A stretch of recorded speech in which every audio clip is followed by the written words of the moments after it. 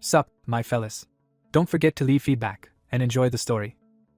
In the martial world's central plain stands the grand headquarters of the Heavenly Demon Divine Cult. Inside, the powerful Heavenly Demon, leader of the cult, sits in meditation surrounded by ominous energy. A subordinate rushes in and falls to his knees before the meditating Heavenly Demon, crying out to him. The first elder, called Fist Demon and sworn brother to the Heavenly Demon, tearfully protests that enemy sects are gathering yet nothing is being done. Fist Demon despairs that even his leader's famed strength cannot help and frantically asks what he should do, calling the leader cold-hearted. The elder mutters that he is not actually cold-hearted. The Heavenly Demon appears in a spirit-like form and explains that while training he became separated from his body and cannot return. He admits that at first roaming freely, even to the moon, was fun, while Fist Demon sobs that he is still cold-hearted. Annoyed, the Heavenly Demon complains that even beings who cannot hear him are colder and orders Fist Demon to stop crying as power crackles around his hand. He whips his energy around Fist Demon in a wide arc. He laments that without a physical body, even his ultimate divine arts are useless. Suddenly he reacts in shock to something unexpected. A dark vortex forms behind him, pulling at his spiritual form. The vortex swirls violently, becoming a black hole of energy. The Heavenly Demon is shocked as an overpowering force begins sucking him into the vortex. He resists the pull, activating a technique called weight expansion to try to anchor himself. Despite his effort, he is yanked toward the vortex, exclaiming in surprise. Realizing again that he has no physical body, he curses as he is dragged in. His spirit is swallowed completely by the spiraling void. A small blue flame-like wisp emerges from the vortex and flies away. In another world, bullies mock a powerless support worker, telling him he is useless compared to even elderly E-rank awakened people. A woman screams the name Hyunsu in horror. Park Hyunsu bolts awake, gasping in terror. He sits on his bed, panting and sweating after the nightmare. Looking around his room from above, Hyunsu mutters that he is sick and tired of this life.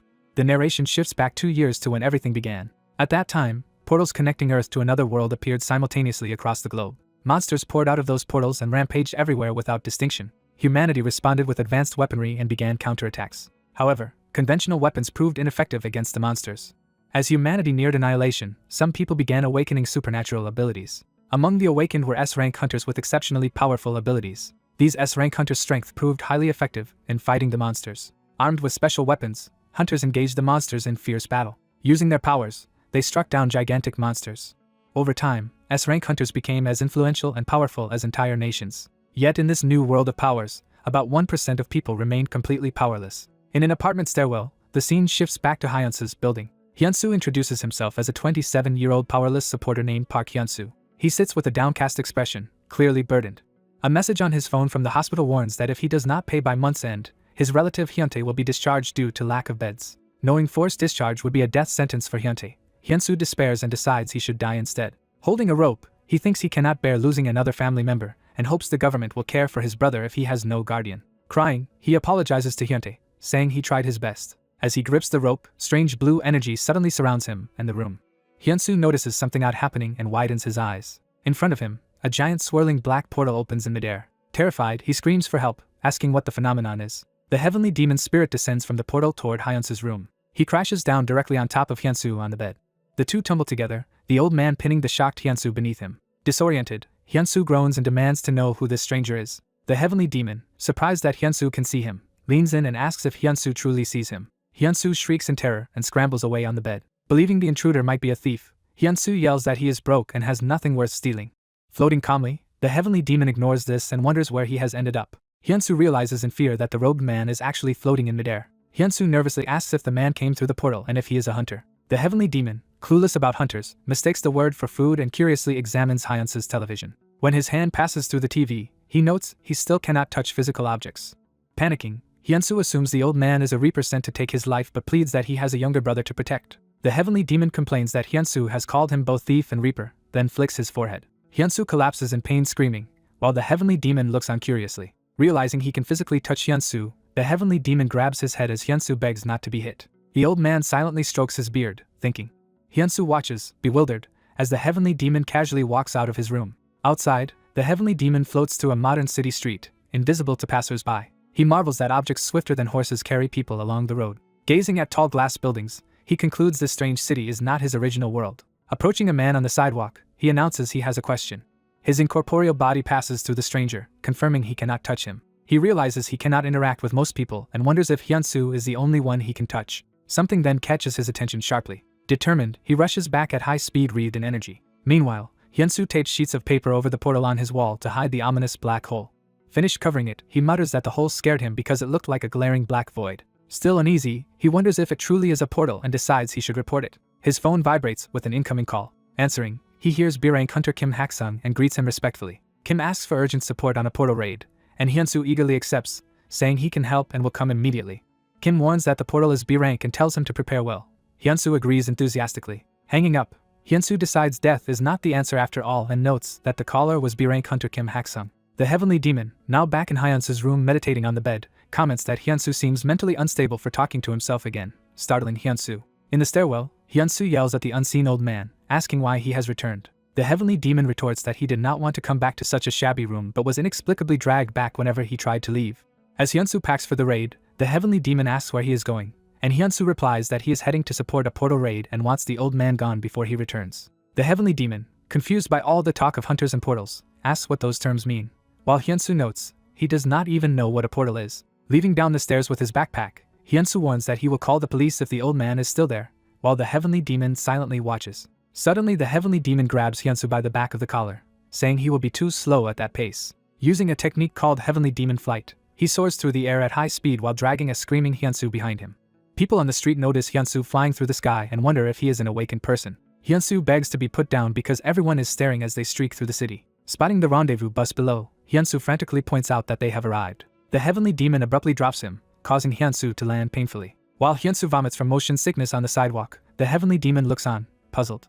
A city bus carrying hunters and supporters heads toward the raid site. Inside the bus, Hyunsu sits nervously and admits that B-rank portals scare him. He consoles himself that the pay from this job will cover his overdue hospital bills. The heavenly demon suddenly appears hovering over Hyunsu on the bus, asking where he is going now, shocking both Hyunsu and nearby passengers. Upside down in front of Hyunsu, the heavenly demon explains he cannot leave because he keeps getting pulled back to Hyunsu, like being bound to him. Hyunsu despairs internally, realizing he is now stuck with a ghostly old man. The heavenly demon, however, is pleased that he now has someone to talk to and declares he is no longer bored, while Hyunsu protests loudly that he does not like this. At Mount Ilya, officials announce that a portal has opened at the peak, hunters are ascending, and supporters must take their assigned gear and move out. Hyunsu joins other supporters carrying supply boxes up the mountain path. At the glowing portal entrance, hunters and supporters gather, ready to enter. B-rank hunter Kim Hak-sung briefs everyone, stating the raid composition of 1 B-rank, 4 C-rank hunters, and 5 supporters, and asks for questions. Another B-rank hunter, Iron, warns that a B-rank portal is dangerous and asks experienced raiders to look after the newcomers. As they don vests and gear, Hyunsu puts on his equipment, while others chat admiring Iron's looks. Someone greets Hyunsu, saying it has been a while. Hyunsu turns to see B-rank hunter Choi Jung-sung, who pointedly asks if Hyunsu is still working as a supporter after causing trouble last time. Hyunsu internally panics, recognizing that Choi Jung-sung is present too. Remembering past encounters, Hyunsu recalls Choi as a sadistic bully who beats people under the guise of joking, once injuring him badly enough to miss work for a month. Choi feigns friendliness, saying Hyunsu should greet him properly when they meet again, and Hyunsu nervously complies. Choi demands to know who called Hyunsu. When Hyunsu answers that it was hunter Kim Hak-sung, Choi grudgingly accepts it. Pretending encouragement, Choi tells Hyunsu not to make mistakes and to try his best, while slapping him hard in the stomach. Choi walks away laughing to himself as Hyunsu doubles over in pain. Watching, the heavenly demon comments that Choi is extremely rude and notes he even acts worse than beggar sect leaders, while Hyunsu explains that Choi causes trouble and blames others. The heavenly demon suddenly smacks Hyunsu for tolerating such treatment. Hyunsu cries out, asking why he was hit, as nearby supporters gossip that he seems to be talking to himself and acting strangely. The heavenly demon dismisses him as pathetic. The raid party lines up and announces they will now enter the portal. One by one, hunters step into the swirling blue surface. The hunters and key supporters pass through the gate, disappearing into the dungeon. Inside the portal stream, Hyunsu and the heavenly demon are swept along with the others. Hyunsu complains that he never gets used to this sensation. The heavenly demon observes that the feeling of being pulled through the portal is the same as when he was drawn to Hyunsu. The group is expelled into the dungeon, landing in a cracked, barren area. As they walk, the heavenly demon notes the ground is dry and wonders what the portal's theme could be. Kim Hak-sung orders the team to determine the dungeon's concept, and Iron agrees to investigate. A technician sets up a measuring device on the cracked earth to analyze the environment. Nearby, the heavenly demon tells Hyunsu to go ahead and scout, but Hyunsu replies that supporters stay at camp and do not explore. The heavenly demon scoffs that Hyunsu is just a pack-carrying servant who cannot move freely, and Hyunsu reluctantly admits that is true. Feeling the ground, the heavenly demon senses fluctuating water veins beneath the dry surface and mentions this to Hyunsu. The technician then reports to Kim Hak-sung that the dungeon concept is water, which he finds odd but accepts. Choi Jung-sung questions the reading, suspecting machine error, but the technician insists it is correct. As they argue, water suddenly begins seeping through cracks at someone's feet. A massive jet of water erupts near Choi, startling him. Water spouts burst all around the camp, forcing supporters and hunters to dodge. From the water, vicious merman monsters armed with tridents surge forward, screaming. Supporters panic, shouting that mermen have appeared and wondering how they reached the entrance so quickly. Commanders yell for everyone not to panic and order newbies to stay close to nearby hunters. One supporter is attacked by a charging merman and screams in fear. A hunter intercepts, slashing the merman with a sword to save the supporter. Still, many mermen overwhelm the group, seriously injuring and killing multiple supporters in the chaotic assault. Hyunsu, lying on wet ground, is horrified that the supposed safe entrance is a battlefield where even the B-rank hunter struggles. A fellow supporter yells for Hyunsu to bring a spear, and Hyunsu responds, rushing to help. As a merman charges with a shriek, Hyunsu braces with the spear in terror. The impact blasts Hyunsu backward violently as the weapon clashes with the monster. Another supporter curses and calls for a spear again as more mermen close in. Hyunsu, now badly wounded with his bulletproof vest shredded and stomach slashed, wonders how the monster cut through it so easily. Despite the injury, he suddenly surges to his feet with a fierce expression. A towering merman looms over the fallen Hyunsu, but a strange glowing object forms between them as the creature's attack collides with new power. Hyunsu panics at the size of the approaching weapon, wondering if it is some kind of meat tenderizer. A huge armored merman charges him, making him scream in fear. The creature unleashes a powerful, blinding energy attack. Its head suddenly explodes as someone intervenes at the last moment. Hyunsu, splattered with blood, is shocked and confused about what just happened. Narration explains that the Demon King's strike is a finger snap technique 10 times stronger than Shaolin's ultimate art. The white-haired old man realizes his powers work well on the monster while Hyunsu gawks below. The old man mocks the mermen as pathetic opponents, and tells others to relax while he finally cuts loose. He clashes directly with a massive blue demon, trading blows at close range. Calmly, the old man blocks the demon's next attack with his staff. He counters with an explosive strike that blows the demon back. Another merman shrieks and rushes him with a weapon raised. The old man tells it that it is still 1,000 years too early to challenge him, gathering more power. He adds that the monster is not even capable of scratching him as he blasts it again. A different merman charges, shrieking as it attacks him head-on. The old man scoffs that it is avenging its comrade like a human and calls that disgusting while preparing a stronger attack. He descends wrapped in energy, unleashing devastating shockwaves across the ground. Nearby mermen sense the onslaught and cry out in alarm. The old man activates a technique called Chaos Demon Flash that annihilates everything in front of him. His beam of light obliterates the enemies in a huge vertical blast. The explosion expands into an enormous dome of light that engulfs the area. Soldiers on the battlefield recoil as the shockwave from the blast rips past them. Behind Hyunsu, another merman appears with a spear, catching him off guard. The old man's energy wave sweeps past, sending Hyunsu flying. The leader demands to know who caused that attack and is shocked to hear that it was supposedly rankless supporter Park Hyunsu. A huge merman claw digs into the ground, revealing a still-living enemy. The old man notices a much larger, roaring merman boss dragging itself toward him. He stands before the hulking creature and asks if it is the dungeon boss. He tells the boss it should feel honored because he will personally exterminate it. The boss charges forward screaming, preparing to attack. The old man rushes it, but something feels off as he moves. He suddenly feels his energy dropping rapidly, and is alarmed. He realizes that without the origin chi he can no longer directly damage the merman. One of the wounded mermen growls in confusion, still standing. The boss roars from atop a rock while Hyunsu looks up in fear. It leaps down toward Hyunsu, intent on crushing him. The impact sends Hyunsu flying and slamming into the cliff. His body bounces and skids across the ground, badly hurt. He struggles to his feet, groaning in pain. Coughing, he notes he barely blocked the last strike and cannot take many more. The old man appears beside him and bluntly says he will die if he keeps doing nothing. Another merman launches a water-like projectile straight at the panicking Hyunsu. Hyunsu stumbles forward with a startled cry as he tries to move. He rushes headlong toward the attacking merman, terror on his face. The monster's tail smashes into the rocks, narrowly missing. Hyunsu screams as he realizes how close he is to death. The merman lunges again while Hyunsu falls back in shock. The old man yanks him to his feet and says he must stand and fight. He tells Hyunsu to examine the monster's body closely, despite Hyunsu's groaning protest. The old man analyzes that although the merman looks muscular, it has thin legs and exposed bones that seem weak. He points out that the creature's collarbone in particular looks like a vulnerable target. He then orders Hyunsu to go and break those weak bones, pushing him toward the monster. Facing the roaring merman, Hyunsu babbles that he did not mean to challenge it, and was shoved forward by the old man. The old man instructs that in close range Hyunsu must use his elbows to smash the bones, while Hyunsu panics at the idea. Hearing another shouted instruction to focus, Hyunsu decides he no longer cares and commits to the attack. He charges in and swings his elbow toward the merman's upper body. The merman shrieks as it reels from the sudden blow. Hyunsu's elbow slams into its collarbone, and narration confirms he landed a solid hit there. The creature's jagged mouth hangs open as it staggers from the injury. Using the opening, Hyunsu slams the monster to the ground with his full weight. Breathing hard, he stares at his hands in disbelief that he alone managed to defeat a merman. The old man asks why he is just standing there, snapping Hyunsu out of his daze. The old man indicates the fallen spear and tells Hyunsu he must finish the job. Hyunsu picks up the spear and realizes the old man expects him to deliver the killing blow, something he has only done to weak monsters before. Trembling, he wonders how he could possibly kill this larger creature with his own hands. The old man warns that if the merman wakes it will kill Hyunsu, so he should not hesitate. He adds that Hyunsu must kill the monster fast so he can go help his comrades still fighting. Other hunters continue battling mermen fiercely, barely holding the line. Watching the carnage, Hyunsu accepts that what is happening around him is literal war. A flashback begins where he and his family spot danger ahead while driving.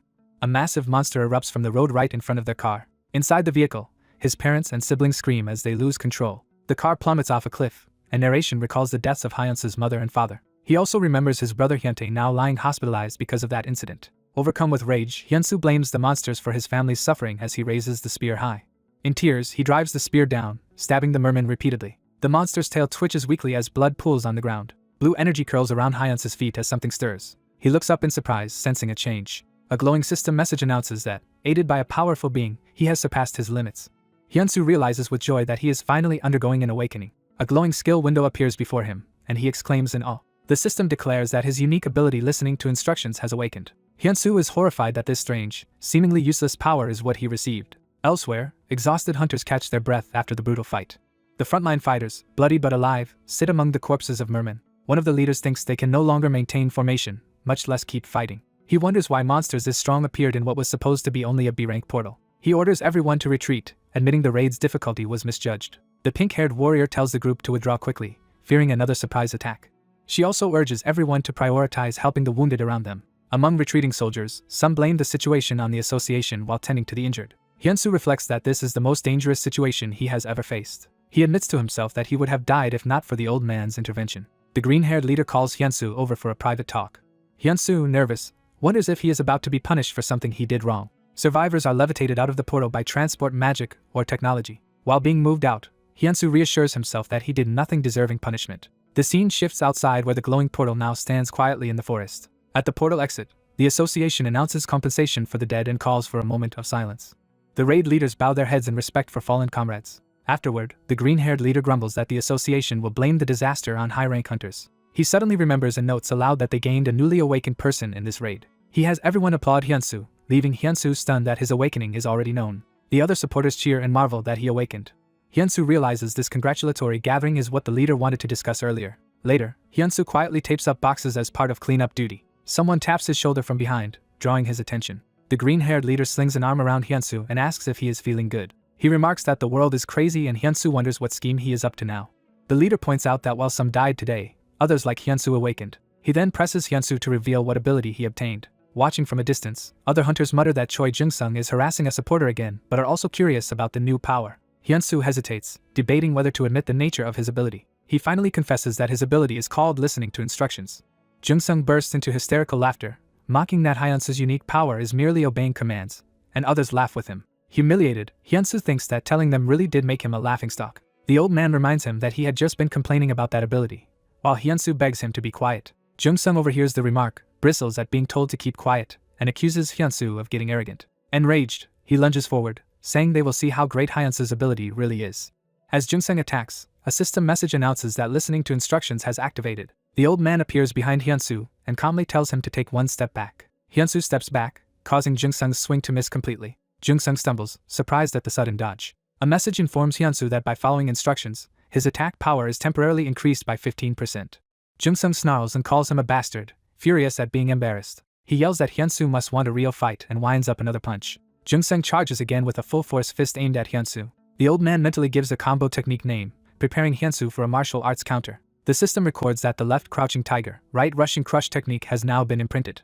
The old man's eyes glow as he channels energy, supporting Hyunsu. Hyunsu feels time slow and the technique knowledge pouring into his mind. Jung-sung's foot slams down as he closes in, initiating his attack. Hyunsu dashes in with the first part of the technique, left crouching tiger. He follows up with right rushing crush, his body wrapped in energy as he swings. The final blow sends Jung-sung flying and drilling him into the ground. Jung-sung's armor shatters around a gaping hole in his chest as he spits blood, completely defeated. His body and companions crash violently across the field from the impact. Jung-sung lands face down, unmoving in a crater. Onlookers gape, astonished that Hyunsu just knocked out a B-rank hunter with a single punch on the day of his awakening.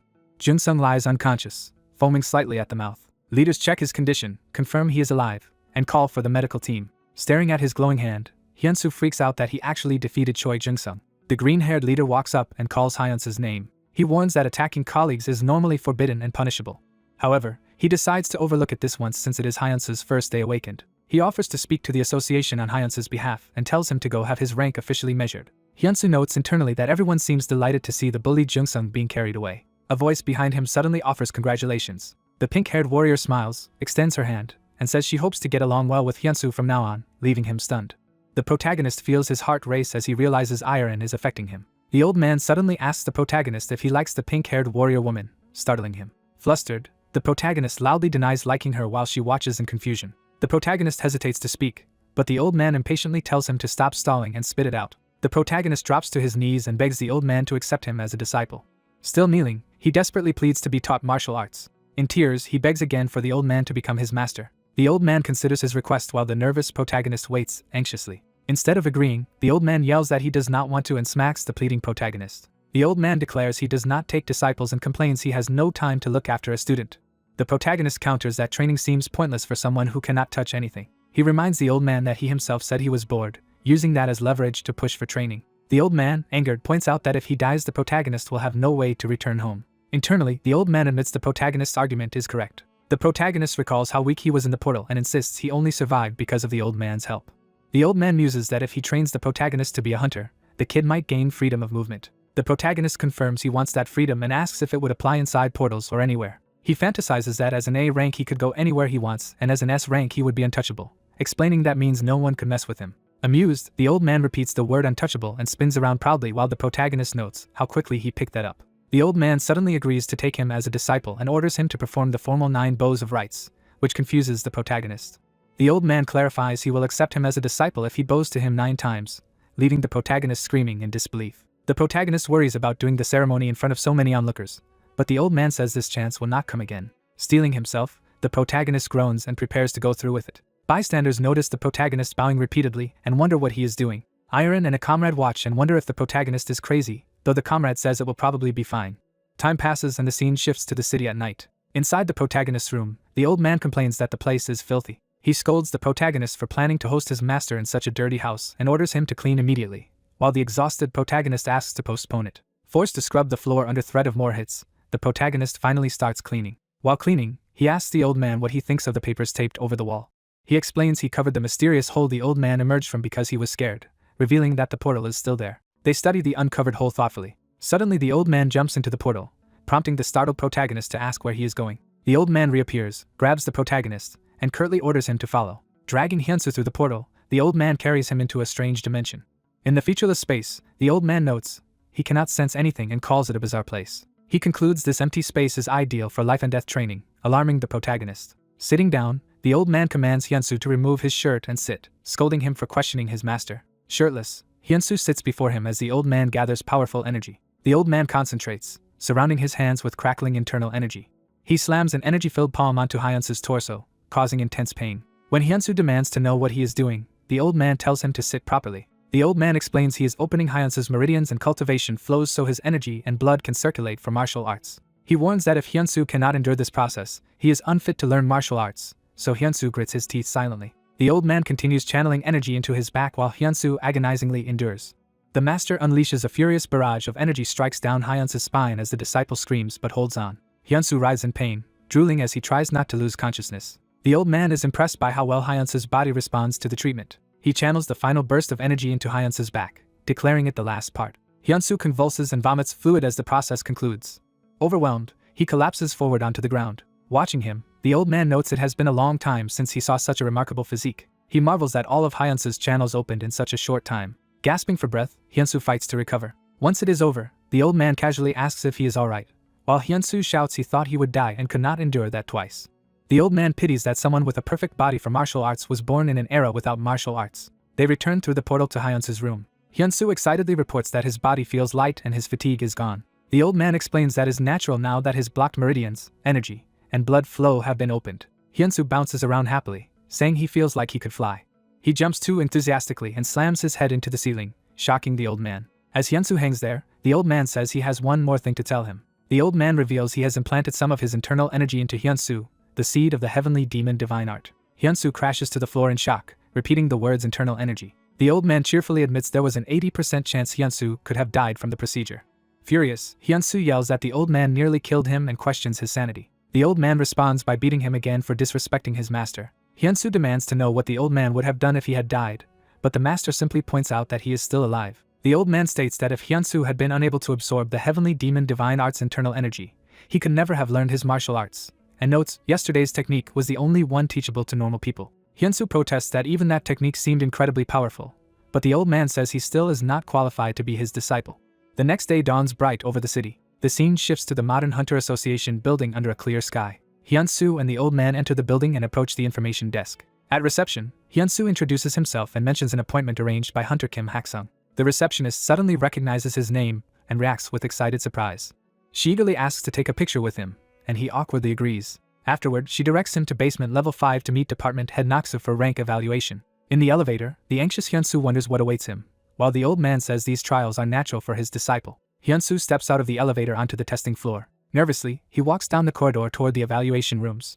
He flinches at a loud crash from nearby. Looking through a window, he sees a female hunter strike a machine, sending steam billowing out. The display shows a power score of 687. A voice praises the result as a great hit, shocking Hyunsu. Inside, the woman stands confidently after delivering the impressive blow as staff applaud.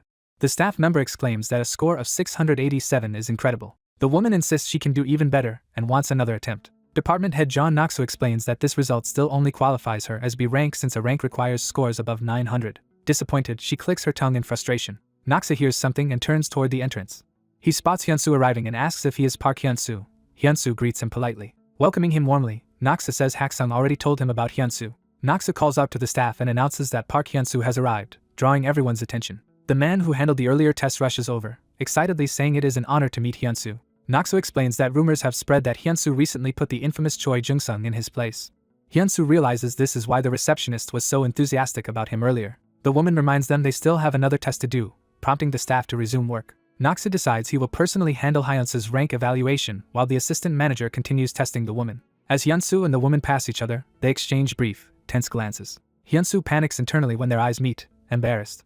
The old man berates him for always panicking around women, which Hyunsu denies. Still flustered, Hyunsu rubs his head while the female hunter watches him curiously. Walking away, she confirms with the assistant manager that Hyunsu is also an awakened individual, and he agrees. The assistant suggests they might end up fighting together someday, while she resumes practicing her powerful strikes. Now in a tight combat suit, Hyunsu feels embarrassed about the outfit. The old man mocks him for wearing something that outlines his groin, calling it shameless. He goes so far as to say Hyunsu might as well be naked, leaving the disciple screaming in mortification. Standing before the punching machine, Hyunsu confirms he is ready for his test. The device resets to 0 and powers up. The old man instructs Hyunsu to sense the internal energy in his dantian and use it.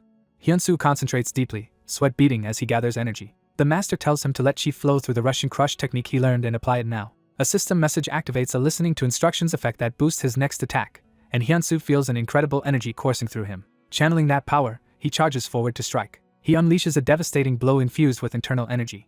The attack's force sends energy waves roaring down the room. Light and shockwaves tear through the corridor from the impact. The machine and surroundings are obliterated in a massive explosion of energy. The blast ends in a blinding flash and shockwave. Naksu stares in horror at the destruction he has just witnessed. The ruined display flickers and shows a result of 2020. Hyunsu, stunned, exclaims at the unbelievably high score, noting it dwarfs the woman's 700. He realizes that despite using the same technique as before, it felt completely different, and wonders if this is the true power of internal energy. Naksu excitedly proclaims Hyunsu in A rank, explaining the scoring thresholds. Hyunsu, still eager, asks to retest, and Naksu hesitantly agrees. Looking at the shattered machine, Naksu thinks that if Hyunsu had hit Choi Jung-sung this hard yesterday, the man would have died. Hyunsu prepares to repeat the strike while Naksu nervously questions his desire to try again. Naksu regrets they have no more punching machines and suggests moving on to the next evaluation. They proceed to the kick power test area. Hyunsu performs a powerful kick infused with chi. The score display shows 1377, shocking Naksu. Naksu says it is a shame Hyunsu is just shy of S rank, but Hyunsu laughs it off. The old man scolds him, saying if he had circulated his internal energy quicker he would already be hitting 1500. Hyunsu continues other physical exams, shattering another apparatus with his strength. He runs on a treadmill for stamina testing while hooked up to monitors. The examiner times him as he sprints with beast-like speed. The energy from his movements explodes around another machine during testing. Hyunsu endures a barrage of projectiles or beams in agility training, blocking them with practiced movements. After reviewing all the results, Naksu announces that every score is in a rank territory and congratulates Hyunsu on being effectively confirmed as a rank. He then reminds Hyunsu that the most important exam, a virtual battle, still awaits in the afternoon.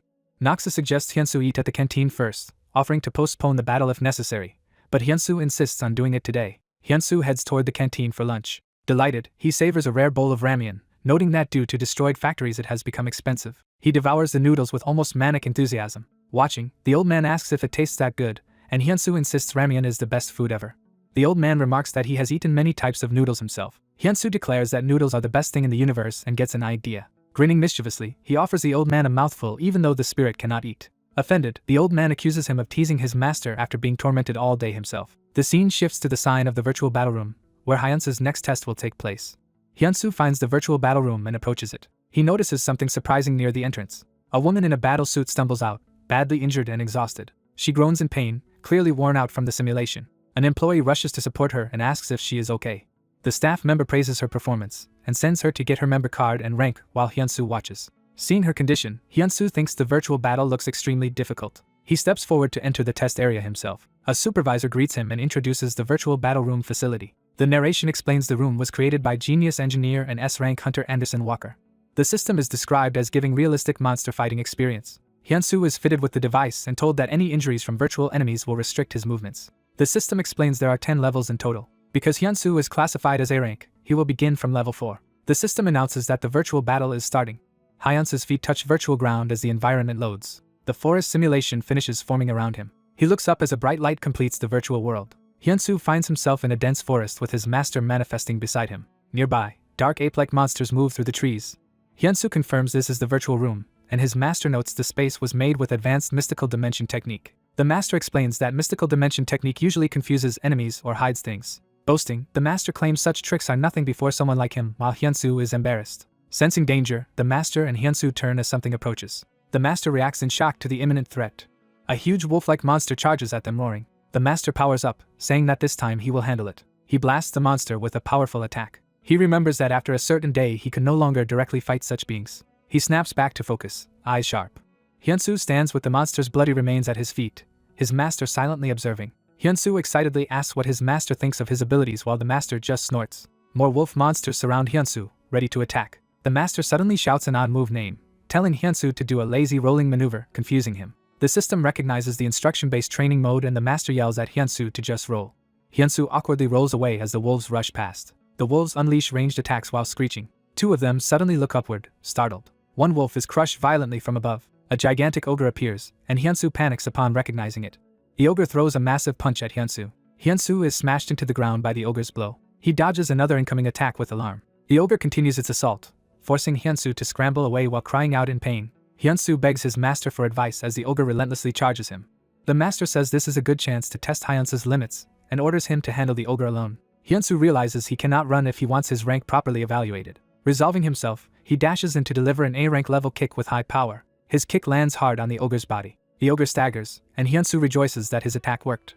He then realizes with horror that the ogre is still looming nearly unharmed. Hyunsu sees the ogre's wound already regenerating and is shocked by its fast recovery. The ogre grabs and crushes Hyunsu in its fist, making him cry out. Suspended in the ogre's grip, Hyunsu struggles and groans in pain. He tells himself that if he loses consciousness he will die and calls out to his master in desperation. His master's voice instructs him to calm his breathing. The voice further tells him to spread his internal energy throughout his entire body. Hyunsu focuses, feeling the heavenly demon's internal energy his master gave him gathering inside. He senses that energy rapidly spreading through his body. With a scream, he unleashes that power in a violent burst against the ogre. Empowered, his body crackles with energy as he rips the ogre's arms apart. Hyunsu leaps onto the ogre's head to follow up. He drives another devastating kick into the ogre's neck. Surrounded by gore and energy, Hyunsu lands, radiating a terrifying aura. Outside, his real body hangs in the device as the simulation ends for the level. The operator announces that Hyunsu has cleared level 4 and offers a 5-minute break before level 5. The operator is stunned that Hyunsu even broke the suppression machine while clearing the stage. A woman comments that Hyunsu is very strong. She says he is a prospect worth anticipating, identifying herself as A-rank Hunter Lee Mina of the association. She notes that the association clearly recognizes talent by sending her here already. Thinking privately, she vows not to let such a rare A-rank be snatched away by guilds. The environment for level 5 loads into a snowy blizzard. Hyunsu complains about the freezing cold while his master marvels that the room can simulate weather. The master reflects that even among mystical dimension users, few can create such a world. A barefoot girl in rags runs toward them, begging to be saved. Hyunsu grabs her, asking what happened and if she is all right. When she goes limp, he shouts to keep her awake. Her breath turns eerie and something ominous stirs as she lowers her head. She transforms into a monstrous vampire and lunges at Hyunsu. In full vampire form, she grapples him by the neck. Hyunsu realizes in shock that level 5's enemies are vampires. Outside, Mina watches and thinks Hyunsu is unlike any awakened person she has seen. Inside the room, Observers comment that Hyunsu's old-fashioned martial arts stance looks like something from an old movie. Despite its appearance, they admit in surprise that his strange posture is actually effective. In the Blizzard Village, Hyunsu pummels a vampire using rapid martial moves. A powerful vampire boss appears, laughing and praising Hyunsu for making it this far. The vampire charges a massive blood attack while roaring. Hyunsu and his master counterattack, piercing the vampire's chest. The vampire clutches his heart and begins powering up again. The master tells Hyunsu he is not bad, acknowledging his progress. The operator happily announces that Hyunsu has cleared level 5 and calls him incredible. Hyunsu hears that they can proceed to level 6 after a 30-minute rest. Time passes and the sun sets over the building. Hyunsu finally exits the virtual battle room, exhausted and panting. Catching his breath, he thinks he still could have done even more. The operator reassures him that there is no reason for disappointment since he is the first A rank to reach level 6. The operator then directs him to register as a member in the office. The scene shifts to another part of the building interior. Hyunsu and the operator bow to each other, exchanging farewells and thanks. Hyunsu walks away while the operator smiles to himself. Lee Mina appears, calling Hyunsu by name, startling him. In the elevator, she introduces herself formally as Lee Mina from the association. Hyunsu nervously greets her while his master jokes that becoming his disciple would attract many women. Mina sits him down and presents a contract drafted by the association. She says the contract's terms should satisfy any A-rank hunter and invites him to read it carefully.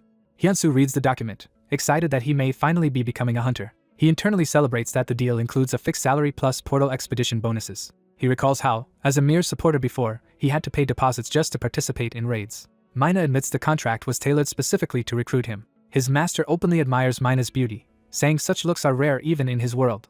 The master teases Hyunsu that it is unlike him to hesitate when a pretty woman offers a contract. Mina wonders if Hyunsu dislikes the terms, watching his troubled expression. The internal system activates again, reminding Hyunsu not to sign too quickly and that he deserves proper compensation. Following that advice, he focuses on the contract period and is shocked to see it lasts 10 years.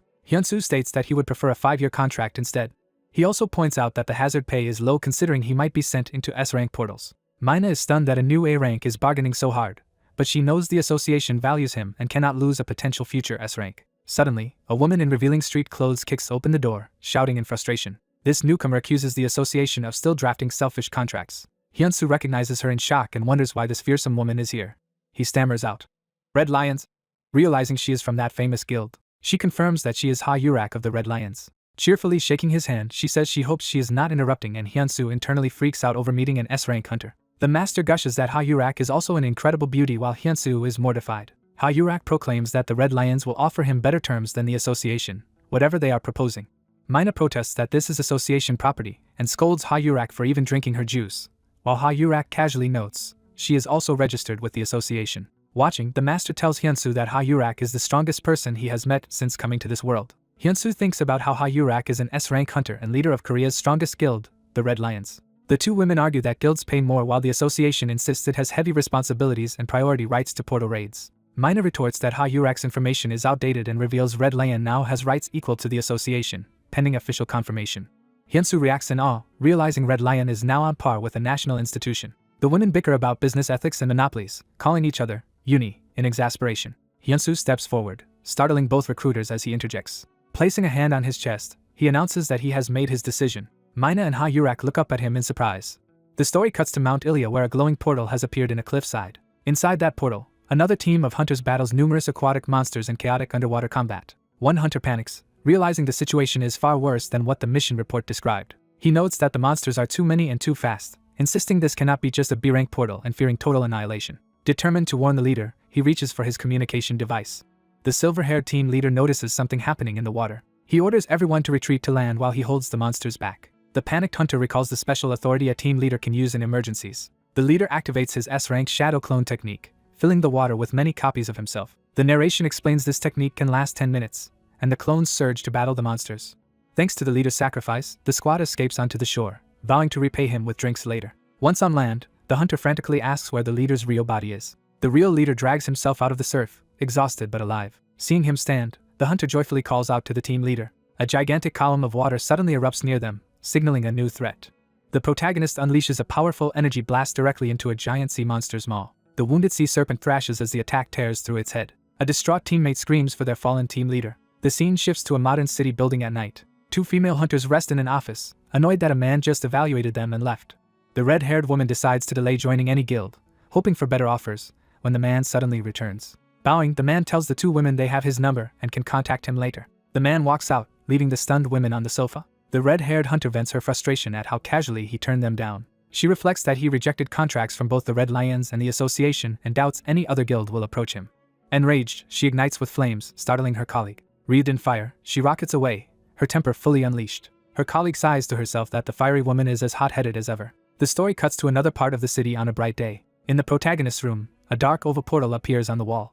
A system window reveals he has gained a transcend rank movement skill called Heavenly Demon Dominating Stride, astonishing him. In a mental training space, the old master explains there are 5 stages of skills and that he will teach this stride, which can also be obtained by killing specific monsters or finding certain treasures. The protagonist is shocked to hear there exists a rank beyond the usual ones as the master repeats the name Heavenly Demon Dominating Stride. The master says footwork is the foundation of martial arts, and that the protagonist must first learn Heavenly Demon Dominating Stride before starting his martial techniques. The master tells him to watch closely, confident that with his abilities he can grasp the technique by seeing it once. The protagonist pledges to follow the master's instructions. The master begins demonstrating the first of the 5 strides of Heavenly Demon Dominating Stride. He performs the first stride, named Heavenly Demon Emergence, gliding across the ground. A system alert confirms the protagonist has understood the first stride, Heavenly Demon Emergence. The master explains that the first stride must be light and soft as he moves elegantly through swirling energy. Watching, the protagonist realizes the master appears motionless even while moving. The master spins amid torrents of energy, showing the stride's full motion around the observing disciple. He finishes the demonstration, stating that what he just showed is Heavenly Demon Emergence, and that everything else is basic footwork. Overwhelmed, the protagonist's comprehension plummets, and he fails to fully understand the step. The master tells him that even with his copying ability he cannot comprehend it instantly, and must observe repeatedly, and learn through trial and error. The master then shows the second stride, Heavenly Demon Flight, shooting upward. The disciple watches as the master literally flies through the air using Heavenly Demon Flight and exclaims in disbelief. The master explains that with this stride you ride the wind, rise into the sky, erase your own blind spots and attack from the enemy's blind spots. He weaves through the air in a complex arc, completing the second stride's demonstration. Returning to the ground, he states again that this was the second stride, Heavenly Demon Flight, while the disciple notes that the speed far surpasses when he was carried before.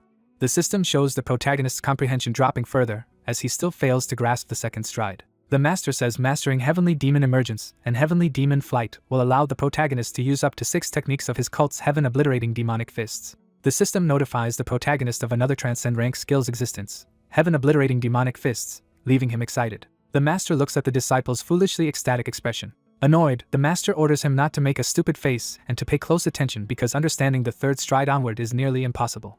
The master stands ready as the disciple braces himself in front of him. The master dashes away with incredible speed, leaving an afterimage that the disciple tries to track. The system reports his comprehension has dropped off the chart and that he failed to understand at all. The disciple realizes the master vanished from in front of him and he cannot see him anywhere. The master suddenly appears behind him, naming this third stride Heavenly Demon Soul Breakout as the startled disciple yells in shock.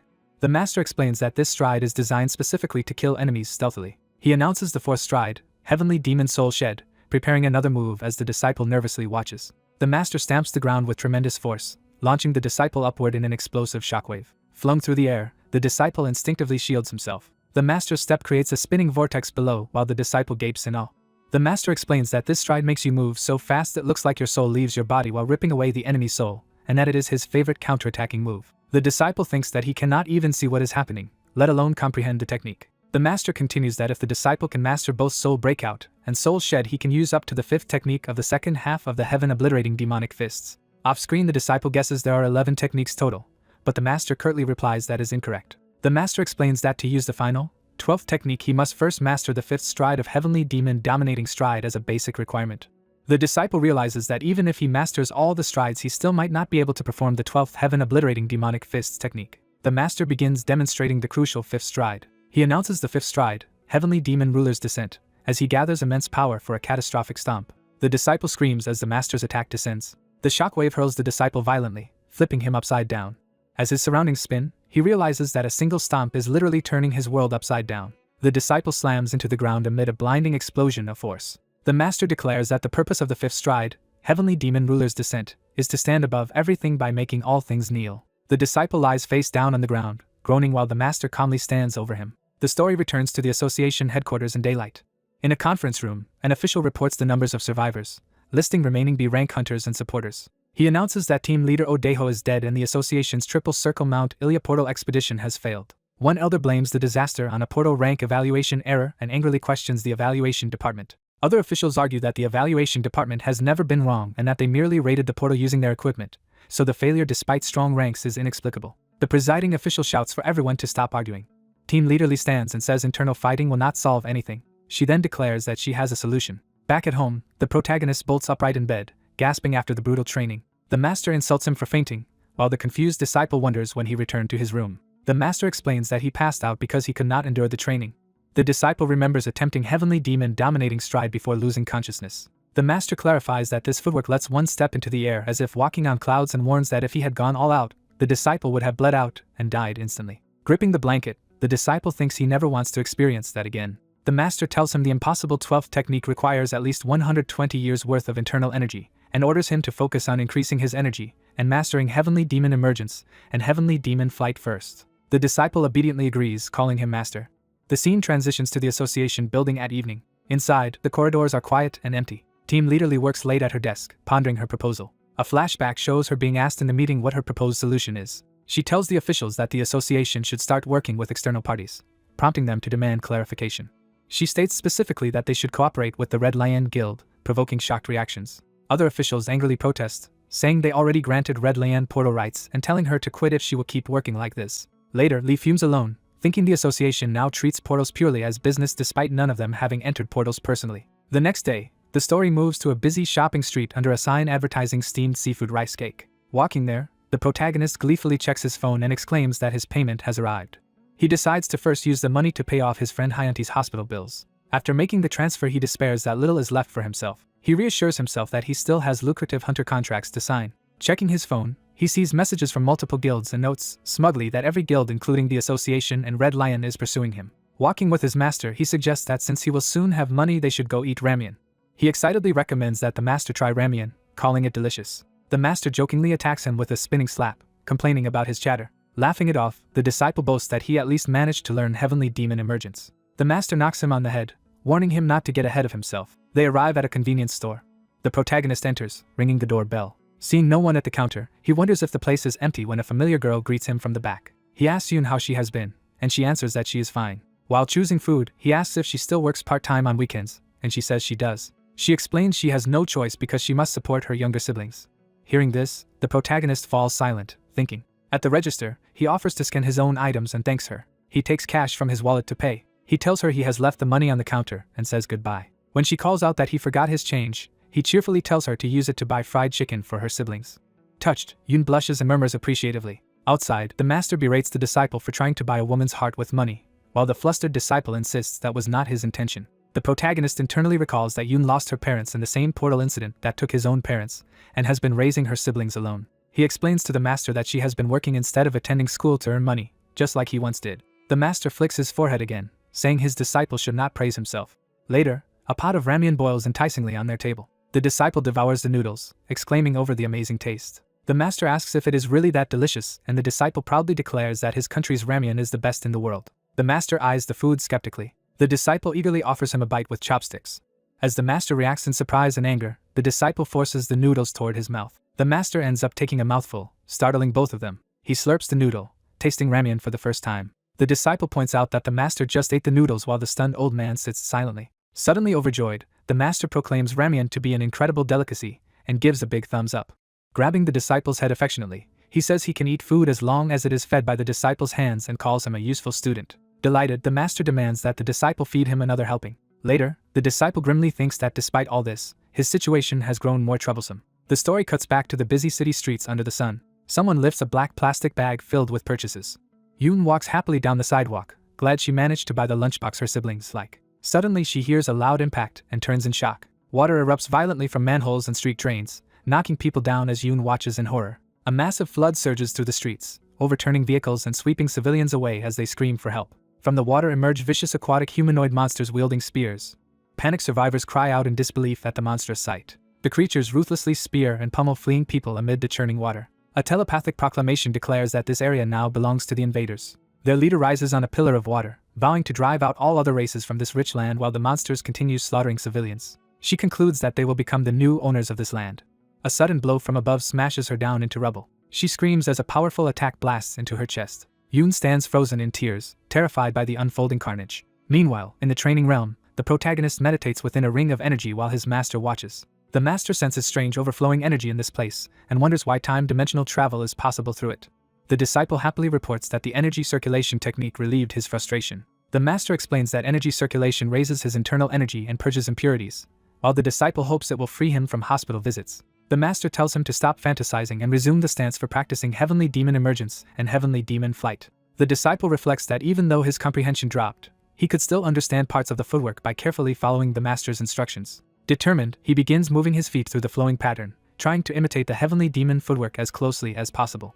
The master watches his disciple move with impressive skill, amazed at how quickly he has progressed. The master announces the next technique to learn, called heavenly demon flight, and the disciple agrees to train it. A modern office building complex is shown, establishing the city setting. The view pans to another part of the same cityscape, focusing on a tall building under a clear sky. Alarm lights suddenly flare to signal an urgent incident.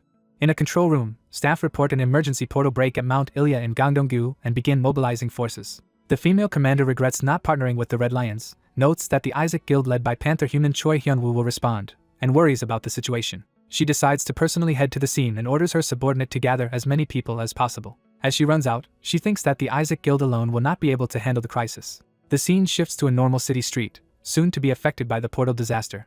Back at home, the disciple emerges from a dark portal near his master, finishing training. The master fondly calls to his disciple, who wonders why his teacher is suddenly being so friendly. The master cheerfully says training is over and demands that the disciple cook him ramen, to the disciple's dismay. While preparing food, the disciple complains internally, and the master asks him to turn on the news so he can study this world. The disciple turns on the television.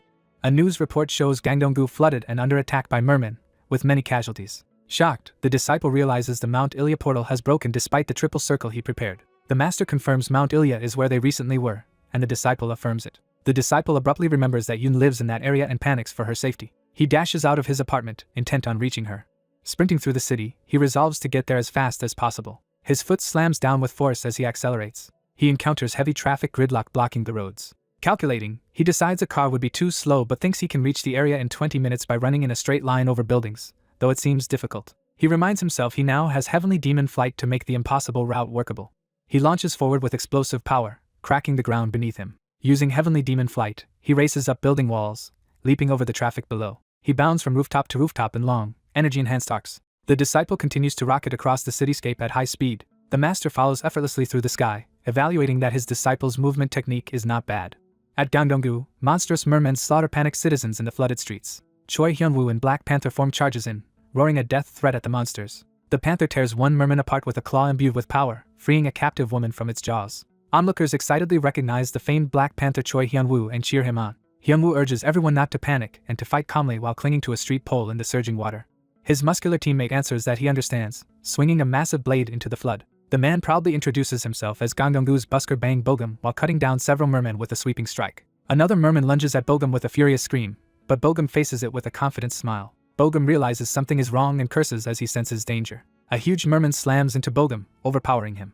A female archer raises her hand and triggers an explosive attack. Her power erupts in a massive fiery blast that shields Bogum. The golden archer taunts Bogum's small boat, boasting that he needs equipment like her own. She shows off her advanced weapon, enveloped in radiant energy. The largest sea serpent-like monster roars and surges through the water toward them.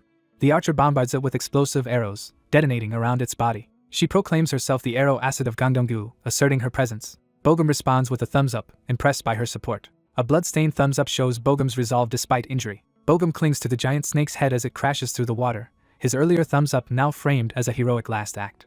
The archer is horrified, realizing Bogum has been gravely injured or killed. Consumed by fury, she prepares a concentrated barrage and vows to kill their enemy. As she speeds forward on her watercraft, Choi Hyun-woo jumps aboard, grabbing her and telling her to change course because he refuses to let her die too. The serpent reels and roars in pain as an attack strikes its eye while Hyun-woo protects the archer. The serpent's massive body crashes violently into the ground and water, sending debris everywhere. Another, perhaps the same, serpent charges toward a distant figure on a boat, intent on devouring more hunters. A robed red-haired figure riding a water column appears, declaring that hunters are the best nourishment. This villain laughs maniacally, stating that he welcomes the arrival of powerful hunters because they become his food. The enormous serpent charges mouth first at Hyun-woo and the archer on their craft. Facing the gaping jaws, Hyun-woo curses as they are about to be swallowed. The disciple leaps high with a technique called left crouching tiger, thinking that infusing a basic martial art with internal energy will make it extraordinary. He smashes down on the serpent's head with a lightning reed strike. Observers, including Hyunwoo and the archer, are stunned as the disciple's empowered martial art proves overwhelmingly strong. The blow explodes with water and energy, visibly wounding the huge serpent. The serpent's body whips around violently as it recoils from the devastating attack. Onlookers watching from a building window excitedly asked who just delivered that amazing hit. People marvel that the newcomer defeated the massive monster in a single blow, and wonder if he is S rank. The master notes, he can still feel the monster's energy while he and the disciple land atop a roof. A surviving serpent head bursts forth and lunges at the disciple. The serpent's attack smashes him and sends him crashing into a building. Despite the impact, the disciple lands on the rooftop and prepares to move again. The serpent reemerges from dust and rubble, its eye glowing ominously. It again charges at the disciple, jaws wide open. Using heavenly demon flight, the disciple dodges and counters, continuing the fierce exchange. A system notification informs him that his comprehension of the technique heavenly demon emergence has risen to 40%. As he runs, he feels intense strain and pain in his legs from using the movement skills so extensively. The master watches the thrashing serpent tearing up the city and exclaims in surprise. He scolds the disciple for not reinforcing his body with internal energy during such battles, prompting the disciple to protest that the advice is coming too late. The master commands him to do it properly from now on, and the disciple reluctantly agrees. Meanwhile, traffic remains jammed in the city as horns blare, underscoring the wider chaos. The female commander grits her teeth in frustration while driving. She curses that the subways are flooded and the roads blocked, hindering her from reaching the battlefield. Watching a broadcast of the fight in her car, she gasps at the sight of the mysterious hunter. She suddenly recognizes something shocking on the screen. The news explains that the amazing battle footage was sent in by a viewer and that the unknown hunter is currently fighting the monster. Listening, she is stunned to realize the fighter looks like Hyunsoo, and that no one knows his identity. Determined, she abandons her car in the traffic jam. She starts running through the congested road toward the battlefield. Back at the fight, the disciple unleashes a modified heavenly demon flight technique as an offensive attack. His new move slams into the serpent's body, blasting it back and away from others. Another notification states that his understanding of heavenly demon flight has increased by 30%. The disciple sees that his attack hurt the serpent and mentally scores himself highly as if this were an evaluation test. The serpent screams in pain, and he reasons that its weakest spot must be beneath its chin, like a snake. The master instructs him to use heavenly demon flight to get close and strike from under the chin, which the disciple acknowledges. The red-robed summoner calls upon his master, urging the sea serpent to respond to his energy. The summoner then orders that they must kill the dangerous human threatening them. A close-up shows the serpent's blazing eye focusing on its target again. The disciple rushes up from below with heavenly demon flight, declaring this will be the end for the monster. He rains powerful blows along its body as their clash shakes the surroundings. Explosions tear through buildings and water as the serpent thrashes from the assault. The red-robed summoner stands atop a water pillar and commands the serpent to devour the strong and grow more powerful. The disciple is knocked through a building wall and left sprawled amid shattered glass. He looks up to see the towering serpent looming over him, reborn from the summoner's spell. The master observes that a sorceress is healing the monsters, making the situation more difficult. The sorceress vows to claim this world for herself, while the master internally fumes that he cannot personally fight yet and wants badly to punish them. Despite his frustration, the master decides he must prioritize saving his disciple from the serpent's imminent bite. Before he can act, the sorceress halts him and the serpent, playfully telling them to stop right there. A new fiery woman, wreathed in flames, rises over the flooded streets. She descends and alights on a rocky outcrop, her flaming aura stabilizing. She calls out to the wounded disciple, noting he is in bad shape and addressing him as her super rookie. The master recognizes the woman and begins to comment on her identity. Standing proudly on the rock, she praises the disciple's defense and suggests he could have one if he had known about the sorceress. She proclaims that, as the future guild member of Red Lion, he can now leave the rest of the battle to her. She powers up in a blazing explosion of flames, ready to take over. The sorceress watches with sinister delight, acknowledging this new opponent as someone far stronger than expected. The fiery woman digs her heel into the rock, preparing to charge. She rushes straight toward the giant serpent, cloaked in swirling flames. Inside a damaged building, the master supports his disciple and tells him it is time to move. Carrying the disciple, he insists they are not running away but making a strategic retreat. Elsewhere, a terrified young woman screams at nearby mermen to go away. Two leering monsters draw closer to her. Cornered and crying, she begs them not to approach. She sobs and cries out desperately for someone to save her. Arrows suddenly strike and mortally wound the mermen threatening her. Explosions and attacks from other hunters continue tearing through enemy ranks nearby. From her watercraft, the archer yells at Hyunwoo for nearly hitting her while he retorts that he knows exactly where he is shooting. After the mermen fall, the archer asks the rescued woman if she is alright, and the woman tearfully thanks them. The archer decides to escort the survivor to safety while Hyunwoo goes to search for more survivors. The archer speeds away with the rescued woman on her craft, telling her to hold on tight. Back in the building, the disciple begins to stir and murmur as he regains consciousness. The master peers down through the broken ceiling, noting that his disciple has woken up. Groaning in pain, the disciple asks what happened, clutching his injuries. The master explains that a sorceress was controlling the serpent and that although the disciple would have won otherwise, the fact remains he lost. The disciple realizes the master carried him away. While the master insists it was a strategic retreat, and scolds him for not listening even when unconscious. The master tells him not to worry because something outside has changed, prompting the disciple's surprised reaction. He clarifies that the fiery woman has come to the disciple's rescue. Outraged, the disciple exclaims that this cannot be, demanding clarification. He declares that the serpent is his prey and that he will personally finish it. He tries to move with renewed aura but collapses again from exhaustion. The master warns that in his current physical state, the disciple cannot accomplish anything more. He instructs the disciple to focus on healing himself via internal energy circulation. The disciple asks who the woman outside is, and the master identifies her as Ha-Yurak, guild leader of Red Lion. The master affirms that if it is her, she can easily handle the remaining enemies. The disciple refuses to stand down, vowing to see the fight through even if it risks further injury, while the master protests. With pent-up resentment, the disciple shouts that monsters took his parents from him. He adds that his brother lies hospitalized because of them as well, deepening his resolve for revenge. He tells his master that he obtained these powers thanks to him, and that quitting now would be unthinkable. He stands firm, body crackling with energy, silently radiating determination as the master watches. The master reconsiders his earlier judgment, realizing the disciple possesses stronger fighting spirit than he thought. He notes in awe that the disciple has always had those fierce eyes, revealing hidden potential. The old master tells Hyunsu there is a way, and Hyunsu reacts with eager hope. The master warns Hyunsu that using this way will have serious consequences later. Elsewhere, the fire mage woman charges forward with a blazing punch. She dives down surrounded by roaring flames in a massive explosive attack. Her fiery strike collides with surging water in a huge explosion. She lands in high heels amid scattered flames and steam. Annoyed by the water hindering her, she readies more fire to keep fighting. She complains that the water hides the sorceress, and she cannot see her target. The master explains to Hyunsu that this will be a trial letting him experience power he will one day reach. He adds that the power he is giving Hyunsu is only temporary, so Hyunsu must not act recklessly. The fire mage soars above waves while aquatic monsters attack from below. She unleashes another gigantic pillar of flame skyward. Her attack creates a fiery vortex that clashes violently with the surrounding water. A colossal sea serpent made of water rises up before her as her flames surround it. Seeing the enemy clearly at last, she smiles and declares she has found it. The serpent narrows a glowing eye, reacting to being discovered. She charges straight at the serpent, promising to burn it. Meanwhile, Hyunsu screams as the master forcibly channels power into his head. Hyunsu convulses in pain as overwhelming energy floods into him. The sea serpent howls as an attack tears into it.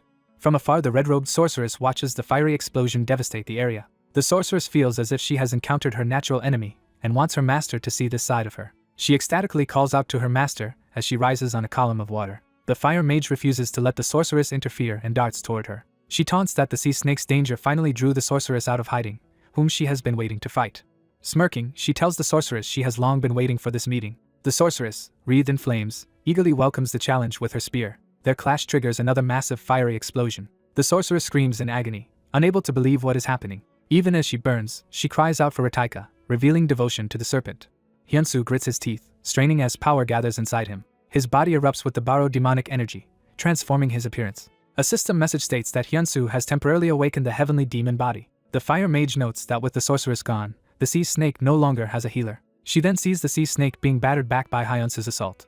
Looking at her ruined boots, she jokes that this is why she never buys expensive shoes. She kicks off her shoes and prepares to fight barefoot on the flooded streets. Ignoring the water, she dives toward the serpent determined to finish the battle quickly. The serpent rears as she descends, water swelling around it. Mid-charge, she suddenly senses something surprising and looks over.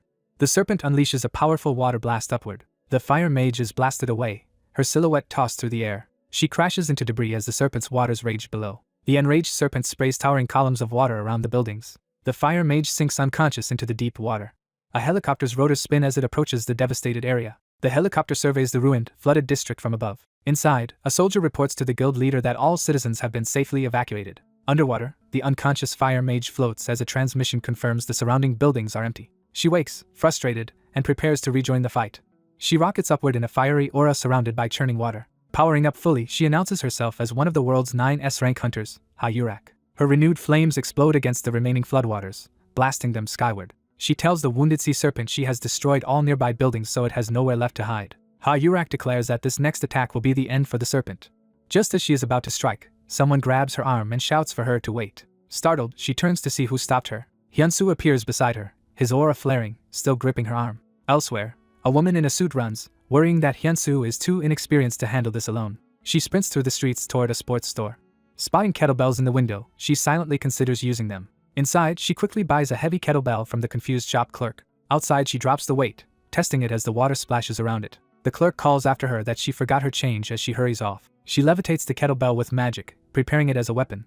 She spins multiple kettlebells around herself in a ring of telekinetic force. She hurls one kettlebell with full strength. Sprinting behind it, she chases after the flying weight. Onlookers watch in stunned silence as the kettlebell streaks across the sky. Back at the battlefield, Hyunsu holds Ha-Yurak's flaming hand, stopping her spell. She asks in surprise why Hyunsu is here intervening.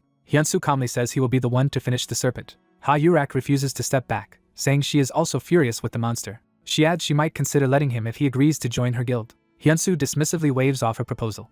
The two stand side by side facing the massive serpent as their powers surge. Ha-Yurak is shocked by the overwhelming pressure emanating from Hyunsu and reassesses his talent. A flash of light erupts as Hyunsu suddenly moves faster than Ha-Yurak can follow. She exclaims that she could not see his movement at all. Hyunsu hurtles toward the serpent as it lunges to swallow him. He activates heaven-obliterating demonic fists, first technique. Using seed impact, he slams a powerful blow into the serpent's body. His strike tears a bloody hole through the serpent's torso. The serpent convulses while Hyunsu continues battering it midair. Energy erupts skyward as his assault drives the serpent into the ground. The wounded monster faces him head-on, still menacing despite its injuries. Hyunsu invokes heaven-obliterating demonic fists, second technique. He descends with root impact, smashing another devastating blow into the serpent. The serpent growls in pain, blood pouring from its wounds. The master notes he boosted Hyunsu's vitality and suppressed fatigue but is bewildered by his disciple's performance. He wonders how the heavenly demon's inherited muscle memory could have been transferred entirely into Hyunsu. The enraged serpent tries to bite Hyunsu again amid exploding buildings. Hyunsu uses heavenly demon flight to dash forward and smash the serpent once more. His barrage of aerial attacks drives the serpent along the buildings in a line of explosions. He prepares heaven-obliterating demonic fists, third technique. With leap impact, Hyunsu plunges straight into the serpent's head in a final crushing blow. The monster's long body erupts and shatters from the accumulated attacks. Flames and shockwaves rip through the serpent as it is annihilated. Watching from afar, Ha-Yurak is stunned and can only call the feat impossible. Ha-Yurak and the woman with the kettlebell fly above the ruined street, amazed by Hyunsu's power. Ha-Yurak teases her colleague for arriving late to the battle. The suited woman nervously confirms that the incredible fighter really is Hyunsu. As Hyunsu floats, a system message announces that his return to the other world will soon begin, leaving him startled. Sensing something wrong, Hyunsu panics as the power inside him turns dangerous. He violently coughs blood, the strain of the techniques overwhelming his body. He plummets from the sky toward the ground. Ha-Yurak and the suited woman scream his name and rush to catch him. From a distance, the master watches Hyunsu fall and remarks that the boy hit the jackpot of opportunity. Elsewhere, floodwaters still churn and sweep past a struggling man. The waters surge through alleys, carrying rocks and debris as the city floods. Two frightened children run calling for their older sister. Their sister embraces them tearfully, relieved they are safe. The siblings cry with joy, thankful that they all survived. A blonde warrior on a jet ski reports by phone that she has already brought the children back home and asks about the situation. Her comrade replies that the battlefield cleanup is nearly finished and notes their guild leader handled the sorceress and serpent. She is shocked to hear that those powerful enemies were actually defeated by an unknown hunter. She is told the water is almost gone in her area and that the rest should clear soon, which she acknowledges. Back home, the older sister reassures the children that the danger is over. The family thanks the blonde warrior from the window and urges her to stay safe as she rides away. Time passes and the scene shifts to a university hospital building. Inside the hospital, staff and doctors move through the corridors. Hyunsu lies in a hospital bed, groaning as he regains consciousness. The master appears at his bedside, asking if he is finally awake, and Hyunsu realizes he is in a hospital. Alarmed, Hyunsu asks if he lost again, while the master mocks him as pathetic. The master then demands to know if Hyunsu remembers anything of what happened. He explains that Hyunsu collapsed after using the heaven-obliterating demonic fists. The master angrily complains that Hyunsu used his treasured technique poorly, while Hyunsu insists he remembers nothing. Ha-Yurak and the suited woman burst into the room cheerfully, greeting Hyunsu as a superstar rookie and bringing flowers. Hyunsu reacts with shocked disbelief at their sudden appearance. In a flashback, other hunters shout that they must exterminate every last merman.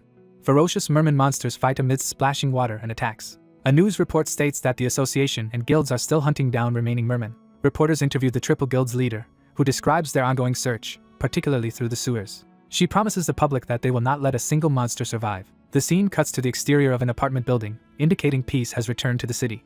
Inside a bathroom, everything looks calm and ordinary. In the filled bathtub, small bubbles appear ominously on the water's surface. The view returns briefly to the outside of the hospital. The hospital corridor now lies quiet with only a few people walking. Someone peels fruit and arranges slices on a plate beside a hospital bed. Ha-Yurak and the suited woman sit by injured Hyunsu, proudly feeding him the sliced apple they prepared. Ha-Yurak casually brushes off who peeled it and stuffs the fruit into his mouth while her friend protests. Ha-Yurak tells Mina to take out the real gift they brought, piquing Hyunsu's curiosity. Mina opens a black box, saying she was going to do it anyway. Inside the box, a glowing red object radiates powerful light. They reveal it is a monster heart, an elixir that serves as Hyunsu's reward from the battle. The master marvels that he has never seen an elixir containing so much energy. Mina explains that monster hearts usually come from long-lived boss monsters and hold immense power. Ha-Yurak adds that eating it will greatly increase a hunter's strength, easily pushing a low-rank hunter up at least one rank. She remarks that although the sea serpent was not originally enormous, the powerful heart it left behind shows it had lived for a very long time. The master explains that the elixir contains 500 years' worth of energy. Hyunsu, lying in a hospital bed, asks why they would give him something so incredible, and the red-haired hunter calls it their gift. The two women argue over who actually earned the elixir, with the association agent crediting Hyunsu for killing the boss while the S-rank hunter insists she fought through many mermen. The association agent says Hyunsu must be taught how to properly consume the elixir after discharge, while the S-rank hunter claims she would guide him better than the association. The two women boast competing methods and percentages for how much of the elixir Hyunsu could absorb. The master casually declares that with his guidance Hyunsu could absorb at least 70%. The women butt heads, arguing that S-rank status does not mean knowing everything and insulting each other over their ranks. Watching them bicker, the master amusedly calls it a battle of nerves. The master mischievously asks Hyunsu which of the two women he prefers, shocking him. Hyunsu freezes nervously between the two women as they stare at him for an answer. Scene shifts to Gwanik University Hospital exterior, indicating time passing or change of setting. The S-rank hunter waits pensively in the hospital corridor. She secretly peeks through the door to Hyunsu's room. Inside, the association agent sits on Hyunsu's bed and prepares documents. She presents Hyunsu with a revised contract full of special options that will likely never appear again and asks for his opinion. Internally, she resolves to recruit this soon-to-be S-ranker to restore the association's reputation. Hyunsu studies the contract, unsure how to respond. The agent exits and tells the waiting S-rank hunter that it is her turn to talk with Hyunsu. The two women pass each other tensely in the hallway. The S-rank hunter approaches Hyunsu's bed as he braces himself.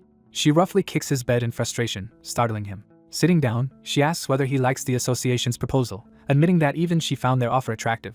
Hyunsu guesses that among the generous terms there was one especially tempting condition. She excitedly deduces that they offered him legal immunity to kill people, shocking him. When Hyunsu stammers in surprise, she says it was an obvious conclusion.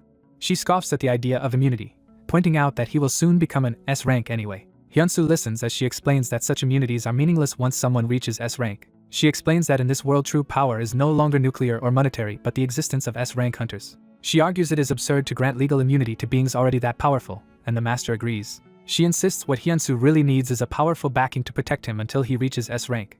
She dramatically declares that she and her guild, the Red Lions, can be that protective fence for him. Leaving the room, she encounters the association agent in the corridor. She cheerfully tells team leader Lee to relax as she departs. Annoyed, the agent thinks to herself how irritating the S-rank hunter is. She returns to Hyunsu's room, hesitating as she enters. Hyunsu apologizes to her for turning down the association's offer. She forces a smile, saying she cannot force him to join and accepts his decision. She tells him to take care of himself, and wishes him a quick recovery. As she leaves, Hyunsu calls out and asks if he can make a small request. He explains that since he cannot move well, he needs the association's help with something. He asks for some assistance, while the master jokes that his disciple is shameless. Scene shifts to an apartment building, suggesting Hyunsu's home. A woman, Hyunsu's relative or guardian, wakes the kids and calls them for breakfast. She chats with the children about leaving early for her part-time job as they reluctantly get out of bed. The kids complain about wanting more sleep, and she tells them they can sleep again after breakfast. While brushing their teeth, the children ask if they can eat later, and she firmly refuses. The girl remembers news about powerless civilians dying and asks nervously if people without powers will die, as strange movement starts in the bathtub. The woman cooking hears the kids scream and turns in alarm. A monstrous creature bursts through the bathroom door, chasing the terrified children. Hearing the commotion, the woman in the kitchen screams and calls out to the kids. The monster grabs the girl in pink, who shrieks as it restrains her. The older sister rushes in and clings to the monster to protect the younger girl, while the woman looks on in horror. The woman grabs a kitchen knife from the cutting board. She charges the monster with the knife, shouting for it to stop. She leaps and attacks, driving the blade toward the monster. She slashes into the creature, drawing blood. The monster growls back at her while still clutching the child. It retaliates with a powerful blow, sending the woman flying. She crashes violently into the kitchen. She lies injured on the floor amid the wreckage. The monster moves to devour the girl again as the boy watches helplessly from behind the door. Suddenly the association agent arrives using her black orb, launching a high-speed attack. She orders the monster to stop and rushes in, orb first, as it holds the girl. She smashes into the creature with a powerful blow, knocking it away and freeing the child. The little girl tumbles across the floor but is now out of the monster's grasp. The wounded beast struggles to its feet, preparing another charge. It roars in anger as energy gathers around it. The agent rises into the air, surrounded by green telekinetic energy and levitating knives and debris. She sends the barrage of blades and objects flying toward the monster. The monster braces itself as the concentrated attacks slam into it. It staggers, heavily wounded but still alive. The agent powers up a finishing technique, vowing to send the monster to its dead comrades. Her attack explodes on the monster's head, dealing a massive blow. She rushes to the children and frantically checks whether Chayun is alright. The woman tearfully thanks her rescuer and asks how she knew to come, and the agent says Hyunsu asked her to look after them, and she is glad she arrived in time. The scene returns to Gwanik University Hospital, signaling a transition back to Hyunsu's story. A doctor reacts in shock to Hyunsu's rapid recovery or discharge. Out on the street, Hyunsu checks his phone and reacts dramatically to some financial news. The master scolds his disciple for losing his composure over money, while Hyunsu laments his poverty. Hyunsu complains that being broke even prevents him from eating cheap ramyeon, which surprises the master. Fired up by the mention of ramyeon, the master grabs Hyunsu and uses Heavenly Demon Flight to head somewhere immediately. While flying, the master says they must hurry so Hyunsu can cook a packet of ramyeon, leaving Hyunsu speechless. A new building exterior indicates they have arrived at another location. A dark, swirling portal forms on the floor inside, suggesting a training space. Inside the portal realm, master and disciple sit facing each other on a barren landscape amid swirling energy. The master explains that consuming just 10% of the elixir will grant Hyunsu about 20 years of energy, astounding him. He adds that following his method could let Hyunsu absorb 70%, equivalent to 140 years of internal energy. The master then asks Hyunsu what he plans to do after becoming strong. Hyunsu recalls the initial portal disaster 2 years ago, when many people died. He reveals that both his parents and Seon's parents were killed during that first portal incident. Clenching his fist, Hyunsu vows as a hunter to prevent others from suffering the same grief he did. The master wonders if the portals are the great enemy his ancestors mentioned. He notes that Hyunsu used 3 techniques: seed impact, root impact, and leaf impact, that he never actually taught him. He explains that heavenly demons pass down martial arts memory through their bodies to descendants, giving Hyunsu inherited skills. This system was created by the first heavenly demon to prepare future generations against the great enemy. Hyunsu reacts in awe and dawning realization to this revelation. The master points out that this world differs from the one of his past, implying the threat may manifest differently. Realizing the connection, the master becomes alarmed and excited. Hyunsu comments that he now has even more reason to grow strong quickly in return. Meanwhile, the association agent flies through the sky with her orb, heading toward Hyunsu's place. She arrives at his building and approaches the entrance door with her floating orb. Checking a paper, she confirms this address matches Hyunsu's member information. Outside, she wonders why Hyunsu is not answering her calls despite being discharged. His phone vibrates unattended on his desk at home. The apartment door sits closed while the phone rings, showing no one inside to answer. Waiting at the doorstep, she debates what to do, needing to tell him about the attack at Yoon's house. Back in the portal, the master orders Hyunsu to eat the elixir now. Hyunsu panics about swallowing such a large glowing orb. The master smacks him and clarifies he should chew it, not gulp it whole. He warns that without proper guidance Hyunsu might waste it by digesting bit by bit and excreting the energy. Hyunsu finally bites into the elixir as the master watches closely. The massive energy fills Hyunsu's mouth and body, making him almost gag. At Hyunsu's apartment, the agent finds the door unlocked and starts to open it. She calls out Hyunsu's name as she peeks inside. Seeing the empty room, she wonders aloud if he is not there. Something catches her attention, and she looks up in alarm. She turns to see a dark, swirling portal occupying part of his room and reacts in shock. Inside the portal world, Hyunsu struggles with the elixir bulging in his cheeks. The master tells him to calm his heart and obey instructions, though he admits he can hardly look at him with that puffed face. He warns that mishandling such a powerful elixir could leave Hyunsu brain damage for life. The master begins detailed guidance. Feel the elixir's energy rather than treat it as food and move it through the microcosmic orbit from Dantian to Welu Point. Hyunsu carefully guides the energy along his meridians, moving it upward without rushing. Back in the room, the agent nervously observes the ominous portal. Mistaking it for a patch of mold shaped like a portal, she grumbles about how long Hyunsu has neglected cleaning his place. She fills a basin with soapy water, stepping in to prepare for scrubbing. Wearing rubber gloves, she starts washing, intent on cleaning the supposed mold. As she works, she hears someone calling and pauses to listen. On the phone she explains to a superior that she is out on an errand but will return to the branch immediately. Leaving Hyunsu's room, she regrets not being able to tidy it properly for him. She then flies away through the city on her orb, heading back to work. In the portal, the master instructs Hyunsu to extend the energy into his macrocosmic orbit, and Hyunsu's system skill to follow instructions activates. Hyunsu sits enveloped in swirling chi as he circulates the elixir energy throughout his entire body. The master marvels at how much searing hot yang energy that water snake boss contained and how extraordinary the portal realm is. He decides this is actually advantageous, since heavenly demon arts rely on extreme yang, and Hyunsu must raise his yang energy anyway. Hyunsu's system notes that his elixir absorption has already reached 32% as he continues concentrating. The master tells him once the elixir fully melts he must condense the energy into the orbit and prevent it from going berserk. Hyunsu's absorption rate jumps to 50%, and his power surges explosively. Overwhelmed by the torrent of energy, Hyunsu screams in pain. The master urges him to endure, encouraging his disciple. The system reports 60% absorption, while the master motivates him by reminding him he carries the heavenly demon seed and must keep pushing. Hyunsu reaches 70% absorption as streams of blood erupt from his body. The master watches as the area fills with dense energy and swirling clouds around Hyunsu. Observing his disciple, the master notes that Hyunsu has entered a complete trance state. The absorption surprisingly climbs to 80%, and Hyunsu wonders if this special place is allowing him to take in even more. The rate rises to 90%, leaving only 10% of the elixir's power to be integrated. The master powers himself up with blue lightning and vows to help Hyunsu finish absorbing the rest. He uses the technique origin chi pressure release to assist in stabilizing and compressing the remaining energy within Hyunsu. The immense pressure forces Hyunsu to cough up blood as his body is pushed to the limit. A massive explosion of energy erupts across the portal realm as Hyunsu screams. In the climax of the process, Hyunsu's body is engulfed in blinding light and lightning as he endures the final stage of absorbing the elixir. Hyunsu fully absorbs the immunity's elixir, gaining an extreme yang physique that makes him immune to great heat. His listening to instructions skill levels up and gains a new effect as he bleeds and collapses. While crashing to the ground, he learns he can now copy one specified person's techniques once per day. Scene shifts to a crowded hospital exterior. Emergency staff frantically rush multiple critical patients into the CPR room, calling for a defibrillator. Inside, overworked doctors and nurses scramble among overflowing patients, refusing extra tasks due to extreme busyness. The hospital corridors are packed with injured people lying everywhere. Chaeyoon walks through the jammed hallway, thinking there is barely room to move. She worries that the merman attack caused enormous damage. Chaeyoon peeks into a room and asks the patient inside how she is feeling.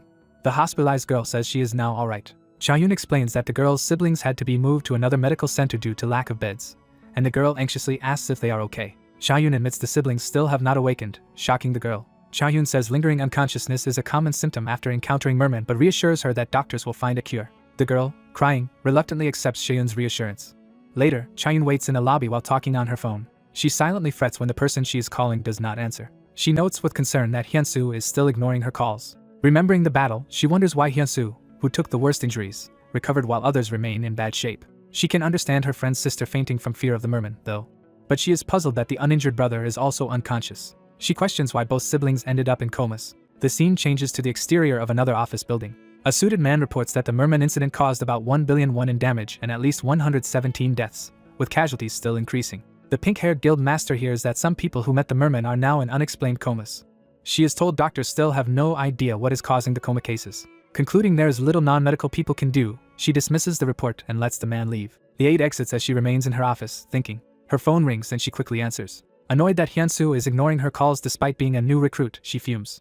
She explodes in anger, shouting that after paying him 600 million won he should have come to greet her properly. The story shifts to a different cityscape. Focus narrows to a cafe entrance where someone is inside. In a hideout, a bald muscular man opens a beer while another silver-haired man lounges nearby. The silver-haired man, Haxon Balder, S-rank hunter and E.S guild leader, comments that Hyunsu ultimately joined Ha Yuriak's side. Jill Lordemon, the lone S-rank solo hunter, replies that Hyunsu is impressive for a newcomer. Haxon bitterly wonders why Ha Yuriak managed to recruit Hyunsu. He confesses he feels like crushing Hyunsu out of spite. Jill tells him to stop such talk and just live quietly. Haxon angrily insists he would rather see Hyunsu destroyed than let Ha Yuriak have him, imagining Hyunsu diving through flames. The scene jumps to a peaceful beach. Hyunsu is actually napping shirtless on a deck chair under an umbrella. Someone gently calls his name and pats his head, waking him. Mina, in a swimsuit, smiles and says he must have been very tired. Nearby, the pink-haired and red-haired women complain about how long he plans to sleep. The pink-haired woman reminds him they came to the beach to play volleyball. She spikes the ball fiercely, declaring the loser must buy dinner. The serve smashes straight into Hyunsu's face, stunning him and startling Mina. The women mock his inability to receive such a serve while he protests this is his first time playing volleyball. The volleyball bounces away into the sea. Hyunsu wades out grumbling, surprised at how far the ball drifted. A whirlpool suddenly forms in the water. A gigantic sea serpent, the Emugi, erupts from the ocean in front of a panicked Hyunsu. The enraged Emugi roars and demands its elixir back. The Emugi drags Hyunsu deep underwater as he clings to its body. Near an underwater lava vent, Hyunsu feels the scorching heat and realizes they are close to ocean floor magma. The Emugi plunges toward the blazing fissures while Hyunsu is pulled along. Hyunsu suddenly wakes up in bed, sweating in shock. His spirit master yells that if he is awake he should immediately cook ramen, and Hyunsu realizes he had only fallen asleep. The master points at a clock and notes how much time has passed, making Hyunsu realize he has slept for 2.5 days. The story shifts to the association building. At her office there, Mina explodes over the phone upon hearing what Hyunsu did. On his end, Hyunsu endures her shouting as she accuses him of recklessly consuming the elixir alone despite her warnings it could kill him. The scene briefly shows the Red Lion Guild building. At her guild office, Ha Yuriak is equally shocked to learn he ate the elixir and slept for 2 days. Calming down, she says she cannot do anything about his recklessness but is relieved he did not die. Hyunsu is surprised she is much calmer than he expected. While serving ramen to his spirit master, he confirms over the phone that he will stay on standby. The old master calls him a brat but slurps the noodles. Suddenly an alert appears and Hyunsu yells in surprise. He realizes his level has increased again. Reading the system window, he sees listening to instructions has reached level 3 with detailed enhancements, and a note that he can learn one specified person's techniques daily. Ecstatic, he celebrates getting a new ability while the master grumbles about the noise. Hyunsu explains he can now copy one of his master's skills once per day and is thrilled. The master protests in disbelief, calling such an ability unfair and almost like cheating. Annoyed, he flicks Hyunsu's forehead with a painful energy strike. Hyunsu keeps dodging the flicks, complaining his forehead still hurts and joking about trauma. The master pauses, impressed that Hyunsu can already evade his attacks so well. The scene cuts back to the hospital exterior, now calmer. Inside, Hyunsu sits with Chaeyoon, quietly acknowledging what she has told him. Chaeyoon despairs about what she will do if her siblings never wake up. Hyunsu gently comforts her, saying they will wake up. She remarks that she and Hyunsu are actually similar in many ways. They walk down the hospital corridor. In a ward, Chaeyoon introduces her still comatose younger brother Hyuntae. She explains he has remained unconscious ever since their accident. Even the doctors have no explanation for his condition. She sadly takes his hand, worried. Chaeyoon tearfully introduces herself to her brother, saying Hyunsu has been looking after her. She tells her brother that Hyunsu has been waiting a very long time for him to wake up. Hyunsu silently joins her plea, asking Hyuntae to wake up soon. Chongyang appears beside Hyunsu and says he senses a strange energy from Hyuntae. He reveals that some kind of curse seal is placed on Hyuntae's heart. Chongyang adds there is a method to deal with it, hinting at a solution. The scene briefly shifts to another building at dusk. The interior shows a quiet, polished hallway, setting up a new location. At an auction, a magical skeleton spear is offered starting at 70 million won. A long-haired man confidently raises his hand to bid. The auctioneer announces his 70 million bid and then invites higher offers, raising the price to 80 million. Just before the spear is sold, the long-haired man smiles as the countdown proceeds. Another man, Jin Si-hyuk, casually bids 80 million, surprising everyone. The first bidder cedes, cursing Jin as he is outbid. Later in the parking garage, Jin heads to his car after the successful purchase. Delighted with his day, Jin approaches his vehicle holding the wrapped spear. Someone calls out his name from behind. The long-haired man confronts Jin, furious that he paid 200 million for an item that should have been 70 million. Jin cheerfully replies that he would have bought the spear even for 300 million. Mocking the other man's finances, Jin tells him to go home and eat cheap food instead of coming to auctions. Enraged, the long-haired man raises his foot to attack. He stomps down with tremendous force, launching a devastating kick.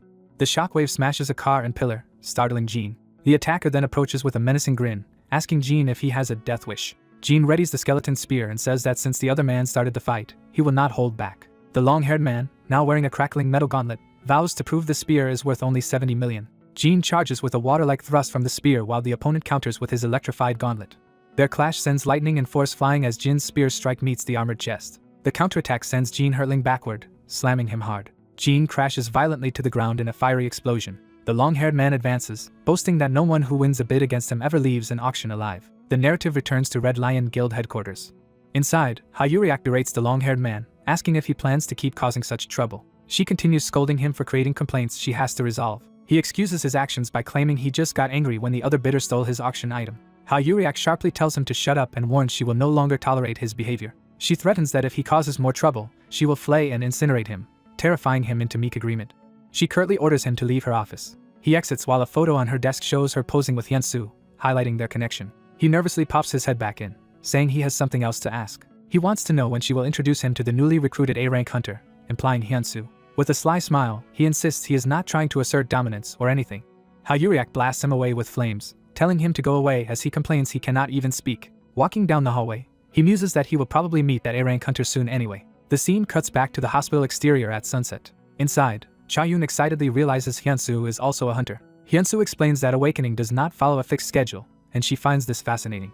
She concludes that this explains why a high-ranking person like Mina would go out of her way to help him, while he laughs awkwardly. Hyunsu tells Chaeyoon he will visit Hyuntae again and then check on her younger siblings, so she should rest without worry. Chongyang and Hyunsu follow as Chaeyoon heads back to her room. Standing beside Hyuntae's bed, Hyunsu asks his master to confirm there really is a way to help the boy. Chongyang says the method involves a transcendent sorcery called the Severing Heavenly Language. A system message informs Hyunsu of this new transcendent rank skill, astonishing him. Chongyang immediately adds that Hyunsu currently cannot use the technique. He explains that the Severing Heavenly Language is a mystical curse-breaking sorcery created by a heavenly demon and requires a special heavenly demon body that Hyunsu lacks. Hyunsu insists he can still use it. He reveals that, thanks to his upgraded listening to instruction skill, he can imitate one of his master's techniques once per day. Determined, Hyunsu places his hand over Hyuntae's chest to invoke the skill. He begins casting, declaring the Severing Heavenly Language while the system confirms he is imitating that transcendent skill. Mystic script and energy swirl from Hyunsu's hand into Hyuntae's body. Feeling the spell take hold, Hyunsu exclaims in amazement that it is actually working. Watching in disbelief, Chongyang wonders what kind of ability Hyunsu possesses to pull off such an impossible feat. A comatose young man in a hospital bed becomes surrounded by glowing mystical circles. A man channels chi through his hands onto the patient, deciding to raise the energy output. The magic circle covering the patient spins intensely. The patient's heart suddenly begins to beat powerfully. The healer is shocked as he senses an unexpected reaction.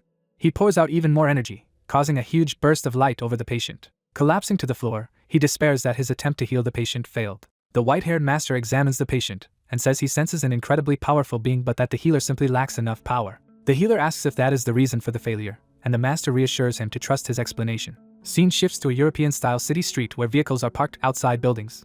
In a library, a bald hunter angrily argues they need every strong hunter, rejecting another man's plan to eliminate someone. Their shouting is interrupted when a newcomer in a sleek suit arrives and asks why it is so noisy. The newcomer is introduced as Yamamoto Takashi, an S-rank hunter and vice leader of the ES Guild. Empty drink cans on the table show they have been talking and drinking for a while. Takashi admits he has doubts about serving under Haxon, while the bald hunter jokes he should work solo like him.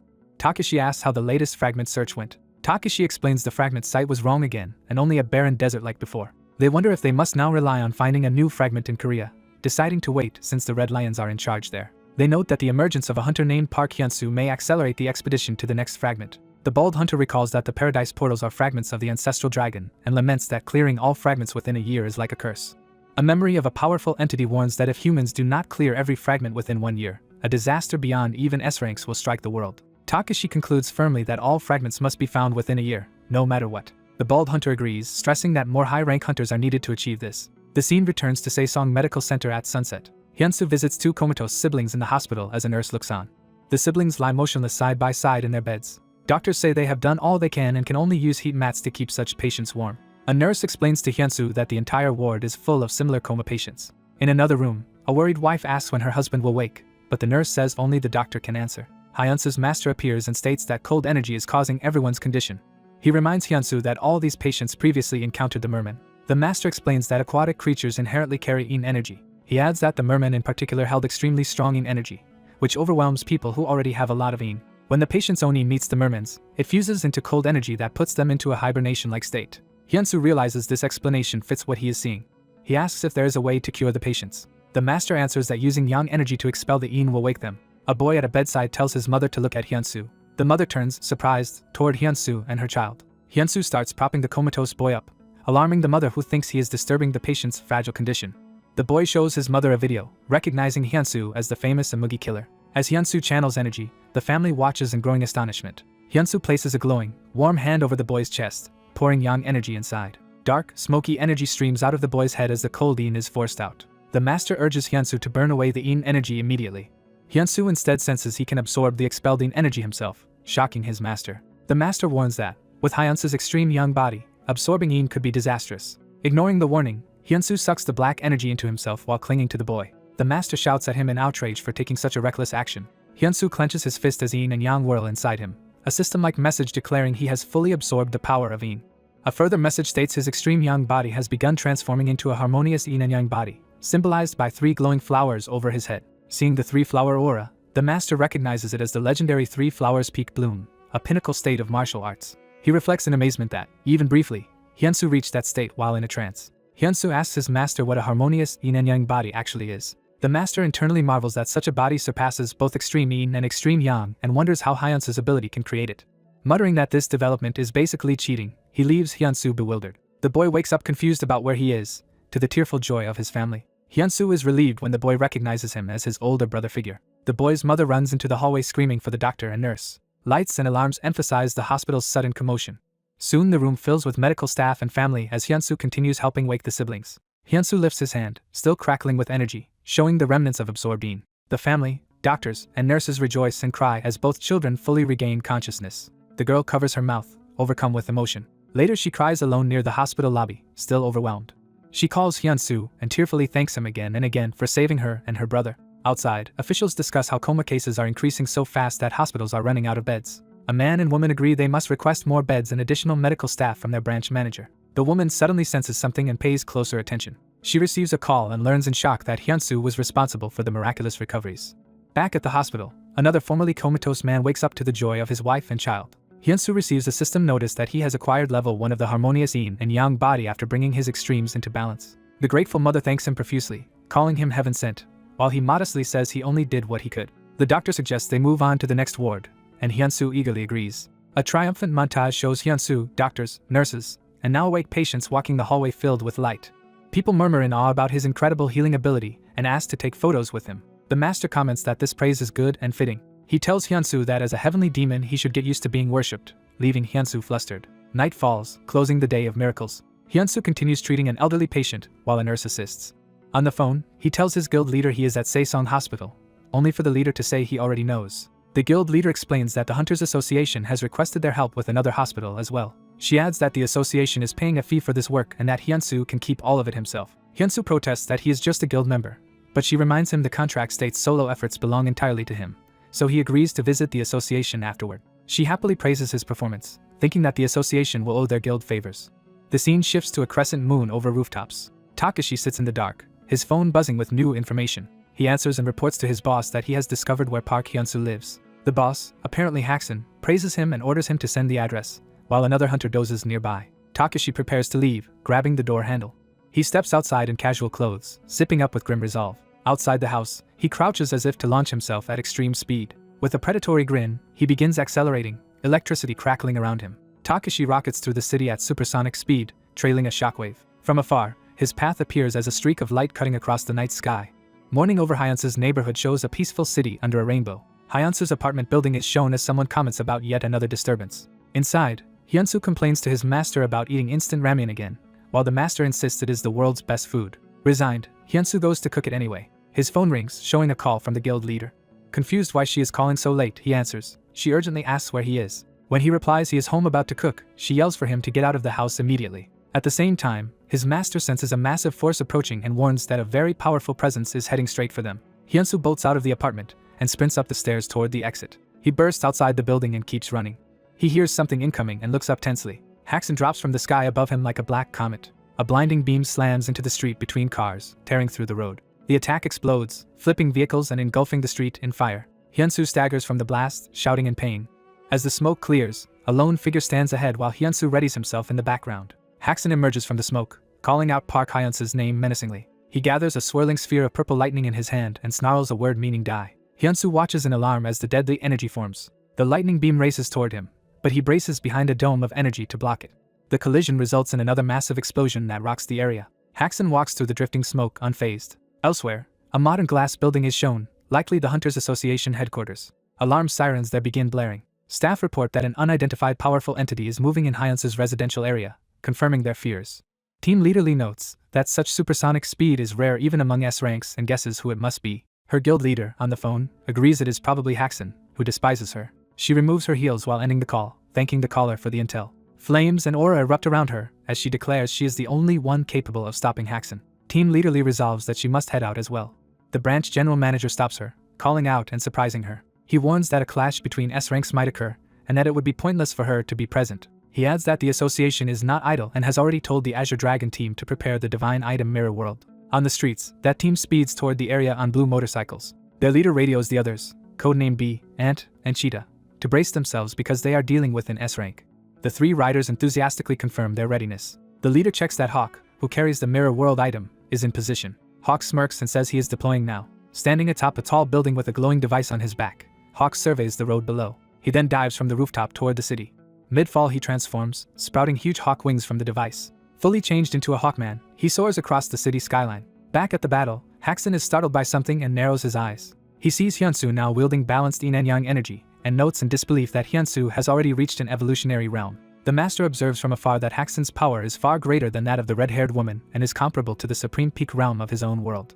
Hyunsu, cloaked in swirling energy, yells at Hackson demanding to know why he suddenly appeared and attacked him. Hackson is stunned that a mere A rank managed to withstand his earlier strike. Hyunsu hears distant noise and wonders if there has been an accident nearby. Realizing civilians are around, he shouts for everyone to get back inside because it is dangerous. His master reminds him to stay focused because he is still in the middle of a battle.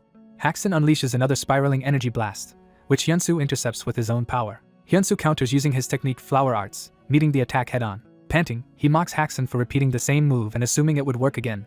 A darker, more menacing aspect of Hackson suddenly appears behind Hyunsu, calling him an idiot. Hackson then activates body transmutation, his arm turning into a jagged ice-like weapon as he advances on Hyunsu. Hyunsu is shocked that his opponent's body is turning to metal and that he can also fire energy bullets, wondering how many powers he possesses. Hackson grins as his arm fully transforms into a metallic weapon, energy crackling around it. Hackson unleashes a named technique, the Supersonic Mach 3 Punch, charging down the street toward Hyunsu. The supersonic punch slams into Hyunsu with overwhelming speed and power. The impact propels Hyunsu backward at high speed, tearing up the ground as he is blasted away. Hyunsu's body smashes through solid rock and debris, causing a violent explosion. The force of the blow continues, pulverizing the rocky wall into fragments. Hyunsu is hurled through a building, his body exploding through the wall. He crashes inside, leaving a cloud of dust and a cratered floor. Hyunsu struggles on his knees amid the destruction, groaning in pain. He realizes he cannot feel his right arm and is stunned that he is in this state despite using his internal energy. Haxin breaks through the wall into the room, advancing on the injured Hyunsu. Hyunsu interrupts Haxin's next named attack by countering with his own supersonic punch. A memory voice rebukes Hyunsu, asking if he learned Heavenly Demon footwork for nothing. A system message activates listening to instructions mode and displays that Hyunsu currently understands Heavenly Demon flight at 57% as he begins moving his feet. Hyunsu uses Heavenly Demon footwork second technique, Heavenly Demon flight, to create multiple afterimages as he charges Haxin. Surrounding Haxin with those afterimages, Hyunsu declares that it is his turn to attack. Their clash blows apart the exterior wall, sending debris and shockwaves outside. The battle creates massive explosions that fling Hyunsu into the air outside the building. Hyunsu slams into a distant wall, causing another violent explosion of bricks. Elsewhere, a fiery streak rushes through the sky above the city toward the battlefield. The woman with flame-like hair races through the air, hoping Hyunsu has not yet encountered Haxin and doubting how long he could last against him. She estimates that if they have met, Hyunsu might only endure 10 to 20 seconds and urges herself to hurry. Back on the ground, Hyunsu lies battered in a crater, groaning. Haxin stands over the ruined pavement, remarking that something about Hyunsu is strange. He admits he expected to finish Hyunsu in a single blow, but sees him still alive embedded in the wall. The white-haired master observes that although his disciple's understanding is low, Hyunsu still managed to hit the real Haxin and notes how strong Hyunsu is. The master decides that if Hyunsu cannot overcome a trial of this level, he will never grow into a heavenly demon. Haxin, impressed that Hyunsu has lasted this long, charges again with crackling power. Hyunsu, still pinned in the wall, questions what Haxin is talking about and mutters that he does not understand. Haxin is surprised by something unexpected happening mid-attack. Hyunsu roars back, gathering a powerful sphere of energy in his hands and shouting at Haxin. His eyes glow with fierce determination as he focuses that power. Seeing this, Haxin hastily raises his arm to defend himself. Hyunsu uses his piercing footwork to close the distance, energy swirling around his fist. He executes his named technique Seed Impact, driving a massive punch toward Haxin. Haxin grits his teeth and braces, but the blow still hurts him badly. The Seed Impact detonates in a huge explosion, engulfing the area. Hyunsu immediately follows with another piercing charge toward Haxin. He lands a second Seed Impact directly into Haxin's torso. The second blast launches Haxin high into the air, shockwaves rippling outward from Hyunsu. Hyunsu's empowered steps shake and crack the ground as he continues pressing forward. Haxin curses internally, realizing the impact is far stronger than he expected. He then notices in shock that his once reinforced metallic arm is cracking apart. Haxin is stunned that someone officially ranked managed to destroy his reinforced arm. Refusing to accept it, he triggers another ability called Silver Pulse to regenerate and reforge his arm. Hyunsu watches as Haxin's injuries rapidly heal, while the master notes that his regeneration rivals demonic monsters. The master instructs Hyunsu not to give Haxin time to recover and to use Wood Impact to damage him internally. The system again activates listening to instructions mode and Hyunsu prepares combat arts. Hyunsu immediately strikes Haxin's body with Wood Impact, sending energy surging inside him. Vowing to dismantle all of Haxin's transmutations, Hyunsu readies himself for continued assault. Haxin only smirks in response, unfazed by the threat. A torrent of water-like energy suddenly erupts around them. Hyunsu is startled as liquid energy swirls around him and realizes it is water. He wonders aloud if Haxin has been vaporized by the Wood Impact as the water churns. The master warns that Haxin's energy signature remains, meaning he is still alive. Hyunsu is urgently alerted that the enemy is attacking from below. Haxin bursts up from beneath Hyunsu with a blade-like arm strike. Hyunsu quickly moves his feet to evade, narrowly avoiding the sweeping attack. Haxin's slash instead carves a massive gouge in the ground, showing its lethality. Hyunsu sprints toward Haxin again as the metallic sidearm is raised for another blow. Hyunsu looks back in alarm at a fresh crater, realizing how destructive that last strike was. Before he can react, Haxin grabs him by the head from behind. Holding Hyunsu in place, Haxin raises his blade arm and coldly promises a painless death. Hyunsu, with his own arm now partly metal, notes that Haxin is repeating the same pattern of moves. Anticipating the attack, Hyunsu declares it will not work and counters with Leaf Impact, slicing energy toward Haxin. Haxin is forced to fling his blade upward, crying out as the counterattack disrupts him. Hyunsu's cutting strike severs a rooftop structure as it flies past. The projectile shears through another part of the building, demonstrating its range. Haxin clutches a bleeding, torn side, furious at Hyunsu. Seeing Haxin's wound already starting to heal again, Hyunsu regrets not following up with more consecutive strikes. Hyunsu decides the city streets are too crowded and leads Haxin away toward a school that should be empty on the holiday. As he races toward the hilltop school, he reasons that the higher, less populated area will minimize collateral damage. Haxin admits to himself that Hyunsu's earlier hit was serious, and that even Silver Pulse has not fully mended the injury. Determined, Haxin undergoes further transformation, metallic growths and power surging over his body. A massive explosion erupts as his power-up completes, shaking the surroundings. The scene shifts to the school grounds, calm for the moment. Inside the school, Hyunsu runs down a hallway, continuing to lure Haxan. He notes that he has reached the top floor and is relieved there are no bystanders around. Haxan's purple energy hurtles down the hallway after Hyunsu like a falling meteor. Closing the distance, Haxan mockingly asks if Hyunsu is trying to protect others. He then slams Hyunsu through walls and cabinets with another devastating blow. The room continues to explode around Hyunsu as debris and fire spread. From the rubble, Hyunsu condemns Haxan for fighting recklessly in a residential area. He springs forward, declaring that someone like Haxan has no right to be a hunter. Haxan swoops down from above with his blade aimed at the charging Hyunsu. His eyes gleam as he swings, confident the next attack will finish things. Columns and chunks of the building explode upward from the ferocity of the clash. Multiple explosions rip through the structure and facade, tearing the school apart. Inside, the floor and ceiling are annihilated as a pillar of energy erupts. Standing at the edge of the crater he just created, Haxan muses that it is almost a shame to kill someone who lasted this long. Beneath the rubble, Hyunsu lies buried while crackling energy begins gathering overhead. Haxan forms a huge dark purple energy sphere and tells Hyunsu to blame his boss for what is about to happen. That destructive sphere swells above, radiating chaotic power. The sphere is hurled toward the school grounds, glowing ominously. It detonates on the field in a cataclysmic blast, obliterating everything nearby. The explosion grows even larger, filling the scene with blinding light and shockwaves. Afterward, Haxan floats calmly in the sky, silhouetted against the clouds. He lands in the center of the colossal crater his attack carved out. The camera pulls back to reveal the vast pit of destruction and ruins surrounding Haxan. Surveying the devastation, Haxan criticizes the country's rank evaluations and asserts that Hyunsu is already of S-rank caliber, not merely A-rank. Believing the fight over, he wonders aloud if he should head back. A sudden light in the rubble catches his attention, making him pause. He watches warily as the debris begins to shift and energy stirs. Hyunsu rises from the ruins wreathed in blue energy, levitating with overwhelming power. Instead of fear, Haxan smiles eagerly, excited by this new display of strength. Hyunsu stands transformed, cloaked in surging blue aura, his tattered clothes fluttering. Haxan admits Hyunsu has surprised him once again. Hyunsu walks steadily toward him through the wreckage, aura blazing. Haxan gathers another mass of dark energy, vowing to burn Hyunsu until nothing remains. Suddenly that energy flickers and vanishes from his arm, startling him. He is shocked to realize his energy bullet has dissipated mid-formation, something that has never occurred before. Hyunsu continues advancing calmly, blue flames of power dancing around him. Haxan reassures himself that his body can still function despite the setbacks. Hyunsu's eyes glow as he silently confronts Haxan at close range. Haxan charges once more, yelling that this will be the end. As he swings, he realizes in confusion that something is wrong with his attack. Panic flashes across his face as he senses imminent danger. Hyunsu counters with another devastating empowered strike, blasting Haxan away. The close-up shows Hyunsu's resolute expression as he commits to finishing the fight. He prepares heaven-obliterating demonic fist's second technique, calling out seed impact again. As he descends, a blinding light erupts right in Haxan's face, shocking him. The colossal punch smashes Haxan downward, shattering the ground and structures below. The impact leaves a smoking crater while Hyunsu's charged fist remains ready. Hyunsu stands tall in the dust with lightning-wreathed fist, having landed the technique successfully. The story flashes back to 5 days earlier at the school building. In Hyunsu's room, a mysterious dark sphere appears in midair. In the past, Hyunsu spars with the white-haired master, throwing a punch at him. The master easily parries, gauging Hyunsu's strength and form. Hyunsu unleashes a flurry of blows, but the master blocks them all effortlessly. Hyunsu continues attacking with rapid strikes, yet fails to land a clean hit. The master shifts his footwork, demonstrating superior movement. He counters with a powerful blow that sends Hyunsu flying. The training ground erupts from the master's counter, overwhelming Hyunsu. Afterward, Hyunsu breathes heavily, exhausted from the intense sparring. The master tells him to listen while circulating his energy as part of further instruction.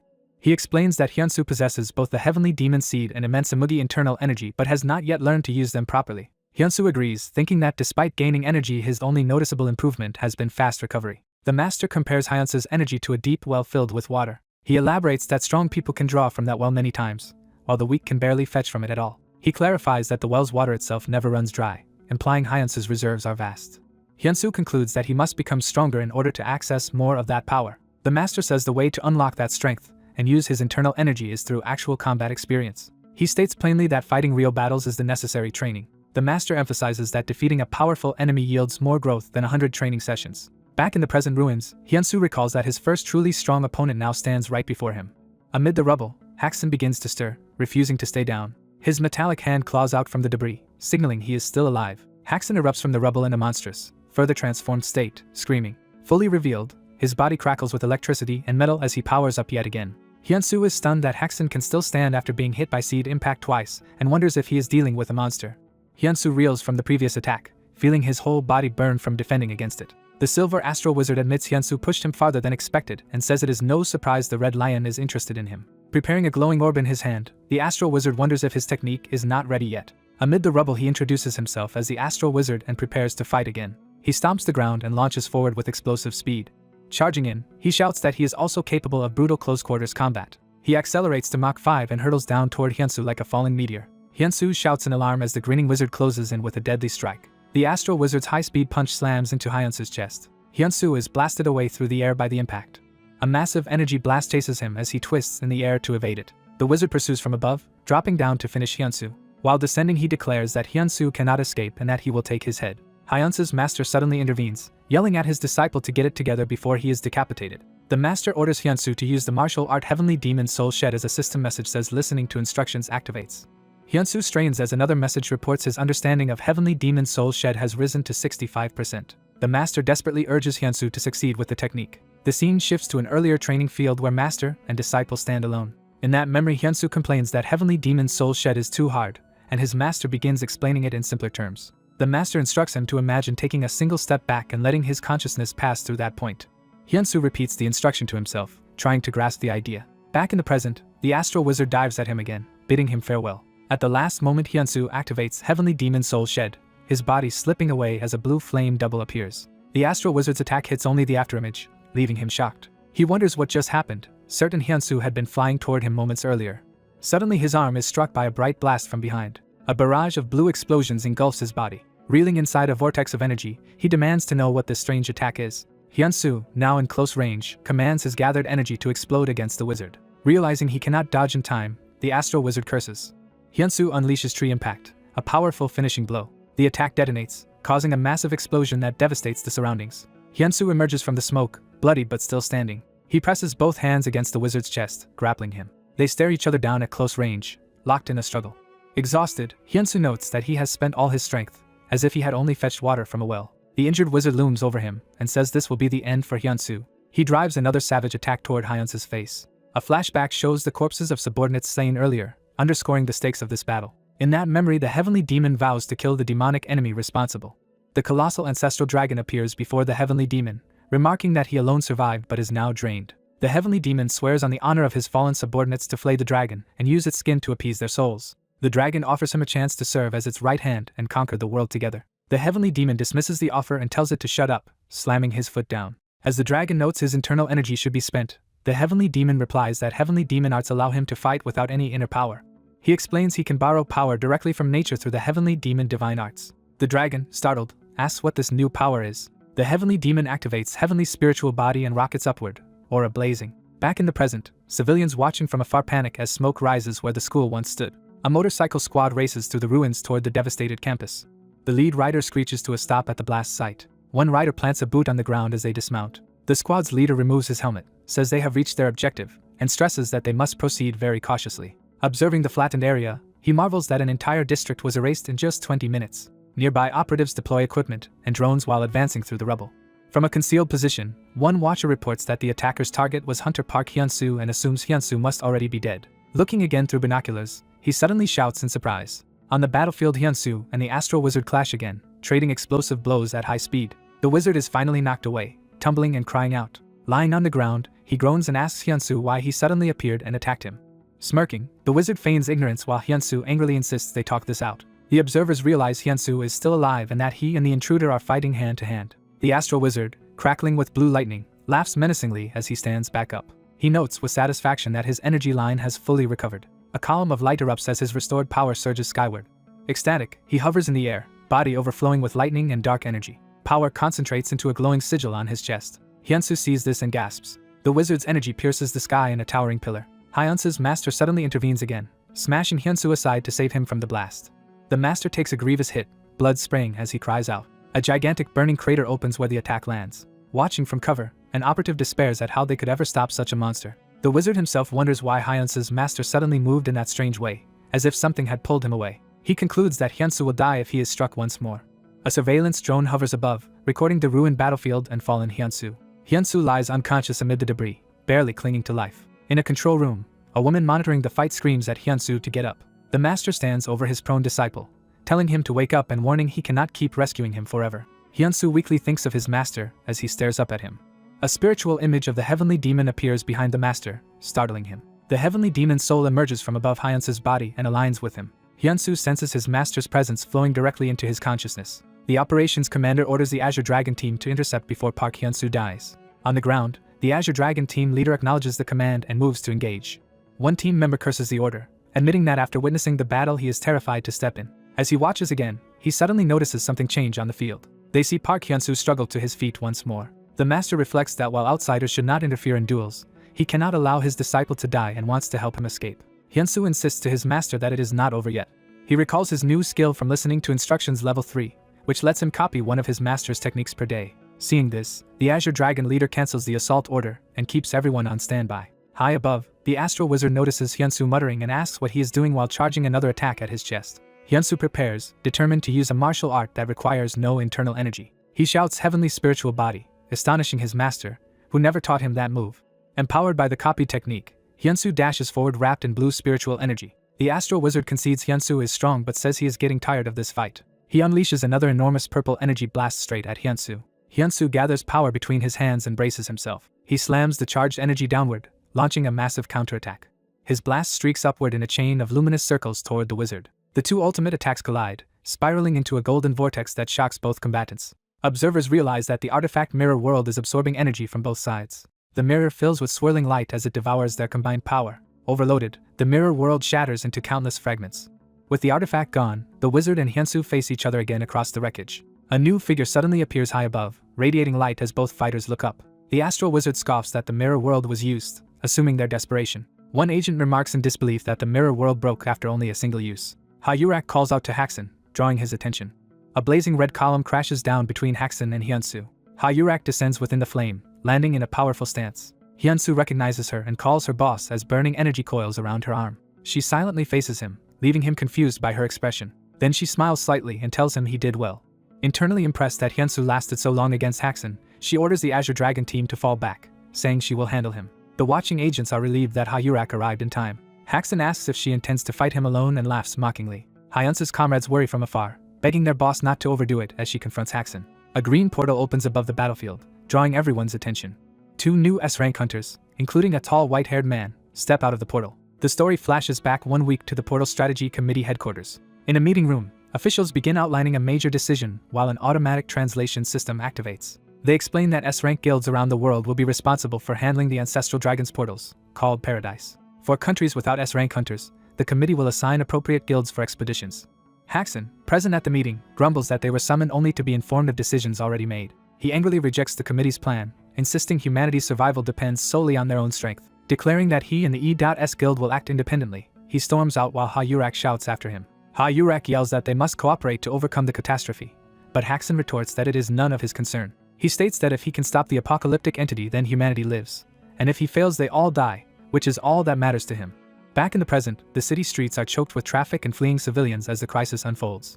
A police officer struggles to direct the chaotic evacuation. People in the crowd discuss a portal appearing at the school and hurry to escape, fearing monsters. The scene returns to the demolished campus, smoke and debris filling the air. The Azure Dragon members peek out from behind rubble, bewildered by what they are witnessing.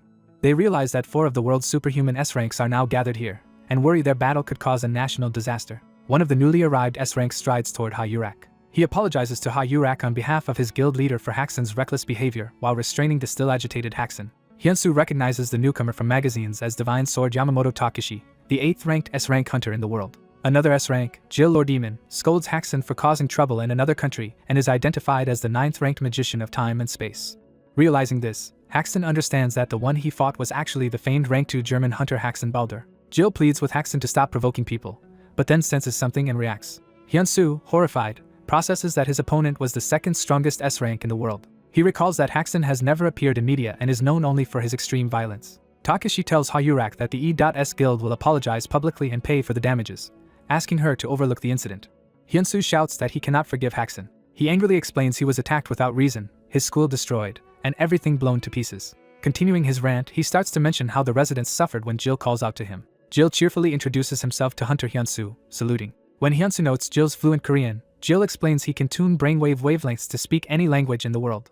The bald man assures Hyunsu they are not here to fight him, only to take Haxin away, and tells him to calm down. The white-haired man introduces himself as Takeshi, says they will apologize and compensate like he told Hayurak, shocking Hyunsu. Hyunsu angrily points at the ruins, saying an apology and money cannot fix the massive destruction they caused. Despite his injuries, Hyunsu insists he must finish things personally with Hakusen and tells them to move aside. Ha-yurak stops Hyunsu, explaining Takashi is the trustworthy vice leader of E.S Guild and since there were no deaths they should end it here. Takashi argues to Yurak that Hakusen's invasion is obvious but even the army cannot do anything against an S rank from abroad. Takashi tells the armored Hakusen they should return, and Hakusen silently relents. Hakusen tells Hyunsu they will finish their duel another time, and urges him to grow stronger until then.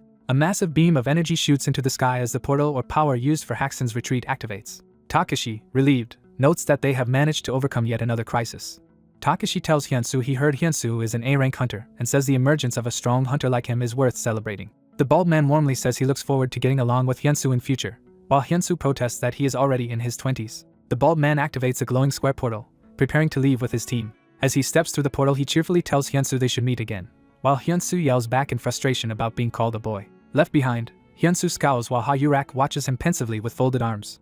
Yurak thinks she only hoped Hyunsu would survive, yet he managed to fight evenly with Hakusen. She wonders in amazement just how much stronger Park Hyunsu has become. Time passes, and the scene shifts to a modern city building at dusk. A sign indicates Hyunsu is in a recovery room. A doctor tells Hyunsu and Ha-yurak that Hyunsu's wounds are healing much faster than expected, and he should be fine by tomorrow. Yurak teases that eating the snake seems to have strengthened Hyunsu in various ways, leaving him embarrassed. As Hyunsu dresses to leave, Yurak suggests he rest there if he is tired, but he says he prefers to sleep at home. Hyunsu rides the subway home. His hoodie shows the emblem of the Red Lion Guild he has joined. The heavenly demon asks why he is riding the subway instead of flying, and Hyunsu replies that after such a hard day he just wants to take the train. Exhausted, Hyunsu sighs to himself in the subway seat. Remembering the battle, he concludes it is too dangerous to fight in places where ordinary people are present. He reflects that civilians nearly got hurt because of today's events. Worried about his reputation after the destruction, he frets about what others will think of him. Walking through the revitalized neighborhood at night, he braces himself for criticism. Hyunsu assumes everyone must be in an uproar since the area should still be in ruins. Instead, he is stunned to see the neighborhood fully restored and wonders how this happened. Someone calls out, thanking Hunter Park Hyunsu for his hard work, and he turns around startled. Team Leader Lee appears, saying she was really worried about him. Hyunsu asks why she is there, and she explains that the association has a restoration team. She tells him she came with that team to restore the neighborhood, which makes him realize the situation. Overwhelmed with gratitude, Hyunsu impulsively hugs her, saying she does not know how worried he was. Realizing he grabbed her inappropriately, Hyunsu panics and apologizes as she blushes. A voice from the crowd spots Hyunsu and calls out his name loudly. Onlookers cheer from a building, shouting encouragement to Hunter Park Hyunsu. People thank Hyunsu for saving their neighborhood, and he bashfully laughs it off while Lee smiles behind him. The scene shifts to ornate gates under a bright sky, introducing a new location. A grand mansion is shown, hinting at a powerful organization's headquarters. Inside an opulent hall, sunlight streams over a long red carpet toward a door. A bearded man with a pipe reports that the king is displeased that the merman portal plan failed due to misjudging monster ranks. A white-haired subordinate kneeling before him reassures him, saying the fragment in Korea's western sea should suffice to defeat their enemies. They discuss the progress of a separate parallel plan, which is already 72% complete, and note that if necessary the king himself could end everything easily. The king agrees but says he prefers the satisfaction of seeing a plan unfold according to design. On TV, news reports reveal that S-rank hunter Hakusen Balder from Germany was behind the collapse of Daewon High School. The broadcast further explains that Hakusen illegally invaded Korea to attack Hunter Park Hyunsu and destroyed the school during the assault. The anchor states that E.S Guild officially apologized and promised quick compensation to all affected parties. A hooded viewer excitedly mutters that Hyunsu is incredibly cool. The hooded man, now shown clearly, ecstatically shouts Park Hyunsu's name. He fanboys over Hyunsu surviving an attack from the White Wolf Hakusen, calling him unbelievably cool while crackling energy surrounds his gauntlet hand. He fantasizes that if he crushes the neck of a strong hunter like Hyunsu, his revered Nuna will look upon him favorably. Charging up his ominous powered gauntlet, he vows that he will meet Park Hyunsu soon. The story returns to Hyunsu's neighborhood the following day under a clear sky. At home, the heavenly demon orders Hyunsu, who has just finished washing up, to start cooking, and Hyunsu says to wait a bit. Fresh from the shower, Hyunsu happily says how refreshing it feels. The heavenly demon scolds him for walking around naked in front of his master, while Hyunsu shrugs it off since they are both men. As Hyunsu muses that living alone means he can stroll out of the shower naked, his master smacks him on the back. Hyunsu mentions that because the expedition is tomorrow he has ordered special food for them to eat today. The master curiously asks what special food means. He then suspiciously asks if Hyunsu just plans to cook 2 packets of instant ramen. Hyunsu laughs nervously, denying it, and thinks his master seems a bit pathetic. The master asks what they will eat instead, and Hyunsu hints at his choice. Hyunsu proudly reveals that the treat is spicy pork rice bowls, which the master doubts could be better than ramen. The prepared dishes arrive, and Hyunsu says their deliciousness is of a different kind. Hyunsu offers his master a bite, and the old man's eyes widen in surprise at the taste. Worried by his expression, Hyunsu asks if the food is not to his liking. The master suddenly explodes, demanding to know why Hyunsu fed him ramen when food this delicious existed, while Hyunsu reminds him he had just wanted ramen earlier. The scene cuts to the exterior of a modern office building under a bright sky. The camera focuses on the building's front entrance, where the guild presumably operates. Hyunsu walks into the building, now dressed and ready, as staff watch him enter. He thinks excitedly that this is finally his first official expedition. Hyunsu reflects in awe that he has become a hunter of the prestigious Red Lion Guild and that it feels like a dream. Someone calls out to him as the newbie, catching his attention. A rugged man introduces himself as Sung Myung-jin, impressing Hyunsu. Hyunsu excitedly greets him as the famous steel god of death and admits he is a big fan, making Sung Myung-jin laugh in embarrassment. Sung Myung-jin notes that Hyunsu's first expedition being to a fragment of paradise will be difficult and encourages them to work hard together, which Hyunsu eagerly agrees to. The heavenly demon asks who Hyunsu is so excited about, and Hyunsu explains that the man is Hunter Sung Myung-jin. The master recalls that Sung Myung-jin has the special ability of never breaking down. He adds that Myung-jin has rescued many people from deadly situations. Hyunsu says he has admired Myung-jin for a long time. Another hunter, Hyo Jun-sung, is contacted and introduced, drawing interest. Hyunsu greets Hyo Jun-sung while the heavenly demon watches from a distance. Hyunsu explains to his master that the thin-looking Hyo Jun-sung is actually incredibly strong and widely liked. The heavenly demon, annoyed by Hyunsu's fawning, smacks him again. Hyunsu complains about being hit, but his master glares in silence. The heavenly demon berates him for bowing so much like a servant, while Hyunsu says he is just being a fan.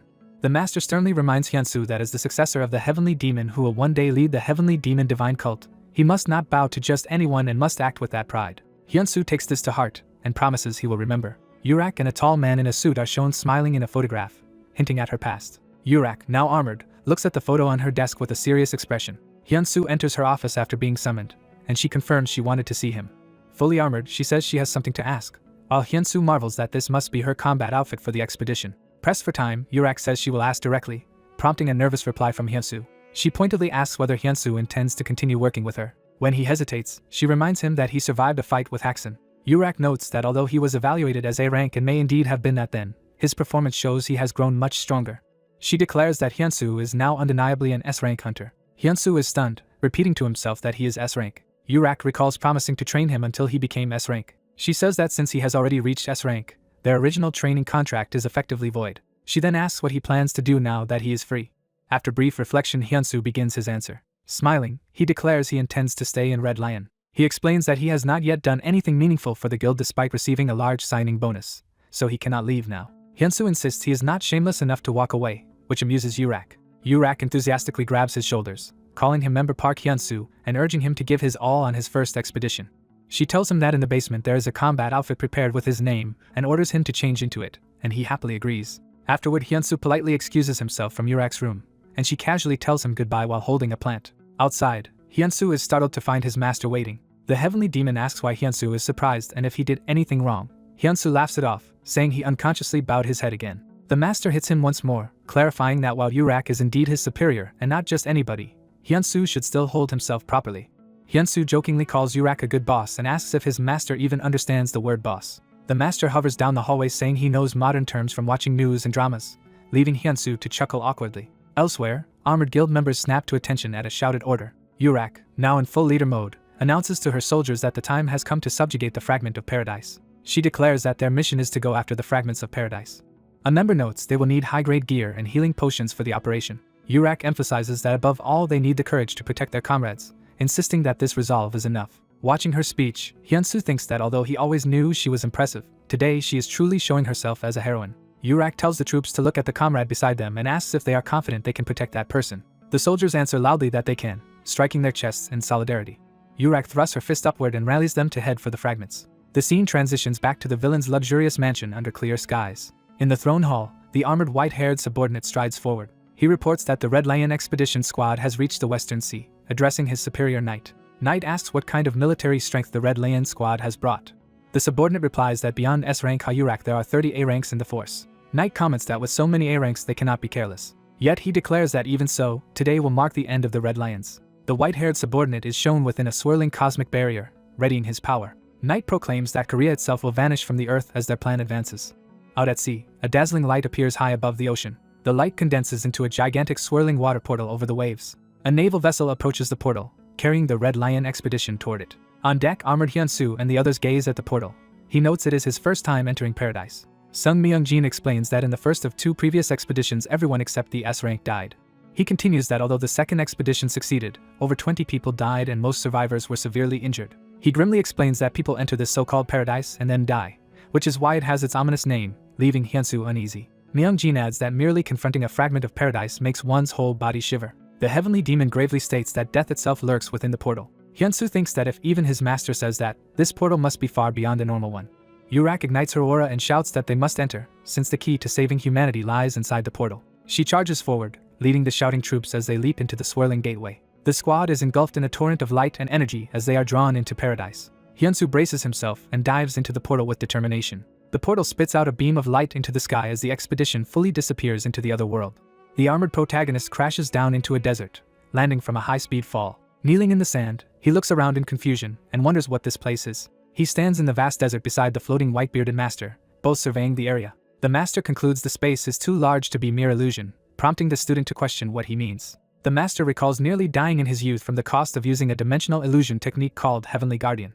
He explains that if this is an illusion, they only need to locate and destroy the device or being projecting it. The student acknowledges this strategy with new understanding. Looking around the empty desert, the student notes that everyone else seems to have vanished and calls to his guild leader. The master senses that at least one other person remains somewhere in the area. Armored boots crunch through the sand as that remaining person walks elsewhere in the desert.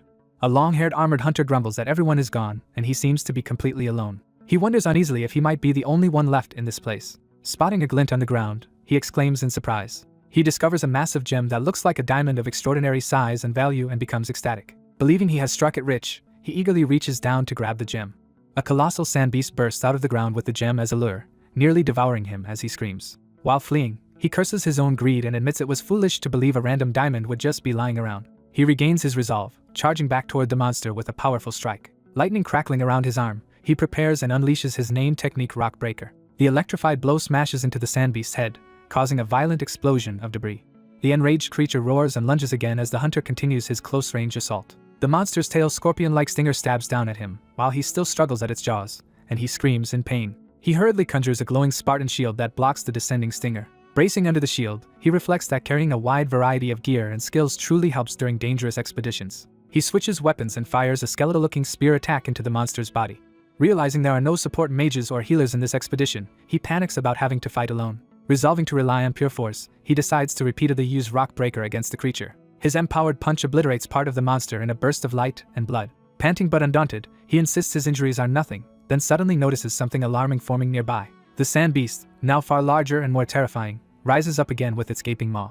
Horrified by its increased size, he questions what kind of monster he is facing. He hastily activates Double Shield, layering 2 protective barriers before the incoming attack. The monster's massive blow shatters his defense and hurls him through the air in a blinding explosion. He crashes violently into the ground while the sand beast burrows and surges toward him again. The creature rushes underground and charges at him like a living drill as he struggles to get up.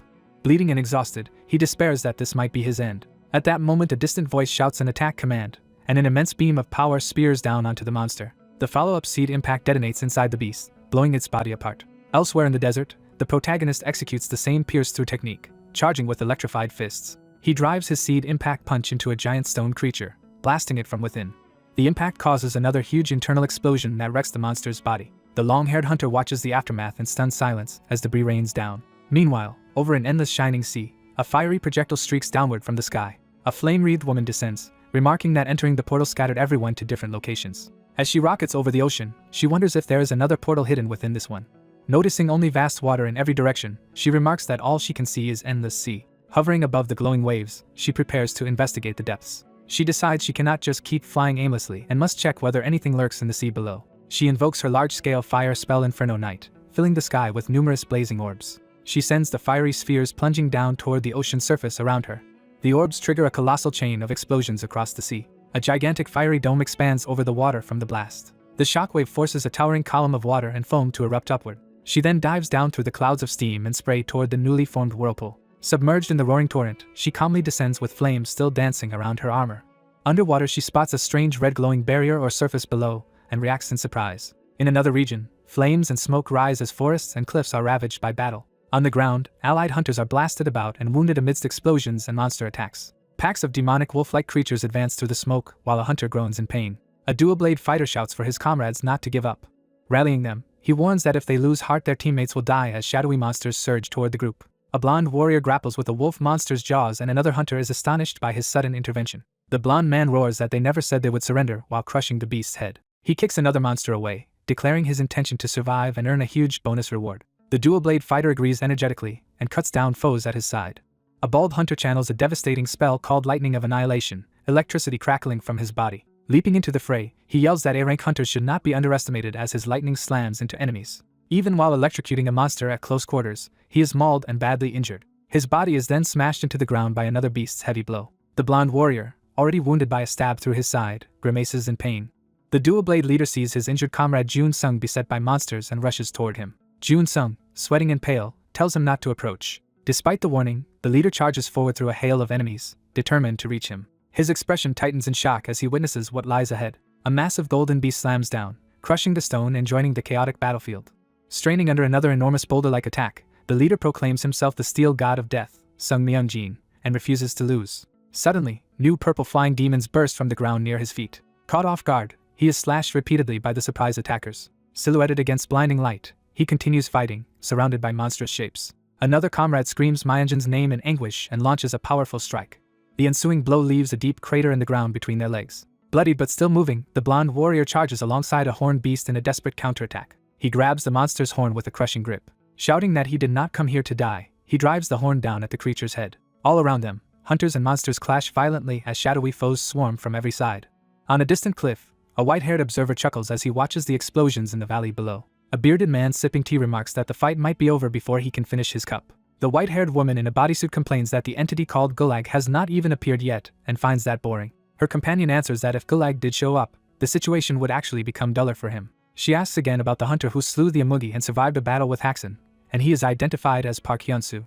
She excitedly dons whimsical binoculars to watch while the man continues drinking tea beneath the umbrella. Peering through the silly binoculars, she says Hyun-soo alone cannot defeat the sorcerer King Entropy, so she paired him with one of the strongest hunters. Looking down from the desert sky, she notes that those two hunters have finally encountered each other near a slain sand beast. From above, Choi Jae-hyuk and Park Hyun-soo walk together across the sand in silence. Jae-hyuk happily claims their meeting here must be fate and enthusiastically greets Hyun-soo. He laughs in relief, confessing he nearly cried thinking he had been separated from everyone else. Hyun-soo inwardly wonders if the Aegis Guild leader was always this talkative. Jae-hyuk gushes about Hyun-soo's past feats against the giant Amugi and the white wolf Haxan, calling him an unprecedented hunter. The master spirit dryly suggests Hyun-soo should smack Jae-hyuk once to shut him up, making Hyun-soo laugh awkwardly. Jae-hyuk insists Hyun-soo did not truly lose those battles and declares himself a huge fan after watching all his videos. While Jae-hyuk keeps chatting, Hyun-soo tries to refuse the master's demand to hit his admirer. Jae-hyuk falls quiet for a moment, watching Hyun-soo gaze up at the sky again. He thinks to himself that Hyun-soo keeps looking upward while they talk and wonders what is going on. He recalls reading Hyun-soo's hunter profile that listed a bizarre ability called listening to instructions and initially dismissed it as a joke. Now he reconsiders, asking what if that ability is real and questioning whose instructions Hyun-soo might be following. He pictures Hyun-soo fighting with electric energy and remembers how his movements seemed guided. To Jae-hyuk, Hyun-soo's combat style resembles an impossible, otherworldly martial arts system. The master suddenly comments that someone seems to be watching over Hyun-soo, startling the young hunter. He warns Hyun-soo that the gaze he senses is filled with hostility toward him. Jae-hyuk speculates nervously that Hyun-soo might be receiving martial arts instructions from some ghost-like being. When he turns, he notices Hyun-soo staring at him strangely and reacts with a jolt. Embarrassed, Jae-hyuk laughs and asks why Hyun-soo is looking at him like that. Hyun-soo tells him to look in a certain direction. Before them, a swirling blue portal suddenly materializes in midair. Jae-hyuk panics at the sight, exclaiming that there is another portal hidden inside this portal space. Out at sea, a huge identical vortex opens above ships that are stationed near the original dungeon. Several military and hunter ships gather beneath the portal vortex as preparations continue. On one deck, a woman in a suit stands at the front of a large group of armored hunters, leading them. Facing the glowing gateway, she announces that both the Red Lion and Aegis guilds have already entered the portal. She explains to her assembled forces that they are here as backup in case the main raid fails. Technicians set up monitoring equipment, while hunters and staff stand ready behind the leader. A technician reports that the measured Anderson intensity is 24 and warns that at 100 a disastrous portal impact will occur. The woman looks up toward the sky and silently prays for Hyun-soo's safety. Back in the desert, Jae-hyuk suggests they step into the new portal, while Hyun-soo hesitates since they do not even know their current location. Jae-hyuk notes Hyun-soo's reluctance to enter right away.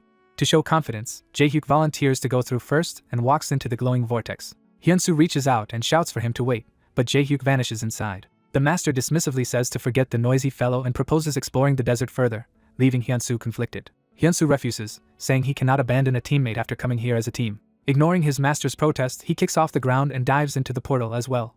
On the other side, his leg emerges from a portal high in the side of a towering castle wall. Both hunters find themselves precariously clinging to the near vertical outer wall far above a forest, Jae-hyuk screaming. Hyunsu uses his movement technique Heavenly Demon Flight to run up the wall and stabilize them. He reaches the top edge and pulls himself onto the battlement. Catching his breath atop the wall, he remarks that the portal exit being on a castle wall is unexpected and wonders where Jae-hyuk is. Below, Jae-hyuk's armored hand is shown embedded painfully in the stone as he clings on.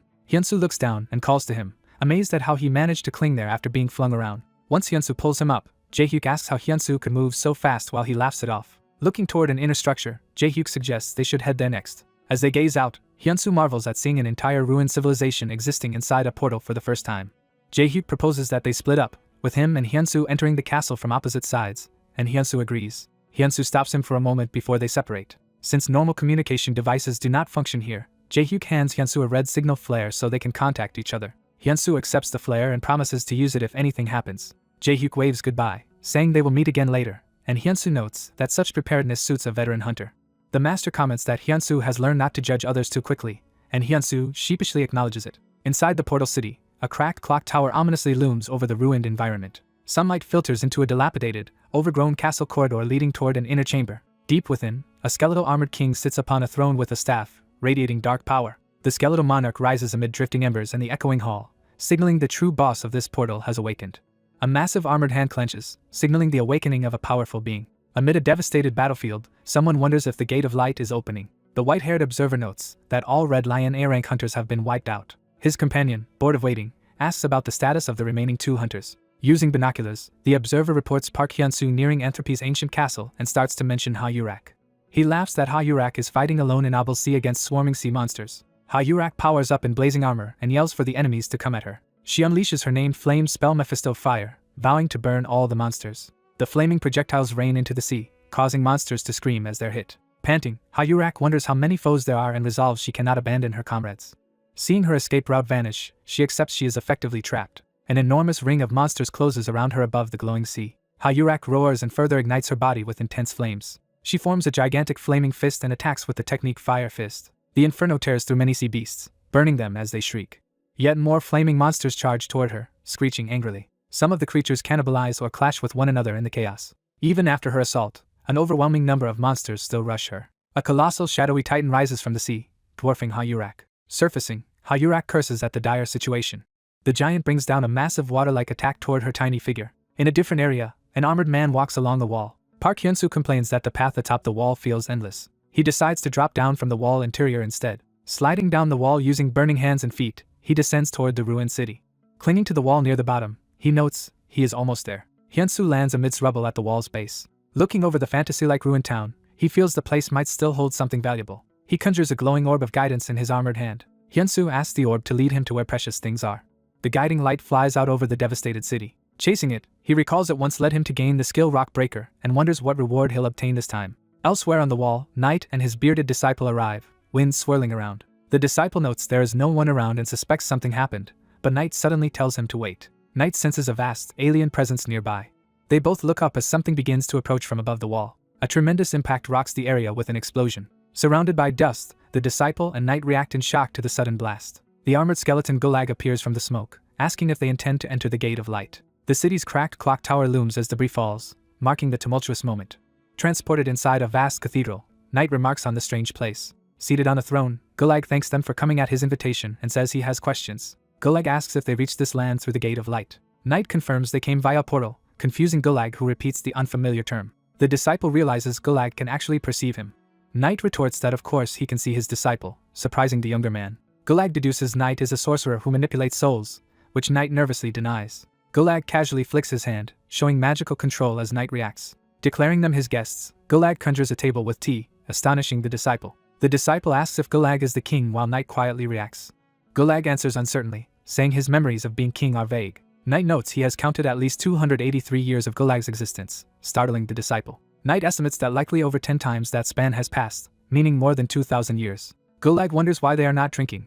He explains the tea greatly enhances mana sensitivity, and was prepared since he rarely has visitors. The disciple politely drinks, cluelessly asking if mana is something tasty. Knight then muses aloud about the possibility of the tea being poisoned, causing the disciple to spit it out in panic. Knight jokes that he might drink it if it were instant noodles instead, exasperating his disciple. The disciple bluntly comments on the castle's ruined interior and asks what happened, prompting Gulag to clear his throat. Embarrassed, the disciple apologizes for his master's rudeness, and Gulag says it is fine. Gulag admits he is simply glad to finally have someone he can talk to.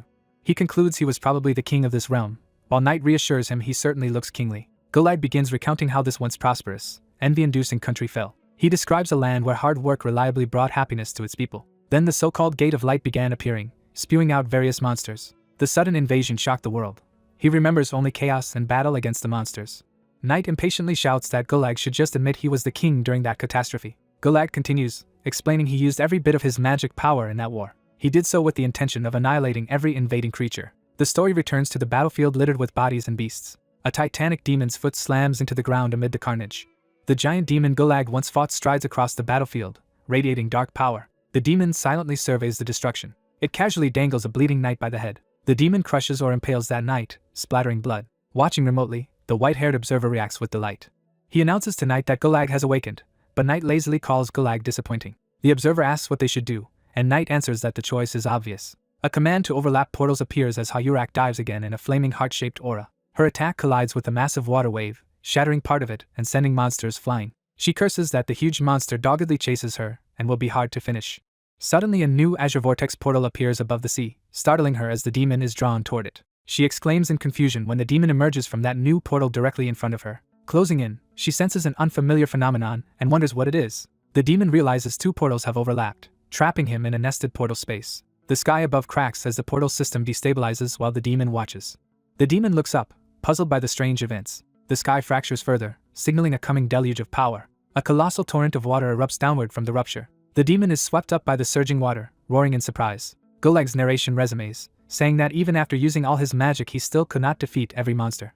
The disciple anxiously asks what happened afterward. Gulag explains that when he later woke, he had become an undead being like he is now. Overwhelmed, he laments what became of his people and cries out in grief. The disciple awkwardly offers condolences, saying the situation is very unfortunate. Gulag silently fixes them with an intense stare. He concludes that they must have some purpose for visiting him. Gulag openly asks them to end his existence by killing him. Knight questions the request while the disciple privately wonders how one kills someone already dead. Back at sea, a towering wall of water engulfs Gulag's body. Hayurak is tossed and nearly drowned by the violent current. She ignites herself again, rising fiery from the water's surface. Realizing two portals have overlapped, she tries to make sense of the strange battlefield. Then she spots something that shocks her greatly. She sees her slain, drifting squad members carried in the bloody water. The enraged demon rises atop a water pillar, roaring fiercely.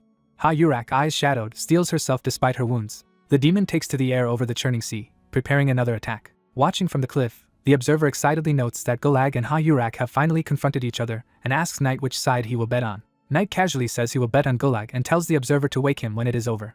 Hayurak, burning with anger, demands to know if the catastrophe is Gulag's doing. She charges toward the enormous wall of water and demons silhouetted against the sky. Hayurak announces she is entering Firebird mode and orders the surrounding eel-like monsters to disappear. In response, Gulag powers up and charges a devastating beam in his mouth. Hayurak dives like a flaming comet toward the concentrated light between them. Their powers collide in a blinding explosion.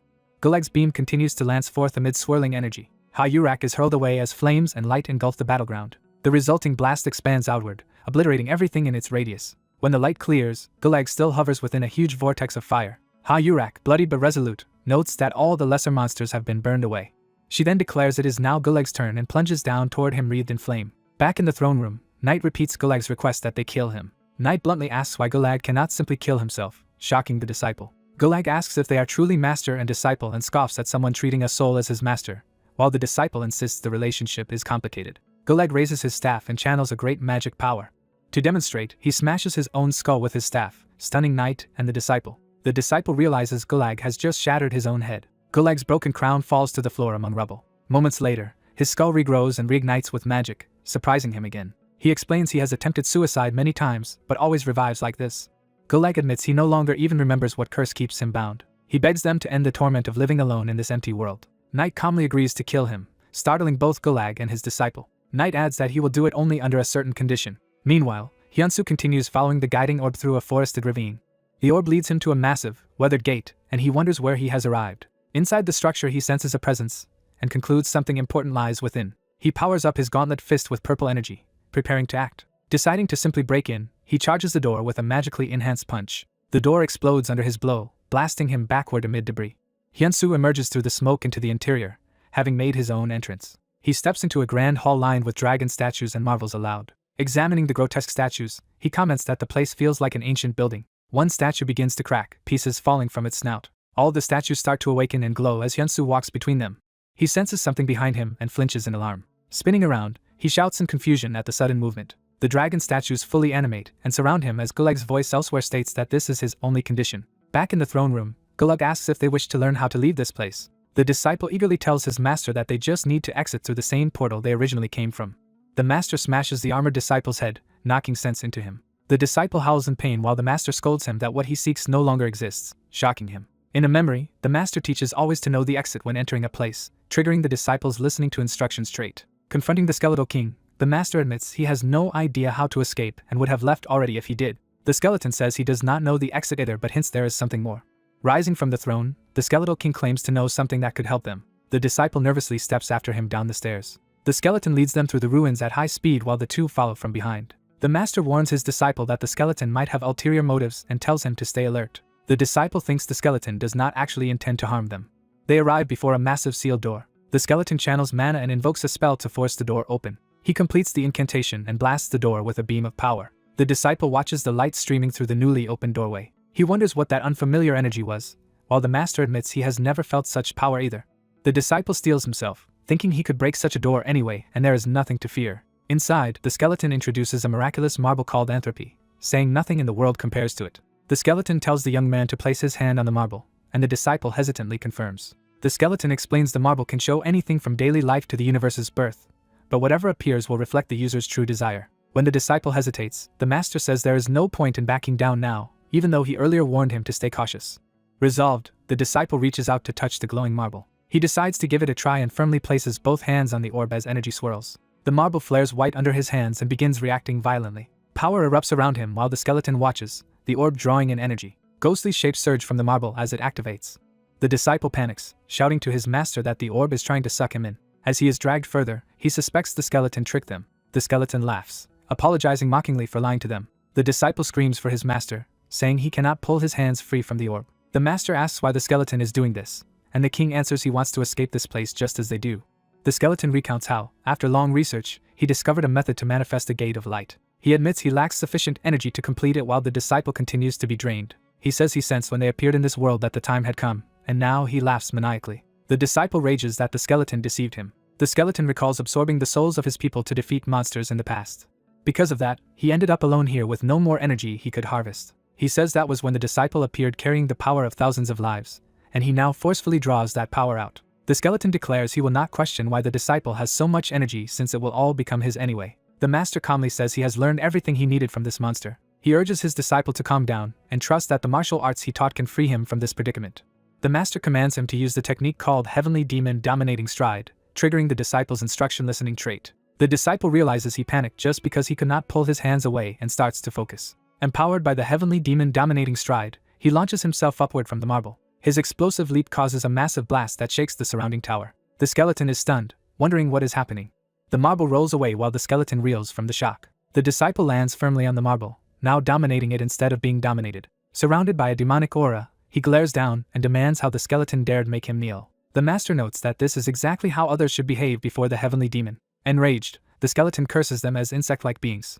The master describes the heavenly demon power as one that destroys an enemy's very foundation, while the disciple kicks at the skeleton. The skeleton reels in disbelief, demanding when this reversal began. The disciple surges with blue chi, preparing another powerful strike. Using a move called Tree Impact, he stomps down on the skeleton's head with immense force. A giant spectral beast roars and lunges toward him in retaliation.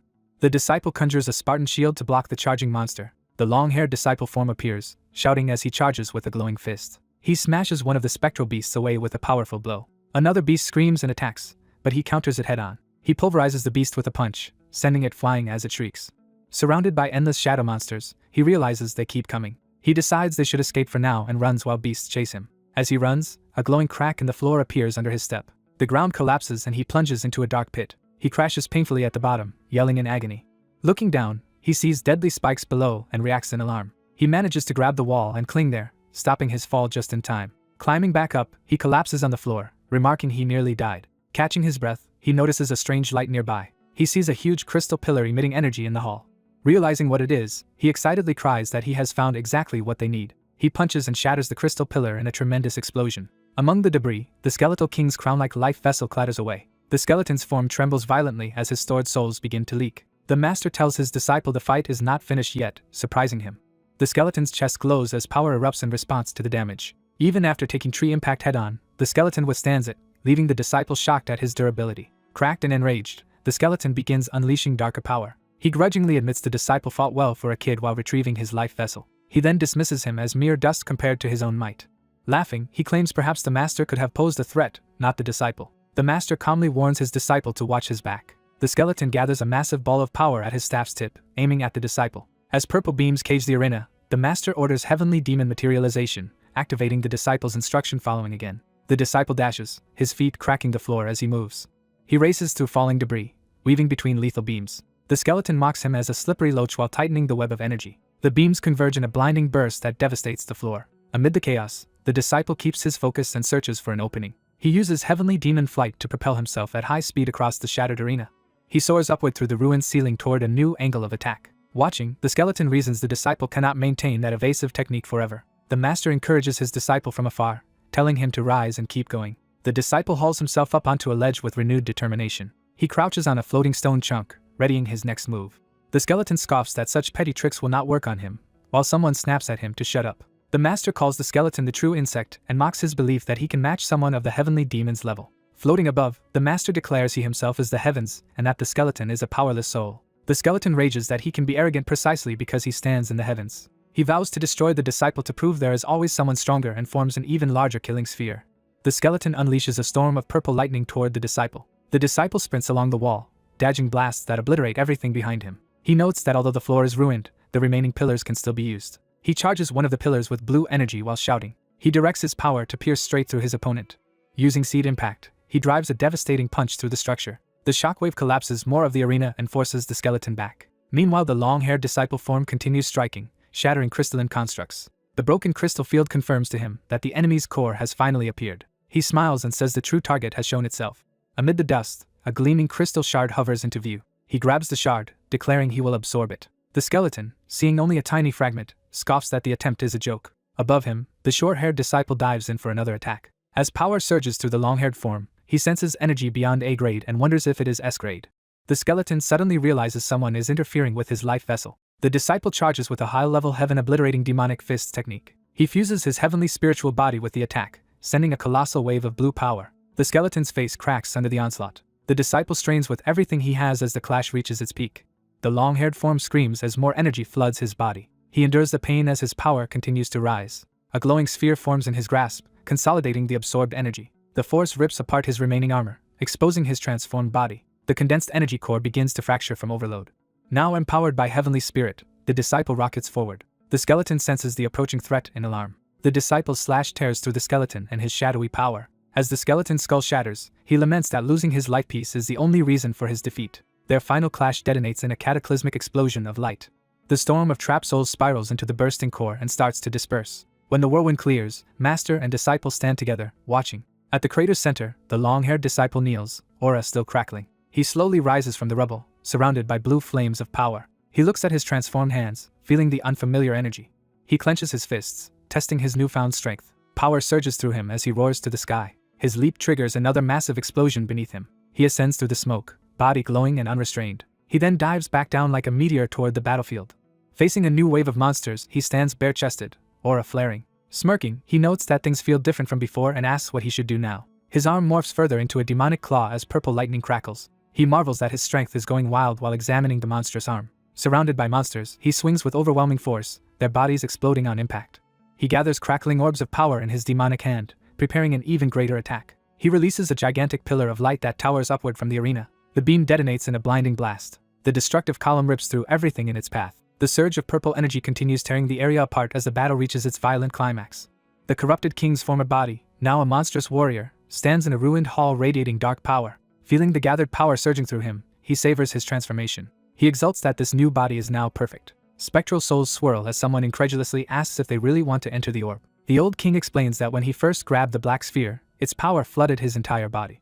Hyunsu remembers the countless ignored pleas of the souls trapped inside, begging to be saved and freed. The king decides he will not return but stay there himself. Hyunsu, worried he might not make it back, insists he still has to enter. Calling Hyunsu stubborn, the king agrees that Hyunsu will go. Hyunsu, sweating nervously, places both hands on the ominous orb. Someone touches Hyunsu's shoulder, startling him. Hyunsu recognizes the old king as his teacher. The king asks if, should Hyunsu fail to return, he wants him to keep waiting, and Hyunsu jokes about their shared body and soul. The king agrees to help and begins channeling power into the orb. With a shout, he pours massive magic into Hyunsu and the sphere. The two are engulfed in violent energy as the transfer begins. Hyunsu and the king are sucked together into a vortex of light. The scene shifts to a peaceful, intact kingdom city under blue skies. Ordinary citizens stroll the streets happily, unaware of future ruin. Market folk remark that the city feels like it did before everything collapsed. A narrator wonders if this bright scene is actually inside the Lich King's memory. A gigantic sphere of light appears over the main avenue of the city. Panicked citizens shout that the door of light has appeared and rush to inform the king. From that gate, massive demonic beasts surge into the city. The monsters continue their destructive rampage through buildings and streets. A woman cries for help as a serpent-like beast attacks her family. More creatures pour in, mauling people while bystanders scream. A warrior strikes back at a monster, disbelieving its strength. Soldiers charge while shouting in fear. Their commander orders them not to flee, reminding them they are warriors of the kingdom as they spear a beast. Despite their resolve, many soldiers are slaughtered in the melee. The king himself arrives on a white dragon, commanding the soldiers to retreat. Onlookers cry that the king is here as he orders civilians to stay away from the monsters. Invoking ancient honors and spirits, he prepares a powerful spell atop his dragon. He unleashes a technique called Punch from the sky. His attack blasts apart one of the gigantic beasts. Yet more monstrous heads coil and prepare to strike back. The soldiers cheer, watching something brilliant soar above them. The clock tower stands intact, symbolizing the city before disaster. In the palace, the king sits behind a veil, exhausted. He pants heavily on his throne, drained by the ongoing battles. His trembling hand reaches for a goblet. Alone in his tented chamber, he drinks to steady himself. He thinks that if things continue this way he himself will be annihilated and admits he no longer has the strength to handle the crisis. Deciding his own survival matters more than the world, he questions the value of a kingdom if he dies. He concludes that only he can stop the monsters from the Gate of Light, realizing the country's fate is bound entirely to him. Shocked, he realizes he has effectively become the country itself, and that only one drastic option remains. He recalls the forbidden sorcery of necromancy, which gathers human souls for immense power. Struggling with his conscience, he asks how a country without citizens can still be a country. Then he rationalizes that as long as he lives he can always create another country. He argues with himself, torn between using necromancy to save the kingdom and the horror of killing his own people. Overwhelmed, he screams at the conflicting voices in his mind and smashes objects around him. Collapsing on the floor, he gasps for breath. A messenger rushes in reporting that another gate of light has appeared at the eastern castle wall. Another reports that a huge dragon-like monster has emerged, screaming in terror. The messenger suddenly realizes something is wrong with the king. Enraged, the king rants that his subjects only ever demand things of him like parasites clinging to his life. He declares he will at least give their lives some value as he raises his weapon. The terrified messenger, mortally wounded, gasps and asks why this is happening. The king impales and kills him on the throne room floor. Looking at the blood, the king assures the dead man it will not be wasted. He drags the blood to form a ritual circle around the corpse. He vows to summon everyone related to the victim, and then everyone related to them as sacrifices. He resolves to gather all these souls into the flow of eternity to gain overwhelming power, invoking the forbidden god Gamara. The king focuses, chanting as magic circles spin around him. He calls to all souls to come to him so he can absorb them. Massive magic circles appear above the city centered on the clock tower. The glowing sigils spread across the whole kingdom. Citizens stare fearfully at the ominous patterns overhead. Even the rampaging dragon-like monster is caught within the magic formation. Light bursts from people's chests as their souls begin to leave their bodies. The souls stream en masse through the streets toward the ritual's center. Countless souls swirl up around the clock tower, drawn skyward. Inside the palace, the king is surrounded by those souls as he absorbs their power. He revels in feeling himself grow stronger with every soul he gathers. Drunk on power, he laughs maniacally as the torrent of souls pours into him. Outside, the empowered dragon monster continues to devastate the city. It charges again through the ruined streets amid explosions. The king, now transformed by necromantic energy, confronts the beast with a glowing sphere of power. He resolves that he will never again lose to any monster coming from the Gate of Light. The dragon sneers, oblivious to the trap forming in its claws. The king hurls his concentrated magic at the towering beast. Declaring that the wayward kingdom is eternal, he prepares a decisive blow. His attack smashes into the monster with colossal force. The dragon staggers as purple light bursts around its claws. A glowing sphere lodges in the monster's chest, confusing it. The sphere detonates, obliterating the beast in a massive explosion. One surviving head lunges from the blast, still intent on destroying him. The king counters with more projectiles of condensed dark power. Inside that mass of stolen souls, people's terrified voices echo, wondering where they are and begging to go back to their lives. Back in the present memory world, Hyunsu cries to his master that he can hear all of their pain. The old king snaps that there is nothing he can do about it, and reminds Hyunsu he warned him not to enter. He orders Hyunsu to endure the torment, promising that with him there Hyunsu can withstand it. The souls resentfully demand that Hyunsu join them, angry that he alone still has a body. Their ghostly faces swirl around him, pressing him to come with them. Hyunsu trembles, drool and sweat dripping as he struggles to stay conscious. His heavy steps show how the burden of all those souls weighs him down. Exhausted and hollow-eyed, he staggers forward like a shell of himself. A voice observes that Hyunsu has now experienced the same pain that it did. A glowing soul light appears before Hyunsu, drawing his attention. Hyunsu, wary and sweating, asks his unseen master what the light is. When his master does not answer, Hyunsu calls out in confusion, asking where he is. The mysterious light urges Hyunsu to come closer. The light engulfs Hyunsu, praising him by name for making it this far. Hyunsu, now before a spectral throne, nervously asks the figure who he is. The radiant spirit of the old king fully manifests, shining with overwhelming light. Placing a glowing hand on Hyunsu's head, the king notes how worn he looks from bearing so many souls suffering. He begins a ritual, flooding Hyunsu with structured magic patterns. Hyunsu abruptly finds himself back in the city square, startled that he has returned. He focuses, realizing something important has changed. He sees the old king sitting casually on a bench in the city, surprised to find him there. Close-ups reveal the king's familiar crown and staff, confirming his identity. Hyunsu recognizes him as the skeleton he once knew. The king praises Hyunsu for figuring it out while Hyunsu accuses him of deceiving people again. The king replies that he has waited over 3,000 years for this day, stunning Hyunsu. A narrator clarifies that not only the skeleton but others in this world were waiting for a powerful outsider, and the king mocks Hyunsu for believing the skeleton's shorter estimate. When Hyunsu demands to know whether the skeleton and the king are the same, the king answers that they are and are not at the same time. He explains that when he used necromancy he rejected his own evil and was drawn into entropy. Or, he adds, he might simply have been expelled from his original body. In that state he gathered himself and created this separate world in another dimension. He also managed to rescue some souls entropy had absorbed, letting them live painless, repetitive lives in this fabricated city. The king hesitates, then hums as if about to reveal something more. Hyunsu, unnerved by the king's intense stare, complains that being looked at like that feels offensive. The king observes that Hyunsu's unique ability to listen to instructions is something he has never seen in 3 millennia. Hyunsu panics, demanding to know how the king is aware of his secret ability. Smiling, the king tells him not to be offended because there is no time to waste. Hyunsu asks his own unseen master if he should punch this man, clearly frustrated. The king calmly replies that he never summoned Hyunsu's master into this place. Shocked, Hyunsu exclaims that such a thing is even possible. The king insists that Hyunsu's instruction-following ability is exactly what is needed now, while Hyunsu protests at the cryptic talk. The story shifts back to the evil king, who has preserved life sources inside his body to prolong his existence nearly indefinitely. But he notes that Hyunsu and another outsider seized control of that life vessel, recalling Choi Jae-hyuk. He warns that this other man, now another incarnation of evil, is actively hunting for Hyunsu. The old king tells Hyunsu that Jae-hyuk is no longer human and will certainly try to kill him. Hyunsu curses that this confrontation had to come at such a bad time. Resolute, he says he understands the situation now and urges the king to move quickly. The king approves of Hyunsu's attitude and tells him to appoint him as instructor, while Hyunsu wonders how he even knows about that role. Hyunsu opens his system interface, checking his ability. The interface details his unique ability listening to instructions, explaining how obeying others can greatly boost his skills depending on the instructor. It then designates the Sorcerer King as his chosen instructor. Outside, naval ships approach a sea portal where the door of light shimmers above the water. On one ship, operators report that the portal's Anderson intensity has risen sharply. The female officer reflects bitterly that all she can do is wait for events inside the portal to unfold. She steels herself, ready to sacrifice her life if a catastrophic portal impact occurs. Clenching her fists, she silently urges Hyunsu and her older comrade to hold on. Elsewhere, a horned fighter unleashes a blazing fire bird attack. A red-haired mage activates a technique called Inferno Knight. The fiery bird dives toward a shadowy opponent as burning spheres rain around it. The enraged monster growls, its single glaring eye glowing with power. The red-haired mage screams that she will end the foe with everything she has as she charges, roaring.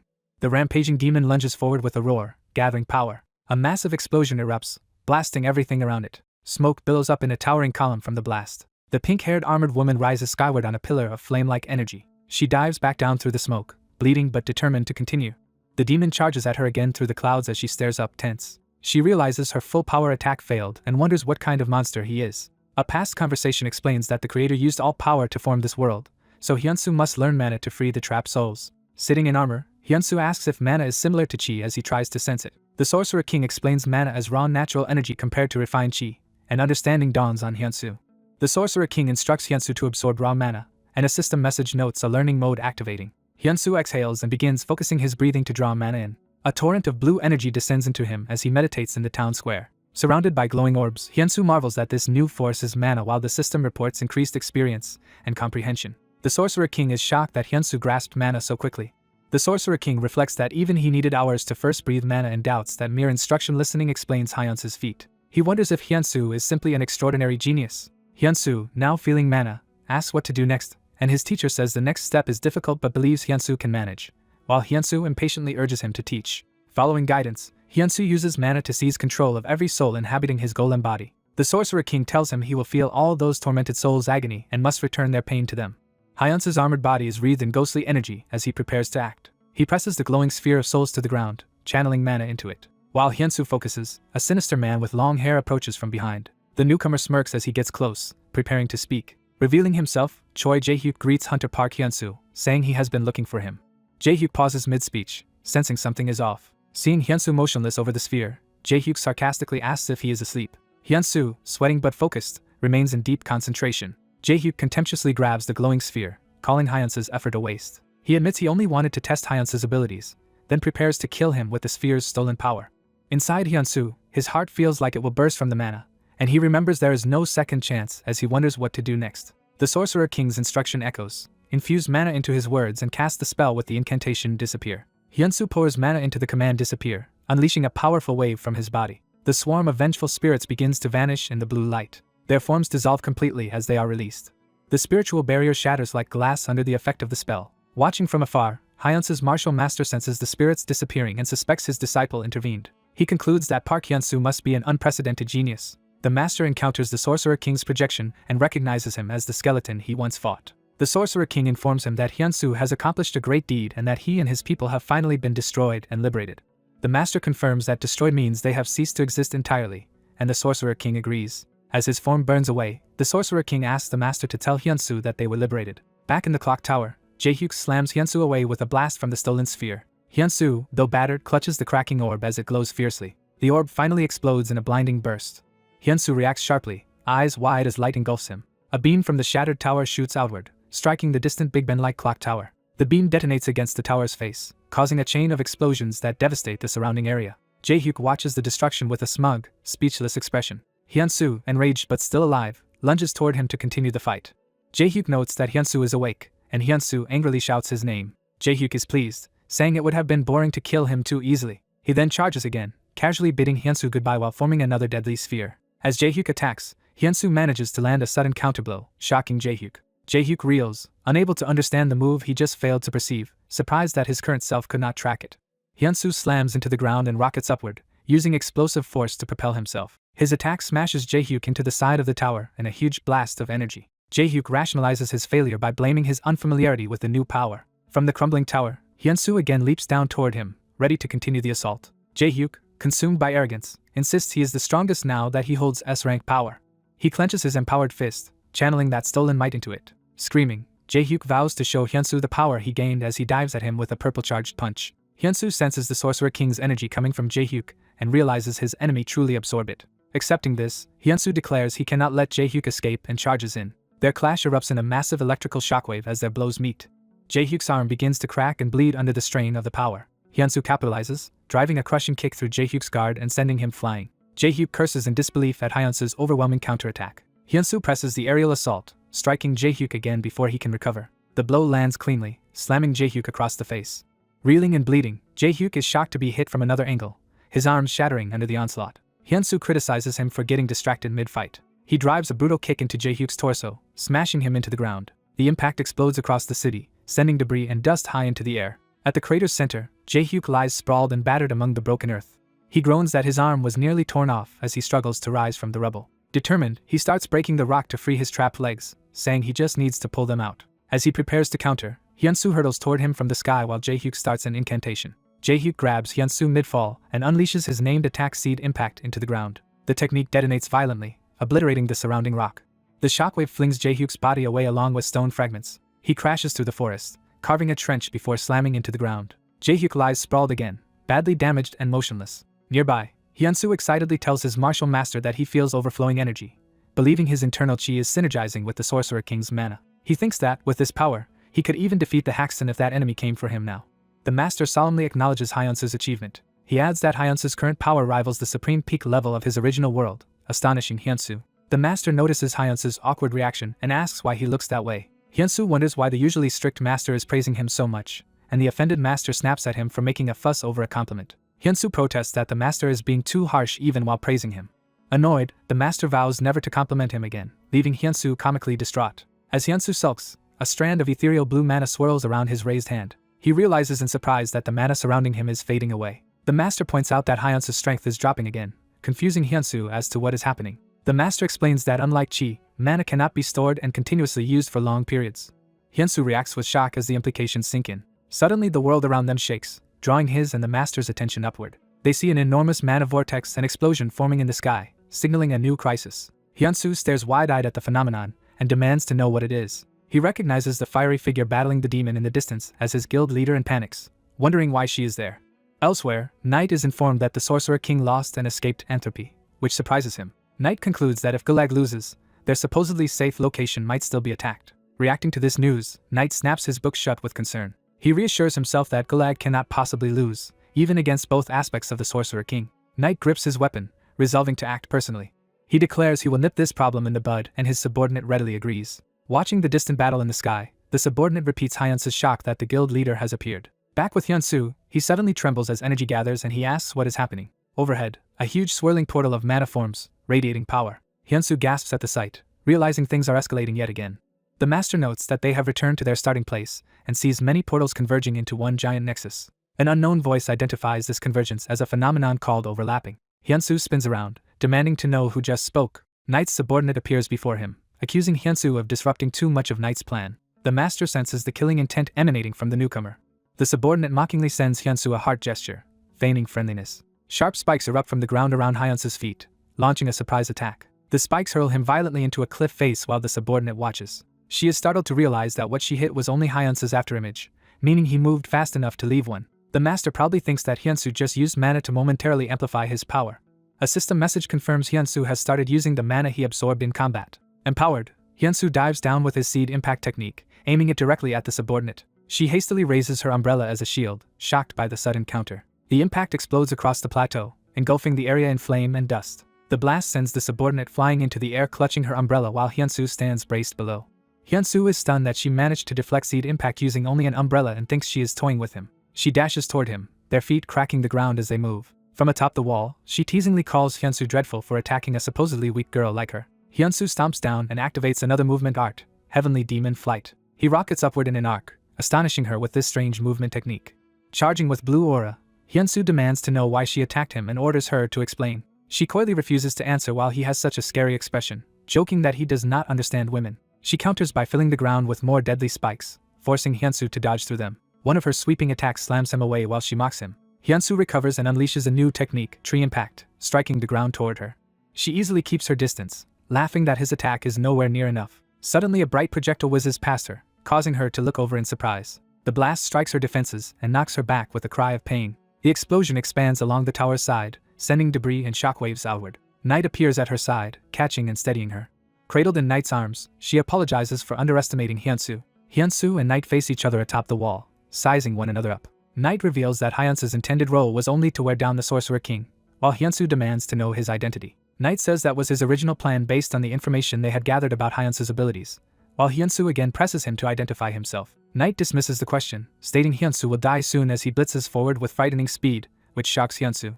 Knight slams Hyunsu with a devastating red charge strike, overwhelming his defenses. Hyunsu feels the crushing strength in that blow, and realizes how powerful Knight truly is. Knight follows up with another earth-shattering attack that sends Hyunsu crashing away. The subordinate playfully sends Knight her trademark heart gesture again, cheering him on. Hyunsu is hurled violently into a forest of jagged spikes, his body impaled and thrown by the brutal assault. The protagonist writhes in agony after being struck, barely enduring the attack. The enormous demon roars fiercely as it charges. The monster spreads its wings and powers up for battle. The demon named Gulag unleashes a frenzied, full-force assault. Ha-Yurak confirms the monster's name as Gulag and steels herself to fight seriously. Ha-Yurak activates her fire bird mode, cloaking herself in flames before Gulag. Gulag growls a confused response to her transformation. Ha-Yurak remarks that regardless of who dies, they should at least know each other's names. She introduces herself as Red Lion's Ha-Yurak. Swearing on her fallen teammates, she vows to destroy Gulag with all her strength.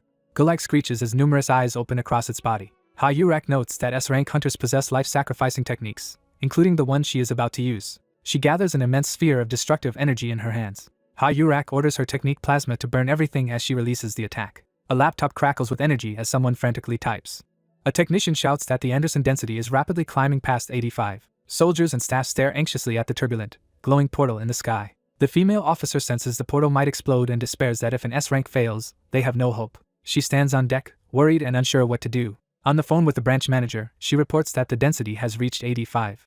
Someone at the portal warns they cannot hold out much longer. She hears there is still no response from the perimeter forces. Learning there will be no reinforcements, she wonders in fear if today is when they all die. The branch manager tells her not to worry, assuring that powerful allies are on the way. The gathered hunters react in confusion and ask what is happening. A colossal beam of energy strikes the ocean surface near their ships. The shockwave from the pillar of light slams into the deck where the woman stands. She gasps in shock at the sudden impact. She recognizes the man who appears from the light as Haxon. In a flashback, others question whether Haxon will accept Korea's request. Haxon's comrades are surprised he plans to travel there personally. One man points out that helping Korea means aiding Hayurak, whom Haxon supposedly hates. Haxon explains he only moves when something absolutely requires his personal involvement. His comrades reflect that hunters ultimately exist to save people. A portal opens and Haxon launches himself skyward from the courtyard. Watching him go, his allies admire that resolve and decide to follow. A ship reports the Anderson density has reached 89 and predicts portal impact in 30 minutes. The woman briefs Haxon that 30 A-rank hunters and guild leader Hayurak are already inside the portal. They both look toward the raging blue sphere as it erupts again. Observers spot Takashi and Jill Lord Demon arriving and wonder if there is now hope. Haxon arrives and immediately asks the woman where Park Hyunsu is. She explains Hyunsu has already entered the portal, which Haxon says is sufficient. Haxon reassures himself that if Hyunsu is inside, things will be alright. He comments that Hyunsu possesses something more important than mere abilities. Inside, Hayurak completes the manifestation of a blazing plasma sword. Gulag forms multiple enormous energy cannons from its body. The demon condenses that power into a single devastating orb. Gulag hurls the massive energy ball forward with overwhelming force. Hayurak charges in and slashes at full power with her flaming sword. An elderly master elsewhere narrows his eyes, sensing her move. The old man observes that the fireworks woman is using her ultimate technique and marvels at the power she can control. He suddenly feels something and grimaces in pain. Hyunsu, battered but alive, thinks he survived by instantly boosting his defense with mana and chi, though he still took heavy damage. The old master appears before him, asking why he is covered in blood. Hyunsu pleads with his master to go easy on him and asks what is happening, and the master says the fireworks girl is trying to finish the battle. Elsewhere, a bearded enemy berates an opponent for muttering mid-fight while he attacks furiously. The master orders Hyunsu to accompany the Inyan demon, triggering Hyunsu's listening to instruction skill. Hyunsu uses the Inyan demon and its evolutionary realm ability to slip through the enemy's assault. The foe realizes Hyunsu avoided his strike and prepares a new move. Hyunsu notes the next attack's unpredictability and plans to dodge right and counter with leaf impact, reactivating his guidance skill. The enemy unleashes a powerful ground-shattering blow. Hyunsu rides the explosion's shockwave, having predicted the attack again, stunning his opponent. Hyunsu then executes his technique slash through leaf impact. The enemy senses grave danger and knows he must evade. Hyunsu's slash tears through the ground, forcing the enemy to leap away. Landing, the foe believes he has successfully avoided the attack. Suddenly his eyes turn red and his body darkens as something within him reacts. Back in Gulag's domain, Hayurak drives her plasma sword deeper into the demon's body. Exhausted, she urges herself to hold on just a little longer. Monitors warn that her vital limit has reached 95 and she must stop releasing energy, but she continues to descend on Gulag's charged orb. Hayurak screams in agony as her body burns from sustaining the technique. Gulag's form convulses and glows as her attack ravages it from within. A cataclysmic explosion erupts where their powers collide. Light engulfs everything as the blast reaches its peak. Hayurak's scorched body falls from the sky and she wonders if this is her end. In a past urban battle, cars explode as a giant one-eyed monster rampages. A younger Hayurak confronts that cyclopean beast amid the destruction. The monster hurls a car at her, forcing her to dodge. It prepares some sinister device or spell while she braces herself. Her captain bursts through the barrier around the monster to join the fight. Together they rush the enemy, coordinating their assault. Young Hayurak happily calls out to her captain. He praises her efforts, apologizing for arriving late, and affectionately pats her head. He tells her she will soon be S-rank and asks her to guard his back when that happens. He also entrusts his still immature son Jaehyuk to her care if anything ever happens to him. She protests his morbid talk, but he insists their dangerous work makes the future uncertain. Now falling through the watery void, Hayurak laments that she failed to keep that promise and apologizes to her captain. Back on the dam, an ally warns Knight that the portal containing Gulag is beginning to overlap with another. Knight acknowledges the situation and tells his companion not to panic. He channels his strength and unleashes a massive sword slash at the portal. His strike carves a glowing cross into the portal, forcing it open. Hyunsu and the others look up in astonishment as they realize he has cut a portal with a sword. Knight remarks that Hyunsu lasted longer than expected, genuinely surprised by his endurance. Facing Hyunsu, Knight admits he does not know if Hyunsu will survive but makes him a solemn promise. He says that if Hyunsu lives and they meet again, their next encounter will be different. Knight vows that next time he will appear in his true form rather than human to personally wring Hyunsu's neck. Hyunsu watches the sky as Knight and his ally vanish through the cross-shaped light. Frustrated, Hyunsu screams at Knight to come back instead of running away. Overexerted and injured, Hyunsu coughs up blood. The master tells Hyunsu not to overdo it, pointing out their enemy has already departed. Panicking, Hyunsu insists he cannot remain trapped here and wonders what to do. The master directs his attention to the sword Knight left embedded nearby. Hyunsu picks up the weapon, realizing it is the same sword Knight used. The master warns that the area will soon be sealed and orders Hyunsu to swing the sword as Knight did. Hyunsu hesitates, asking how to swing it, and the master tells him to pour his energy, or mana, into it, and act immediately. Activating listening to instructions again, Hyunsu begins by infusing internal energy into the blade, which erupts with flame. He swings the empowered sword in a cross-shaped arc. The energy slash fails to replicate Knight's effect and simply trails off the blade. Hyunsu reasons that internal energy is insufficient and decides to try mana instead, flooding the sword with blue power. The mana surge causes the surrounding waters to explode upward as he struggles to control it. The backlash slams Hyunsu into the torrent, leaving him groaning in pain. The unleashed waters crash down and sweep across the nearby town. Hyunsu barely manages to cling to the dam's wall to avoid being washed away. His master criticizes him for being swept off by water and warns they are running out of time. Hyunsu once more charges the sword with pink energy while hanging on the cliff. He slashes again, carving a glowing cross into the air before him. The cross of light blossoms into a new portal. Hyunsu shouts in relief that a portal has formed. With the sword in hand, he propels himself toward the opening. He emerges on the other side, landing in a desert as the portal closes above.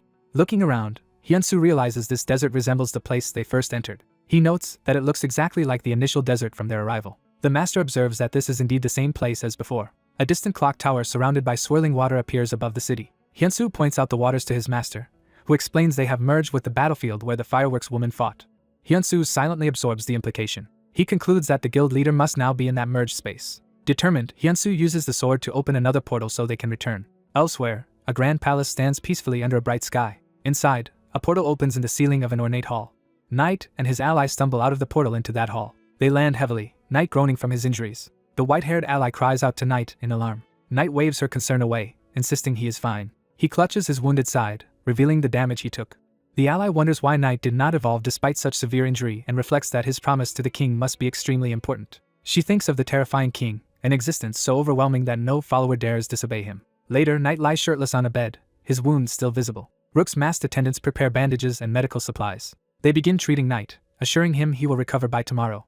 Knight muses that while it is unfortunate the Sorcerer King is gone, watching the overlapping portal break will still be spectacular. He regrets not being able to fight Hyunsu again and wonders how Hyunsu's power exceeded all their data. Footsteps approach Knight's room as someone enters. A butler presents Knight with a drink, saying it is a recovery potion. As Knight drinks, he asks if the king has contacted him, and the butler replies there has been no word but adds something from Rook. The butler explains that Rook left an additional message about Knight. He relays that if their plan fails, Knight will be punished by death, shocking Knight. Enraged, Knight curses Rook as a bastard. He seethes at the insult of being threatened like that. His white-haired ally answers him respectfully from the doorway, acknowledging him as Knightnim. The dark-haired man decides it is the right time to act while everyone is anxious about the mysterious fragments. The white-haired woman realizes he plans to search for the elusive object called it. He says that regardless of the portal impact he will find it first, and make Rook submit to him. As he walks away, he orders that their pawn be told to carry out the search. He commands the pawn to locate the singularity. A massive surge of water erupts. A coastal city is overwhelmed by a gigantic tsunami. A large clock tower stands cracked and damaged amid swirling energy and debris. A woman in a black bodysuit muses that watching battles is the most entertaining thing. She notes that Park Hyunsu is strong but calls the knight foolish for missing the singularity right before him. She remarks that the knight is frantically looking for the singularity without realizing that his plan already failed. She admits she wants to see the knight's downfall. When asked why, she coyly considers her reasons. She answers that causing his ruin simply seems more fun and laughs to herself. A subordinate approaches her, addressing her as Bishop. The suited man reports that they have located their target. Delighted, she affectionately greets him and says he kept her waiting. The man activates a power while she clings to him. He teleports in a horribly injured man and presents him. The mangled man is thrown to the floor before them. The bishop excitedly praises Choi Jae-hyuk for successfully finding the target. Jae-hyuk points out that the man they recovered is already dead. Sitting beside the corpse, she laments that even with the bracelet's help he still lost to Park Hyunsu. Stroking the dead man's face, she complains that the knight's plans were completely ruined. Jae-hyuk, unsure, asks what he should do next. She decides that because the corpse has devoured the life vessel, it may become useful, so they should take it with them, and Jae-hyuk agrees. Jae-hyuk carries the body toward a glowing portal as the bishop watches. The bishop starts walking away from the scene. She expresses confidence in Park Hyunsu, saying she believes in him. Smiling in a cathedral, she says she is sure he can find the oasis. Hyunsu and his master emerge through a bright portal into another place. Hyunsu realizes they have returned to the same desert they were in previously. The master orders him to try again, and Hyunsu nervously prepares to swing his sword. Hyunsu loudly commits to making another attempt and unleashes his sword technique. His strike opens yet another glowing portal in the desert. The scene cuts to the exterior of a hospital building. On TV, breaking news announces that a portal in the Western Sea is about to reach the stage called Portal Impact, drawing the crowd's attention. People anxiously discuss what will happen if the portal explodes again, but reassure each other that Red Lion is already handling it. A voice in a hospital corridor comments on how amazing someone is. In a patient room, a young woman proudly explains that Hyunsu has become someone who enters portals to rescue others. She begs the comatose patient to wake up, imagining how upset Hyunsu must be that his brother still has not regained consciousness. Nearby children play loudly and fight over something while the woman's back is turned. She gently scolds the kids to be quiet and leads them out of the room. Before leaving, she promises the unconscious boy that she will come visit him again. The brother remains motionless in bed, hooked to a respirator. His finger twitches slightly, hinting at movement. Back in the desert, Hyunsu creates another radiant portal among the cacti. To his frustration, they step out into the same desert yet again. The master wonders if they are simply looping endlessly around this desert. Hyunsu, just as confused, says he does not understand either and that the situation is driving him crazy. During another swing, Hyunsu senses something unusual. He and his master suddenly notice a shimmering oasis in the desert. They rush toward the water's edge together. Both find the perfect oasis suspicious and remark on how strange it is. Hyunsu kneels and notes that the water does not show their reflections at all. He cautiously dips a foot into the glowing surface. Startled by the sensation, he reacts with shock. Hyunsu realizes the liquid is not normal water and calls out to his master. The master infers that the oasis itself is actually a portal, and Hyunsu agrees. Determined, Hyunsu says they should enter the portal. The two of them wade deeper until they are submerged to the waist in the strange oasis. Hyunsu groans as consciousness begins to slip. He awakens back in his futon at home, stretching and declaring he slept well. Glancing at a wall clock, he is surprised at how late it already is. He steps out of his room, scratching his head sleepily. In the living room, his father casually remarks that Hyunsu is not dead, and Hyunsu, startled, calls out to him. His mother chides the father for being harsh while he laughs it off as a joke, creating a warm family atmosphere. Over burgers, his younger brother says that sleeping 24 hours is more like hibernation than rest. Hyunsu warns his brother Park Hyuntae not to be cheeky, or he will not share the burger. Hyuntae protests that he only took one bite as Hyunsu keeps eating. Hyunsu slaps some cash onto his brother's face as a playful consolation. He explains he was paid the previous day, and Hyuntae gratefully thanks him. Hyunsu enthusiastically asks his parents what special food they would like him to treat them to. The scene cuts with a quiet shot of the ceiling, indicating time passing peacefully. Later, their car drives through a busy parking lot in front of a coffee shop as horns blare. Inside the vehicle, they complain that the traffic jam is unusually bad for this time of day. The father decides to take a side road instead, even if it means a small detour. Their car turns onto a quieter street between buildings. Seeing the empty road, the family is relieved there is no congestion, and the father proudly says an experienced driver does not rely on navigation. Hyuntae suddenly calls out to his brother in alarm while looking out the window. A blinding pink-white light erupts in the sky above the road ahead of their car. The siblings wonder in shock if the flash was lightning. The ground explodes around the car's wheels as something huge impacts nearby. A colossal purple monster bursts from the ground, destroying the road as the car teeters on the collapsing terrain. The whole family screams in terror inside the plummeting vehicle. The car crashes violently amid falling rocks and flames. In the present, a heart monitor in the hospital begins to react. Through narrowing vision, Hyunsu hears voices and groans as medical staff hurry around him. A nurse alerts the doctor that Park Hyunsu has regained consciousness. Bandaged and confused, he stammers, wondering what is happening. Panicking, he urgently asks the staff where his family is. A cut to a memorial niche shows framed photos of his parents, implying their deaths. Hyunsu stands before the memorial, tears streaming down his face. He bows his head in grief at the columbarium wall, while others pay respects nearby. Overwhelmed with pain, he clutches his face and cries out. He collapses to the floor, screaming in anguish. In the dream world, his spectral self, eyes glowing, whispers his own name. A commanding inner voice tells him to pull himself together. Hyunsu jolts in the oasis, yelling in shock as he awakens from the memory dream. Tears still on his face, he groans, coming fully back to himself. He looks at his master in disbelief and calls out to him. The master explains he resorted to harsh methods to wake Hyunsu from the illusion. The master notes that an unexpected variable has appeared. A robed man materializes, remarking that it is unusual for a transcendental being to be the variable this time. The robed summoner says he only meant to summon one person and is confused why there are now two. The master scolds Hyunsu for crying in his sleep, and Hyunsu realizes that the painful sequence was a dream from 2 years ago, while the master warns that such emotions do not suit a heavenly demon. Hyunsu nervously starts to explain to the master, while the summoner silently observes them with interest. Annoyed at being ignored, the summoner begins unleashing power, threatening consequences if they continue to disregard him. He glares coldly as his magic swells. The master, crackling with lightning, orders him not to act without permission and warns that he can erase the summoner's existence. Hyunsu asks in surprise if his master can really attack this being, and the master replies that he sensed at once that his blows could reach this opponent. He explains that his attacks could not affect the long-enduring Skeletal King but could have struck the good Sorcerer King, who, like him, was purely spiritual, though he had no reason to fight that one. The summoner concedes that the master truly has the power to destroy him, and says he never expected to meet a transcendent. He acknowledges the master's strength but asks for understanding of the circumstances. Bound within a vast magical system, he reveals that he has been wounded by humans for a year and cannot use his full power because it is focused on constructing and maintaining this world. Enraged, Hyunsu demands to know if the summoner is the one who forced him to relive his tragic past in a dream. The summoner smirks that he has clearly hit a sensitive nerve and addresses Hyunsu by name. Hyunsu wonders if the man knows him or can even read his thoughts. The summoner confirms he can read minds and explains that this place is deliberately made to trap entrants in such dreams. He says the dream's purpose is to keep people lost forever in the sweetest yet most painful memories of their lives. He begins to explain that this is how he obtains what he wants. He reveals his true goal is to seize a worthy physical vessel, specifically Hyunsu's body. Complaining that his plans were foiled when Hyunsu came instead of the flame woman, and when a transcendent appeared, he bemoans his bad luck. Hyunsu, furious, readies a glowing punch and demands to know who the summoner thinks he is. He shouts that trying to steal another person's body is unforgivable and launches himself at the man. Hyunsu slams a powered fist toward the summoner. The summoner blocks effortlessly with a magical barrier over his face. He calmly states that Hyunsu's attack cannot harm him as swirling energy absorbs the blow. The master yells for Hyunsu to get away from the sorcerer. A gigantic spectral beast maw opens above Hyunsu, threatening to devour him. Their eyes meet in shock as something drastic happens. Energy beams crisscross Hyunsu's body, shattering his armor. His physical shell cracks apart, revealing his bare body and ominous red energy coiling around him. Hyunsu realizes in horror that the enemy's essence has invaded his body. Now speaking through Hyunsu's mouth with red eyes, the intruder laughs that possessing him is only the beginning. The possessing soul mocks Hyunsu as weak and declares that such a fine body is wasted on him. Hyunsu's form distorts and roars as the intruder fully takes control. Empowered, the possessed Hyunsu charges at the master in a frenzy. The master is knocked away, disoriented by the sudden assault. Looking back, the master sees Hyunsu's original soul separated and floating while the corrupted body stands below, and both exclaim in confusion. The possessed Hyunsu smirks ominously. The invader revels that waiting a whole year was worth it, and praises how excellent Hyunsu's body is. He senses lingering mana and immense power within this new host. Laughing madly, he vows to make full use of this body's strength. The master closes in behind him, preparing a counterattack.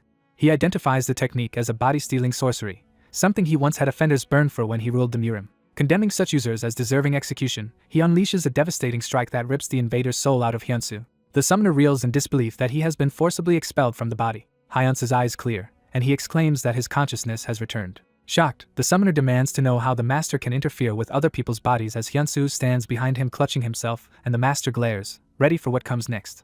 The white-haired master admits there is still an unknown mystery here but shifts to a more pressing matter. He becomes enraged, charging power and declaring the defiant enemy will now die. The disciple hastily stops him, warning that killing their foe could trap them in this place forever. The master reasons that since their enemy created this dimension, it should vanish with him. The disciple anxiously asks what happens if the place does not disappear.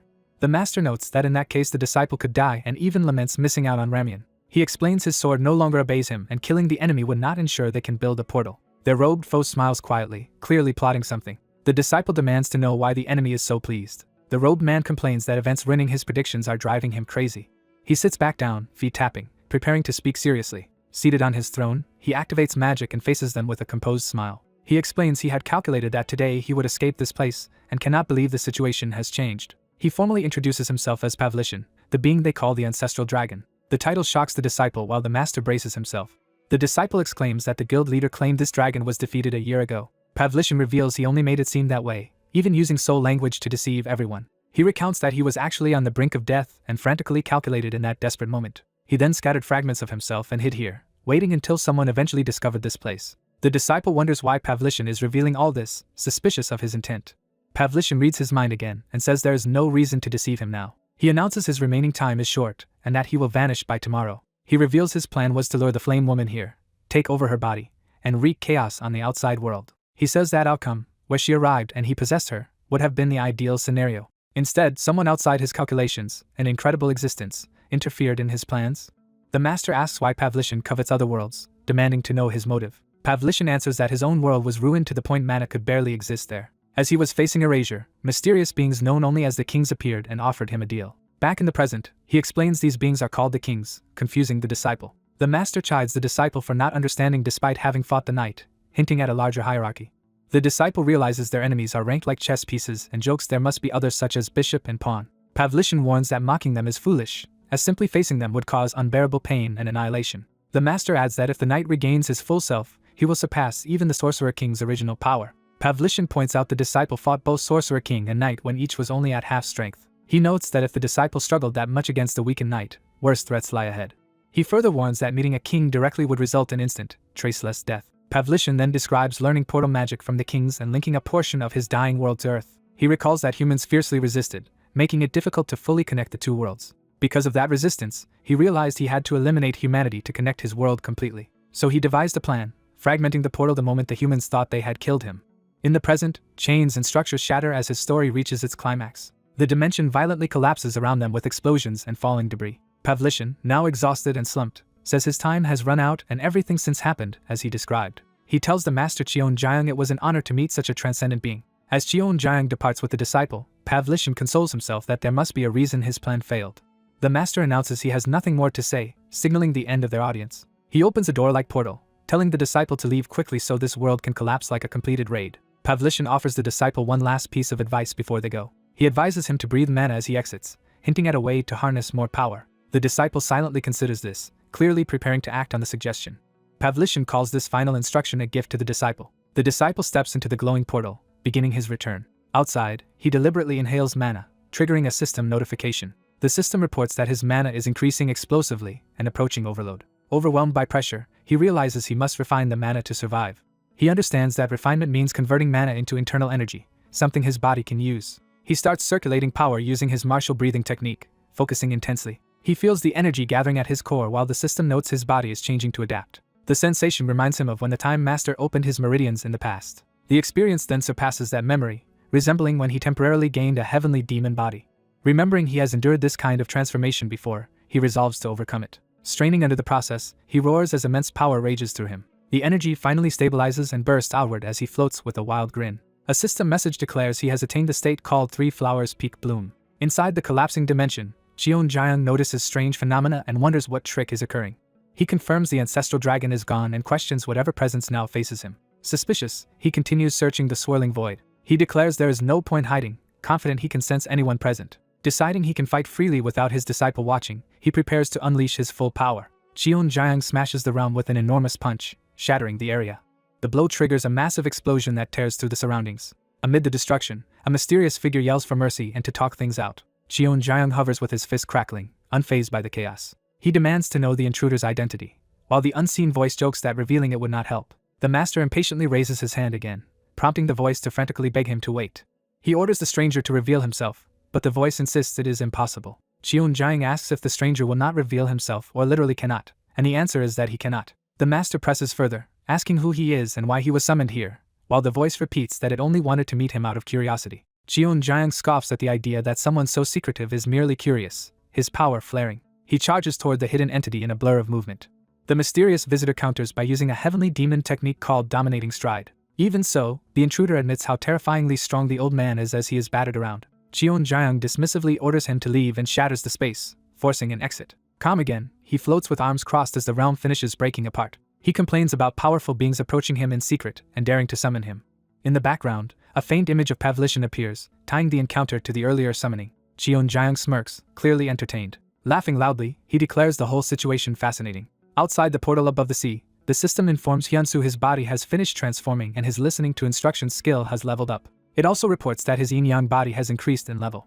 New details appear for his ability, including that he can now imitate Cheonjiang's skills twice a day. The upgraded yin-yang body description explains his harmonized energy now boosts resistance and attack power, especially with the heavenly demon body. Hyunsu feels different, sensing greater depth and change in himself. He emerges from the sky wrapped in energy, descending slowly. His feet touch down lightly on a solitary rock in the ocean. Standing proudly on the rock, he surveys the bright sea and sky. Spotting a familiar clock tower in the distance, he realizes where he has returned. Cheonjiang appears beside him in the sky and calls out to his disciple, who happily greets his master. The master marvels that Hyunsu seems to have grown stronger again in such a short time, making the disciple laugh awkwardly. Hyunsu grows serious, thinking about their ally's fate. He urgently tells his master they must find the guild leader. Cheonjiang senses that the flame woman's presence is not nearby and suggests they search the area from the air. Hyunsu is shocked to realize he can also fly, while the master grumbles at his obliviousness. The master reminds him he had already flown when briefly attaining the heavenly demon body earlier. Cheonjiang explains the flight technique works by manipulating energy flow from the acupoint on the soles of the feet. He says that with his current state Hyunsu should now be able to perform this flight on his own. Hyunsu gathers energy at the described acupoint on his feet to attempt it. With a shout to release that energy explosively, he launches himself into the air. Meanwhile, news reports show the portal's intensity, called Fragment of Paradise above the Western Sea, has risen beyond dangerous levels and traffic jams clog the city. Broadcasters explain that surpassing this intensity means a portal impact is imminent, and the situation is critically dangerous. They add that many S-rank hunters, including the ES guild leader who once attacked Hyunsu, have gathered at the portal. Back at sea, waves crash against the rocks as the sun sets, creating a tense calm. Hyunsu and Cheon-jaeyoung streak across the sky like comets, heading toward the portal. Hyunsu, exhilarated, yells that his master should have told him this flying method sooner. Cheon-jaeyoung replies that before this transformation Hyunsu lacked the ability to use such a technique anyway. Mid-flight, Hyunsu suddenly notices something ahead. He shouts for the guild leader when he spots a figure lying on a distant rock. Panicking about how to land, he asks for help, and Cheon-jaeyoung calmly tells him to lower his energy output. The master adjusts his own energy around his feet to demonstrate a controlled landing. Hyunsu tries to copy him but realizes something is wrong as he plummets. He becomes a screaming projectile shooting toward the sea. The impact sends up a huge spray of water as he crashes down. Both he and another body bounce across the surface like skipping stones. One of the rocks explodes from their uncontrolled landing. Standing again, drenched and embarrassed, Hyunsu insists he is just unused to his new power while calling urgently to the unmoving guild leader.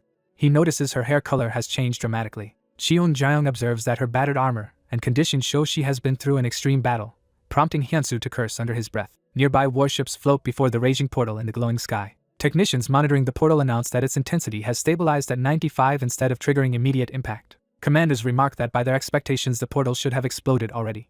The portal suddenly whirls violently as if something is about to emerge. The gathered hunters ready themselves for combat, thinking a monster is coming out. Elite fighters and a bullet-controlling woman prepare their abilities, surrounding the portal. Instead of an enemy, the unconscious armored guild leader drifts out of the vortex. Hyunsu appears holding her in his arms, having caught her within the portal. One of the hunters notices something and reacts with surprise. Everyone on the ship turns to see Hyunsu carrying the guild leader toward them. Observers shout that the portal is fading and that Hunter Park Hyunsu has successfully completed the raid. The female staff member softly begins to call Hyunsu's name, clearly emotional. Overcome, she runs toward him as he stands holding the guild leader. Reaching him, she throws her arms around him in a relieved hug. Crying, she says she was terrified something would happen to him and is deeply relieved he is safe. Hyunsu, flustered, tries to focus on getting medical attention for the injured guild leader instead. She suddenly realizes how this must look with the unconscious woman between them. Others recognize the guild leader as Ha-yurak and confirm her identity.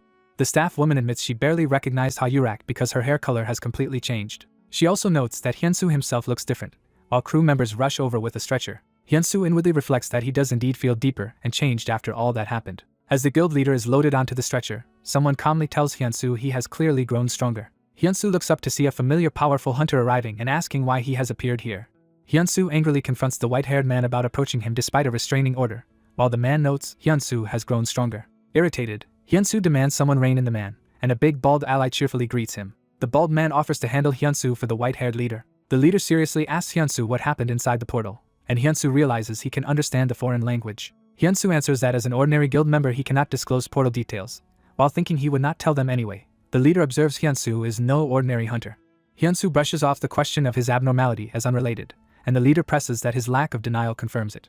Hyunsu smirks, saying the portal experience taught him more about himself. A blonde subordinate watching comments that Hyunsu is impressive. Hyunsu admits he has improved compared to their last encounter. The white-haired leader notes that Hyunsu's demeanor is also more relaxed than before. The leader remarks he wants to test Hyunsu's strength right away. Hyunsu's female teammate calls to him, concerned. The leader decides not to fight now, calling it a pity. He proposes sparring next time, and Hyunsu tells him to be prepared for that day. The leader departs in a blaze of power, flying away from the ship. The blonde subordinate explains that despite his eccentricity, the leader is a very grounded person. He adds that the leader rushed here, abandoning everything because hunters exist to protect humanity, while Hyunsu grumbles about the damage caused. The blonde man apologizes that coming to keep his promise to Hyunsu did not actually help much. Hyunsu silently reacts with mixed feelings. Hyunsu decides to save the favor the blonde man owes him until he truly needs it. The bald man says Hyunsu can call them anytime and they will come immediately, as the blonde man opens a portal. The portal closes in a sphere of crackling energy. Watching them leave, Hyunsu's comrades think the foreign hunters might be good people. The scene shifts to a brightly lit cityscape at night. The camera moves through the bustling city streets filled with light trails from traffic.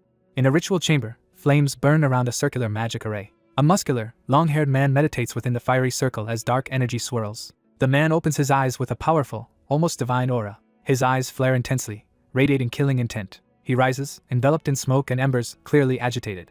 This man, Rovan Ordman, top-ranked S-rank hunter and chairman of the Portal Strategy Committee, realizes Park Hyunsu is involved again. A secretary rushes in to inform her master that the raid was a success. Rovan acknowledges Sherry and says he has already seen the outcome himself. Sherry starts to say something else. Rovan ruefully mentions an ugly chest scar, and Sherry quickly reassures him not to mind showing it. Walking through his office with Sherry, Rovan says he is convinced Hyunsu is the prophesied singularity, and she agrees. He retrieves an ornate watch from a drawer, preparing to go out. Sherry offers him a red tie and he agrees to wear it. While she ties the tie, Rovan says the second singularity must also join their side, and she enthusiastically agrees. Rovan recalls a vision their task force received on the catastrophic day of the fall 2 years earlier. In that vision, they saw both a monstrous great evil and a symbol of hope that would appear. They vowed vengeance for their fallen captain by targeting Deski, the apocalypse dragon. The vision also revealed 3 singularities destined to fight that dragon. Back in the present, Rovan tells Sherry he needs to travel personally to Korea. He explains he wants to move before rival powers act, and Sherry agrees to contact Anderson in advance. Sherry eagerly volunteers to accompany him. Their teenage disciple Isaac, identified as the first singularity, appears upset that Rovan tried to leave without him. Elsewhere, protesters outside government buildings shout that citizens have a right to know the truth. Crowds demonstrate against the government, accusing it of hiding information and demanding it step down. A speaker denounces the authorities for relying solely on awakened hunters while keeping citizens in the dark. On TV, an elderly spectral master comments that without the Red Lions, the recent incident would have annihilated Korea. The master, watching with Hyunsu, wonders why citizens complain despite hunters saving them. Hyunsu answers that people want to know what is happening even if they cannot act on the information. Hyunsu then focuses on a strange new concern. He notes that the miniature portal in his room is unnaturally black compared with any portal he has seen. He rethinks the recent dungeon, recalling it was an open field devoid of monsters and wondering why that never struck him as odd until now. Staring at the black sphere, Hyunsu debates whether he should report it to the association. His spectral master tells him to leave it alone for now because they still need to use it. Shocked, Hyunsu asks if the master read his thoughts using some powerful technique. The master kicks him for the accusation, saying he only guessed Hyunsu's thoughts and needs nobody else's skills. Afterward, the master calmly declares Hyunsu is now ready, which surprises Hyunsu. Hyunsu excitedly asks if this means he can finally learn the remaining 6 martial techniques, and the master confirms he has met the requirements. The master complains that Hyunsu once refused to show him this mysterious power at all. Hyunsu explains the last 6 techniques differ fundamentally from the first 6, so demonstrating them earlier would have been meaningless. He clarifies that the initial 6 techniques are grounded in the land, while the remaining 6 are sky-based martial arts. The master points out Hyunsu already used a heavenly spiritual body via one of his own skills and asks him to explain that technique. Hyunsu reflects that he has never really tried to understand that skill and doubts he could have, even if he had thought about it. He prepares to gratefully receive new instruction, but the master stops him with something to say first. Hyunsu wonders if there is some important matter the master needs to discuss. The master instead suggests they eat stir-fried pork rice before training, leaving Hyunsu exasperated. The scene shifts to the exterior of a sleek, modern building. Inside its high-tech underground corridor lies a secure facility. In a control room labeled for Sydney, Anderson works at a console. Another gate marked Seoul draws his attention. Anderson, introduced as the Portal Strategy Committee's chief researcher and an S-rank hunter, asks Rovan if their plan is safe. Rovan replies that as the brains of the awakened, Anderson is the one they must trust, prompting Anderson to accept the responsibility. Anderson slyly asks if Rovan lacks confidence, and Rovan vehemently asserts that he does not. Anderson notes the device they plan to use is still experimental and suggests consulting Lord Demon, but Rovan avoids it because he is secretly copying Lord Demon's technology. They joke that Lord Demon might even sue over the theft, which Rovan admits is very possible. As Rovan prepares to depart, Anderson asks him to bring back Korean fried chicken, and Rovan agrees. Rovan then asks Anderson to look after a certain troublesome person while he is away. Anderson points out Sherry is also involved, implying extra complications. He remarks that this person only listens to those stronger than himself. Anderson, amused, calls that man a troublesome punk. Isaac, having overheard, angrily insists he is coming along too and challenges being labeled troublesome. Sherry scolds Isaac as he storms in, clearly having thrown a tantrum about being left behind. She apologizes to Rovan for Isaac's behavior, explaining she urged him to speak with Rovan again. Rovan tells Isaac it is still too soon for him to join this mission. Isaac protests loudly that only Rovan, a high-ranking S-rank hunter, is stronger than him. Rovan clarifies he is not questioning Isaac's strength but his lack of etiquette. Anderson suggests Rovan bring Isaac anyway. Anderson reasons Isaac might learn proper manners on a real mission, especially in polite Korea. Rovan says he lacks trust in Isaac, and Isaac insists he would trust himself if he were Rovan. Rovan pointedly asks whether Isaac would really trust someone like himself in that position, and Isaac confidently answers yes. Rovan silently considers Isaac's response. He relents and tells them they will go to Seoul together, prompting Isaac to cheer. Back in Hyunsu's training dimension, the Spectral Master floats above while Hyunsu sits meditating in the energy vortex. Hyunsu concentrates in a lotus pose as steam and power rise from his body. Blue flames of energy surge around him as he begins activating the new sky-based techniques. His eyes blaze with blue fire as his power enters a heightened state. Watching, the master wonders what happened in the recent raid because Hyunsu now feels completely different. He calls out to his disciple. The master, now appearing as a dark silhouette, suddenly asks Hyunsu what he thinks a heavenly demon is. Startled, Hyunsu questions why the master is asking such a thing. Hyunsu tentatively answers that it is a demon from the heavens, partly right and partly wrong according to the master. The master begins to define a heavenly demon more precisely. Before he can continue, the black portal violently reopens, interrupting the lesson. Hyunsu warns his master that something has appeared outside the training space. They sense a powerful energy breaching through the main portal into Hyunsu's home. Rovan and Isaac arrive in Hyunsu's apartment via that portal. Hyunsu inspects a sleek card bearing Rovin's name. He sits across from Rovin, examining the card while Rovin watches him closely. Rovin thinks that meeting Hyunsu in person, he feels an even greater power, and questions how someone awakened only a month ago can be this strong. Hyunsu recognizes Rovin Ordman as the Peak Hunter and chairman of the Portal Strategy Committee. Hyunsu politely introduces himself, and Rovin marvels at how calm he is despite knowing Rovin's status. Rovin apologizes for arriving unannounced, which startles Hyunsu and makes Rovin note that he is oddly surprised by trivial things. Rovin reveals he cannot actually speak Korean and is relying on a communication device created by Anderson. Hyunsu realizes the device is based on Jill Lordemon's translation technology. Isaac crudely complains about a bad smell in the room, causing comic chaos. Rovin scolds Isaac that such behavior is impolite, while Isaac feigns ignorance. Rovin insists he has repeatedly told Isaac not to act that way, but Isaac claims he cannot understand his master's lectures. Realizing his device is set to Korean mode, Rovin notes that Isaac may not be understanding him properly. Rovin advises Hyunsu to wear a similar communication device to avoid language issues. Isaac reluctantly puts the earpiece on with a click of his tongue. Rovin orders Isaac to introduce himself politely. Losing patience, Rovin calls Isaac by name in a warning tone. Hyunsu observes that Isaac is rather rude but still greets him courteously. Rovin excuses Isaac's immaturity, and Hyunsu laughs it off as typical for his age. Isaac curses internally and is immediately smacked again for his language. Nursing his head, Isaac complains that Rovin always hits him and reminds him of lessons about Gandhi. While Rovin mutters there are exceptions to pacifism, and Hyunsu sees a reflection of his own relationship with his master. Hyunsu asks why such important foreign hunters have come to his home, while his master silently praises Hyunsu's politeness. The master decides to remain quiet and observe today's events. Rovin gets straight to the point and, as committee chairman, invites Hyunsu to join the Portal Strategy Committee. The story cuts to a rainy forest where a white-haired woman stands crying with an umbrella staff. Explosions and shockwaves erupt at her feet as a violent battle rages. A powerful armored fighter, wreathed in energy, faces a fallen opponent lying within a magic circle. The fighter, acting on orders from someone called King, channels more power in the storm. The injured subordinate begs him to stop. The enforcer yells that King is disappointed and launches a devastating punch. The blow slams the subordinate into a conjured stone pillar with a magic sigil, crushing him. His broken body is then flung high into the air by a trailing blast. The enforcer charges forward again, demanding what the subordinate plans to do from now on. Another massive energy strike hammers the subordinate yet again. The attacks culminate in a huge fiery explosion engulfing the area. The crying woman continues to stand in the rain, gripping her umbrella as the devastation settles. The enforcer scolds the defeated subordinate for failing to notice the singularity and for botching their mission. He says if the decision were his, he would execute the subordinate on the spot. However, he explains that King has granted the subordinate one last chance out of mercy. The scene ends with the woman stepping forward in her heels, umbrella in hand, toward the two men in the rain. A new red-haired figure opens his eyes sharply, sensing or reacting to what is happening.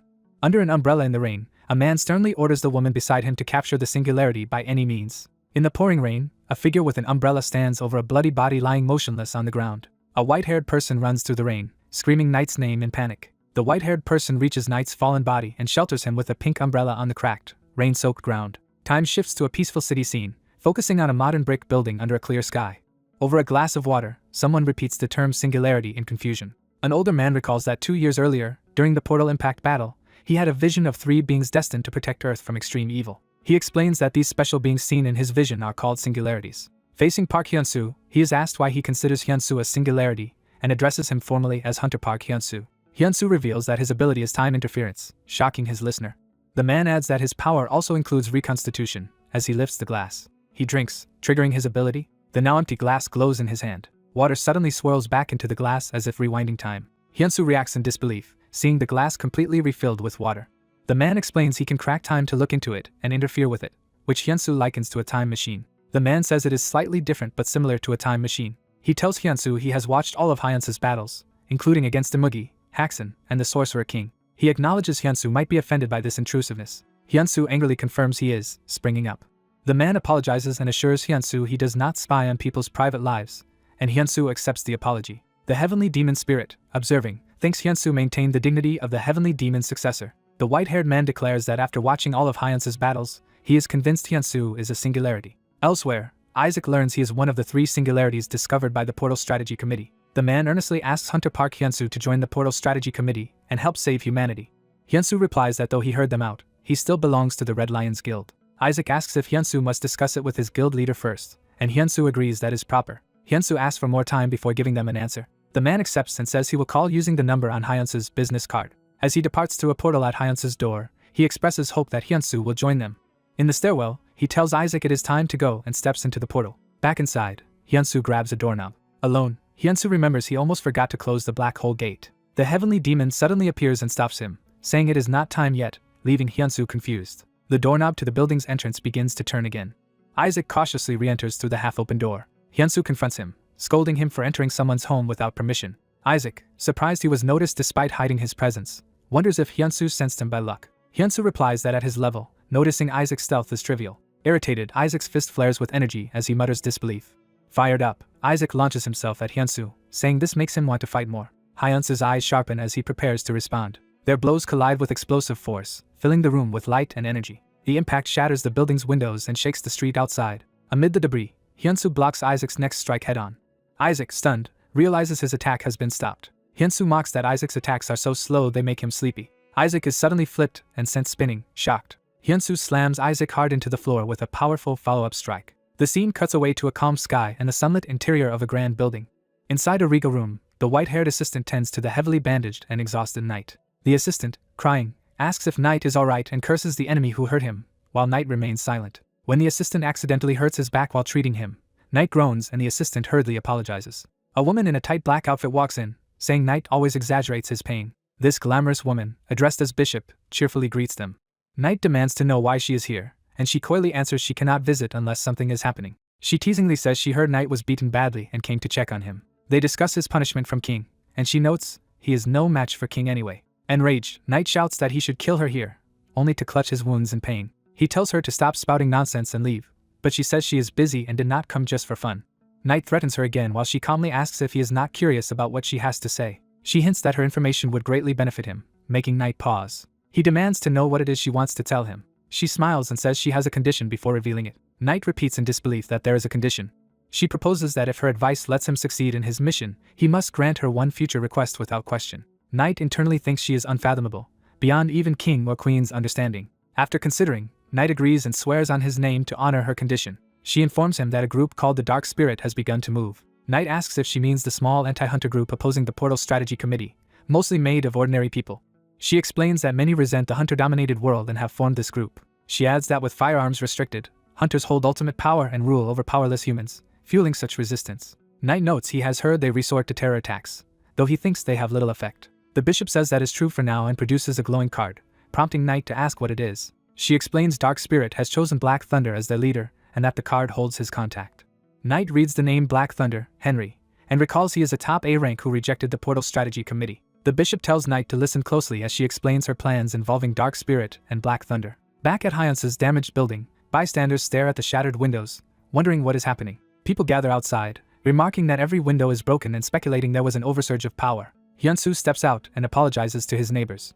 He admits he messed up while training. The neighbors complain that he keeps disturbing the area and ask if they can live in peace. Another neighbor concedes Hyunsu is a hero who has saved many lives but says this chaos is still too much. Hyunsu apologizes again, promising to fix the windows immediately and compensate everyone affected. Hearing they will be compensated, the neighbors calm down and head inside, saying they were really scared. Hyunsu sighs, blaming the mess on Isaac. Since he cannot leave because of the black hole, Hyunsu muses about buying the whole building, noting he still has contract money. The heavenly demon excitedly suggests engraving its symbol on the roof and decorating pillars with black dragons, leaving Hyunsu speechless. Later, someone instructs Hyunsu casually, and the messy apartment floor is shown strewn with trash. Hyunsu feeds the heavenly demon pizza, astonishing the old master. The heavenly demon declares the pizza as delicious as gyoza, while Hyunsu boasts that gyoza is nothing special here. Amazed by modern food, the heavenly demon asks how many delicacies this world has, and Hyunsu promises to let him try them all. When Hyunsu reaches greedily for 2 slices at once, the master threatens to cut off his hand if he eats them together. Meanwhile, Isaac wakes up in Hyunsu's place, groaning. Hyunsu, watching from a chair, remarks that Isaac is finally awake. Isaac nervously asks if he actually lost their fight. Hyunsu scolds him for attacking so suddenly and warns he will get punished for such behavior, then offers him pizza. Still in denial, Isaac insists there is no way he could have lost, but Hyunsu bluntly says he did. Isaac protests that he should not lose to someone of Hyunsu's supposed level. The heavenly demon notes that Isaac must have his own story behind his behavior. Hyunsu agrees aloud that everyone has their own circumstances, surprising Isaac. Isaac catches Hyunsu staring oddly and demands to know what he is looking at. Hyunsu dismisses the question as none of Isaac's business, while Isaac calls him a weirdo. Fired up again, Isaac rushes Hyunsu wanting a rematch, but Hyunsu's name is shouted to stop them. Robin walks in on the mess, asking what is going on, and Isaac greets him nervously. Robin apologizes for Isaac's behavior, but Hyunsu says it is fine and not to worry. Robin angrily orders Isaac to apologize to Hyunsu immediately. When Isaac hesitates, Robin bellows at him to do it now. Isaac bows his head and apologizes, while Hyunsu smiles, satisfied. Robin then tells Isaac to follow him, and Isaac reluctantly agrees. At the portal downstairs, Robin literally kicks Isaac through, ordering him to go in at once. Before leaving, Robin tells Hyunsu he will wait for Hyunsu's call, and Hyunsu replies goodbye. As he turns away, Robin remembers something and calls out to Hyunsu. Robin informs him that the Portal Strategy Committee has officially registered Hyunsu as an S-rank hunter. He states that the birth of a new S-rank hunter will be celebrated worldwide as he steps into the glowing portal. Alone, Hyunsu joyfully realizes he has officially become S-rank, something he never believed would happen. The heavenly demon interrupts his celebration, shouting for him to stop fooling around and return to training. Training resumes in a void-like space where the heavenly demon explains that the 6 moves of the second half of his mystic arts exist to destroy the heavens. He declares that the heavenly demon's purpose is to kill the gods themselves. Hyunsu is stunned, questioning how killing gods could even be possible. The master admits he once thought killing gods impossible, but learned that gods are powerful foes the heavenly demon must eventually face. He says battling gods demands all martial arts, internal energy, and accumulated knowledge of every heavenly demon in history. He concludes that this burden defines what it means to be the heavenly demon. He begins teaching the second half, naming it the 6 moves of heaven obliterating demonic fists. The first technique, Cloud Scattered Heavens, is demonstrated as he channels energy through his arm. The master's body crackles with immense lightning as he powers up the technique. Hyunsu feels an overwhelming pressure from his master's aura. The heavenly demon roars and hurls the technique. The attack explodes across the ground, and a system message indicates Hyunsu has learned Cloud Scattered Heavens with partial understanding. Hyunsu is blasted back by the force as debris flies. The master unleashes the second technique, Black Crow Heavens, which mocks the sky itself. Blue energy surges as he demonstrates it, and Hyunsu's system again registers learning the move with limited comprehension. He proceeds to the third technique, Falling Heavens, commanding the sky itself to weep. Bolts of light crash down around Hyunsu as he dodges, shocked. Hyunsu marvels at the incredible movements created by these techniques. He thinks that if someone like his master ever became an enemy of hunters, it would be a nightmare. The master explains that by manipulating the static from falling heavens, one can convert it into electricity and smash the sky with lightning. He names this combined power the fourth technique, Lightning Heavens, and unleashes a colossal blast. Hyunsu realizes Lightning Heavens is a linking move that joins Falling Heavens and the lightning together. The master raises a giant sphere of lightning, commanding the worn-out heavens to be struck down. He follows with the fifth technique, Exploding Heavens, detonating an immense blast. Then he prepares the final move, saying to carve death into the fallen heavens. Rocks and light rain down as he announces the sixth technique, Heavenly Spiritual Body. The destructive energy engulfs the training area in blinding light and flames. The scene shifts to a tranquil hospital exterior under a clear sky. Inside a hospital corridor, the camera moves toward a particular ward. In a bathroom, a long-haired patient gazes at her reflection in the cracked mirror. She stands silently before the mirror, lost in thought. Tears begin to run down her face as she quietly breaks into sobs. The woman clenches her fist in frustration and pain. She bangs her fist on the wall, lamenting the many team members she has lost and calling herself a useless leader. Tears fall from her eye as she continues to sob. A colleague enters the hospital room and calls out to her. The colleague explains she came after hearing the woman regained consciousness, and the woman reflects on being called her Uni.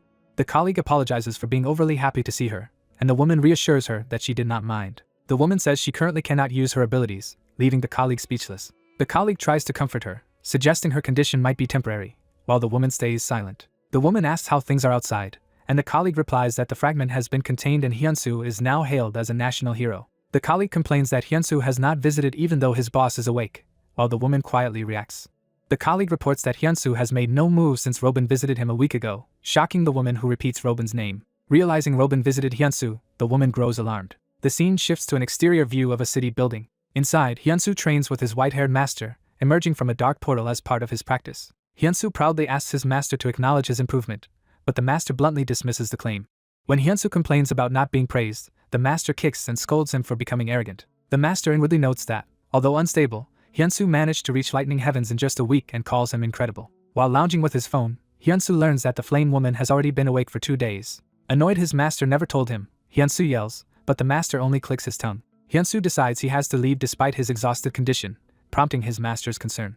The master remarks that he can even smell Hyunsu's sweat, leading Hyunsu to start changing clothes. They arrive at a public bathhouse, shown by exterior and interior shots. In the locker room, Hyunsu undresses and asks where they are, while the master says it is a place to wash. Hyunsu wonders why they could not wash at home, and the master is intrigued by the idea of scrubbing off all the dirt here. Taking that seriously, the master strips enthusiastically to experience the culture, startling Hyunsu. The master declares he alone decides what he wears or not. He then instantly appears in a sharp suit, boasting that nothing is impossible, astonishing Hyunsu. The master shows off yet another dignified outfit with pipe in hand, claiming he can take on any look as Hyunsu recognizes his ancestor's style. Now both in bathhouse clothes, Hyunsu leads the master, explaining they have somewhere to go before the bath. They enter a communal rest area where people lounge watching TV, catching the master's attention. Hyunsu explains that besides washing, this is also a place where people relax and have fun. He points out that the relaxing patrons are drinking a Korean sweet rice drink, siki. Seeing towel turbans, the master jokingly wonders if those people are part of some lamb-worshipping group. Someone kindly offers them boiled eggs that pair with siki, while the master says soda actually goes best with boiled eggs. Hyunsu thinks to himself that his master has fully adapted to modern life, and then urges him to try the egg first. Nearby bathhouse patrons recognize Hyunsu as Hunter Park Hyunsu, surprising him. A group of excited fans swarm Hyunsu for autographs and praise, highlighting his popularity. Later in the men's bath, the master notes Hyunsu's popularity despite his rough condition, while Hyunsu jokingly claims he still looks better than his master. They move to the hot pool, with the master approving of how nice the place looks as Hyunsu bathes. Hyunsu dips his hand into the water, savoring the warmth. Relaxing in the pool, he happily exclaims how good it feels. The master asks if it feels good, and Hyunsu vigorously nods. Watching, the master wistfully thinks that if he had a physical body, he could enjoy the bath too. Hyunsu splashes water playfully toward him. With a mischievous smile, Hyunsu asks if the splash feels refreshing. The master enjoys the sensation and hums in satisfaction. Soaking together, the master admits Hyunsu is actually quite useful, making Hyunsu beam. Later, the flame woman looks at Hyunsu through a window and repeats Robin's claim that Hyunsu is a singularity. She tells Hyunsu that this designation is what Mr. Robin said about him. She walks toward him in slippers. Standing close, she gently touches his face and says she failed to realize someone so important was right beside her. While preparing drinks, she asks if Robin said anything else. Hyunsu answers that Robin had him officially registered as S-rank by the Portal Strategy Committee. She confirms that Robin also tried to recruit him, prompting his quiet acknowledgement. Hyunsu explains he wanted to discuss that offer with her before deciding. She notes that Robin conveniently omitted the most important detail, catching Hyunsu's attention. She recalls the hope shown by their first expedition leader, Choi Sung-go, who died in battle, and speaks of the 3 singularities he revealed. She explains that S-rank hunters are divided in their views on singularities. She says Robin believes singularities must be found even at the cost of many lives, which led him, Armand, and Anderson to form the Portal Strategy Committee. In contrast, Haxon and his allies Takashi and Jill Lord Demon rejected reliance on singularities, founding the E.S Guild to pursue strength by themselves. She adds that top hunters like China's Qing Lan and America's Alexander also created their own guilds for personal reasons. She then asks Hyunsu what he thinks about all this. She admits she never considered such grand issues. Instead, she says her only wish was to protect her comrades with her own hands. Feeling that desire sounds small, she modestly asks if it seems trivial, while Hyunsu insists it is admirable. She quietly thanks him for saying that. However, she blames herself for failing to save anyone this time and says she is no longer fit to protect others, prompting Hyunsu to counter that war losses are never solely a leader's fault. Hyunsu continues that as they enter dangerous places to save people, casualties are inevitable, and not something the leader alone should bear. She laughs that he is surprisingly good with words and internally marvels at being comforted by someone younger. The master then asks Hyunsu what he plans to do and whether he will stay with their side. Hyunsu replies that hearing her perspective has helped him make up his mind. He declares his resolve to become stronger. The master reacts silently, clearly taking note of Hyunsu's determination. The woman smiles softly, moved by his answer. She deduces that Hyunsu intends to walk his own path, and he affirms it. Hyunsu comments that it is natural for an S-rank like her to choose her own direction. She warns that the mysterious beings Hyunsu encountered are targeting him specifically because he is a singularity, and urges caution. Hyunsu calmly answers that he has no intention of letting them capture him. Half joking, she says that if possible she would hide him away on a remote island to keep him safe. Hyunsu boasts that no one in the world could keep him imprisoned anyway.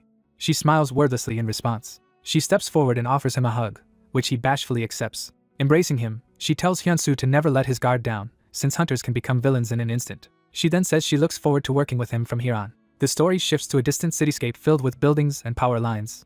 The scene narrows toward grittier city blocks behind fences and barbed wire. It focuses on a graffiti-covered warehouse, hinting at a rough neighborhood. Inside, a crowd of rough men gathers, listening intently. A speaker reports that their weapons have been confiscated by hunters. Their leader, Henrik Black Thunder, rouses them with a speech about humans deserving power equal to awakened hunters. He calls on them to defeat hunters and reclaim their human rights. Henrik proclaims that the dark spirits have now united as one force. Raising his finger, he vows that his lightning of judgment will strike all who betray their organization. A massive lightning bolt shoots down from the sky onto the warehouse roof. Henrik strides out from the building, charged with power as his followers cheer behind him. Outside, he encounters a strange clown-like figure applauding him. Henrik demands to know who this intruder is. The clown identifies him aloud as Henrik Black Thunder, an S-rank level lightning user. Henrik is reminded that, despite being awakened, he opposed hunters and formed the terrorist group Usurp to unite dark spirits. Annoyed, Henrik again demands the clown's identity while electricity crackles around his fist. The clown answers simply that he is a Pierrot. Henrik immediately attacks, ordering him to die with a blast of lightning. The clown is engulfed by the blinding impact. The lightning blast explodes against the wall in a huge fiery detonation. As the smoke clears, a swirling black sphere appears unharmed, and Henrik declares that cheap tricks will not work on him. Laughing, Henrik sees his expectation was right as the smoke thickens. Another dark-haired man appears beside the clown, saying the lightning confirmed they had come to the right person. Henrik narrows his eyes, silently assessing this new arrival. The clown admits the attack was an illusion and praises Henrik's sharp perception. Henrik crushes a small device or cigar stub in his hand. He dryly asks why he should bother talking to someone who is not even physically present. The distant speaker notes that since he lacks a real body here, he also cannot harm Henrik, which Henrik accepts. The clown then asks Henrik what he wants. Henrik replies that he wishes to form an alliance with them. The unseen mastermind scoffs at the idea and questions why he would ally with an unknown man for no clear reason. The clown smiles ominously and says there are actually many reasons. He tempts Henrik by promising to provide heavy firepower, from guns and explosives to missiles if necessary, shocking Henrik. The story cuts to a bright European cathedral under a clear sky. People stroll in a plaza nearby, including Hyunsu, who chats casually with others. Suddenly a massive explosion erupts in the square, sending people flying. Panicked civilians scream that it is a terror attack as chaos spreads. Another explosion blows apart the cathedral spire. Armed figures land amid the smoke of the blasts. A squad of armored terrorists with rifles emerges from the smoke, broadcasting hashtags proclaiming a fireworks festival, beginning in Paris. News coverage shows Hyunsu's promotion to S-rank in the Portal Strategy Committee, marking Korea as a nation with 2 S-rank plus hunters like America. Someone views this congratulatory photo of Hyunsu on a tablet. A young woman admires the image, marveling at how amazing he is. At a hospital bedside, she tells her comatose friend that Hyunsu has become an international hunter and will be hard to contact. She nonetheless vows to keep visiting often because she promised to do so. The boy in the bed, Junyun, internally notes that she really did keep her promise. Hyunsu then appears at the door, thanking her sincerely, and she cries his name in surprise and joy. She exclaims how long it has been since they last met, and senses that something about him has changed.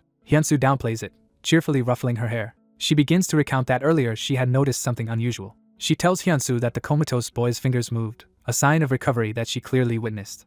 Hyunsu and his master discuss that using the technique severing heavenly language on the boy might have helped. Later, Hyunsu politely asks Yoon for help with something, and she readily agrees. She walks down the hospital hallway to fetch what he requested. Carrying a lunchbox, she muses that even as an S-rank Hyunsu still eats the same simple food. In the room, Hyunsu channels severing heavenly language over his brother's body while his master watches. Mystical energy envelopes the unconscious boy as the healing attempt intensifies. Straining, Hyunsu urges himself to push a little more power. Power surges violently into the boy's body as Yoon looks on in alarm. The master realizes this attempt is far stronger than the previous one. The unleashed energy shatters nearby objects, including a flower vase. The surrounding windows crack and spark under the overflow of power. The master orders Hyunsu to stop, while Hyunsu insists on pushing just a bit further. The master warns that too much force could destroy his brother's body and asks if that is what Hyunsu wants. Realizing the danger, Hyunsu grimaces and forcibly restrains his power. Breathing hard, he looks at his still glowing hand, the green energy slowly fading as he stops the technique. An unseen observer is shocked by how powerful the seal on the comatose patient is and wonders who created it. The sealed patient's eyes blaze with eerie light as the power reacts. Startled, the black-haired man in the room sees the patient suddenly rise with force. The man cries out in alarm as a burst of energy flashes. The scene shifts to a large corporate building. A blonde fighter unleashes a fiery punch, screaming as he attacks. He drives an explosive spiral, screw punch, into his opponent and the ground. He follows up with a powerful, leg axe kick, then he slams down a massive tornado flame, shattering the arena. He stands amid the smoking, cracked ground left by his attack.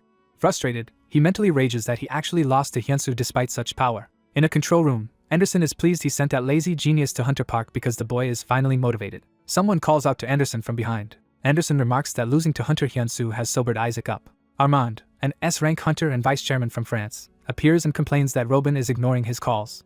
Anderson explains that Robin is meditating to search for information on King and his group. They lament that there is almost no intel on King's side but resolve to try every possible method. Anderson decides to personally travel through a portal to Paris. Armand insists Paris is too much for the local guild alone and, as his homeland, he must take responsibility himself. Anderson questions how the Dark Spirit's forces could overpower such a strong guild and when the Dark Spirit became so powerful. Armand suggests the terrorists are getting financial backing, using explosives alongside guns. A portal marked Paris opens and Armand prepares to step through. Anderson offers to help, but Armand confidently says he alone is sufficient before entering the portal. Paris is rocked by a car explosion near a building. Armed terrorists in tactical gear open heavy gunfire in the streets.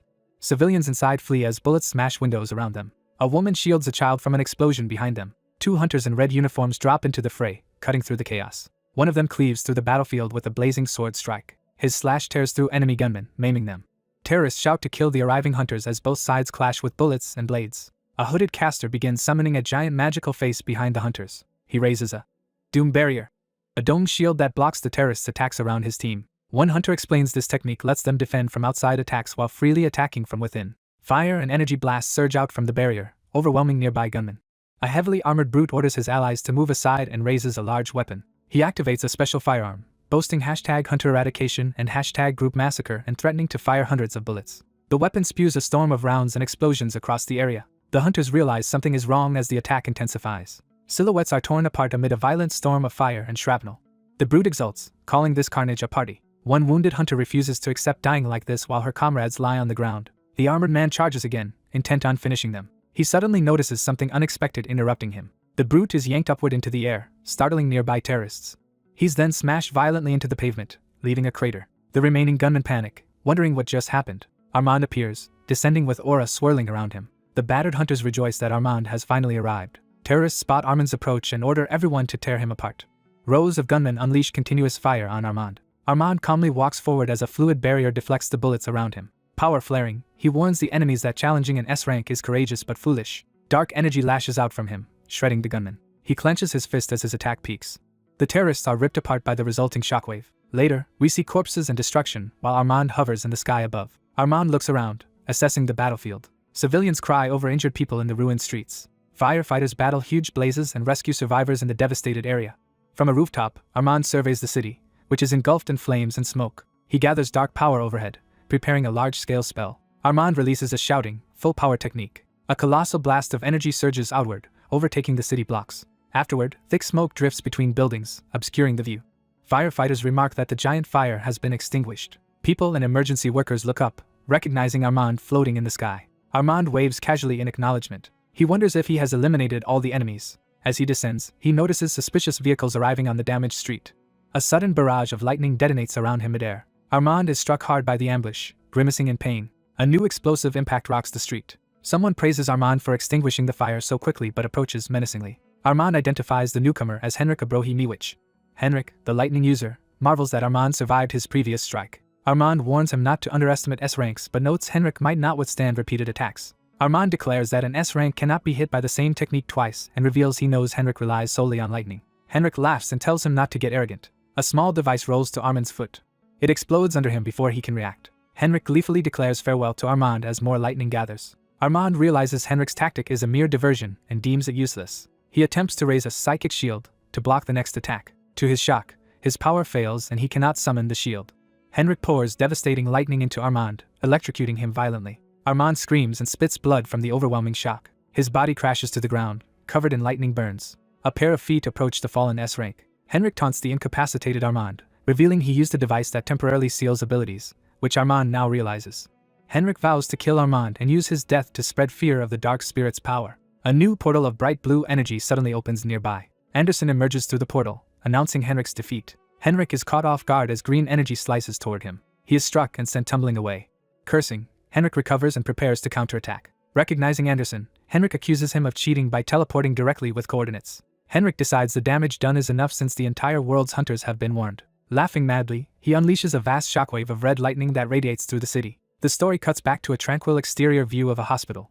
Inside, Hyunsu is shaken, having just experienced a vivid vision. Within Hyunti's glowing eyes, an ominous voice proclaims that evil darkness will soon spread. The possessing voice explains that wherever this darkness arrives all life will die, bringing only death and consuming vitality. It concludes that this catastrophe is unavoidable. In the hospital room, Hyunti's body thrashes as the old master and Hyunsu witness the phenomenon. Once the vision ends, Hyunsu stares at his unconscious friend, asking what just happened. The monitor alarms blare as Hyunsu reacts. He yanks the mask from Hyunti's face to check on him. The monitor line stabilizes, and Hyunsu sighs in relief. Hyunsu tells the master the experience felt like a prophecy explaining some being's existence, and wonders who spoke through Hyunte. The master guesses it was likely the same mysterious person who placed the powerful seal on Hyunte. He then admits there is something he has not yet told Hyunsu. He reminds Hyunsu of the time they separated briefly after parting from the ancestral dragon. During that gap, he was forcibly dragged elsewhere by an unknown power. Even he, with all his knowledge, did not understand the method used. He recalls that the entity never appeared directly, yet its presence was unmistakable when it spoke. Hyunsu asks if this might be King but notes he sensed no malice from that presence. The master says the being felt powerful enough to rival him, surprising Hyunsu. He concludes that only someone capable of creating an unbreakable seal like Hyunti's could be responsible, prompting Hyunsu to wonder why this is only being revealed now. The master explains he withheld it because knowing such a being existed might plunge all humanity into despair. He urges Hyunsu to imagine if someone of his own level invaded this world in a physical body to conquer it. Hyunsu envisions such an enemy over a sea of skulls and realizes how terrifying it would be. Horrified, Hyunsu wonders who could ever stop such a person. He clenches his fist, thinking how terrifying that possibility truly is. He recognizes that such a being would be terror itself made manifest.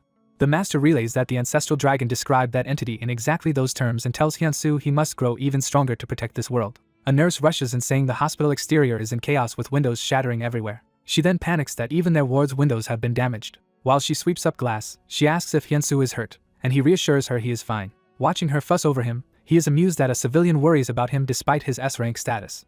Resolute, Hyunsu silently vows to himself. He firmly decides he will protect everyone around him. Training in a mental space, Hyunsu throws a powerful punch at the old master. Their clash causes a massive explosion of energy in the training dimension. Hyunsu continues attacking furiously, driving his fist into the ground with destructive force.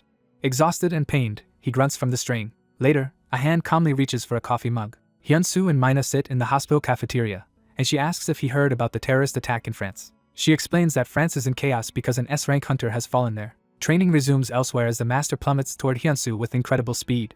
Hyunsu responds by activating his ultimate technique. Lightning heavens!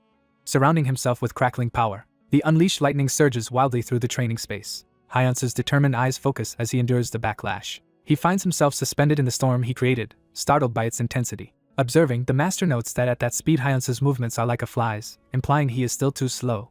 Back in the hospital room, Mina notes her abilities have not returned even after 2 weeks. She tells Hyunsu not to be too worried since she is still here. Hyunsu answers that he is glad she is around and believes she will recover soon. In training, the master watches as a battered Hyunsu sits in a cracked battlefield surrounded by smoke. The master remarks that this special training space can quickly restore itself no matter how completely they destroy it.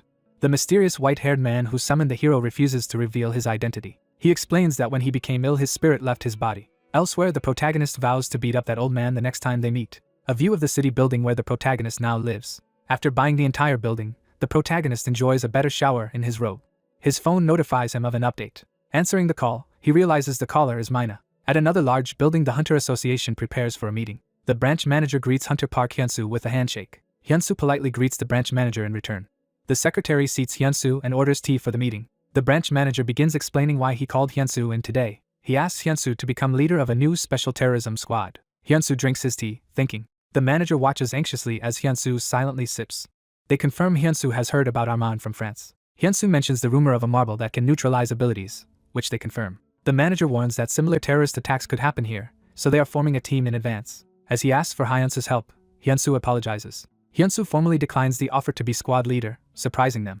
Mina thinks she expected Hyunsu to accept since he is no longer with the Red Lions. Hyunsu adds that he will help as an individual but not as leader, which excites the manager. The meeting ends and they move into the hallway. In the hall they part ways, the manager saying they look forward to working with Hyunsu, and him agreeing. Mina watches Hyunsu leave without speaking personally to her.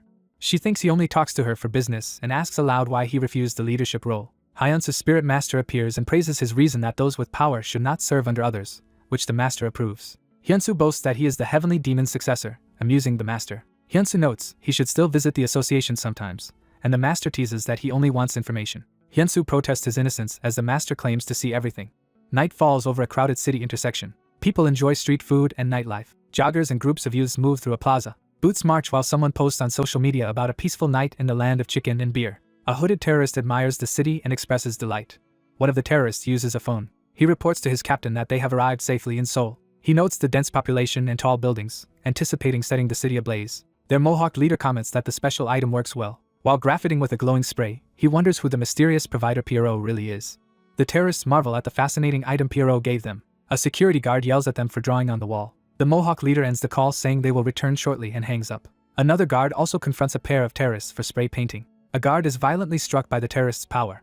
He staggers in shock as strange energy surrounds him. One terrorist calls the guard noisy and questions why he is so eager to die while unleashing dark energy. The guard is slammed to the ground by their force. The Mohawk man exclaims in awe that the spray can create an actual portal. They open a glowing portal on the wall, kill the guard, and depart promising to return to Seoul. The magical graffiti portal remains on the alley wall. Online, the terrorists threaten that Seoul will become a sea of fire like Paris. The next day, the Hunter Association building stands in the city. Inside, someone curses in frustration. Hunters discuss how unbelievable it is that terrorists obtained an ability-nullifying item. The strategist deduces they could not have acquired it from portals, so it must be something unprecedented. They analyze that 10 seconds of ability neutralization is enough to kill another hunter, but now that they know, they can prepare. One hunter slams his hand down, vowing to personally take care of the enemy. The branch manager asks if they can guess the terrorist's next target, and the strategist has considered it. He says there is one place that is highly likely to be targeted.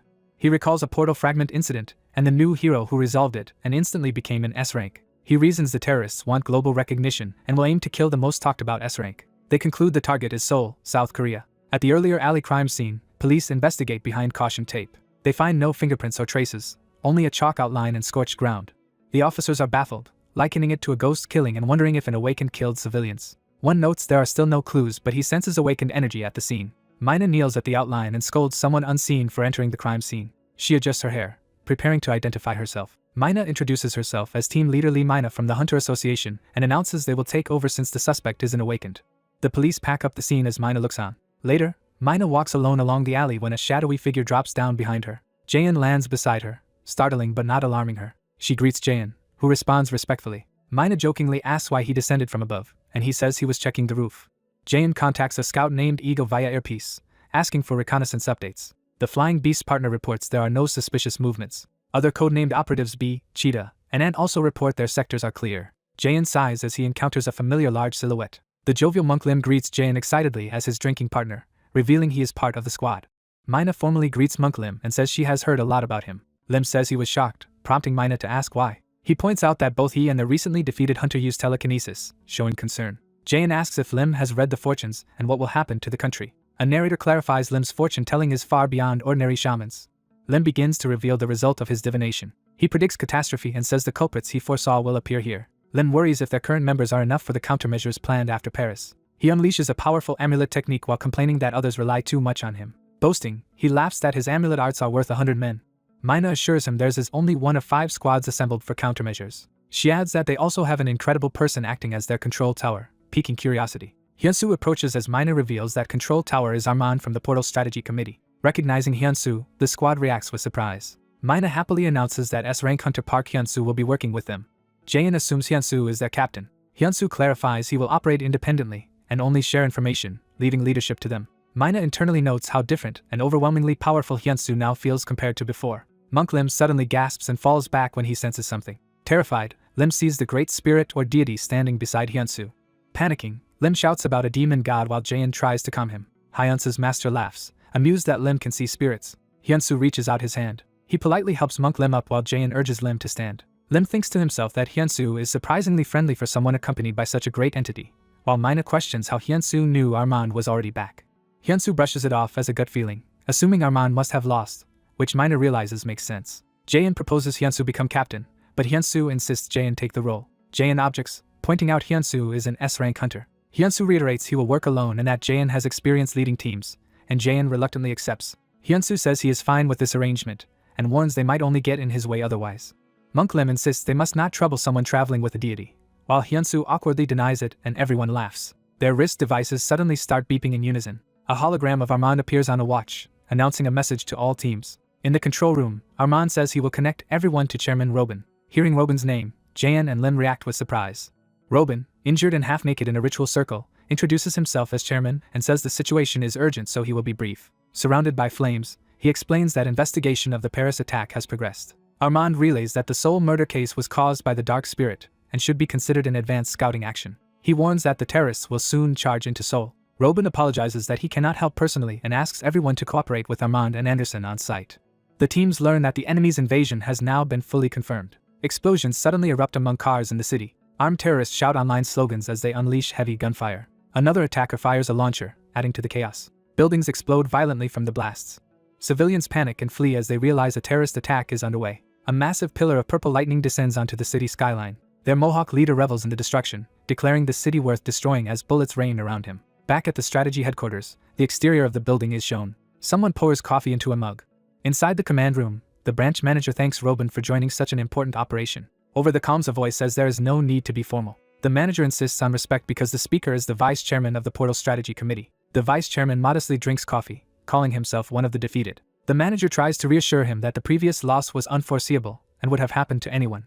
The manager reports he has already ordered all squads to remain on highest alert. The vice chairman starts to respond. He suddenly slaps his hand over the manager's face, demonstrating S-rank speed. The manager is stunned as the vice chairman notes that such reflexes are natural and unavoidable. The strategist explains that S-Rank's reflexes far surpass normal people and, armed with this intelligence, they should handle the threat. The manager worries about A-Rank hunters, since they cannot dodge attacks even when warned. The strategist decides that A-Ranks must hang back and observe before acting. The manager fears for citizens' safety, but the strategist says only S-Rank Park Hyun-soo is currently capable of fighting in Korea. The vice chairman insists that is why he came, and that he has no intention of sitting idle. A technician suddenly shouts that the terrorists have appeared. The manager urgently asks where, and learns there is an attack at Samseong Station. Another operator reports simultaneous activity in Dongdaemun. The leadership runs out, realizing the terrorists are attacking in teams with a new strategy. On the streets, vehicles race through as gunfire and explosions flare. Armored vehicles crash amid another huge explosion in the city streets. Masked terrorists unleash a hail of bullets into a crowd as a woman shields a child. Civilians are gunned down at close range amid the chaos. Panicked people sprint away from explosions, screaming for someone to save them. One of the attackers fires a huge blast into the oncoming crowd. The explosion engulfs the area, flinging bodies through the air. The hooded bomber grins and realizes his launcher is out of explosives. Deciding to change tactics, he drops the empty weapon. He charges a glowing energy sphere in his palm, preparing a new kind of attack. His energy blast detonates among nearby civilians. The devastating blast tears people apart and leaves the streets soaked in blood. Elsewhere in the city, the ordinary morning skyline contrasts with the unseen carnage. Students see breaking news reporting mass deaths downtown and speculate it is a terrorist attack in Central Seoul. Suddenly, a man's feet crack the ground as he lifts into the air, gathering power. The floating lightning user denounces people who surrender their right to defend themselves, declaring such cowards are less than human. Onlookers wonder if the airborne stranger is a hunter and note that he seems to be speaking Russian. People in the street look up, startled by what is happening above them. The crowd below erupts into a terrified stampede as destruction spreads behind them. Watching from a rooftop, a bearded man urges the chaos on so Park Hyun-soo will grow even angrier. He orders the situation escalated further to provoke Park Hyun-soo, while a white-haired woman smiles beside him. The bearded man complains that if the neutralization marble had remained secret he would not need to intervene, and his companion teases him about his grim expression. At a command center labeled Situation Room, the authorities monitor the unfolding attacks. Seeing the broadcast of massacres, a hunter in the room curses the attackers. He notes in shock that the enemy has split up to strike multiple locations simultaneously. One of the black-clad assailants leaps off a building toward the street below. The commander resolves that, since the enemy has divided their forces, they must also fight on multiple fronts. Power flares around him as he transforms, vowing to engage the enemy on various fronts. Outside, onlookers marvel as a collapsing electronic billboard is mysteriously held up in midair. Nearby, a suited man is lifted away from an overturned car, saving him from being crushed. Civilians rejoice, believing the arrival of hunters means they are finally safe. In the Situation Room, Anderson radios all hunters, ordering them not to engage yet because Armand will first stabilize the situation and then join them.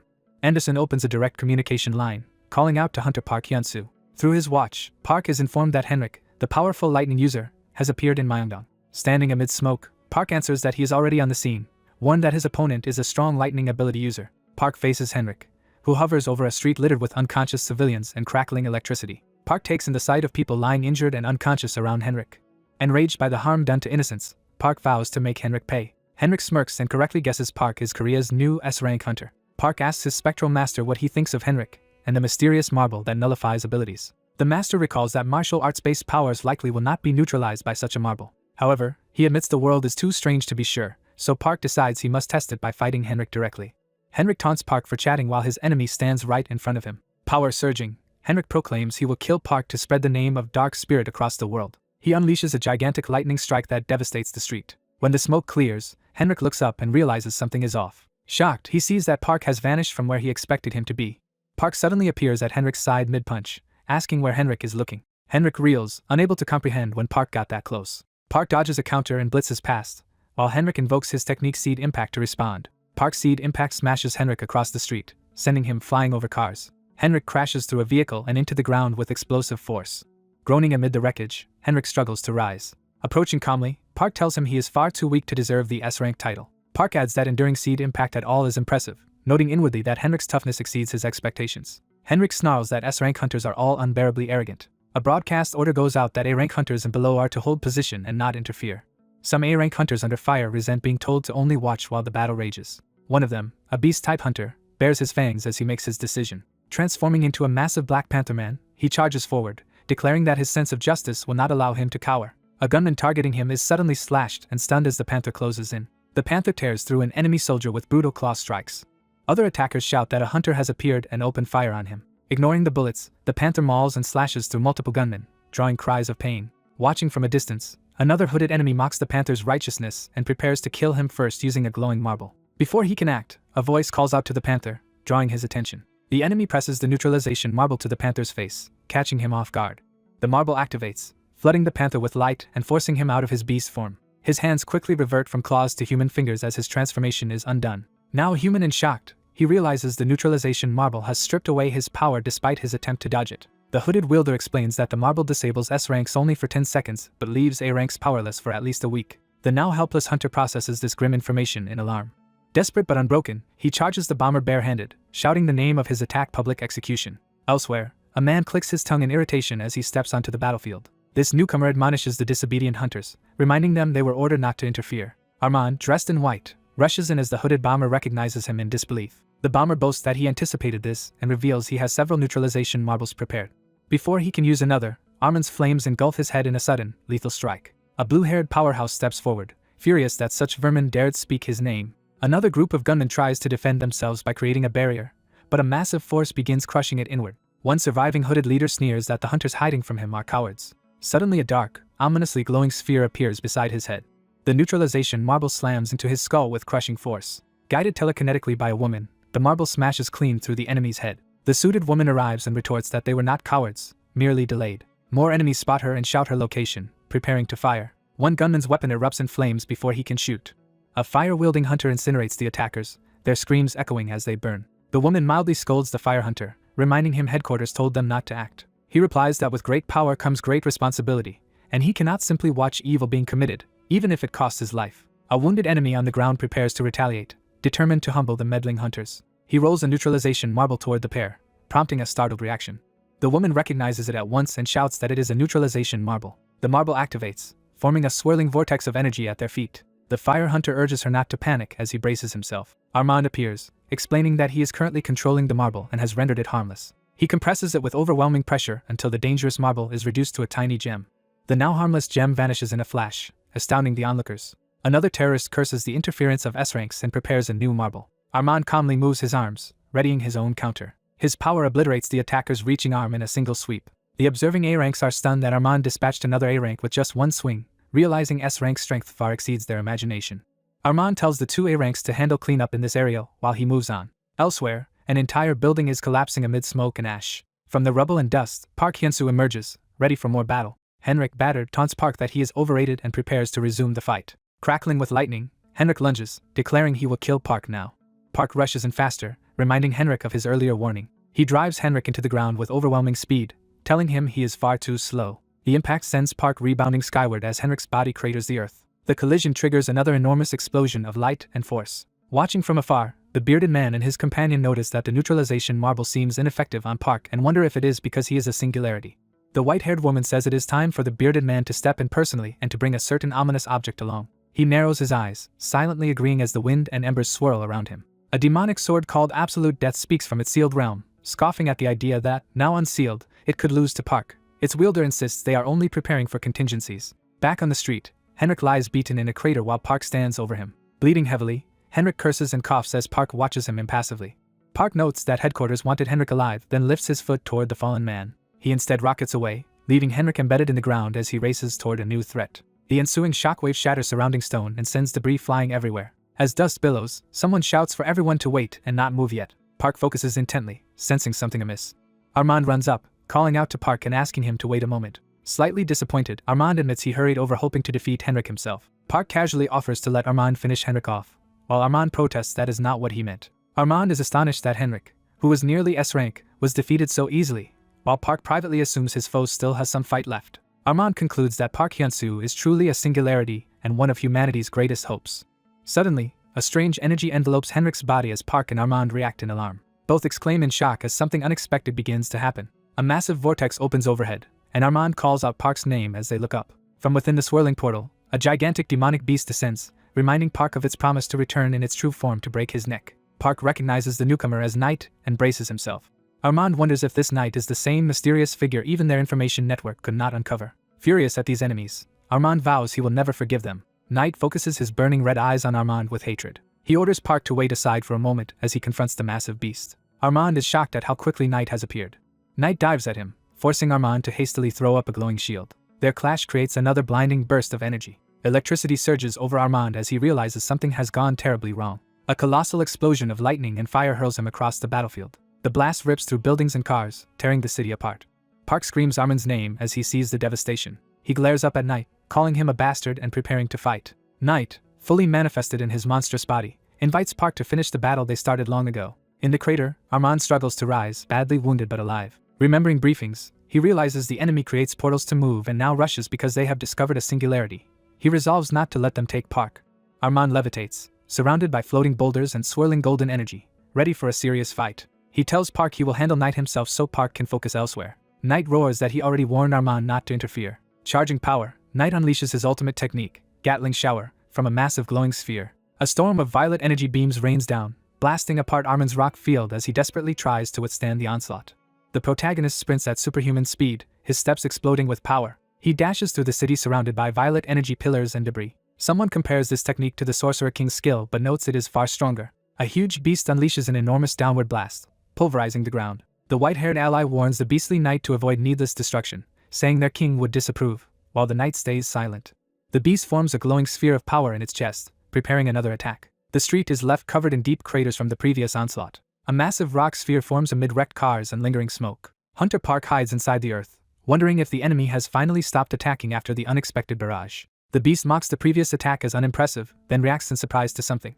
Seeing the hero appear behind the beast, the elder notes he is finally using Heavenly Demon Soul Pursuit correctly to approach from the rear. The hero declares it is his turn and charges, wrapped in surging blue energy. He slams an attack called Tree Impact into the beast with a blinding explosion. The beast immediately counters, forcing the hero back and making him realize Tree Impact failed. Shocked, the hero thinks this enemy cannot be handled by someone only at the evolutionary martial arts realm.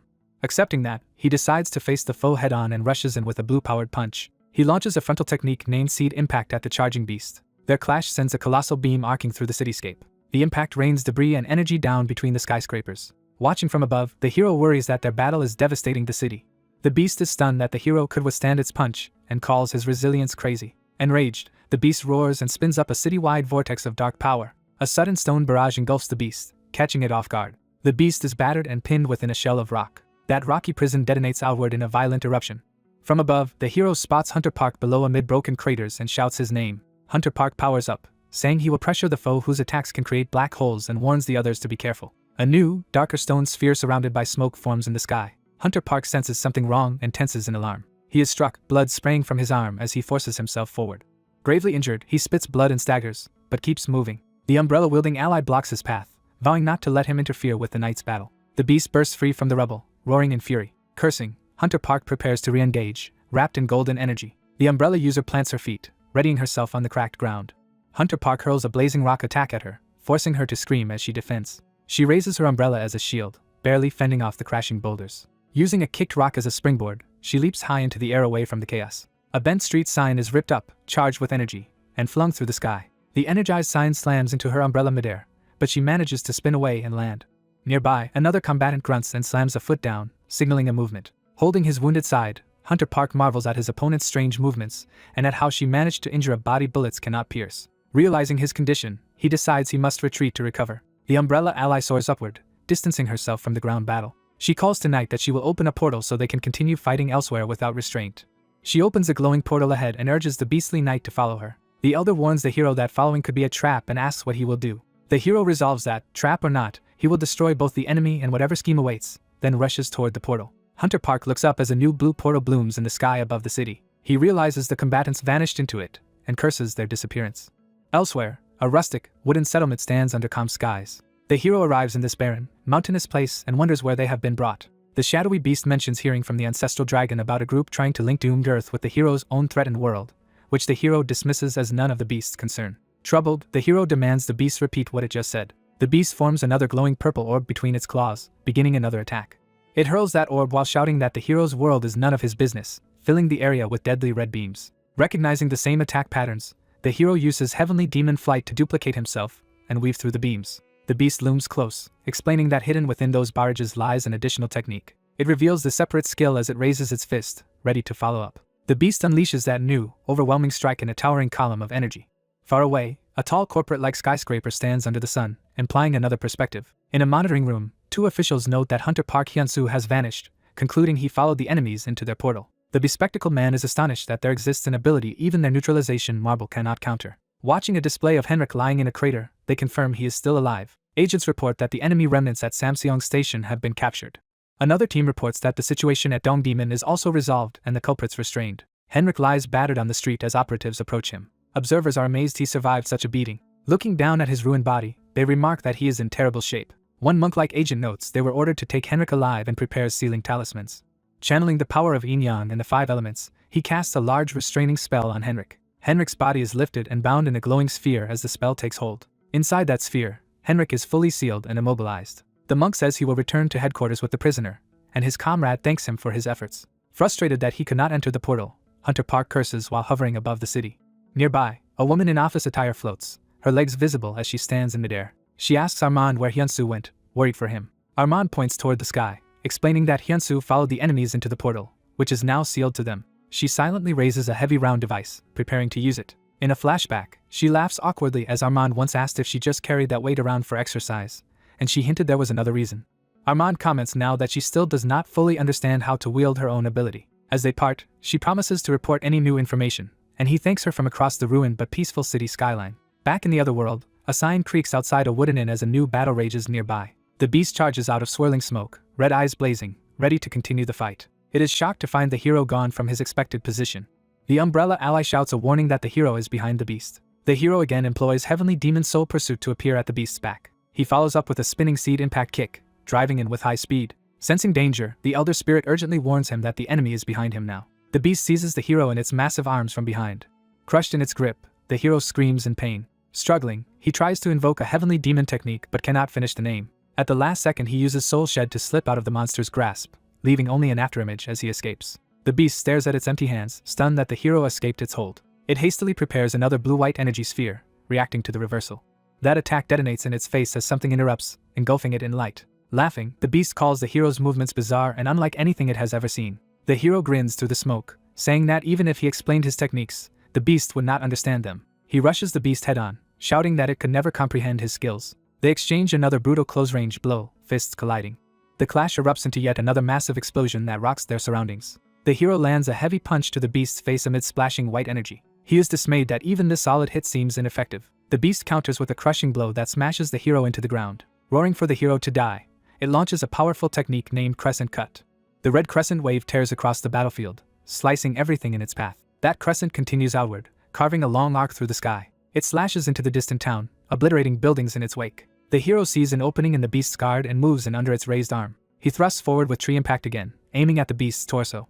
The beast snarls that these techniques no longer work on it as the hero's palm presses against its body. It answers with another overwhelming blast, hurling the hero away in a flood of light. The town is ravaged by consecutive explosions from the resulting shockwaves. The hero crashes and tumbles across the ground, badly battered. Lying bruised in the dirt, he groans in pain.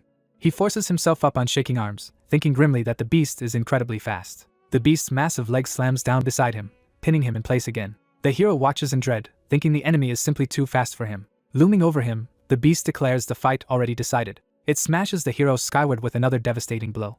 The red energy trail of the attack streaks across the landscape.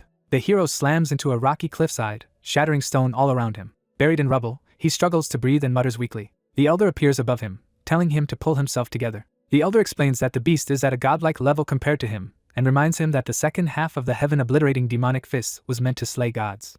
The hero protests that the enemy is too fast while the beast and Umbrella ally advance across the barren field. The elder reiterates that vast internal energy is useless if one cannot wield it, something he had previously told the hero. He points out that the hero has twice awakened 3 flowers peak bloom, meaning he can draw forth endless internal energy. The elder instructs him to spin that energy rapidly through his body from head to feet via his energy core. He identifies this circulation as the technique called acceleration, and a system message confirms the hero is now listening to instructions. The hero indignantly asks why he is only hearing about this technique now. The elder answers that it only works when the user is truly desperate. He then urges the hero to stop arguing and focus that energy on defeating the beast. As the beast charges again, yelling that it will end him, the hero readies himself. The acceleration skill fully activates, surrounding the hero's spirit form in crackling blue lightning. Empowered, the hero shouts the name of acceleration and launches forward at incredible speed. The elder smiles proudly, remarking that his disciple is finally doing as he taught. Moving as a blue blur, the hero rockets straight toward the approaching beast. The beast roars in anger, as the hero closes the distance in an instant. The hero suddenly appears above the beast, fist poised to strike, startling it.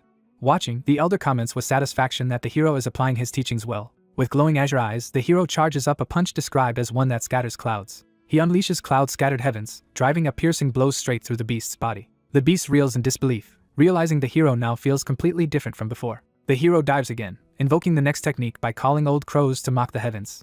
He names this as the second technique of the second half of the heaven-obliterating demonic fists. He then executes Black Crow Heavens, swarming the beast with countless high-speed blows. The beast is engulfed in a storm of strikes and energy, roaring as it is overwhelmed. Watching from afar, the Umbrella ally is stunned, thinking the hero now feels like an entirely different person. A white-haired onlooker admits that if she tried to join this battle now, she would only get in the way. The girl grips a sinister dagger and thinks she is glad she brought it. Watching the battle, she decides to hold back for now since Knight is still managing. The transformed beast charges in fury, cursing its opponent. Knight confidently assaults the monster, declaring its attacks useless now. The beast ridicules Knight as pathetically slow while blasting him. Knight is struck hard by the monster's powerful energy attack. The old master reflects that Black Crow Heavens is actually a mystic art rather than a simple fist technique, and he once feared its second half. After witnessing Knight fight this monster, the master finally understands the purpose of that strange second half. Under a blood-red sky, a dark fortress looms where something ominous stirs. The scene shifts to a grand castle beneath the same eerie heavens. Inside, a voice reports that Knight has successfully brought the singularity into their world. A kneeling subordinate explains that minimal destruction is due to his king's earlier orders. The subordinate deduces that because Knight risked fighting in his true form, the person he brought must indeed be the singularity. The masked king tells the kneeling vassal to rise. The king reaches his hands toward the window, preparing some action. He remarks that Knight is going to great trouble because of him. The vassal humbly replies that protecting him is their duty as his servants. Dark death energy suddenly floods in around the king. Feeling it, the vassal chokes and identifies the terrifying aura as the energy of death. The king silently regards the situation. Realizing the effect on his vassal, the king apologizes for not considering him. The vassal hurriedly insists it is fine and apologizes instead. The king admits that death energy is difficult for him too. The vassal blames himself for inconveniencing his liege and offers to accept punishment. The king dismisses him, saying he needs to rest.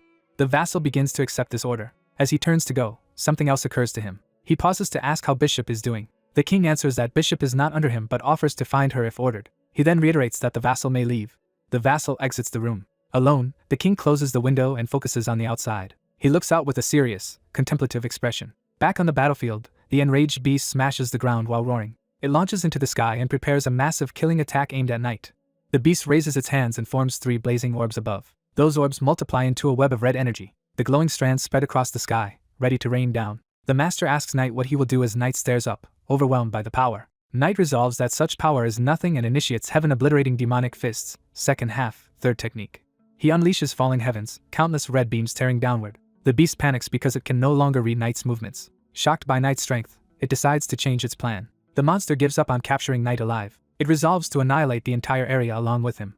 A huge white sphere of compressed energy forms, swirling with deadly power. The master senses an ominous energy and realizes the beast intends to detonate it. Knight races toward the beast, believing himself faster. He activates heaven-obliterating demonic fists, second half, fourth technique. He charges as lightning heavens, wrapped in blue lightning.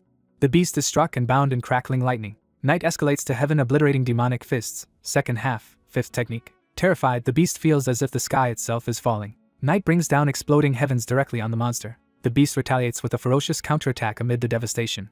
Mid-clash, it realizes, shocked, that Knight's power is actually forcing it back. Knight declares he will end the fight and rushes the battered beast. He prepares heaven-obliterating demonic fists, second half, sixth technique. The frightened beast pleads for a moment. The girl finally intervenes, invoking the sword's ability Absolute Death. The master senses that bizarre, ominous feeling again. A dark realm opens, drawing Knight, the beast, and the death sword into its depths. Within this realm, the beast curses that the girl actually used that move. Knight, paralyzed, wonders what is happening as he finds he cannot move. A crystal containing the sword's power flies deeper into the void. Knight floats in a dark miasma, shocked and scared. He feels his consciousness starting to fade and panics. Pain racks him as the dark energy spreads. He grits his teeth, trying to endure the corruption. Knight refuses to lose, reminding himself he is the heir of the heavenly demon. He unleashes Heavenly Demon Breakout to resist the binding. His power erupts inside the realm, centering on the sword. Within a spherical barrier, Knight confronts a shadowy monstrous presence. The observing beast wonders how Knight could enter the realm of absolute death while still alive. Even the master, outside, realizes he cannot escape this phenomenon and questions what it is. The girl, rushing with the beast's body beside her, believes Knight is doomed regardless of his struggles. Inside, Knight strains and screams under the pressure. The ordeal draws blood as he pushes himself further. Outside, the master dives toward the dark sphere in rage. He lands on it, startled by its power. To his shock, even he feels constrained by it. Inside, the sword crystal hangs amid swirling darkness. Knight screams in agony as dark power invades him. The scene shifts to a hellish valley littered with skulls. Knight's naked spirit lies among the dead, bathed in drifting energy. He groans as he begins to awaken there. Disoriented, he wonders where he is and recalls the flying dagger. Standing, he realizes the place is filled with piles of corpses. He quietly takes in this horrifying environment. Before him, the death sword appears, bound in glowing chains. Knight notes that the chained object has the same shape as the dagger that hit him. Curious, he approaches the chains and questions what they are. A voice yells at him not to touch as he reaches out. Knight turns to see a tattooed, red-eyed boy appear in alarm. The boy demands to be left alone while Knight asks what he is talking about.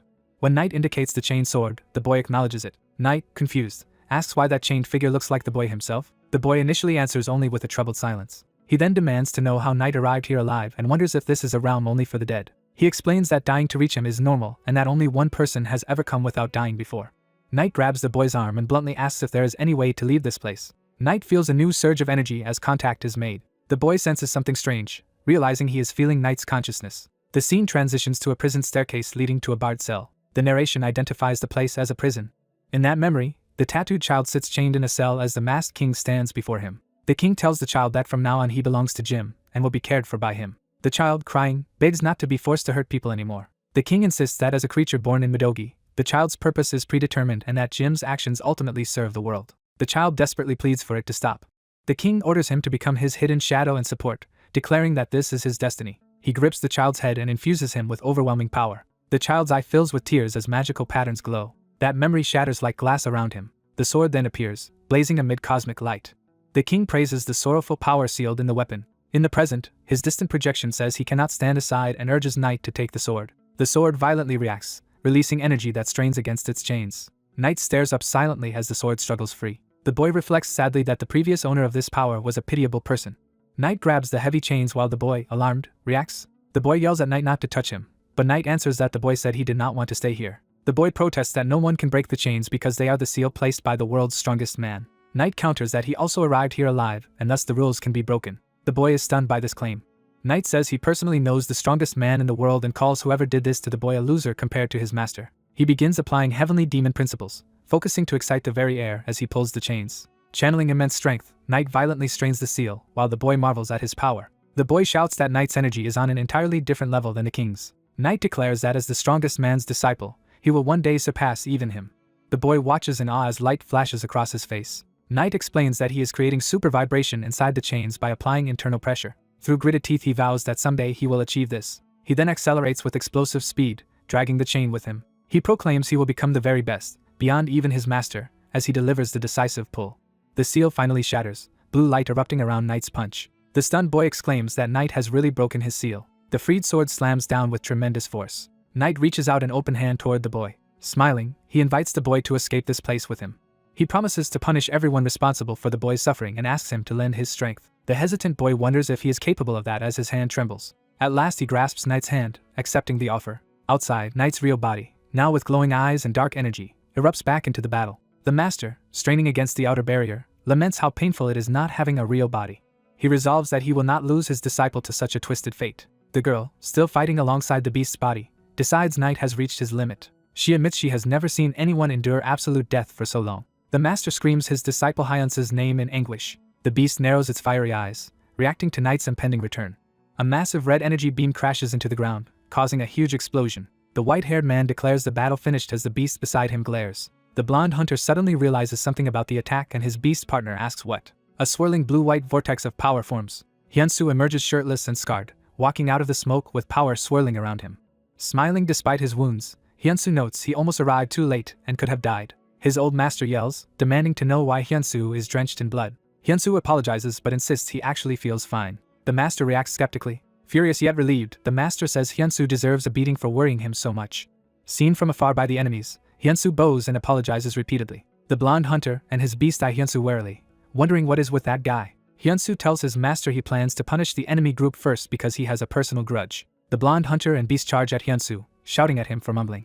Hyunsu activates Accelerate and dashes forward at high speed. He inhales mana, blue energy wrapping around his body. Hyunsu uses Tree Impact, diving down with a mana-charged punch at the beast. The beast is shocked that Hyunsu has become even faster. Hyunsu presses his ringed hand against the beast's chest. Mana erupts from the ring as Hyunsu drives his palm into the beast's torso. The impact detonates in a blinding explosion. Hyunsu explains that the mana-imbued Tree Impact has an explosive penetrating force that cannot be blocked. The blonde hunter lunges back angrily, telling Hyunsu not to get arrogant. Purple spikes burst from the ground where Hyunsu was, missing him. Hyunsu sprints ahead, dodging the spikes closing in behind him. Using extreme speed, Hyunsu appears in multiple afterimages as he rushes straight toward the blonde hunter. Hyunsu appears beside the blonde and grins that he is merely returning the earlier attack. He kicks the blonde high into the air, knocking away the pink umbrella weapon. The blonde, reeling, admits Hyunsu is even faster than their ally knight. Hyunsu appears behind the blonde, asking smugly if his speed is impressive. The blonde gasps in shock. Hyunsu raises his ring hand and asks if the blonde recognizes it. The blonde stares at the ring, thinking he has seen it somewhere before. Hyunsu says the ring came from a child they tortured and demands they pay for their sins. The blonde steels himself, sweating as he prepares to face Hyunsu's attack. Hyunsu blasts him with a powerful wave of light, sending him flying. Badly wounded, the beast curses Hyunsu while struggling to rise. Realizing the situation, the beast decides to use a last resort. He identifies the elixir Immortal Transcendent, which will triple his power but leave him immobile for a year, and considers consuming it. The beast raises the glowing elixir to his mouth. His eyes flare as the elixir takes effect. Screaming, the beast's body mutates and surges with violent power. Amid billowing smoke, he vows to keep fighting even at this extreme cost. He declares that he absolutely must win this fight. Empowered and enraged, the beast roars at Hyunsu to come at him. He charges, but something slams into his face. Even after eating the Immortal Transcendent, the beast realizes in horror he is still too slow as Hyunsu pummels him. Hyunsu launches the beast high into the sky in a streak of blue light. He follows up with his ultimate technique, Falling Heavens, smashing the beast back to the ground in a colossal blast. As the dust clears, Hyunsu and the beast exchange another midair clash. Hyunsu gathers a spiraling storm of blue energy around his fist, preparing a finishing blow. The terrified beast tries to call for a halt. Hyunsu unleashes Seed Impact, driving the energy straight into the beast. Shuddering and bleeding, the beast mutters that such a feat should be impossible. Hyunsu orders the beast to apologize, stating the ring belongs to someone the beast tortured. The beast screams in agony as Hyunsu's attack tears through him. Hyunsu continues the brutal assault, striking the beast again. With his new black armored arm, Hyunsu attacks while hearing the ring's spirit thanking him and saying it finally feels better. The beast collapses defeated in the smoke, barely conscious. A status window explains that the ring Halley is an A+ ego ring that can change form with different effects and seeks redemption by protecting lives with its savior. Hyunsu inspects his transformed black arm, getting used to the ring's new form. The ring reverts to its normal form on Hyunsu's finger. Hyunsu stands with his master, both observing the ring's power. The master dryly comments that Hyunsu's new ability is absurdly strong. They joke about how often Hyunsu encounters opportunities, with the master saying he gets far too many. The master notes Hyunsu chose not to kill the enemy beast. Hyunsu explains the beast is still alive because he has many questions for him. Hyunsu lists the mysteries he wants answered, such as why portals were created, why they connect to Earth, and the enemy's ultimate goal. The master jokingly offers to teach torture techniques, then remembers he must introduce Hyunsu to someone. Hyunsu calls to Halley through the ring. The ring manifests as a small boy covered in runic tattoos, Halley's true form. The master examines the boy closely, intrigued. Nervous, Halley hides behind Hyunsu and says the old man is scary. Hyunsu reassures Halley and tells him to introduce himself despite his fear. Halley politely bows and introduces himself, which amuses the master. Hyunsu explains to his shocked master that Halley is actually the sentient short sword. Halley confirms that this child body is the short sword's true form. The master exclaims that the short sword was like death itself and scolds Hyunsu for releasing it. Hyunsu answers that freeing Halley was what the boy wanted and that they cannot predict his actions now. Hyunsu defends Halley, calling him a pitiful child who has been exploited his whole life. The master falls silent, reflecting on that. He then beckons Halley to come closer. Halley nervously approaches, sweating. Hyunsu comforts him, saying the master is not truly scary, though sometimes he can be. Halley timidly walks over to stand before the master. The master places his hand on Halley's head and channels powerful energy. A surge of light and smoke erupts around them as the master works some technique on Halley. The master finishes and lowers his glowing hand. Halley excitedly discovers the writings on his body have partially vanished and calls the master a magician, while Hyunsu shares his joy. The master tells Hyunsu he only erased a small part of the markings. He explains that Halley's body has killed countless lives, and all he did was remove the superficial dirt on his skin. Halley quietly listens, seeming weighed down by his past. Hyunsu resolves to help Halley become completely free of his cursed body, impressing his proud master. Hyunsu asks Halley if there is any way for them to leave this realm. Halley remembers the pink umbrella item that can open portals. Outside the portal, Armand waits on a rooftop as a blue vortex appears in the sky. Armand laments feeling powerless while watching the portal. A city building is shown, indicating a return to the real world. The scene shifts to a hospital emergency room. Officials discuss how there was no issue at the incident site, yet Hunter Hyunsu still has not returned. Their superior decides they should wait and monitor the situation since Armand is still there. The sky portal begins to open more dramatically. Armand looks up, alerted by the portal's activity. 2 feet emerge from the glowing portal. Hyunsu descends from the portal carrying the unconscious knight and the pink umbrella. Armand happily greets Hyunsu, relieved that Hunter Park has returned alive. Armand runs toward Hyunsu, puzzled about the identity of the man he is carrying. Hyunsu identifies the injured man as Knight, the bizarre enemy from earlier. Armand is stunned that Hyunsu defeated such a formidable monster and survived. He suggests they take Knight to the Portal Strategy Committee. Armand confirms it is for investigation, and Hyunsu hints there is more to it. Hyunsu hands Armand the pink umbrella, saying the committee can better research it. He explains the umbrella is a portal-creating item that will be useful once Anderson studies it. Armand adds that despite its utility there is another issue he wants to mention. He comments that Hyunsu's missing clothes show how fierce the battle must have been. Embarrassed, Hyunsu laughs and says he only realized his nakedness after the fighting. Armand eyes him thoughtfully. Armand jokes that Hyunsu must be unashamed of his body to not bother covering up. Smiling, Armand takes off his own jacket. He wraps Hyunsu in the jacket, saying they must protect their hero's modesty before others arrive, and Hyunsu thanks him. Reporters rush toward them, shouting Hunter Park's name. The media team's feet pound the ground as they hurry closer. Surrounded by microphones, Hyunsu is bombarded with questions about defeating Henrik and the monster, while Armand notes no one cares about him. An exterior shot of a building transitions the scene. A broadcast proclaims Park Hyunsu as South Korea's guardian who saved the nation again, humorously asking where his clothes went. A TV report shows Hyunsu in a towel as cameras capture his half-naked return, surprising the country. Watching the news, the master complains that thanks to Armand, Hyunsu could not appear fully naked, which he considers a wasted opportunity, confusing Hallie. Later at home, Hyunsu wakes lazily in bed as a voice scolds him to tidy his bed since it is already afternoon. The master jokes that Hyunsu must still want to show off his body because he refuses to wear clothes, while Hyunsu insists he just fell asleep immediately. The master dramatically says it is a shame Hyunsu was partly covered on TV, and that it would have been more fun if everything were visible.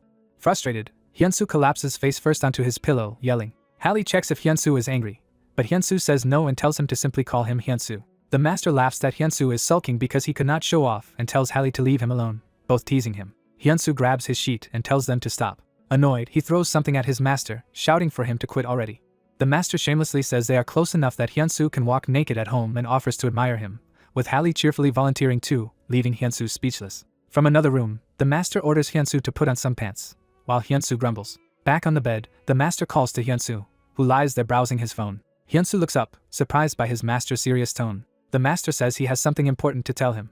Hyunsu sits formally on the bed, replying respectfully. The master hesitates, stroking his beard, which makes Hyunsu internally wonder why it is so hard for him to speak. The master finally blurts out that he wants Hyunsu to cook him some ramen right now. Hyunsu freaks out comically while the master and Hallie excitedly anticipate tasting ramen for the first time. Hyunsu, thrilled about their new family member, pulls out his phone to celebrate. He opens a food delivery app, promising to show Hallie a whole new world through it. The master excitedly wants to order many dishes, while Hyunsu exclaims at his enormous appetite, and notes this is possible thanks to Korean delivery apps. The doorbell rings, signaling their order has arrived. A feast of noodles, chicken, gimbap and snacks is laid out as they shout excitedly to start eating. Later, someone enthusiastically hugs the master from behind, continuing their lively domestic chaos. Hyunsu excitedly offers his stern master trendy spicy fried chicken. The master tastes it, and is overwhelmed by its rich, juicy flavor while Hyunsu eagerly awaits his reaction. Hyunsu then urges the master to try some bibimbap noodles. The master samples the noodles being fed to him. The taste sends the master into a stunned, wordless cosmic daze. Worried by his silence, Hyunsu asks if the master dislikes the food. The master suddenly exclaims that the chicken and noodles combination is incredible and demands more. Harley sits in front of his own box of chicken but hesitates, anxiously. Hyunsu notices Harley not eating and asks why he is holding back. The master uses floating chicken to offer to feed Harley himself, astonishing both boys. The chicken floats into Harley's hands, but he protests that he cannot eat it from that distance. Harley cries that his grandpa teased him, while the master mildly scolds him for not speaking up earlier. Hyunsu, impressed, asks if his master can use telekinesis. Hyunsu explains that the master just made chicken legs float like Armin's power, controlling things without touch. The master clarifies that this is simply chi telekinesis, a known technique.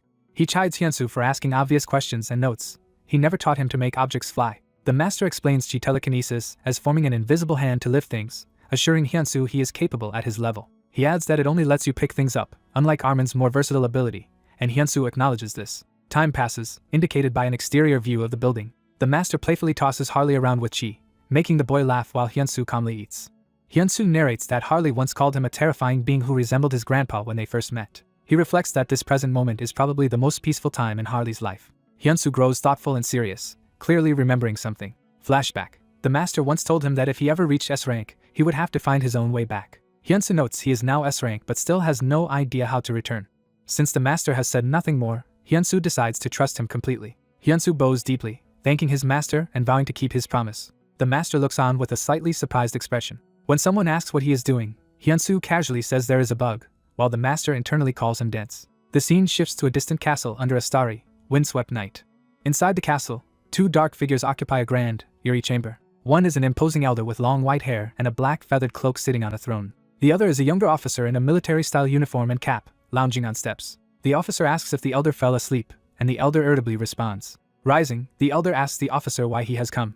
The elder says the officer could have stayed alone, hinting that he himself can provide company. He then asks if the officer came just to see him, receiving only silence. The officer admits he was a little surprised by something. Smiling, the officer says he understands now and notes this will be the first time something is truly stolen. The elder remarks that the singularity possesses many mysterious talents.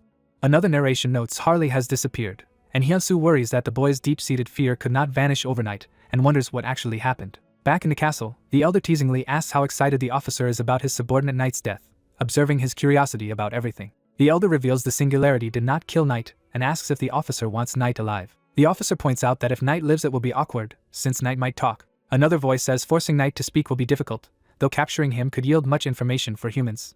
The elder calmly comments that the officer is surprisingly composed and says there are many potential replacements. The officer mutters that, as expected, the elder has no sense of humor. The elder dismissively tells the officer he will not personally see him off and that he can do as he likes. As the officer leaves, he tells the elder to ask if he ever needs a favor. The great doors close behind the departing officer.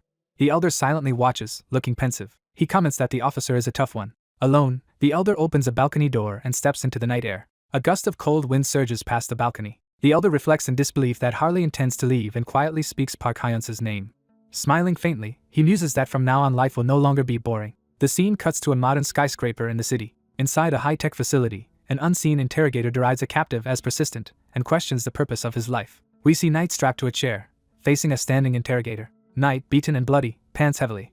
The interrogator, a blond man in an orange jacket, calls Knight kid with apparent concern or sarcasm. Knight, still defiant, proposes making a deal while the blond man shouts at him to talk. The blond notes Knight still has enough strength to speak, unimpressed. Knight offers to grant the blond anything he can imagine, promising more than that. The interrogator, or perhaps the AI overseeing the room, skeptically asks what he means, and Knight insists he can do it. Knight then asks if they can make him the strongest person in the world, and the voice replies that such a task is trivial. Knight incredulously clarifies that would make him king. Outraged, he calls the blonde amusing and demands how he dares treat him this way. The blonde contemptuously calls Knight pathetic and slams his hand on a control panel. Violent electricity blasts through Knight's body from the device overhead. The blonde mockingly asks if this is how Knight repays the help he was offered. Knight insists he is supposed to be the strongest in the world. He declares he is unique, drawing the blonde's shocked reaction. The blonde realizes in panic that Knight is actually a singularity. Knight, equally stunned, realizes the enemy has already captured two singularities. Knight begins to chuckle darkly. His laughter swells into manic cackling despite his restraints. The blonde recoils, wondering if Knight has gone insane. He angrily asks if the prisoner is laughing at him. Knight roars that of course he is laughing, mocking the idea that this blonde could be a singularity. Knight sneers that a true singularity should at least rival Park Hyunsu's power. The blonde clenches his fist, stammering as though insecure. He shouts his resolve that someday he will surpass Park Hyunsu no matter what. Knight explains that Park Hyunsu's strength is still growing, even during their fight. He taunts the blonde that he cannot even keep up with Hyunsu's underlings. Enraged, the blonde decides to kill Knight and reaches for the controls again. Before he can, a stronger hand grabs his wrist, stopping him. The blonde cries out to his stern master, who has appeared behind him. The master scolds the blonde, reminding him he was ordered not to come here. He curtly orders the blonde to leave, and the chastened subordinate obeys. Storming down the corridor, the blonde vents that no matter what he does, it is never enough. Inside the chamber, Knight's captor asks why the torture stopped, and implies it cannot harm him anyway. Knight confidently warns that his allies will come to rescue him and advises releasing him now for their own good. The master repeats skeptically that someone will rescue Knight, and Knight affirms it. The master laughs, then declares that no one is coming. He tells Knight bluntly that he has been abandoned. Knight roars back, demanding what humans could possibly know about his situation. The master casually presses the torture button again. Knight is racked by another massive electric surge, screaming in agony. Still bound, Knight strains against the pain, refusing to accept this reality. Exhausted and trembling, he begins to say what he truly means. The master reveals his ability to perceive countless possible futures and claims he has seen all of Knight's. He states that in none of those futures did Knight's king ever come to save him. Knight listens in stunned silence. He starts to utter the name. Nemen. The master, confused, asks what he just said. Knight bursts out laughing and proclaims that the master himself is Nemen. The revelation drives Knight into hysterical laughter that echoes through the chamber. The master realizes in shock that Knight has lost his sanity. Knight repeats that the master is Nemen and insists again that the king will never come. In his delusion or devotion, Knight cries out to his absent king, pledging absolute obedience. The master shouts sharply to snap him out of it. Lost in hallucination, Knight urges Nemen to do his best. The master yells for him to stop. Knight triggers a catastrophic self-destructive explosion, forcing the master to shield himself. The master struggles to withstand the blinding blast of energy. Shockwaves and debris ripple across the floor as the explosion continues. When the blast fades, the master stands amid the ruined chamber, unharmed but grim. He walks toward the sealed exit of the facility. In the corridor beyond, he appears deep in thought. His footsteps echo as he moves away from the chamber. A heavy door shuts behind him, sealing off the devastated room. Back inside the chamber, he stands with sword drawn, prepared for any remaining threat. Time and energy motifs show that Knight's self-destruction is being rewound or sealed in some temporal mechanism. Knight reappears grinning with a swirling fiery vortex in his chest, revealing the drastic measure he took.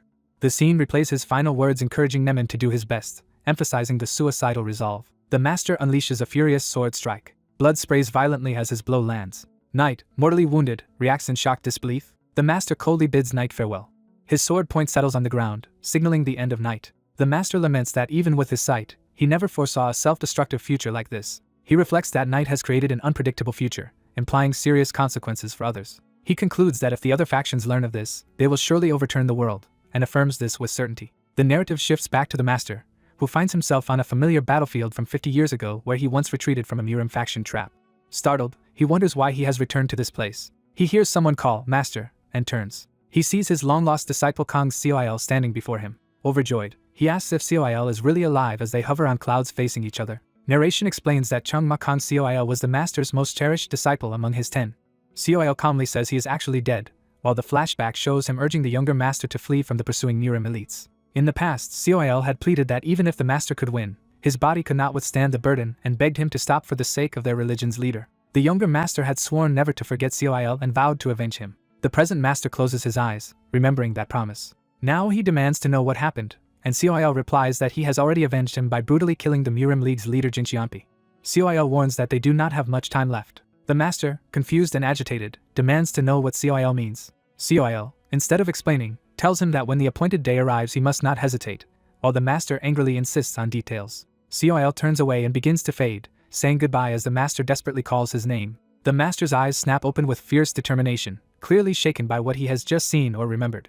The old master awakens, confused and wondering if he just had a dream. He is shocked to realize he actually experienced a dream. He reflects that he has neither slept nor dreamed since being separated from his body. In his memory or vision, someone warns him never to hesitate when a certain crucial day arrives. Watching Hyunsu and the child Coil asleep, he wonders what Coil had wanted to tell him.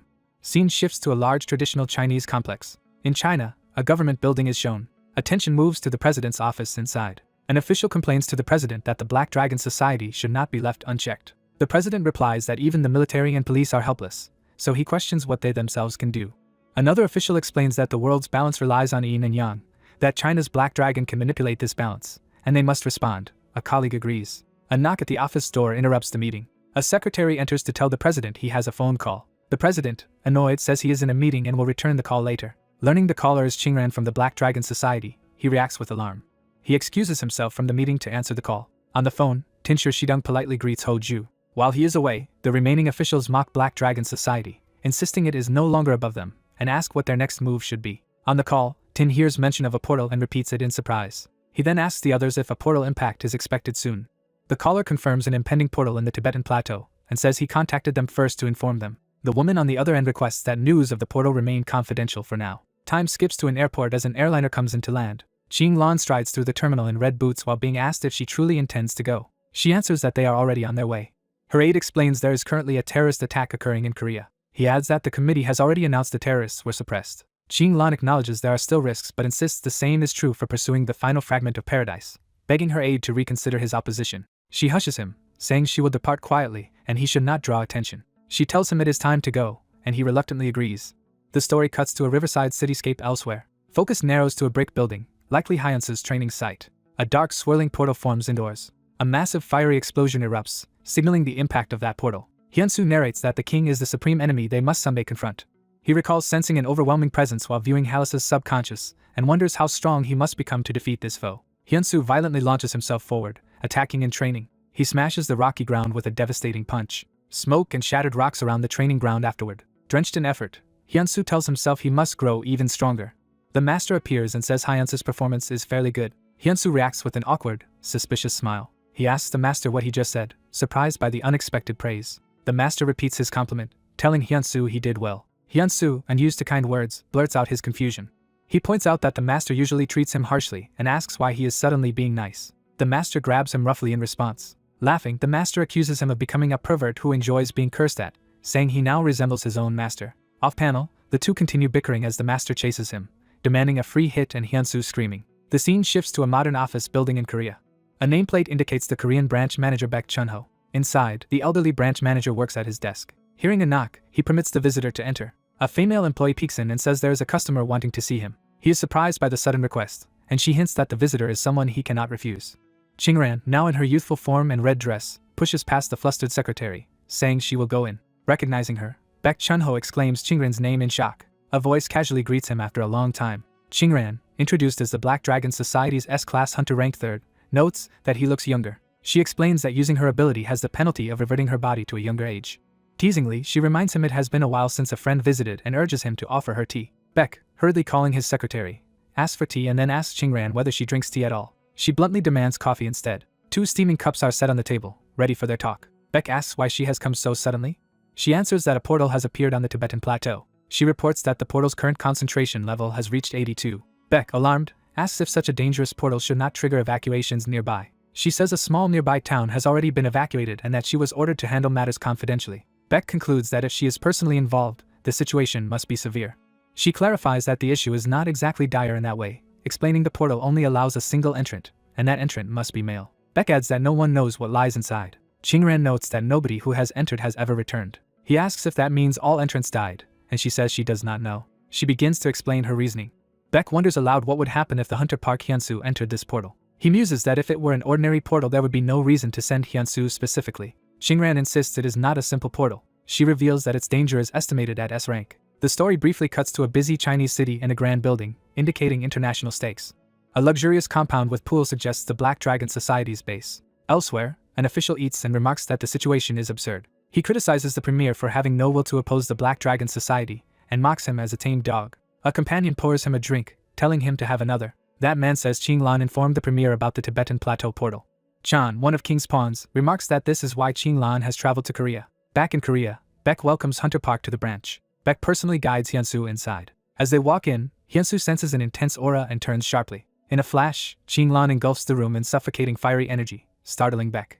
Baek struggles to breathe, wondering what she is doing as the pressure crushes him. Energy pools at their feet, surrounding both Baek and Hyunsu. Hyunsu places a hand on Baek's back, using power to shield him. The oppressive aura is forced away from Baek's face. Hyunsu says she is only testing them, and Baek realizes he can breathe again. Qing Lan lounges back, impressed that Hyunsu resisted her S-rank aura. She invites Hyunsu to sit down. Hyunsu, settling onto the sofa, jokes that her way of greeting people is rather rough. She replies that she needed to ensure she could entrust a certain task to him. She formally introduces herself as Qing Lan, chairwoman of the Black Dragon Society, and Hyunsu introduces himself in turn. Hyunsu explains that, like her, the penalty for using his power makes his body younger. She says this is why she currently appears so young and hopes he will not see her casual tone as disrespectful. The camera shifts to the quiet hallway outside their meeting room. Inside, Hyunsu repeats that it is an S-rank portal they are discussing. Qing Lan leans forward and asks if he wants to attempt entering it. Hyunsu frowns and asks why she specifically chose him. She notes it is a one-man portal that only men can enter, that he is the world's most famous hunter, and begins to add another reason. She finishes by saying he is a singularity, humanity's last hope against the annihilation dragon. She thinks to herself that she wants to witness with her own eyes whether this singularity can truly save humanity. Hyunsu points out that even though it is a one-man dungeon, its S-rank may well kill him. Qing Lan hints that if he survives, there will be great reward. She promises to stake everything she has on supporting him if he returns alive. Motivated by the threat to humanity and her generous offer, Hyunsu agrees to challenge the portal. He shakes her hand, saying he cannot refuse under those conditions. Walking together, Baek asks about his schedule while Hyunsu says he will depart for China that same day.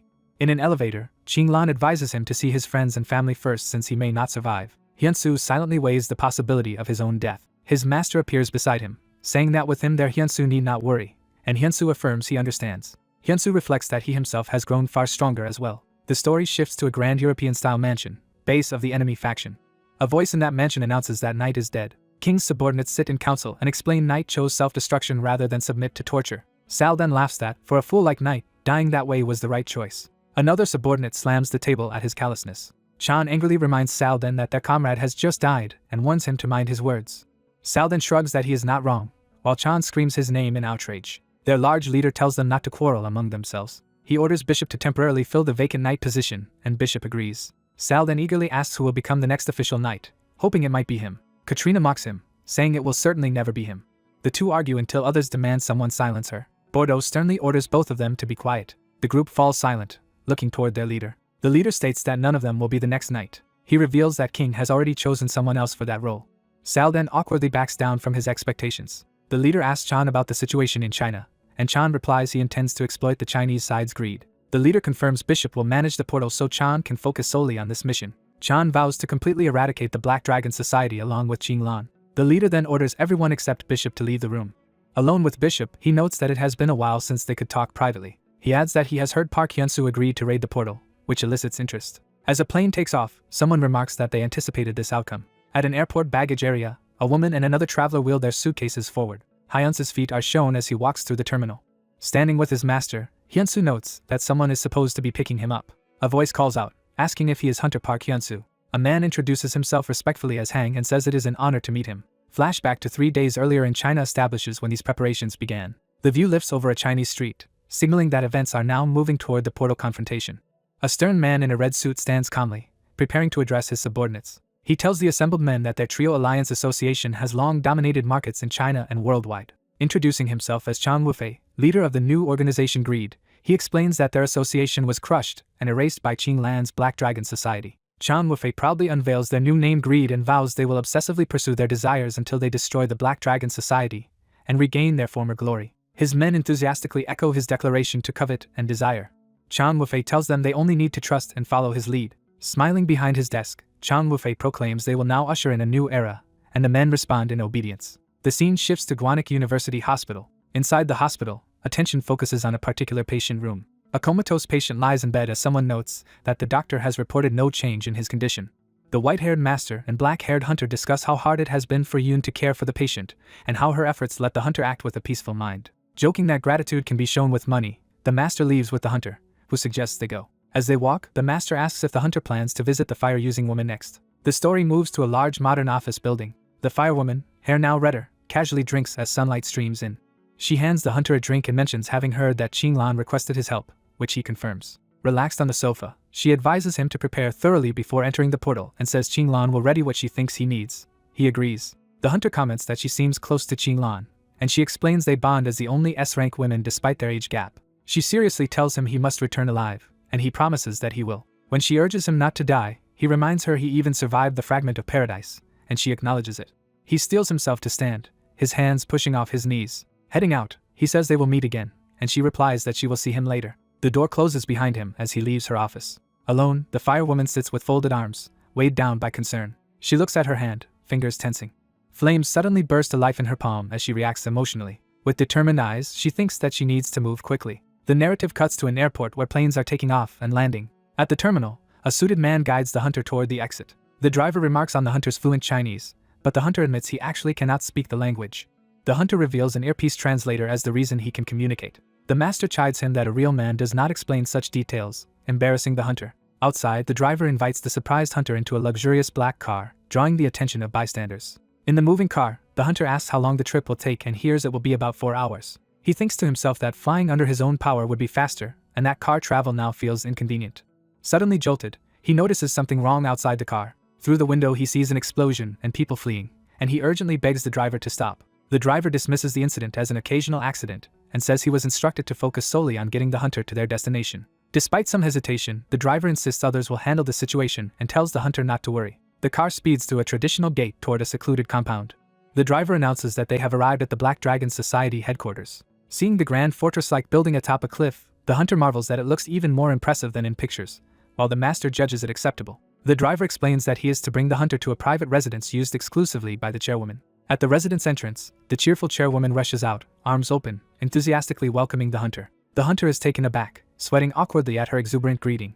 As she leads him inside, she asks if her outfit is cute, and says there would be no better occasion to wear it. He laughs and agrees. Cups of tea are set on the table between them. Sipping his drink, the hunter brings up the explosion they witnessed on the way. She explains that the attack was carried out by Greed, a group formed from remnants of the Black Society, and he asks if they are terrorists, and what they want. She answers calmly that their goal is to destroy the Black Dragon Society. The hunter realizes it is because the Black Dragon Society ruined Greed's black market, drug, and gambling operations, and he reacts in understanding. Regretting not intervening earlier, he says he should have done something, but she replies that it is ultimately a Chinese internal affair. She tells him to focus on the portal since that is why he came. Opening a box, she says she has something to give him before he enters. The hunter and master peer in. The master identifies the item as an elixir. She explains that the elixir is a unique A-rank item they obtained from an A-rank portal raid, and because there is only one, its exact effects are unknown. Shocked that she would give it to him, the hunter listens as she says she wants to raise his chances of survival as much as possible. She insists that despite his protests, it is fine for him to take it. She calls him one of humanity's protectors and says he is currently the one closest to becoming its savior. The hunter realizes the weight of his position in the world.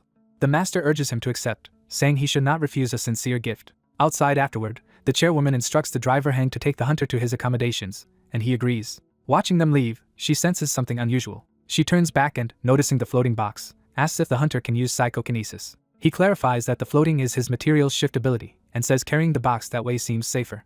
Seeing this, the master panics and calls out in alarm about what the boy is doing. The master warns that using such an ability at the hunter's current level is dangerous, leaving the hunter puzzled. That night, the driver tells the hunter to contact him if he needs anything from his quarters. Inside, the master orders the hunter to open the box quickly, and the hunter responds in confusion. The master explains they are in urgent circumstances because the hunter activated his new thought power without permission, but the hunter does not understand what he means. As the hunter opens the box, the master asks if he felt the strange additional mind earlier. The hunter recalls the sensation of having two brains during the elixir absorption. The master clarifies that this feeling shows the low level of thought, explaining that the hunter merely awakened a previously unused portion of his brain and that mastering it could let him reach the supreme peak and enter the evolutionary realm. The hunter takes this in, sweating slightly. He asks if eating the elixir will raise thought's level. The master replies it will instead help him sustain the ability longer by boosting internal energy. The master tells him to consume it quickly because thought drains internal energy fast, and the hunter sits with the glowing elixir in hand. The hunter swallows the elixir. Instantly, intense power surges through him, his eyes wide with shock. Racked by the energy, he strains to endure as it rages inside his body. The master positions himself behind the suffering hunter and begins guiding the process, shouting that it is time to go. System messages show his yin-yang body reacting, with new yang energy flooding in and overtaking the yin energy. The master slams a palm onto the hunter's back, forcefully driving energy through him. A system alert reports that the heavenly demon's internal energy is rejecting the new yang energy. The master yells at the hunter to stay focused while the heavenly demon's energy struggles to control the invading yang. Another alert notes that the yang energy is fiercely resisting, and the clash inside his body intensifies. The young disciple calls out to his grandfather, worried because the hunter appears to be in great pain. The hunter screams as a violent internal explosion of power rips through him. Morning comes over the traditional rooftops, signaling that the ordeal has passed. Someone knocks on the door from the hallway. The driver arrives with a covered meal cart, announcing that he has brought the hunter's food. Concerned, he calls to Hunter Park outside the door. Not sensing the hunter's presence, he grows alarmed. He draws his gun, preparing for a possible emergency. He carefully opens the door and steps into a room strewn with debris. Gun raised, he moves into the devastated room, ready to shoot. Seeing the shattered furnishings and cracked walls, he is stunned and mutters in disbelief. Still staring at the destruction, he wonders what on earth happened. Then he notices the hunter's shadow and greets him nervously while keeping the gun ready. Startled by what he sees, he gasps. The hunter, now shirtless and muscular, casually explains that the room was wrecked while he was absorbing the elixir given by the chairwoman. Stretching his sore hand, he remarks that the experience was incredibly intense while the driver remains speechless. The hunter decides to check his status window, which reports that the heavenly demon's internal energy has perfectly absorbed the powerful yang energy. He hums thoughtfully as he studies the new information. Further system messages state that the heavenly demon mystic art's internal energy is awakening and that the dormant heavenly demon body at level 0 has activated. More notices show the heavenly demon body evaluating his physique, then confirm he has obtained it, gaining massive boosts to martial arts effectiveness, inherited knowledge of past heavenly demons, an aura that pressures others, and a 150% increase in all physical abilities. He admits he could not check earlier because he fainted right after the process, and the master comments they barely succeeded. The hunter notes that failure would likely have left him crippled or dead as the concerned disciple asks if he is okay. Flexing enthusiastically, he says he feels great, while the driver wonders if talking to himself is a side effect of the elixir. The driver awkwardly offers to move him to another room, but the hunter declines. The driver decides to leave the meal and go, and the hunter thanks him. The master excitedly urges the hunter to open the food, seeing how eager he is. The hunter lifts the cover with his spiritual companions looking on. They find an extravagant Beijing duck feast beneath the lid. The hunter comments that it still looks less appealing than fried chicken, prompting the master to protest that it is a famous delicacy. Impatient, the master orders the hunter to stop talking and feed him a slice of the duck. After tasting it, the master listens as the hunter asks for his verdict. The master closes his eyes, silently savoring the flavor. At length he says he would rather have the instant noodles the hunter brought, leaving the hunter sheepish. Back at the residence entrance, the chairwoman angrily asks what exactly he did to cause such a commotion. Watching the now calm, taller-seeming hunter, she thinks he feels like a completely different person, even accounting for the elixir. She privately wonders if she should have eaten the elixir herself. In her office, she asks why he has come, and he replies that he has a request. Mechanical sounds echo as something begins to activate above. A large red button is pressed to trigger heavy machinery. Massive armored doors open, revealing the hunter and chairwoman on a platform amid steam. As the platform descends, she is surprised he wants to start training already, but he explains he must test the elixir's effects. Deep underground, they arrive in a vast chamber, and he notes how far below ground they are. She says the facility was designed not to collapse even under a nuclear explosion. Smiling, she tells him he can train without restraint in this place. She reveals that this indestructible chamber is her personal training ground. He asks if it is really okay to break everything here, and she reminds him she is the Black Dragon Society leader, implying she can handle it. Facing a huge pillar, he prepares his power and places his hand on the stone. He unleashes a mighty punch with a battle cry. Energy explodes across the pillar, cracking it from top to bottom. The pillar then shatters completely in a violent blast of debris. Dust and fragments swirl as he and the chairwoman watch from within the devastation. She stares at the destruction in stunned silence, sweating. The hunter studies the energy in his hand, amazed by how his abilities have increased by 150%. He resolves to better control his internal energy by practicing making precise holes instead of destroying everything. He calmly raises his hand again, focusing. Another massive wave of force smashes into the wall, showing his still overwhelming output. A concentric shockwave blasts outward as he continues striking. The training room fills with smoke and rubble from his uncontrolled power. Looking back at the damage, he admits to himself that he failed to control it. The master appears, stating that the heavenly demon body still has not accepted him. Standing behind the hunter, the master asks what he plans to do next. He explains that the heavenly demon body contains the memories, martial arts, cultivation methods, and skills of the 33 previous heavenly demons. The master adds that this body functions like a living organism and currently does not recognize the hunter as worthy. When the hunter asks what he must do, the master simply tells him to become worthy. The master concludes that he cannot simply tell the hunter those inherited memories and that the hunter must experience them himself. Hyunsu is urged to search the heavenly demon's memories to discover a way to prove himself worthy. Watching Hyunsu meditate amid swirling energy, Qinglan worries something might have gone wrong. Hyunsu focuses as he accesses the memory of the first heavenly demon, Jiam-sung. A system note states that the first heavenly demon's memory is normally hidden from someone at level 0. Hyunsu learns that the second heavenly demon, Taeguan, is also locked away because his level is too low, so he notes he cannot view memories from the distant past. He realizes the third, fourth and fifth heavenly demon's memories are also inaccessible. At last the archive of the 10th heavenly demon opens before him. Hyunsu watches the 10th heavenly demon display powerful martial arts, noticing how different ancient techniques are from those used now. The next record for the 11th heavenly demon begins to open. Hyunsu sees the 11th heavenly demon diligently studying medicine and notes his keen interest in medical techniques. He examines the 21st heavenly demon, who uses a cold yet explosive martial art, and wonders if this one perfected the exploding heavens technique. As he scans forward, Hyunsu notices a drastic change beginning with the 27th heavenly demon. Outside, the old master senses Hyunsu's progress and thinks he has realized something important. The master explains that the 27th heavenly demon, Ryu Jang, is special. Hyunsu learns Ryu Jang possessed unprecedentedly advanced energy techniques. However, there was a period when Ryu Jang, like Hyunsu now, could not control his internal energy, before he eventually mastered it using his unique methods. Ryu Jang developed the heavenly demon mystic circulation, famed as the strongest internal energy circulation method in history. Hyunsu studies how Ryu Jang disperses energy through every part of his body until every cell responds, then steels himself to focus. He resolves to drive his energy up to one major acupoint and then back down to another in a single continuous flow. The scene shifts to Shanghai, establishing the new location. In a Shanghai high-rise, a suited man thanks a bespectacled visitor for aiding with the recent airport area terrorist incident. They discuss that the next target will be the Qian insect, planning to demonstrate their power to all of China. The visitor asks what they will do if the Black Dragon Association intervenes, and the host vows to fight to the death despite only being A rank. The host says they can still win provided the powerful hunter Qinglan does not join the battle. The guest casually proposes that the host could instead become an S rank. He slides a red case across the table, drawing the host's curiosity. Inside is a set of strange red orbs, which the guest names Immortal Transcendent. He explains that this drug unlocks a human's dormant strength for 10 minutes at the cost of excruciating pain afterward. The host confirms that an A rank like himself could reach S rank strength by consuming one. Smiling over his cup, the guest assures him that is indeed possible. The visitor adds that depending on the individual, the power could even surpass typical S rank strength. The host, still cautious, decides he cannot ingest the pill just on the visitor's word alone. He calls over his bodyguard to serve as a test subject. Obediently, the bodyguard accepts the red pill and is ordered to eat it. The visitor realizes the host intends to test the drug on the subordinate first. After swallowing it, the bodyguard convulses in agony as his body rapidly mutates. He collapses, writhing and choking while his transformation continues. The bodyguard completes a monstrous transformation, crouched with bestial limbs and wings. His hand is now a clawed and human appendage. Even his foot bursts from his shoe, turning into a Talon beast's paw. The transformed man roars, fully consumed by berserk power. The host senses A-rank level energy from the creature, and is shocked because the man had only been C-rank. The monster exults in the power overflowing inside him and demands to know what has happened to him. Pleased, the guest tells the host to wait until their operations against the Qian insect are complete. Inwardly, he decides that once greed has served its purpose, the time will come to eliminate them. Greed's leader gazes at the remaining pills, intent on using this newfound power. Back in the training room, the energy mist still fills the air. A system message informs Hyunsu that he has obtained the legendary skill Heavenly Demon Mystic Circulation. Another notification states that his Heavenly Demon body has begun to acknowledge him slightly. His Heavenly Demon body's level rises, massively boosting martial arts based on Heavenly Demon Mystic Arts, and increasing his physical abilities and oppressive aura.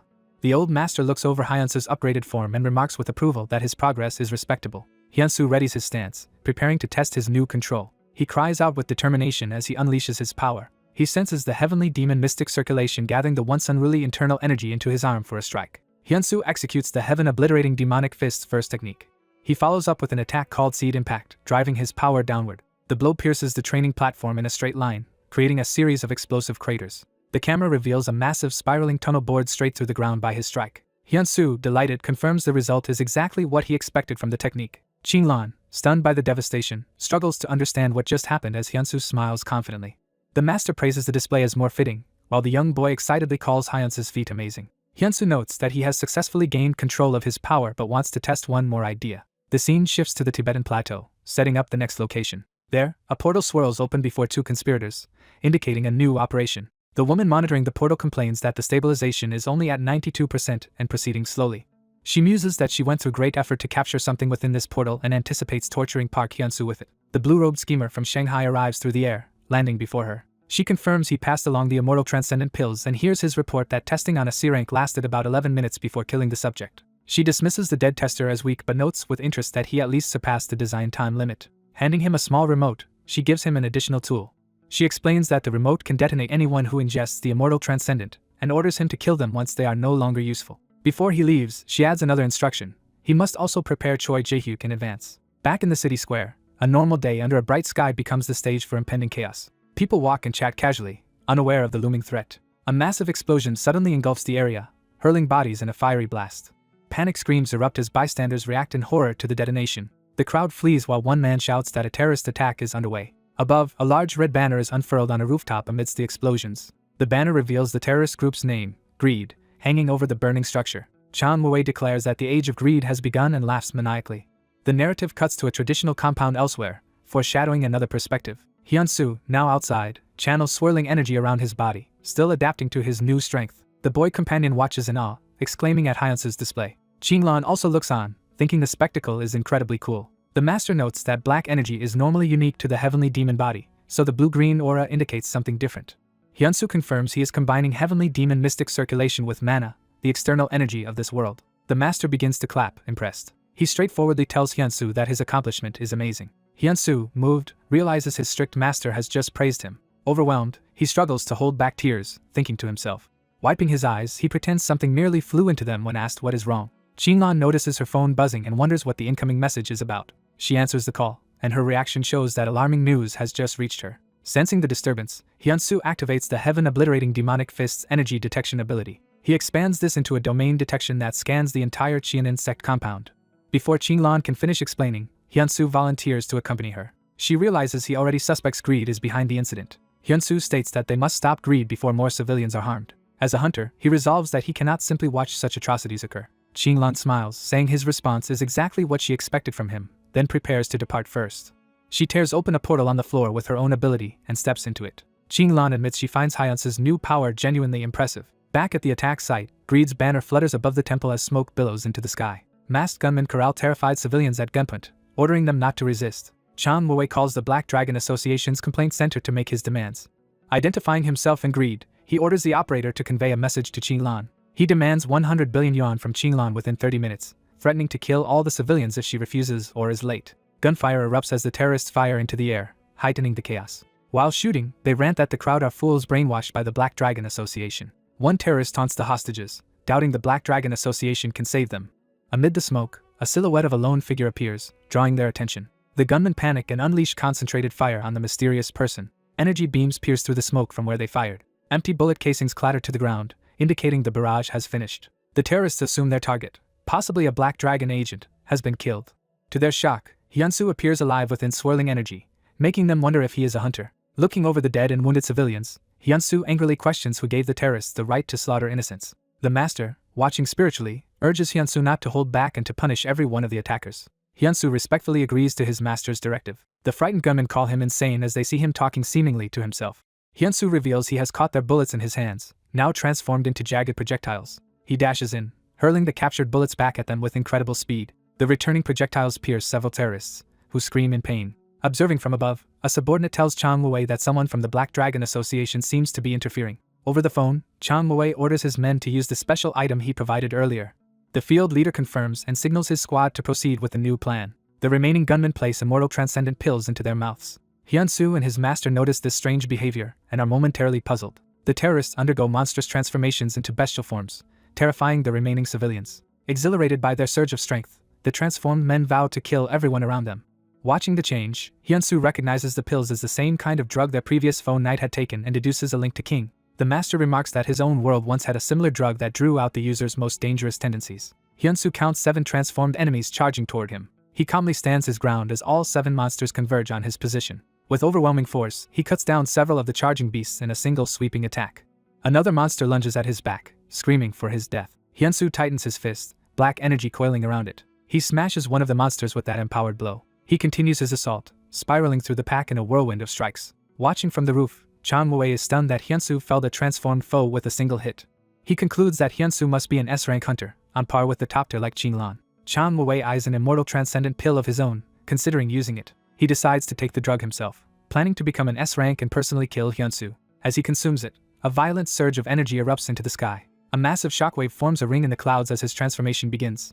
The blue-robed schemer realizes that someone capable of fighting 7 A ranks at once must be among the strongest S ranks. He worries that his information-gathering plan is unraveling because Hyunsu is too powerful. Suddenly Qinglan appears behind him, calling out that he is one of King's subordinates. Startled, he stammers at Qinglan's unexpected arrival while she confirms he knows who she is. He panics, wondering how she snuck up on him without any detectable presence, while she coolly notes that he seems to have been working with greed.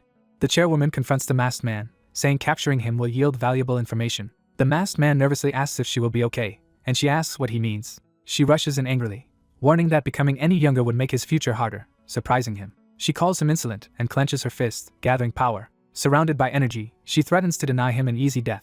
At a palace-like place, something begins to rumble ominously. Monsters clash violently with a white-haired fighter in a chaotic battle. The flaming humanoid revels in newfound overwhelming power. The fireman thanks Hyunsu, who dismissively responds while standing near civilians. The fireman explains his explosive transformation is true power gained thanks to Hyunsu. Civilians scream in panic as flames surge toward them. Hyunsu, sweating, decides he must evacuate the civilians first. He uses material shift to manifest a giant blue hand that gathers the crowd. The panicked civilians realize they are being lifted and are floating on the energy hand. The fireman calls Hyunsu's evacuation method a bizarre technique. He refuses to let such a good opportunity escape and vows not to let the civilians leave safely. Enraged, he launches a massive pillar of fire downward, intent on killing. Hyunsu smirks calmly in response. Hyunsu activates Heavenly Demon Mystic Arts conceptualization, preparing a technique. He names his attack Falling Heavens as energy spheres appear above the fiery monster and its minions. A colossal fiery explosion engulfs the area from the descending attack. The fireman panics, shocked by the unknown force striking him. Meanwhile, the chairwoman dives through swirling blue winds to attack the masked swordsman. Her wind assault overwhelms the masked man, blasting him upward amid countless slashes. Trapped in the barrage, the masked man realizes he is losing the fight. The chairwoman pauses thoughtfully, uttering a considering sound. She then unleashes a named technique, Impact Wave, aiming a massive shockwave at him. The shock shatters his defenses, leaving him stunned and off balance. Hyunsu steps on the flaming face and prepares heaven-obliterating demonic fists, first half, second technique. The fireman insists such attacks cannot defeat him because he embodies nature itself. Hyunsu responds with Root Impact, sending a spiraling punch into the blazing mass. A past memory surfaces where young Hyunsu asks his master if fists can extinguish flames, and is told they can. People on the ground scream as flames rain down around them. Back in the present, Hyunsu again conceptualizes Heavenly Demon Mystic Arts and begins forming a domain. He raises a barrier to protect the people from the devastation. As the smoke clears, Hyunsu stands calmly amid drifting clouds. His feet touch down, the energy around him settling. The rescued crowd rejoices, wondering who saved them. Onlookers realize their savior is the Korean hunter, Park Hyunsu. Hyunsu's master notes the technique was his own, and Hyunsu modestly credits Heavenly Demon Mystic Circulation and Mana. Hyunsu looks up, sensing something. His master asks if he has noticed it, and Hyunsu affirms. The master says he would have been disappointed if Hyunsu had not realized it. The old master launches into the sky, striking with overwhelming force. His blow sends a distant monster flying away. The injured masked man reels, coughing in pain. He grits his teeth, sweating, trying to recover. He anxiously wonders if his fellow A-rank allies have already been defeated since he can no longer sense them. The chairwoman, now shrouded in ominous power, promises to tear him apart if he does not surrender. Realizing capture means abandonment by his organization, the masked man resolves to fight to the death, understanding how Knight once felt. He unleashes his full power, body covered in dark energy and blades. The chairwoman senses something odd and reacts. A monstrous leg appears, heralding a new threat. She is stunned by the immense power as the masked man reveals his true monstrous form, which he had been hiding. Fully transformed, he charges with twin glowing blasts, grinning. He declares a final farewell as he attacks. The chairwoman admits she does not want to grow younger but feels forced to use a drastic measure. Before she can, Hyunsu interjects that it is unnecessary and prepares another heaven-obliterating demonic fists technique. Hyunsu employs Leaf Impact, diving toward the monster with a blazing strike. The masked monster roars as power surges around him, his body mutating further.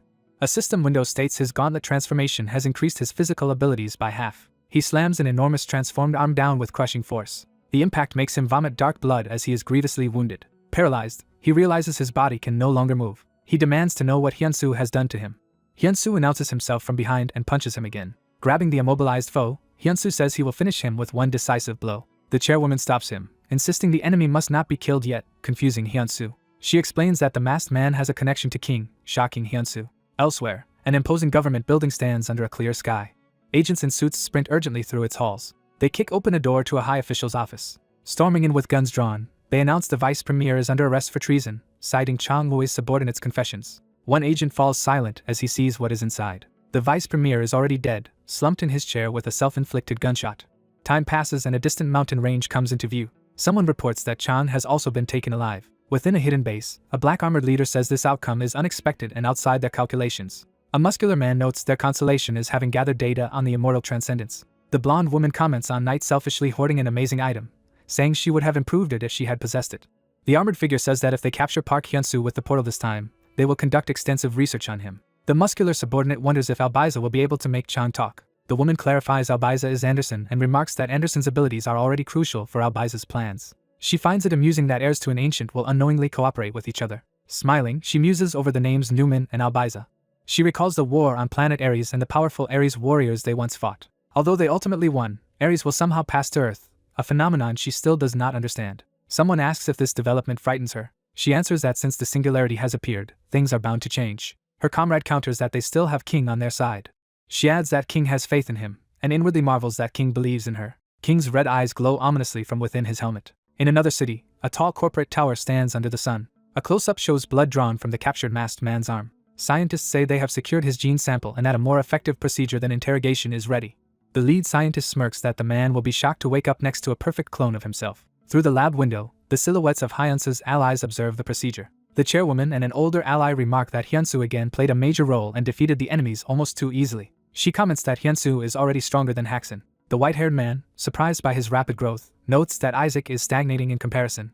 He wonders if it is time for Hyunsu to surpass some ominous benchmark, then decides they must proceed cautiously. The scientist is asked if he has finished analyzing the immortal transcendence umbrella. The white-haired man notes the immortal transcendent is taking longer than expected and presses again about the umbrella. The scientist reports the analysis is complete and that the umbrella functions similarly to their own portal generator. Excited, the chairwoman says a near future is coming where people move around using portals, marveling at technology.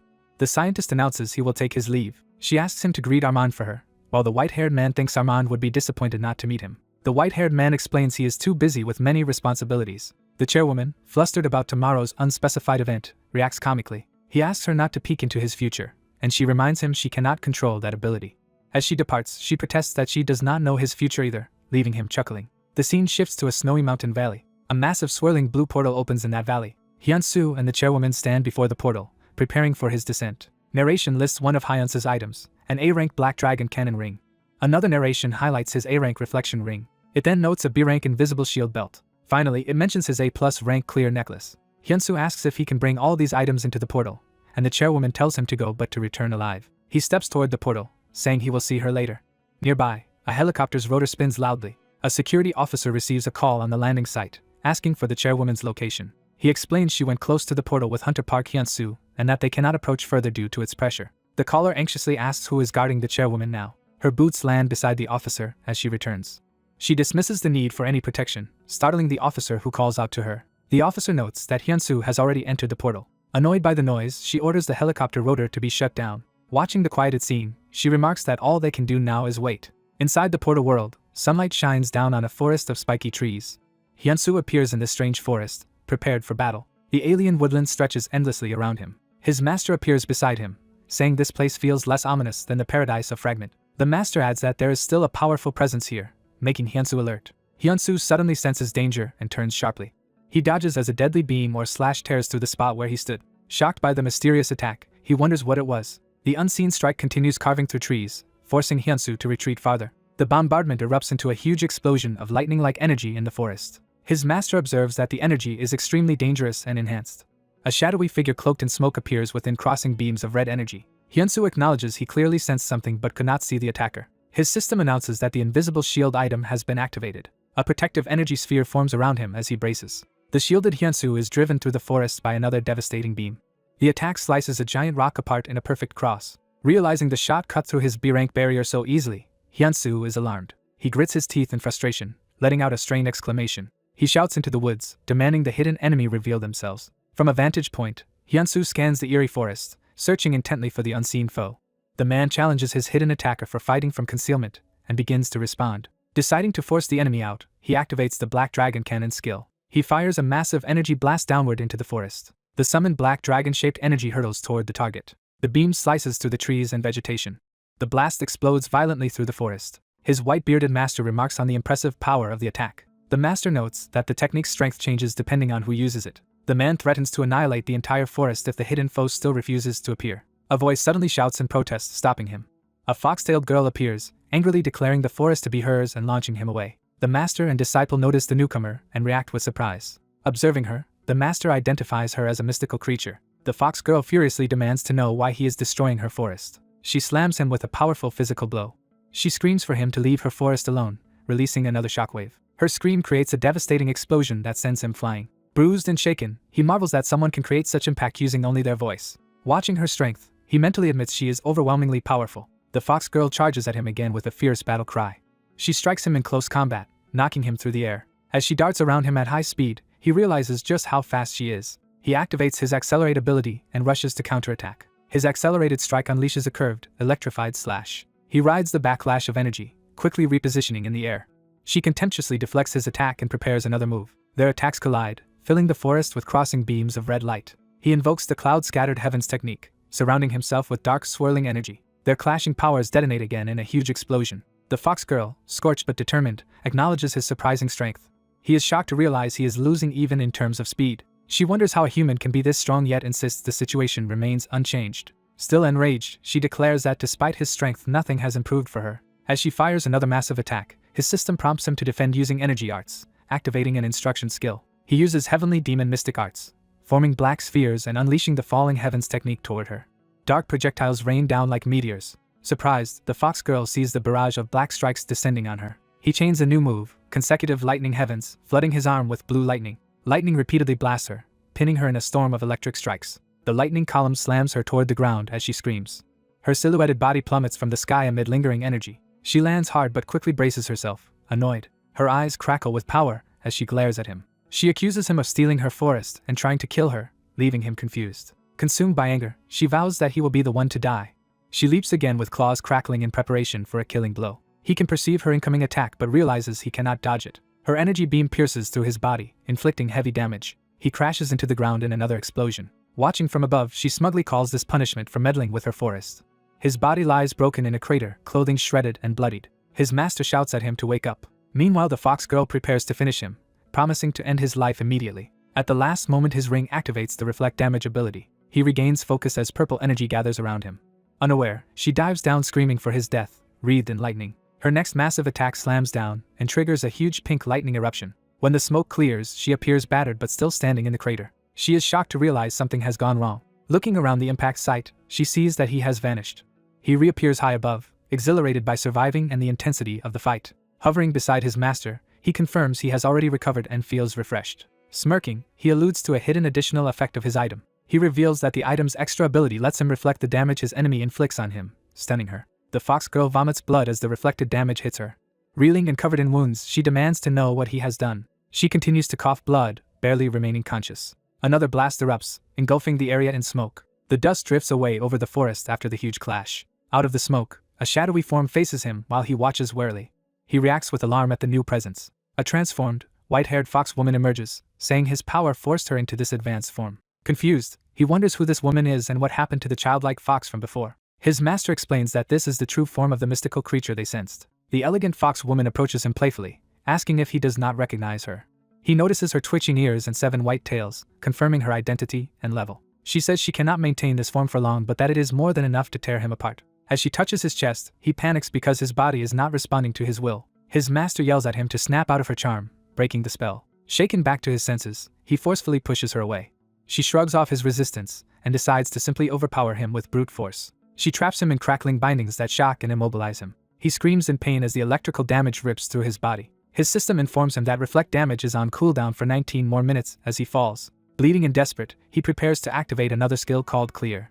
The Clear A+ ability on his necklace activates, shining brightly. Wrapped in its light, his wounded body is restored as he floats upward. The fox woman is startled by the sudden surge and cries out in surprise. His master calls the item cheating, noting that only a few A+ artifacts exist, while the man thinks about accelerating its cooldown even if he cannot always return damage. Following his master's instructions, he plans to distract her and unleash a relentless barrage, agreeing to the strategy.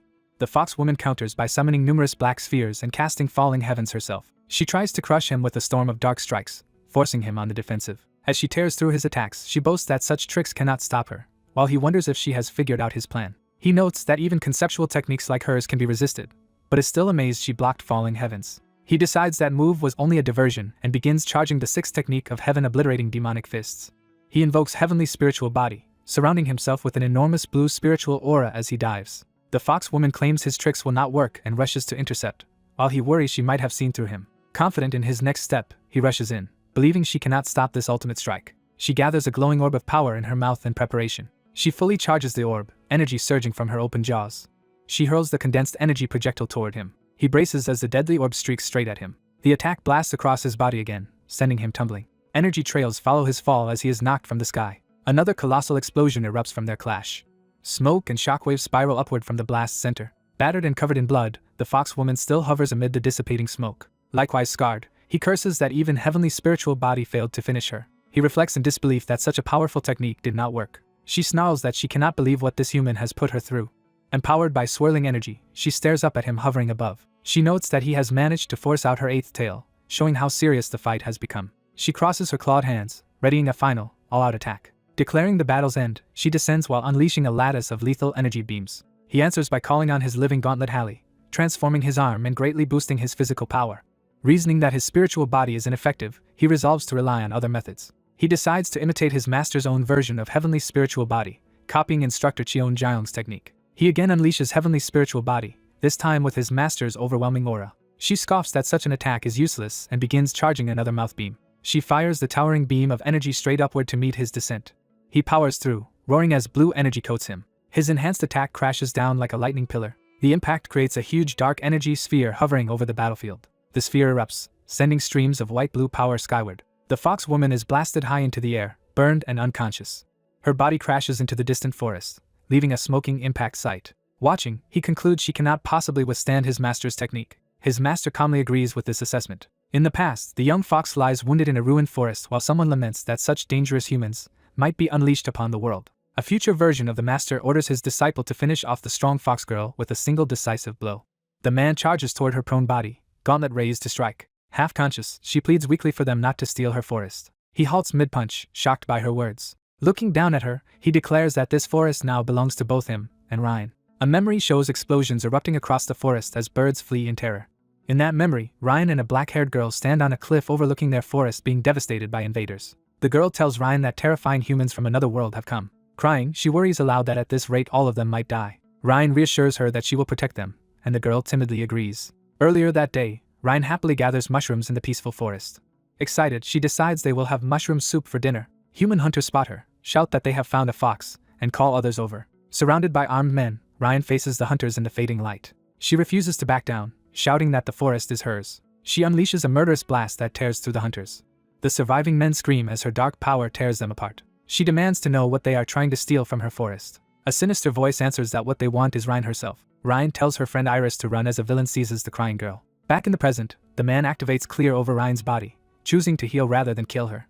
Iris clutches a glowing crystal at her chest as it shatters and she collapses, gravely wounded. Outside, the old master notes the item is now unusable and Hyunsu agrees. Iris weakly opens her eyes and calls Hyunsu by name. Iris suddenly wakes, confusing Hyunsu as they both sit battered on the ground. Hyunsu, noticing his recovered condition, asks Iris if she healed him.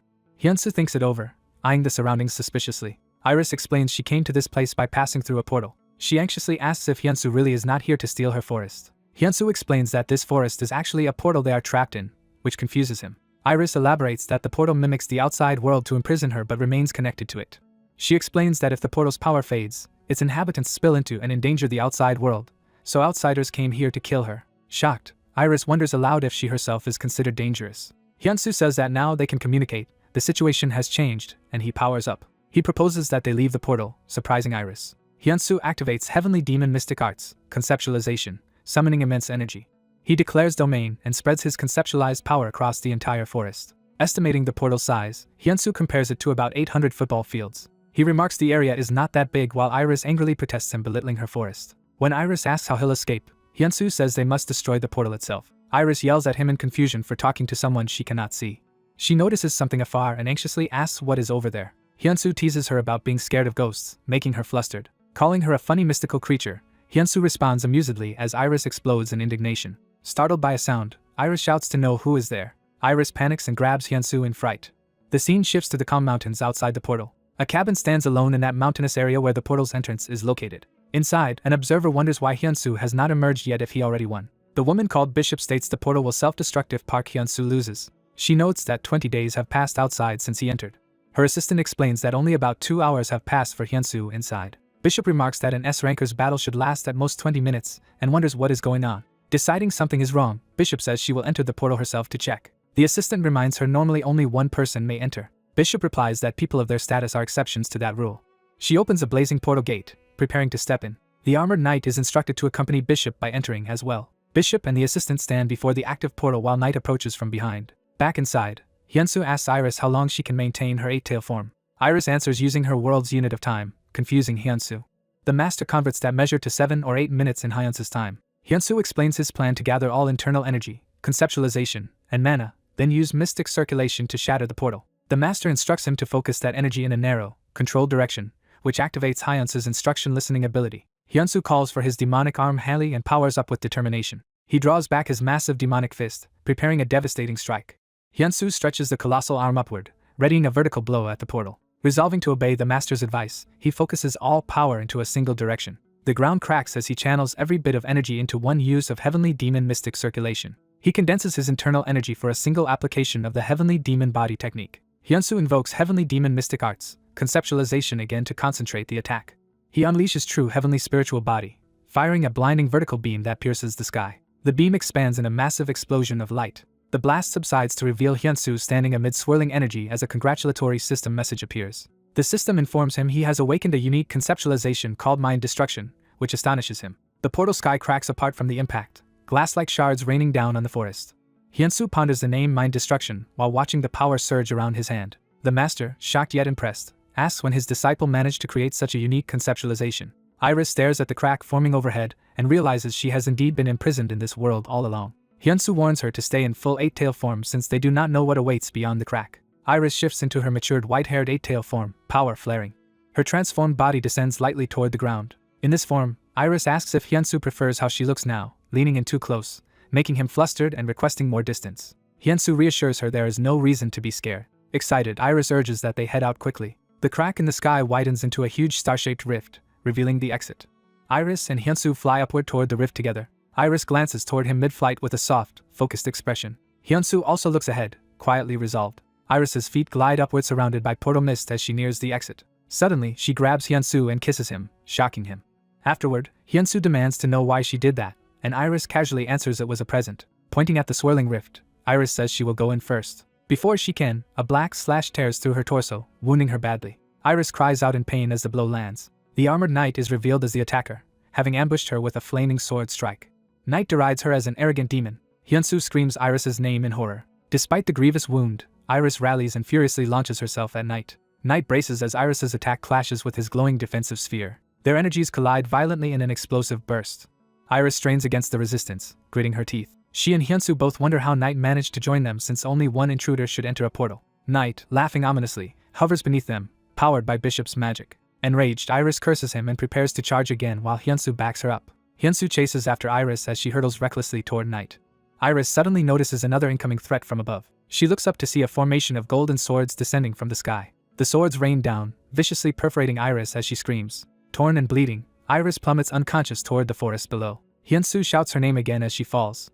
Her impact rocks the trees, sending up a huge explosion of debris. Hyunsu rushes to the smoking crater, calling out to see if she is alright. He finds Iris reverted to her smaller form, limp in his arms, and desperately begs her to wake. A giant blue armored leg lands nearby as Night approaches their position. Radiating murderous intent, Night vows to kill Hyunsu while Hyunsu demands to know who he is.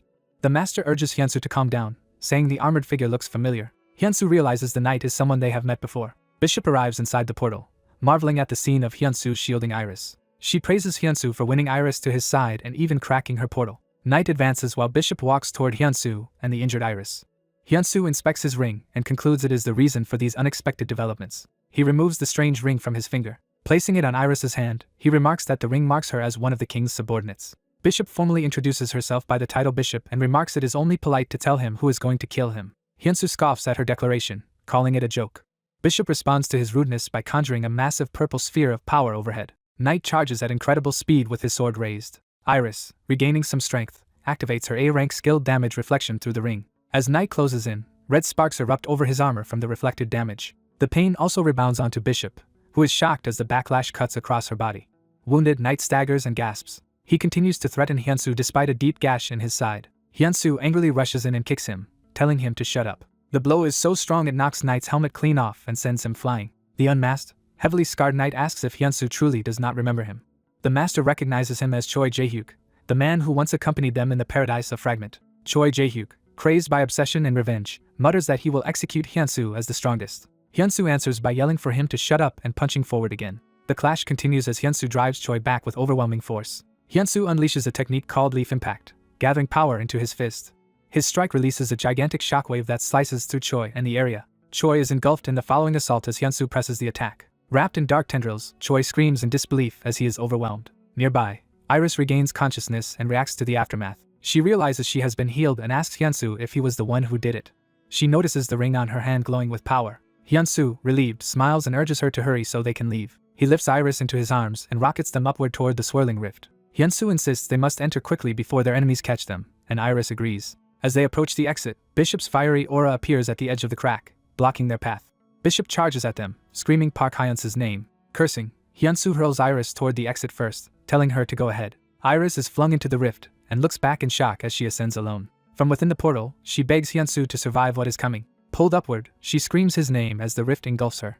Left behind, Hyunsu faces another incoming storm of summoned swords. He activates his new ability Conceptualization, Mind Destruction, to counter them. Within a distorted mental space, he twists and shatters the trajectory of the swords. Hyunsu then combines Mind Destruction with Root Impact for an immense counterattack. He charges headlong into the blinding blast of his own unleashed power.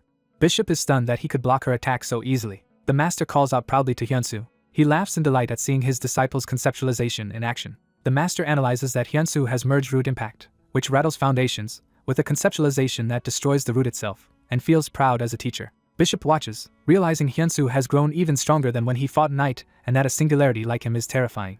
Surrounded by torrents of energy, Hyunsu declares that Bishop's plans will not proceed as she intended. Gritting her teeth, Bishop repeats Park Hyunsu's name in frustration. Hyunsu coldly tells her not to address him so familiarly. He warns he will not hold back against her despite her being a woman and lunges in to fight. Bishop prepares a massive fiery counterattack as their decisive battle is about to begin. The blonde mage rushes through the sky inside a swirling portal of light. Hyunsu charges upward, fist blazing with power as he attacks. Watching the oncoming energy, the black-haired man sweats and readies himself. Hyunsu activates his domain, surrounding himself with a powerful field. Using Heavenly Demon Flight, Hyunsu rockets into the air after her. He streaks across the sky, homing in on the swirling energy ahead. Smirking, he exhales confidently as he closes the distance. The observer gathers Conceptualization energy, preparing a mind-based destruction technique. The blonde mage dives toward him again, encased in a radiant barrier. Hyunsu unleashes Seed Impact, hurling a devastating conceptual punch. His attack shocks the blonde mage, who realizes the danger. She counters with a massive blast, colliding with his power. Screaming in pain, she strains to withstand the impact. She narrows her eyes, reassessing Hyunsu with growing unease. Looking up, she sees Hyunsu high above, gathering more power.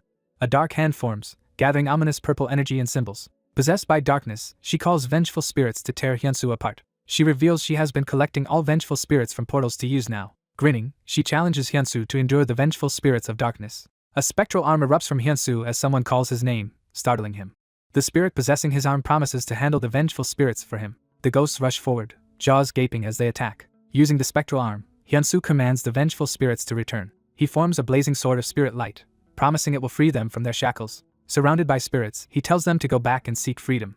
The liberated souls soar up a dark mountain toward the swirling sky. Hyunsu looks at his transformed arm, stunned into silence. The spirit announces the task is complete, while someone off-screen reacts in disbelief. An elder spirit praises Hyunsu's feat as another small spirit celebrates behind him. The blonde mage realizes absolute death. Hyunsu's ego holds total authority over the dead and curses. She shouts for her allies' attention, desperate. Hyunsu invokes heavenly demon mystic arts, falling heavens, with his dark arm. Black streaks of conceptual power race upward toward the airborne blonde mage. Alarmed, she hastily conjures a magical shield around herself. Falling heavens batters her barrier, cracking it as she groans. Hyunsu descends and coldly tells her she is weaker than foes like Iris or Night. Empowering his demonic arm with lightning, he roars that she is weak and releases lightning heavens. She is engulfed by massive bolts of lightning that slam into her. Her body, wreathed in dark smoke and electricity, plummets toward the ground. Falling, she calls out to her ally Ronbel. Ronbel appears and catches her in his arms mid-air. He lands with her safely in the forest. Leaning on him, she angrily asks why he arrived so late. He calmly replies he waited because she told him not to come until summoned. Frustrated, she orders him to stop being so rigid and to kill Hyunsu. A powerful blast crashes into the ground near her as he moves to obey. Hyunsu confronts Ronbel, demanding to know who he is. Hyunsu notices a sudden flare of energy approaching him. Ronbel appears instantly before Hyunsu and strikes him with overwhelming speed. Hyunsu reels in midair, coughing blood in shock. The suited fighter presses the assault, trading rapid blows with Hyunsu. Bruised but grinning, Hyunsu assesses that his opponent specializes in close combat. Ronbel charges again, cloaked in purple energy, forcing Hyunsu on guard. Scene shifts to a hospital exterior, indicating a change in location. A girl happily inhales the scent of fresh flowers. Walking through the hospital hall, she enjoys how good the bouquet smells. Entering a room, she cheerfully greets the patient, explaining she is free from work today. She sets the flowers in a vase and asks the silent patient if they can hear her. Smiling shyly, she says it would be nice if they really could. Turning to the bed, she panics upon finding Hyuntae missing. A swirling portal-like space appears, hinting at a dimensional transition. Bare feet dangle above that strange watery surface. The fox girl Kale, lost in the void, admits she does not know which way to go. Hearing a voice, she looks up and is told she cannot escape them. Seeing a familiar enemy, she stammers in shock. The dark man grimly notes more opponents keep showing up and ruining his plans. He raises his hand, summoning deadly purple blades and ordering her to die. Snarling, Kale refuses to accept death. She barely dodges the slashing energy waves he sends toward her. His projected form glitches and fades, leading her to suspect it is not his real body.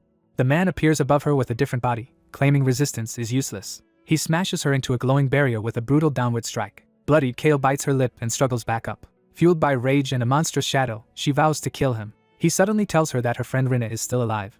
He adds that Rinna is being kept under surveillance, making Kale silently seethe. Kale recalls happier times with Rinna and asks herself what she should do. Her hand trembles as she prepares to decide. The man brandishes a dark cursed sword and urges her to think carefully. He threatens to kill her in a single strike.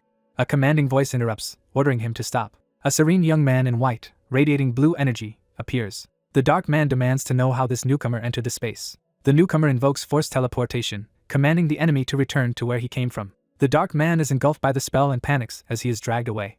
Cursing, he is sucked into a spiraling portal of light. Kale sees the newcomer fully and hesitantly calls him Hyunsu. Sniffing the air, she realizes his scent is similar to Hyunsu's but not the same. The mysterious man raises a hand, forming a portal while she watches warily. He tells her to run toward the light he creates, explaining it will return her to where she came from. Kale nervously asks if he is a member of Hyunsu's family. He answers that he is not, though the body he uses is, and says that is not what matters now. He urges her to go quickly, and she thanks him. Kale flies through the dimensional stream, realizing she is headed back to where Rinna is. Racing toward the star-like exit, she promises to repay Hyunsu for his help. Back in the main battle, Hyunsu rushes forward with a swift palm strike. Ronbel narrowly avoids the blow, surprised by his speed. Hyunsu counters another attack with a powerful punch. Ronbel responds with a devastating kick that explodes against Hyunsu. Hyunsu whirls, gathering white conceptual currents around his body. He lands a heavy blow on Ronbel's arm, tearing his sleeve. The two trade ferocious punches head-on. Ronbel channels dark power into a crushing chop aimed at Hyunsu. The strike slams down on Hyunsu, exploding with force. Bruised and gasping, Hyunsu thinks his opponent's close combat is too strong for him to use conceptualization freely. Ronbel forms a swirling blue mana bomb and hurls it at Hyunsu. The bomb erupts against Hyunsu, blasting him back as he cries out. The scene cuts to a forest path beneath dense trees. Elsewhere, the blonde mage regains consciousness among trees, wrapped in dark energy. She begins a healing ritual, thinking she must recover quickly. She convinces herself that once healed and back in the fight, their side can still win. The old spirit advises Hyunsu not to focus on Ranbel but to attack the other enemy. Confused, Hyunsu asks what he means. The elder explains that Ranbel is not actually trying to kill Hyunsu. Ranbel, partially damaged, mutters in frustration. Hyunsu decides to change tactics and again prepares heavenly demon mystic arts, conceptualization, falling heavens. Numerous mana orbs surround Ranbel, boxing him in. The orbs explode, forcing Ranbel to dash away from the blasts. He uses the explosion's momentum to propel himself forward with another charge. Massive ice-like spikes erupt upward as he leaps higher into the sky. Watching him flee, Hyunsu and the elder comment that he is not very loyal and is running too far away. Sensing Ranbel recede, the blonde mage angrily realizes he is getting farther from her. Enraged, she screams Ranbel's name as her power flares. Hyunsu appears behind her, telling her to stop relying on that traitor. He drives a powerful punch into her midsection, launching her away. She is sent flying, leaving a trail of blood above towering spikes. Clutching a dark sphere in pain, she swears she will kill him. She manages to touch him with that cursed energy, sending dark power through his body. Shocked, she realizes something unexpected is happening. Hyunsu counters with a fierce punch to her face. The scene shifts to a tall corporate building, heralding a new setting. Inside, voices joyfully sing happy birthday around a cake. A blonde man named Isaac steps into the room as the celebrant. His colleagues greet him loudly with birthday wishes, surprising him. Embarrassed, Isaac is urged to come blow out the candles. Time passes, leaving only the quiet ceiling of the room. A single slice of uneaten cake remains on a plate. Later, Isaac and the white-haired man relax, with Isaac saying the surprise startled him. The elder suddenly asks Isaac if he believes in God. Isaac laughs it off, saying he does not believe in such things. The elder admits he once denied God's existence as well because God cannot be seen. He then says God actually does exist, startling Isaac. The elder claims he even saw God once before meeting Isaac, who thinks he is lying. The elder continues and activates a device on the console. A cylindrical chamber begins to open with mist spilling out. The chamber rises fully as Isaac and the elder step back tensely. Isaac, alarmed, asks what this machine is. The elder reveals a glowing sword inside and says he was instructed to pass it on when the time was right. Drawing the sword, he tells Isaac that now is that time and offers it to him. The chapter ends on a calm sky over the forest, signaling a brief respite after the chaos. The old master observes that another powerful being is choosing not to intervene while Hyunsu stands ready. Someone recognizes a red, brain-like object as the immortal transcendent. The elf-like woman panics and drops the immortal transcendent. She desperately lunges after the falling immortal transcendent, cursing. Hyunsu appears over her and coldly calls her pathetic. As she pleads for mercy, Hyunsu prepares a heavenly demon mystic arts technique. Hyunsu unleashes exploding heavens, smashing the ground with overwhelming power. The explosion devastates a massive area of the forest. A suited observer admits Hyunsu's strength is incredible. Deciding not to throw his life away, the man flies off and retreats. Hyunsu emerges from the smoke beside his master, victorious. The master tells Hyunsu to feel no sympathy for the defeated woman, and Hyunsu agrees. A system message announces that Hyunsu's unique ability listening to instructions has leveled up. Details appear explaining that listening to instructions level 5 lets him copy one designated instructor's techniques a limited number of times daily. And his new unique constitution heavenly demon body boosts all martial arts and physical stats. Hyunsu happily notes that his level and efficiency have increased. He excitedly tells his master that he has leveled up. The master stands silently, looking serious. Hyunsu calls out to his master, sensing something is off. A notification grants Cheon Jiang a special one-time possession ability that will erase him from this world after use. Cheon Jiang realizes this world gave him the power to possess Hyunsu's body. Remembering a foretold day, Cheon Jiang wonders if that time has arrived. He recalls being warned never to hesitate on that day, even if it means disappearing from this place. Hyunsu asks what his master is thinking, but Cheon Jiang brushes it off. The master warns that the cracks in the sky are beginning to close again. Hyunsu, worried, asks what will happen to Iris. The master assures him that Iris is alive and content, with no bad premonitions. Amazed at his knowledge, Hyunsu jokingly asks if his master is a god, and Cheon Jiang playfully demands food offerings. Hyunsu resolves to reopen the hole in the sky. The master reminds him he still has a special item left behind by their enemies, and Hyunsu remembers. Elsewhere, a woman in red leads a group running toward the portal site. She arrives with a squad of suited subordinates. One subordinate reports that the portal now seems powerless. She deduces from a rapid Anderson index drop that Hyunsu must have succeeded. Suddenly she senses something unusual. She sees two active portals appear side by side. Hyunsu steps out of one portal, announcing his return. He thanks the woman, saying her items saved his life. Overjoyed, she hugs him tightly and praises his accomplishment. She then wonders why he emerged from a different portal than the one he entered. Hyunsu admits he could not kill the being inside the original portal. She is confused and stunned by this answer. Other agents shout that the remaining portal is vanishing. The woman tells Hyunsu that regardless, his mission was a success. She is surprised it took him a month of outside time. Hyunsu is shocked, insisting he spent only 2 hours inside the portal. She concludes that time flows differently inside the portal and prepares to share important news. She tells Hyunsoo that his comatose brother has finally awakened, to his immense joy. She adds there is more news to tell him. She informs him that Robin from the PSC died the previous day. The scene shifts to a grand church-like building, indicating Robin's funeral location. Inside, a memorial altar displays Robin's portrait beneath a cross. A close-up reinforces that Robin is the one being mourned. A blond man sits before the altar, grieving in silence. In tears, he addresses the deceased Robin as his master. Time shifts to a quiet pier where a long-haired man approaches someone fishing. He looks over the shoulder of the mysterious long-haired fisherman. The fisherman asks why the visitor has come at such a time. The fisherman says life has become too hard, while the visitor replies that life is never easy. The visitor asks if the fisherman comes here often, and the man says it is his first time. The visitor assumes he likes fishing, but the fisherman says this is also his first time fishing. The visitor remarks that he looks like an expert with the rod. The fisherman notes that the visitor also does not come here often. The visitor, surprised, demands to know why the fisherman is not asking his identity. Realizing he cannot sense who this man is, the visitor finally asks who he is. The fisherman muses over the question of who he is. He reveals a scarred face and eerie eyes beneath his hat, smiling ominously. Casting off his disguise, he declares himself to be King. The visitor reacts in shock and fear at learning his identity. King taunts Newman, saying he will kill him again here. King calmly bids him goodbye. Newman refuses to die quietly and begins gathering powerful lightning. He vows to sacrifice his life if necessary to defeat King. The narrative cuts to a tall modern skyscraper, shifting back to Earth. Inside, a quiet hallway leads to patient rooms. The blond man, Isaac, lies asleep in a hospital bed clutching his sword, murmuring Hyunsoo's name. He calls out Isaac's name urgently in his sleep. He stirs, opening his eyes slightly. Awake now, Isaac is startled to see his master sitting beside his bed. Newman solemnly says he can no longer stay by Isaac's side, shocking him. Newman explains that Isaac has infinite potential and must keep moving forward without doubt. Isaac anxiously asks what his master means by these words. Newman's voice echoes in Isaac's memory, advising him not to be ruled by anger and always remain calm as he fights. Isaac bolts upright from bed screaming for his master. Realizing it was a dream or vision, he pants and questions it. Elsewhere, caution tape is torn apart as something breaches a restricted area.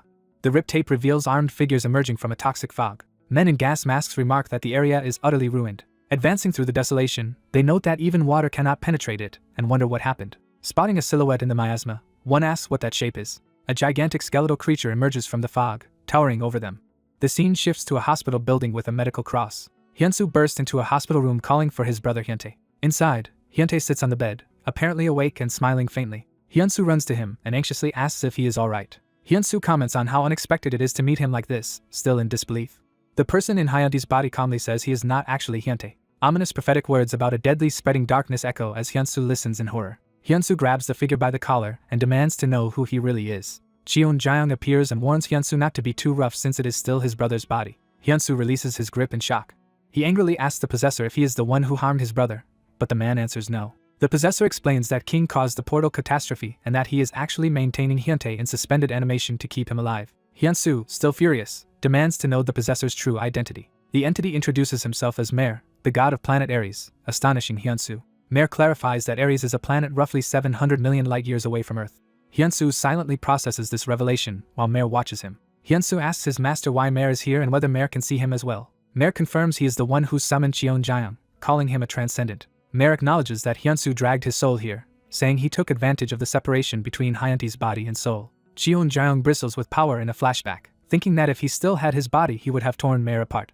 Mare notes that at least Cheon Jaeyoung got to enjoy the experience of training a disciple. Cheon Jaeyoung responds in grim silence. Mare explains he is bound here by a contract tied to the will of Ares' dead, forcing him to remain. Using an analogy, Mare says he functions like an internet server for Ares' people. He describes himself as a server-like existence that manages the abilities of Ares' inhabitants.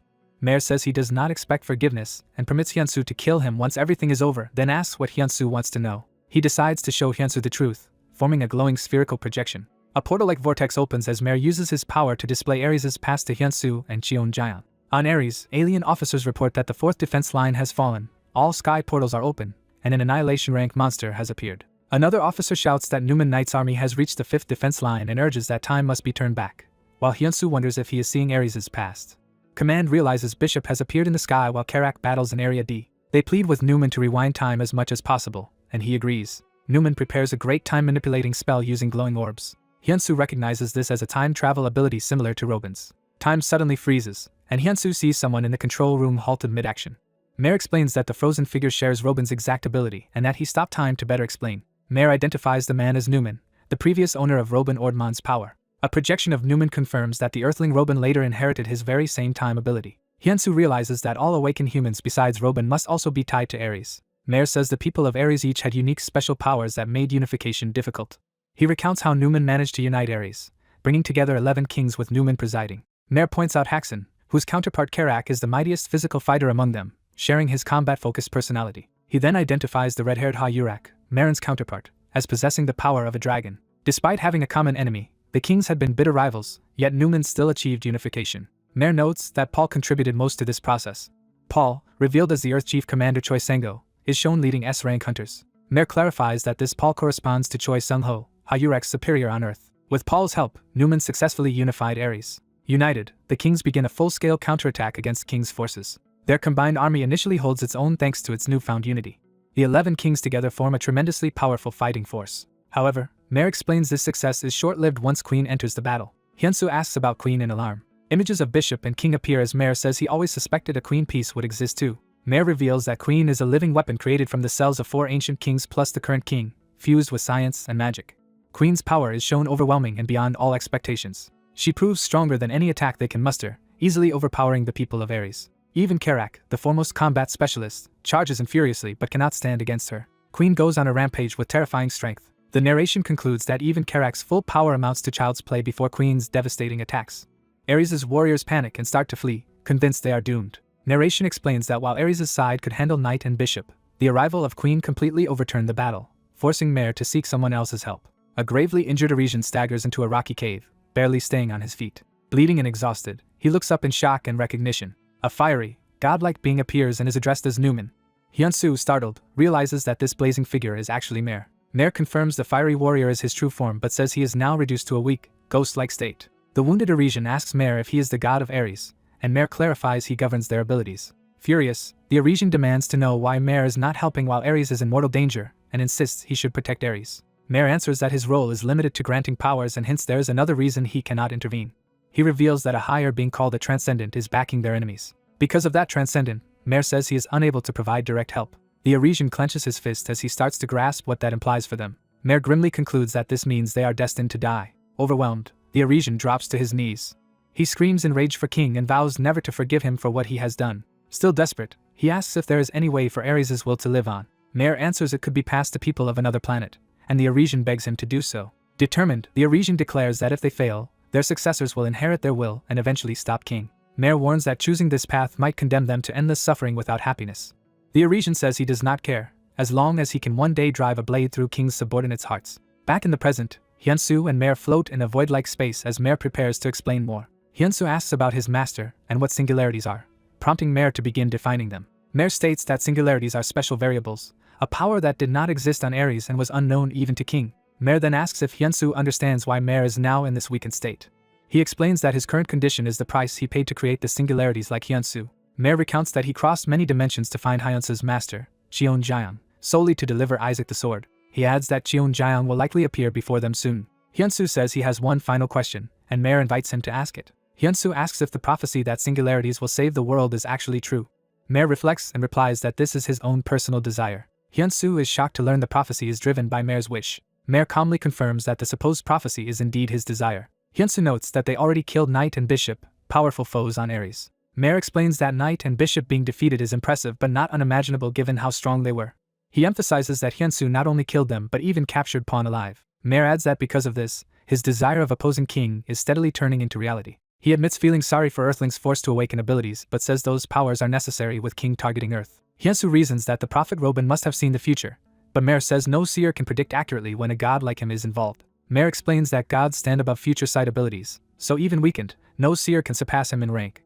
Hyunsu then asks who the mysterious Transcendent is and why Mayor's appearance keeps shifting, but Mayor repeats that he does not know the being, only that it stopped his interference on Ares. Hyunsu suspects the Transcendent is the one who summoned him into the strange space, referring to Cheon Jaeon. Mayor reassures Hyunsu and his allies that there is hope because they now possess Mayor's desire, Ares' will, and the singularities. Hyunsu accepts this, saying it is comforting to hear that their goals can be achieved. He then angrily demands to know why Mayor meddled with his brother, despite earlier saying his questions were over. Mayor complains that Hyunsu is ungrateful even though Mayor saved his brother, and insists Hyunsu only needs Mayor. Cheon Jaeon interjects, revealing Mayor intervened because Hyunsu would otherwise have killed himself. Hyunsu realizes Mayor chose him from the beginning as a singularity candidate. Mare responds that Hyunsu himself must have felt his own exceptional talent. Cheon Jaeyoung remarks that Hyunsu should have been born in Mirim and says that he, Isaac, and a third singularity were carefully chosen and nurtured.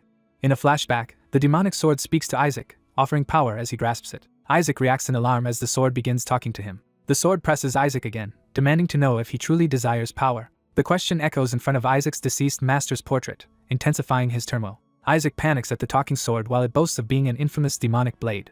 The sword tempts Isaac further by asking if he wants revenge on his master's killer. It promises to give Isaac the necessary power, shocking him. Isaac incredulously asks if that is really possible, and the sword confidently claims it can do anything. Consumed by grief and rage, Isaac declares he wants to kill the one who murdered his master. The sword tells him he will need its power for that, and Isaac desperately demands that power. A massive dark portal and energy erupt as the sword asks whether Isaac can handle the consequences, and Isaac affirms that he can. The sword presents a blood contract, and orders Isaac to sign it with his own blood. Isaac pricks his finger on the blade to provide the blood signature. He presses his bleeding fingertip onto the contract, sealing the pact. In response, a dark explosion of energy spreads across the area. Isaac's arm is violently drenched and transformed by blood and darkness as the contract takes effect. Corruption spreads down his legs, encasing his body in black fluid. The darkness engulfs Isaac's face, finishing his transformation. Isaac emerges fully clad in a sinister black armor formed by the demonic power. He seizes the demonic sword with his newly transformed hand.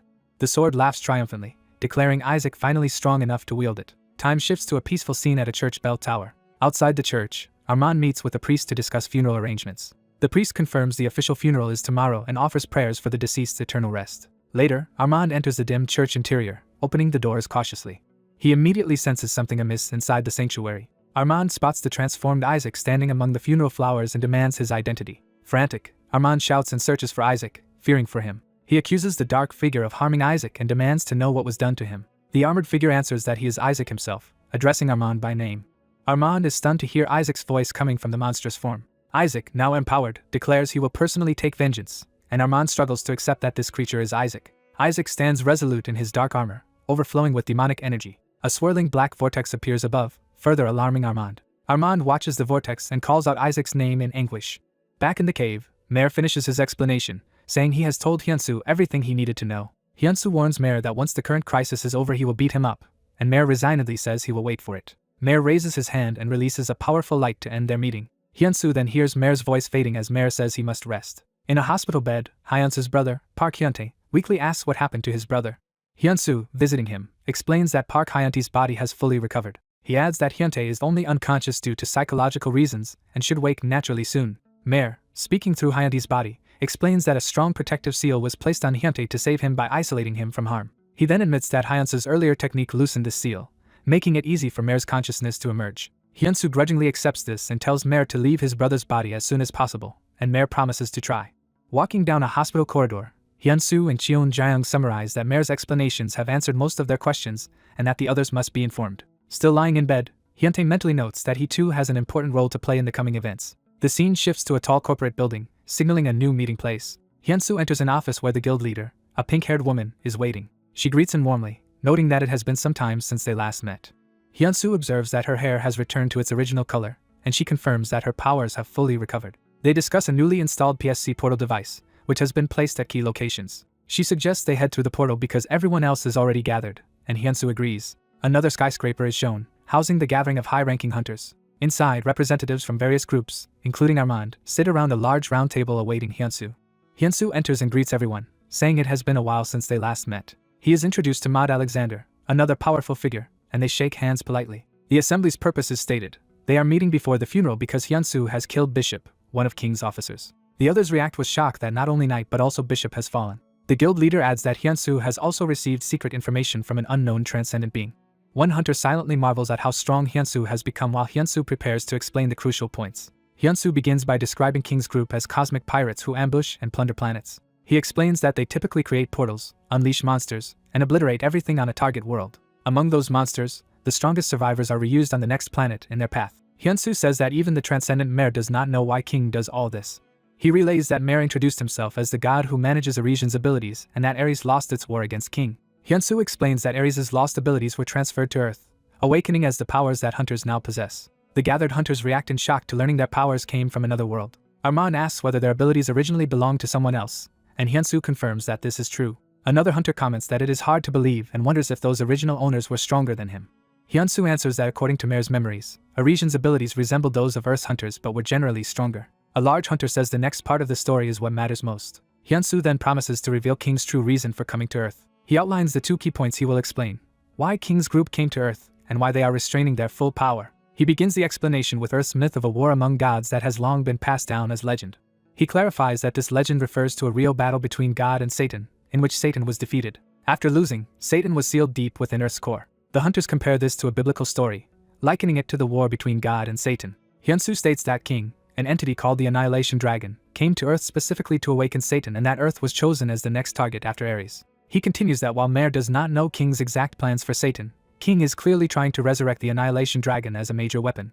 Hyunsu then explains that King's restraint on Earth is due to a binding contract with the powerful hunter Choi Sungo. Choi had a unique power to strengthen seals, making him critical to maintaining Satan's imprisonment. Learning about the sealed dragon, Choi began preparing a ritual to reinforce its seal. King discovered this and proposed negotiations, because a stronger seal would last over 5 centuries.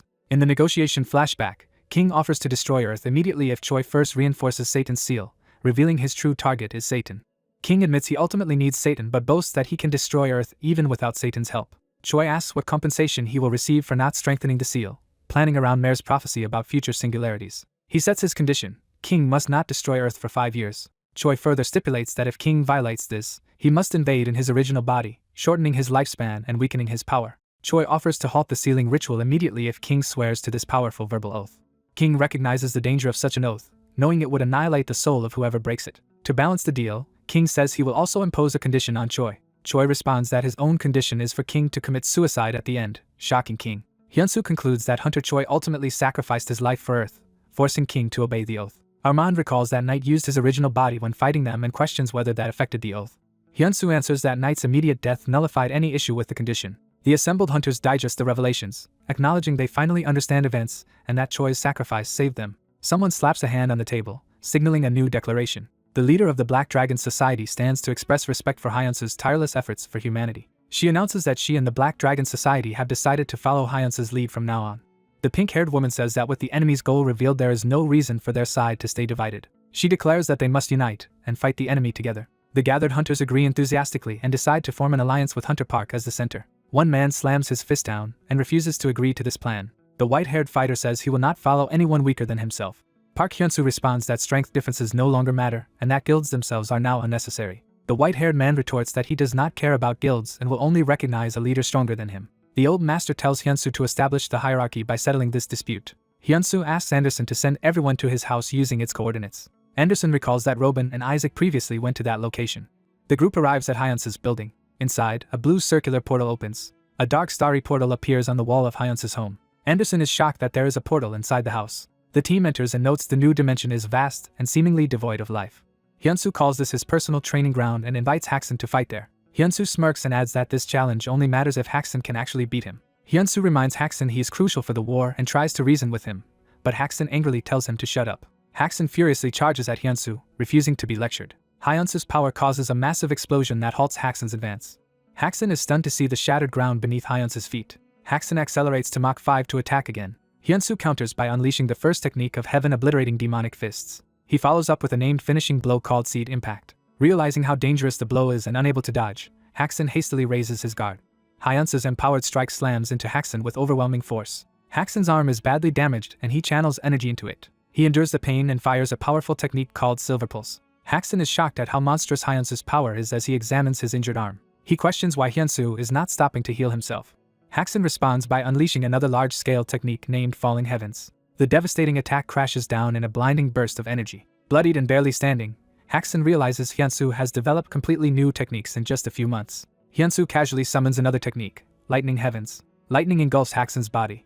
Racked with pain, Haxon screams as the electricity courses through him. The attack slams him into the ground in a violent explosion. Observing from afar, Anderson and another note that Hyunsu and Haxon are on entirely different levels. Haxon lies defeated on the ground as Hyunsu approaches. Refusing to accept it, Haxon mutters that he is supposed to be the strongest. He forces himself back up in rage, telling Hyunsu not to get cocky. Haxon forms a new, intensely glowing energy sphere in his hands. Enraged, he hurls the lethal sphere at Hyunsu, intent on killing him. Hyunsu calmly raises his hand above the wounded Haxon. Hyunsu unleashes another technique called Exploding Heavens, blasting Haxon down again. Hyunsu states that he is willing to keep fighting if Haxon insists. Haxan now lies motionless and utterly beaten in a crater. The others observe that the pecking order is decided and acknowledge Hyunsu as their leader. The old master scolds Hyunsu for not crushing Haxan harder, but Hyunsu replies he held back to avoid killing him. A voice calls out to Park Hyunsu, getting his attention. Severely injured Haxan struggles upright and starts to speak to Hyunsu. He stammers, trying to continue his words. Hyunsu unexpectedly offers Haxan a hand. Hyunsu smiles and tells him plainly that he lost today. Haxan groans in frustration at this admission. Hyunsu cheerfully hugs Haxan from behind and says Haxan must accompany him somewhere as compensation, while Haxan protests. The others watch the two bicker and comment that they seem to be getting along. This affirms Hyunsu's leadership. Hyunsu brings Haxan to what Haxan confusedly asks about, and Hyunsu explains it is a bathhouse. Hyunsu strips and says they should bathe after fighting so hard. Already undressed, Hyunsu urges the reluctant Haxan to take off his clothes and join him. Haxan says he does not bathe with strangers, but Hyunsu notes they have rented the whole place so it is just the two of them. Haxan still refuses to bathe together. Hyunsu impatiently asks why Haxan is acting distant and warns the hot water will cool. Losing his patience, Hyunsu rips off Haxan's clothes with a lightning-charged grab. Seeing the shredded clothes, Hyunsu sheepishly says he lost control of his strength.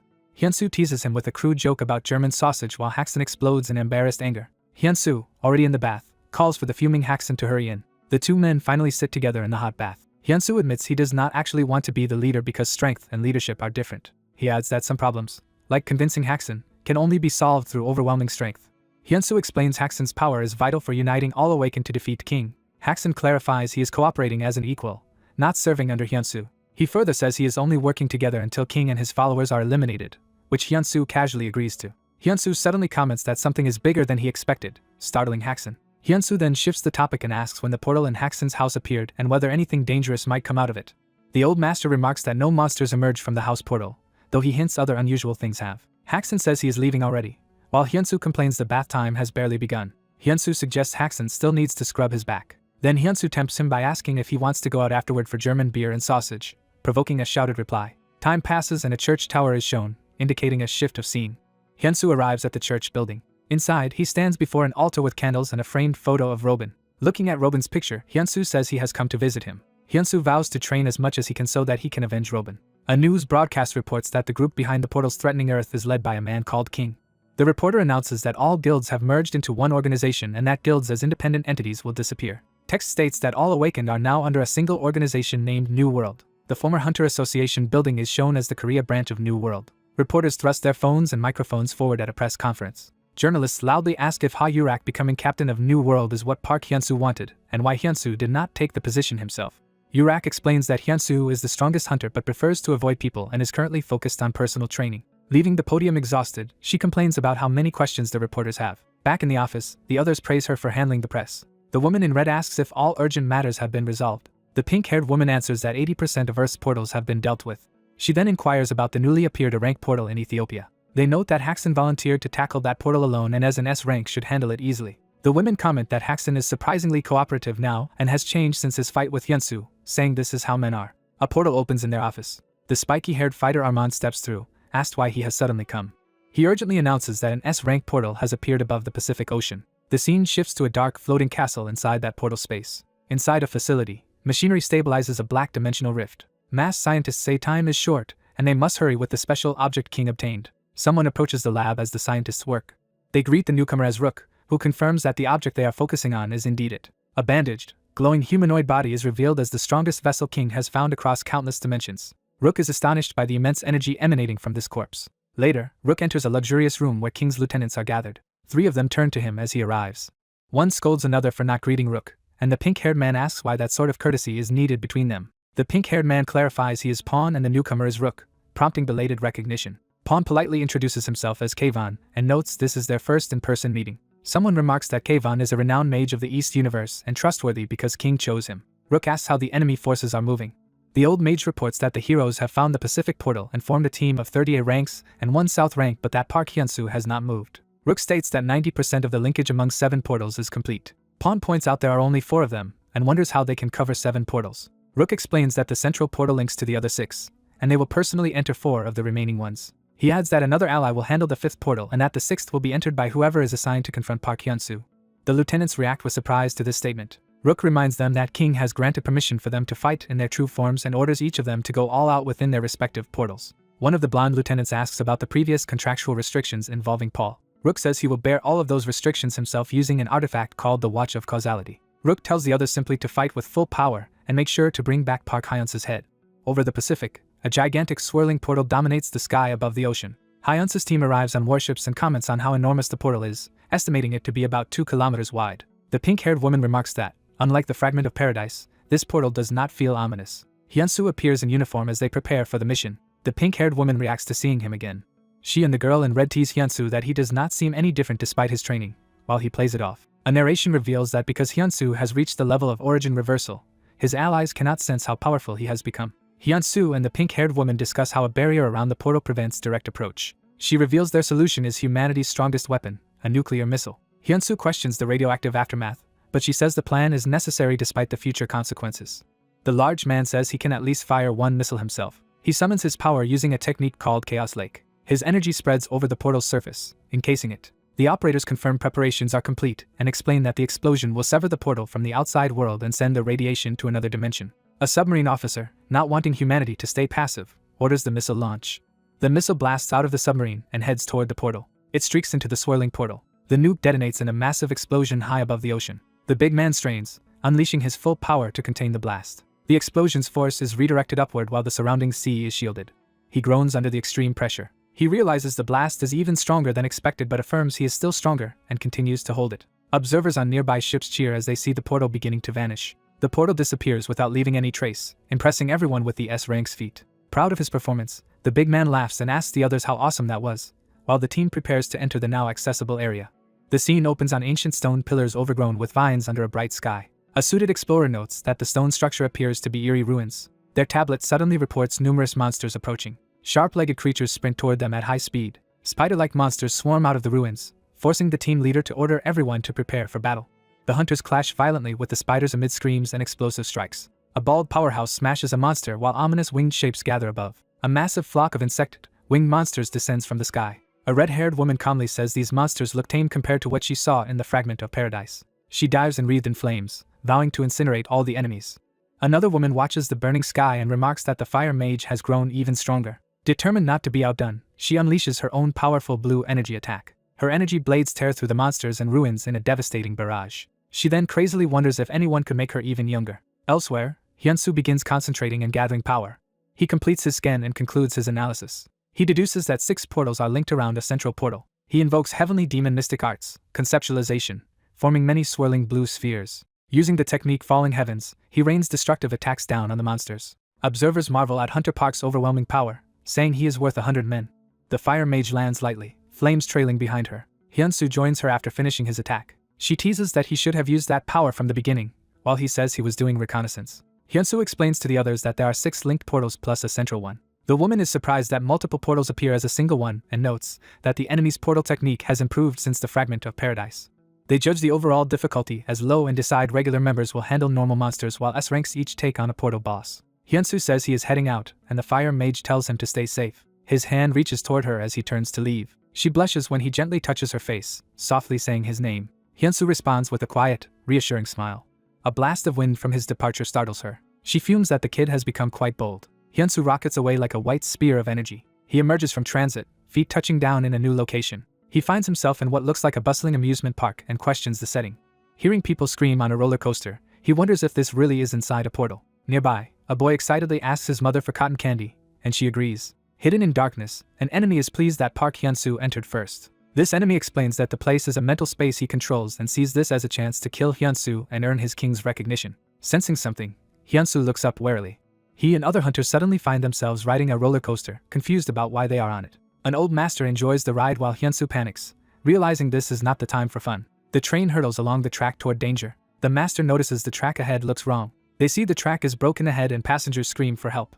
The train flies off the severed rails into empty air. It crashes catastrophically, flinging riders and cars everywhere. Hyunsu lands safely on the ground after escaping the disaster. He sees the explosion and worries about the roller coaster passengers. Horrified, he shouts for his mother.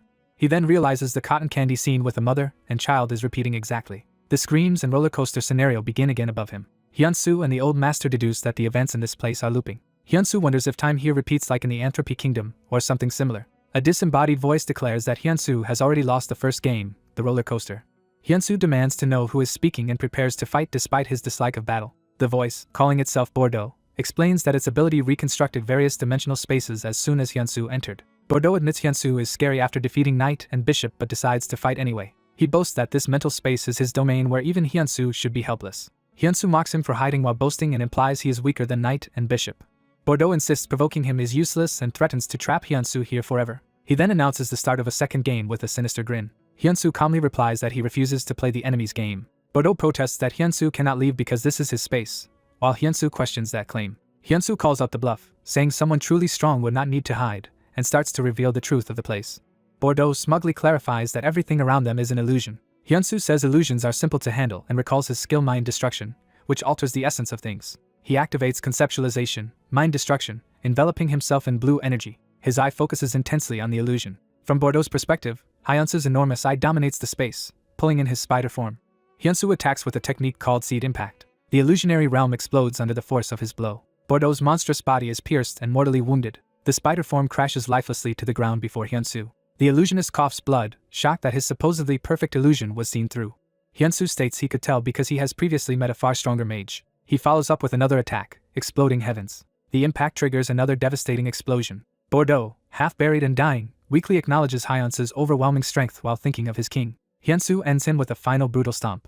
The ground is shredded and splattered as the enemy is finished off. The old master comments how easily the fight ended, and Hyunsu agrees. Hyunsu notes that Halley, his ring spirit, is still asleep, which the master says is normal during a growth phase. A bright pillar of blue light shoots into the sky, marking the cleared portal. Other hunters see the light and realize one of the portals has been conquered, likely by Hunter Park.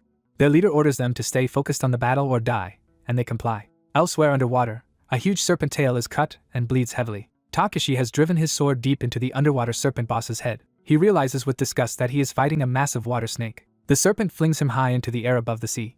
Takashi counters midair with his technique Divine Sword of Space-Time. His attack slices through the snake's head as it rises. The severed body falls back into the water. Takashi lands on solid ground, sword ready, after defeating the aquatic boss. He stands in a glowing forest portal, wondering where the next boss monster is. Strange glowing butterflies gather around his hand and the grass. Surrounded by butterflies, he looks around in confusion. In another portal area, decayed undead figures awaken in a gloomy cityscape. A horde of zombies closes in on two armored hunters. The men complain that the zombies are weak but endless and ask how long they must keep fighting. Their flame-wreathed captain arrives, chiding them for losing composure over such a level of threat. She focuses, flames coiling as she prepares to act. Her firestorm sweeps through the streets, confronting the zombie masses. The flames incinerate the undead as they charge. The rescued hunters thank her as she explains she was somewhere else before snapping back here. More zombies start shambling toward them again. The undead gather before the towering stone structure that houses their master. An eerie voice welcomes intruders to the Parasite Kingdom. The Parasite King, Selden, sits on his throne and declares he will make all of them loyal subordinates. Back in the butterfly forest, the glowing insects drift peacefully among the trees. Takashi's feet move cautiously through the enchanted clearing. He walks deeper as butterflies rain down like light. His expression goes slack, entranced by the gentle swarm. A close view shows his eyes shimmering unnaturally under the spell. In his illusion, he is escorted by two women in a lavish room, told to put down his sword and come quickly. They pamper him with wine and food, flattering him as he drinks. One woman coos that she likes strong, manly men like him, feeding him seductively. In reality, a comrade shakes him and yells for him to wake up. Startled, Takashi wonders what he had been doing. The comrade, Jill, reminds him to always beware illusions.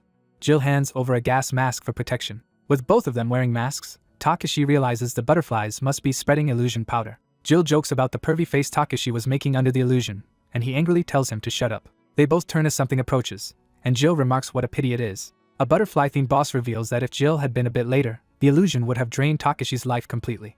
The two hunters confront her, confirming she is the boss and criticizing her for revealing herself. She boasts that she already knows their abilities from Ares and declares they are fated to die by her hands. Jill fiercely replies that her tricks will not work on them again and gathers power. Suddenly his eyes glaze over as the illusion begins affecting him too. In his illusion, Jill is honored by attendants who invite him to relax and undress after a hard day.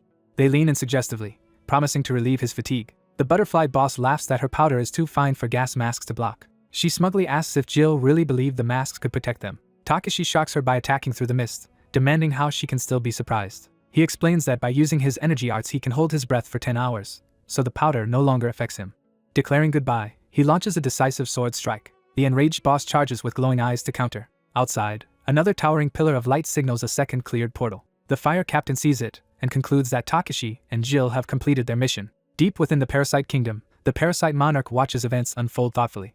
He decides that instead of relying on mindless undead, it would be better to seize the intruders as hosts. Proclaiming himself the Parasite King Selden Parasite, he designates the hunters as his new hosts. His power surges into the undead, causing their eyes to flash with parasitic energy. Many of the zombies then collapse lifelessly to the ground. The armored hunters are bewildered as the enemies suddenly drop.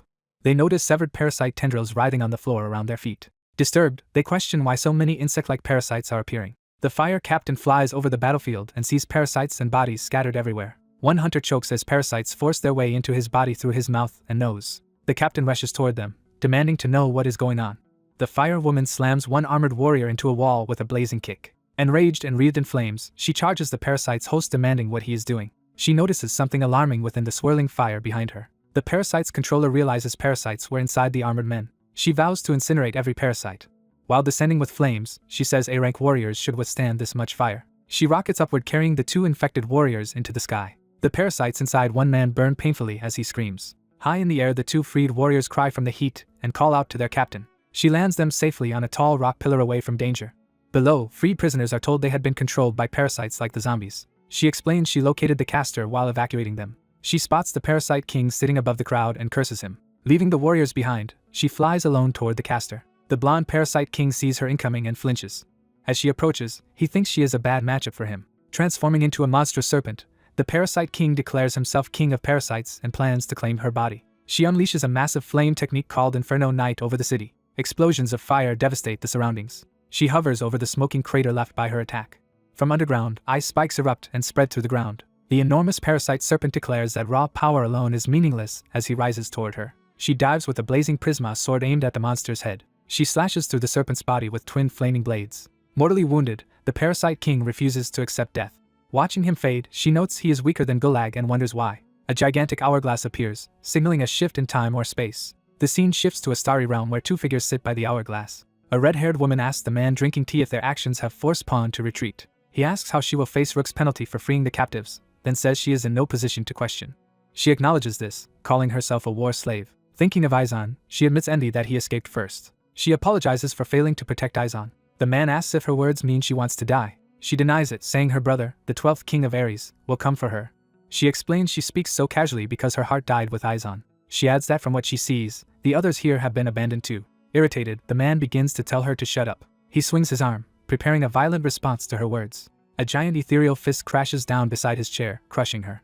He says there is no reason to keep a dog that bites its owner. Bleeding on the ground, she groans in pain. Dying, she calls out to her brother Ranbel. Elsewhere, Park Hyunsu floats before a new enemy who greets him again. The newcomer introduces himself as Ranbel, former king of Ares' 12th kingdom Max. Hyunsu listens as Ranbel reveals he must betray Ares because King's group holds his siblings hostage. Hyunsu asks why Ranbel is telling him this. Ranbel declares he must kill Park Hyunsu and rescue his sister. Hyunsu's teacher warns him that Ranbel genuinely intends to kill him. Furious, Ranbel charges, blaming Hyunsu for one sister's death. Hyunsu reacts tensely to the sudden attack. Elsewhere, Knight realizes the girl fighting might be the one who had accompanied him before. Ranbel's first punch clashes with Hyunsu's guard in a powerful exchange. The two trade rapid explosive blows in midair. Hyunsu shouts that despite his regret he would make the same choice again. Ranbel screams that his sister died in battle and that Hyunsu must die as well. He unleashes a barrage of explosive strikes meant to kill Hyunsu. Hyunsu counters by invoking heavenly demon mystic arts. He releases a technique called Cloud Scattered Heavens, surrounding himself with lightning. Ranbel is blasted backward by the shockwave. Recovering, Ranbel is surprised that an attack he barely felt still had such power. He notes Hyunsu has grown stronger, and Hyunsu replies he had no choice but to become stronger. Ranbel resolves to fight with his life on the line as well. He activates a technique called Lost Heaven, creating multiple afterimages. Dozens of Ranbel duplicates encircle Hyunsu at high speed. Hyunsu realizes these speeding figures are clones. The clones rush in from all sides to strike him. Hyunsu defends himself, punching and blocking amidst bursts of impact. Despite his efforts, he is struck hard from behind by one clone. Two clones seize Hyunsu's arms to restrain him. Another clone takes advantage and drives a powerful blow into Hyunsu's abdomen. Held in place, Hyunsu groans, thinking how strong his opponent is. The clones dogpile on Hyunsu, pummeling him relentlessly. From above, his master yells at him to pull himself together and use his many techniques. As Hyunsu looks up, a clone launches from above with a glowing kick. Hyunsu's eyes widen as he prepares to respond. He uses Heavenly Demon Soul Shed, leaving an afterimage and escaping their grasp. Power gathers around him in a glowing sphere as clones surround him again. A massive blue explosion engulfs one of the clones. The remaining Ranbel stands shirtless in the settling dust, powering up. Suspicious, he demands to know what trick Hyunsu just used. Hyunsu warns him that things will not proceed according to his plans. Ranbel, wreathed in red energy, says Hyunsu's actions do not matter. He multiplies again into many shirtless clones, saying everything ends once Hyunsu dies. A distant shockwave erupts elsewhere in the ruins. Meanwhile, a giant blue golem devastates armored soldiers with a sweeping attack. One soldier is caught and crushed in the golem's huge green hand. Their commander, a bun-haired woman, rushes in furious that her subordinates were harmed. She charges the golem, trying to rescue the trapped men. Thorn vines erupt from the ground where she was attacking. The vines coil around her, binding her tightly. She strains against the vines, trying to break free. Before she can, the golem's fist swings toward her. The blow sends her flying across the battlefield. She and her subordinates crash hard into the ground. Groaning, she lies before the looming golem. A familiar aura appears behind the golem as a mage materializes. The pink-haired mage stands confidently amid swirling magic. He raises a glowing magic circle in front of him. Facing the golem he controls, he prepares another spell. The golem's hand begins to ooze energy under the mage's magic. The commander realizes her new enemy is a mage. The mage, resting on the golem's hand, notes she is stronger than the other warriors. He orders the golem to kill her as she charges again. He reinforces his magic circle with bright energy. Her fiery slash is completely blocked by his barrier. Shocked, she thinks how easily he neutralized her attack and calls it absurd. Catching her breath, she prepares to move again. The mage responds by firing another magical blast from the golem's chest. His barrier catches her attack once more as he counters. Smiling within a new array of circles, he mocks her effort and asks if that is all. She realizes he can cast without chanting or gestures and judges him extremely dangerous. He says he is disappointed, having expected more from an S-rank warrior. She suddenly starts laughing, confusing him. She sighs with a smile, showing renewed confidence. She remarks that she did not expect to become younger in this world. Deciding there is no helping it, she begins releasing her full power. She screams as her aura surges violently. Her feet crack the ground as her strength skyrockets. The mage reacts with interest to this sudden change. Now engulfed in black and orange flames, she tells him to clench his teeth. Elsewhere, Ranbel lands a brutal punch on Hyunsu's face. Other clones continue assaulting Hyunsu from every direction. One clone drives a devastating spinning kick into Hyunsu. Hyunsu is hurled back, bloodied and staggering. Ranbel's clones advance as he says he overestimated Hyunsu. Hyunsu, battered, starts laughing darkly. The clones question why he is laughing and whether he has gone insane. Hyunsu says they know nothing about him. He declares himself the Heavenly Demon. He then uses Heavenly Demon Dominating Stride, unleashing a massive shockwave step. The approaching clones are overwhelmed, shouting in surprise. The technique explodes outward, blasting clones into the air. The real Ranbel, shielded by ice wings, wonders what that attack was.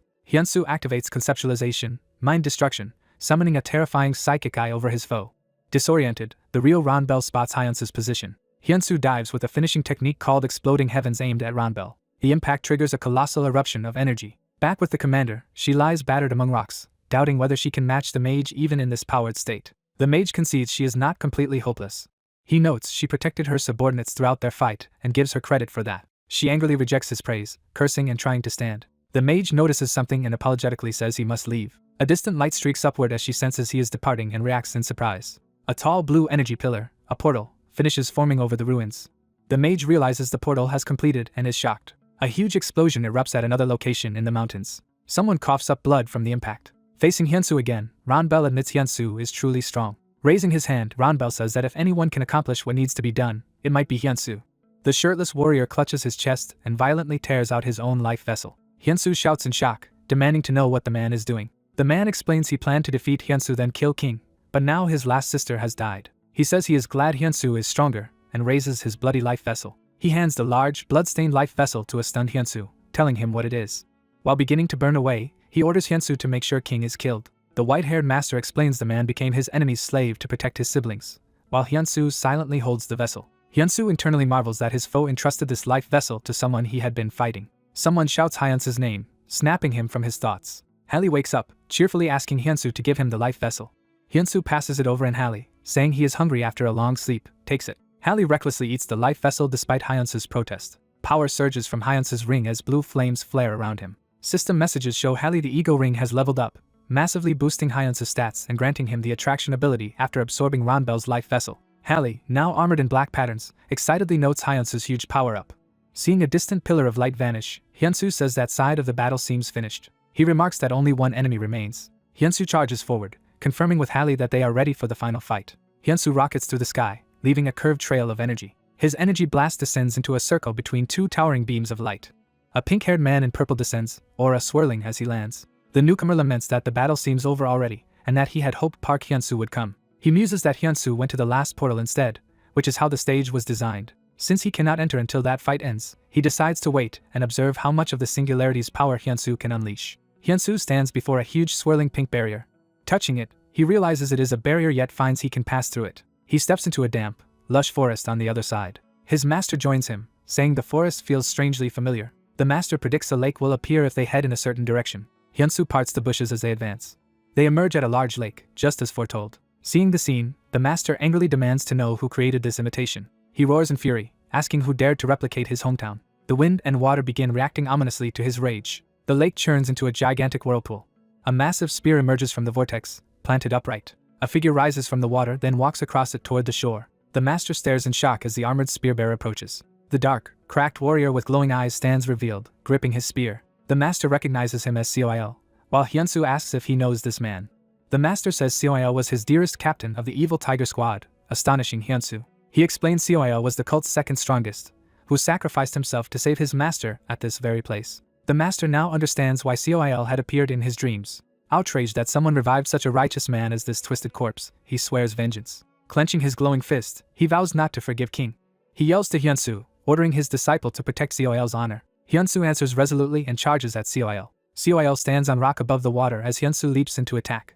Coil, eyes blazing red, vows to cut down everyone. He swings his spear in fanatical devotion to the heavenly demon. Coil unleashes the dark mist spear technique, sending deadly black energy at Hyunsu. The master warns Hyunsu to dodge, saying touching it means certain death. Hyunsu counters with the falling heavens technique, raining down spear-like blasts. Coil snarls that Hyunsu dares to imitate the heavenly demon's technique. The two face each other over the water, Hyunsu floating and Coil on a stone platform. Coil, obsessed and furious, declares he will not forgive Hyunsu. The master explains that Coil wields three core arts: Black Wind Heaven Strike, Dark Mist Spear and Heavenly Surge. Coil's spear streaks forward cloaked in black mist. From above he launches Dark Mist, First Spear, Crow Surge, sending raven-like blasts down at Hyunsu. The master yells tactical advice, triggering Hyunsu's skill that boosts him when following instructions. Hyunsu activates Heavenly Demon Flight, dashing through the air in multiple afterimages. He closes in and attacks with Seed Impact, startling Coil. Hyunsu's speed overwhelms Coil, who can barely track him. Their clash detonates in the sky, causing a forest-shaking explosion. Coil follows with Dark Mist, Second Spear, Badger Hunt, hammering Hyunsu downward. Hyunsu screams in agony as the attack strikes. Black mist plummets with him in a devastating impact. Smoke and shattered rock mark the crater where he lands. Writhing on the ground, Hyunsu feels as if his entire body is burning. Coil descends toward the crippled Hyunsu, ready to continue. Coil demands to know how Hyunsu learned his liege's martial arts. Hyunsu struggles to rise, groaning in pain. Coil suddenly falters, briefly addressing his unseen senior. Hyunsu, surging forward again, tells Coil he is already dead and merely being used by King's faction. Coil rages that he has only one mission and rejects Hyunsu's words. He declares that his mission is to buy time for the heavenly demon's recovery. Coil chains together Dark Mist, Third Spear, Eagle Strike in a storm of attacks. Hyunsu counters that his own mission is to give Coil an honorable end. He prepares the heaven-obliterating demonic fists technique. Hyunsu launches the heavenly spiritual body, an immense spiritual charge. Coil recognizes it as the heavenly demon mystic art, heavenly spiritual body. In response he gathers power for exploding assault with his spear. Their ultimate techniques collide in a blinding blast. The explosion clears to reveal Hyunsu still standing, surrounded by swirling debris. Hyunsu is stunned that Coil neutralized the heavenly spiritual body and calls him a monster. Coil scoffs that Hyunsu's moves only mimic the form of his liege's arts, demanding to know who Hyunsu really is. Hyunsu answers that he is the heavenly demon's disciple. Coil readies another ultimate, Heaven and Earth Spear Strike. Hyunsu drives a massive spear of energy upward to meet it. As they clash, Coil wonders how a mere kid could know arts reserved for heavenly demons. He insists his lifelong loyalty proves Hyunsu must be lying and offers a painless death if Hyunsu tells the truth. Hyunsu yells that he never expected Coil to believe him anyway and powers up again. Halley urges Hyunsu to use the new attraction ability to disarm Coil. The master agrees, saying they should take Coil's weapon. Hyunsu complains he cannot find an opening because Coil's attacks are too strong. The two clash in another massive burst of blue energy. Coil realizes Hyunsu's body contains something troublesome and decides on a new plan. They exchange more close-quarters blows, spear against fist. Hyunsu launches Leaf Impact, a sweeping slash of energy. Coil answers with another powerful Eagle Strike. Their attacks collide in a vivid explosion of blue and black power. Hyunsu, battered, groans that none of his attacks are working. Coil tells the exhausted Hyunsu it is time to end things. Hyunsu, teeth clenched, reacts in alarm. Coil invokes Conceptualization, Dark Mist Sixth Spear, surrounding Hyunsu with floating spears. The master shouts for Hyunsu to escape using Heavenly Demon Soul Shed. Hyunsu realizes he cannot move his body at all. Coil explains he has been tagging Hyunsu with conceptualizations during the fight and condemns him for stealing his liege's arts. Coil declares that theft unforgivable and impales Hyunsu's body with multiple spears. The master screams Hyunsu's name in horror. Hyunsu's body slams into the ground amid a huge pillar of energy. He lies shattered in a deep crater, barely alive. The master debates possessing Seoil's body, thinking this might be the decisive moment. Hyunsu, bleeding and smiling faintly, tells his master not to act or he might die. Hyunsu says he cannot allow his master to sacrifice himself. He thanks his master for raising a nobody into someone who can save the world and says he still has not repaid that kindness. The master, moved, tells the boy not to speak that way. Seoil approaches the fallen Hyunsu to finish him. Looking down on him, Seoil derides Hyunsu's resolve as pathetic. Hyunsu forces himself upright, insisting the battle is not over and that he must find an opening. Observing Seoil's stance, Hyunsu thinks that if he uses attraction now, he can target the spear being held with one hand. He decides to try and activates attraction with a glowing hand. The spear suddenly jerks free, pulled toward Hyunsu. Seoil reacts in shock as his weapon is wrenched away. Hyunsu, shrouded in darkness, catches the spear and readies it. Seoil stares in disbelief, exclaiming at what just happened. Now fully empowered with the spear and dark wings, Hyunsu tells his senior it is time the Wicked Junior teaches him a lesson. Elsewhere in a starry void, King waits beside a colossal hourglass. One of King's followers asks if King truly intends to abandon them. The follower notes that the Watch of Causality is almost finished. He resolves to accept whatever consequences await once he is released. The hourglass shatters in a burst of light. A man convulses and screams as golden energy engulfs him. Another cultist shrieks amid a storm of lightning. The lightning and violent energy crash down onto the battlefield. Back in the forest arena, Seoil stands as the ground shows signs of a massive impact in the distance. Hyunsu steals his resolve, thinking he has to act. Seoil decides he must end Hyunsu in a single decisive blow to protect his master. Hyunsu begins chanting softly, preparing his own technique. He slams the stolen spear into the ground, invoking a power that pierces the very earth. He unleashes mind destruction, sending black flames and shockwaves surging outward. Seoil is stunned, realizing Hyunsu has suddenly closed the distance. Hyunsu charges while screaming, pushing his power to the limit. Seoil starts another dark mist incantation in desperation. Realizing the spear is gone from his control, Seoil panics. Hyunsu again calls forth heavenly spiritual body, descending like a divine projectile. Seoil recognizes he must dodge the incoming strike. The enormous spear of light slams down, triggering a colossal explosion. Seoil is consumed by the blast, screaming in agony as flames engulf him. The explosion erupts skyward over the forest, signaling the climactic outcome of their battle. The dying spear demon wonders how he lost his spear and asks to know the name of the one who defeated him. Hyunsu introduces himself as Park Hyunsu, the 34th disciple of heavenly demon Chong Jiang. The spear demon's eye cracks and fills with tears as he reacts to hearing Hyunsu's name. Chong Jiang appears in Seoil. The spear demon finally notices and apologizes for not seeing his lord sooner. Chong Jiang sadly bids Seoil to rest in peace, calling him his most treasured person.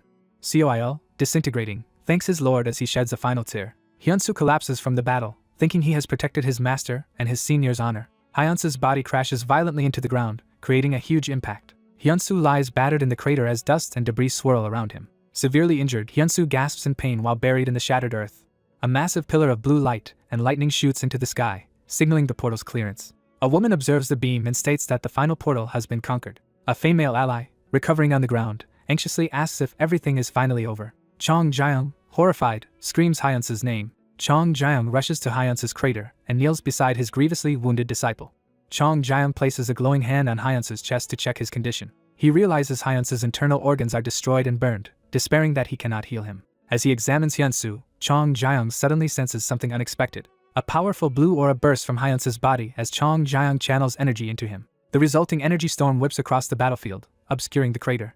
Another transcendent, watching from afar, clicks his tongue and wonders if both fighters died. Reasoning that a draw would still count as the king's victory, he assumes the king has won. He concludes that their last hope now lies with Isaac. A concentrated sphere of blue power forms in the sky, heralding a new phenomenon. Elsewhere, a muscular man lies unconscious amid a circular shockwave and crackling lightning.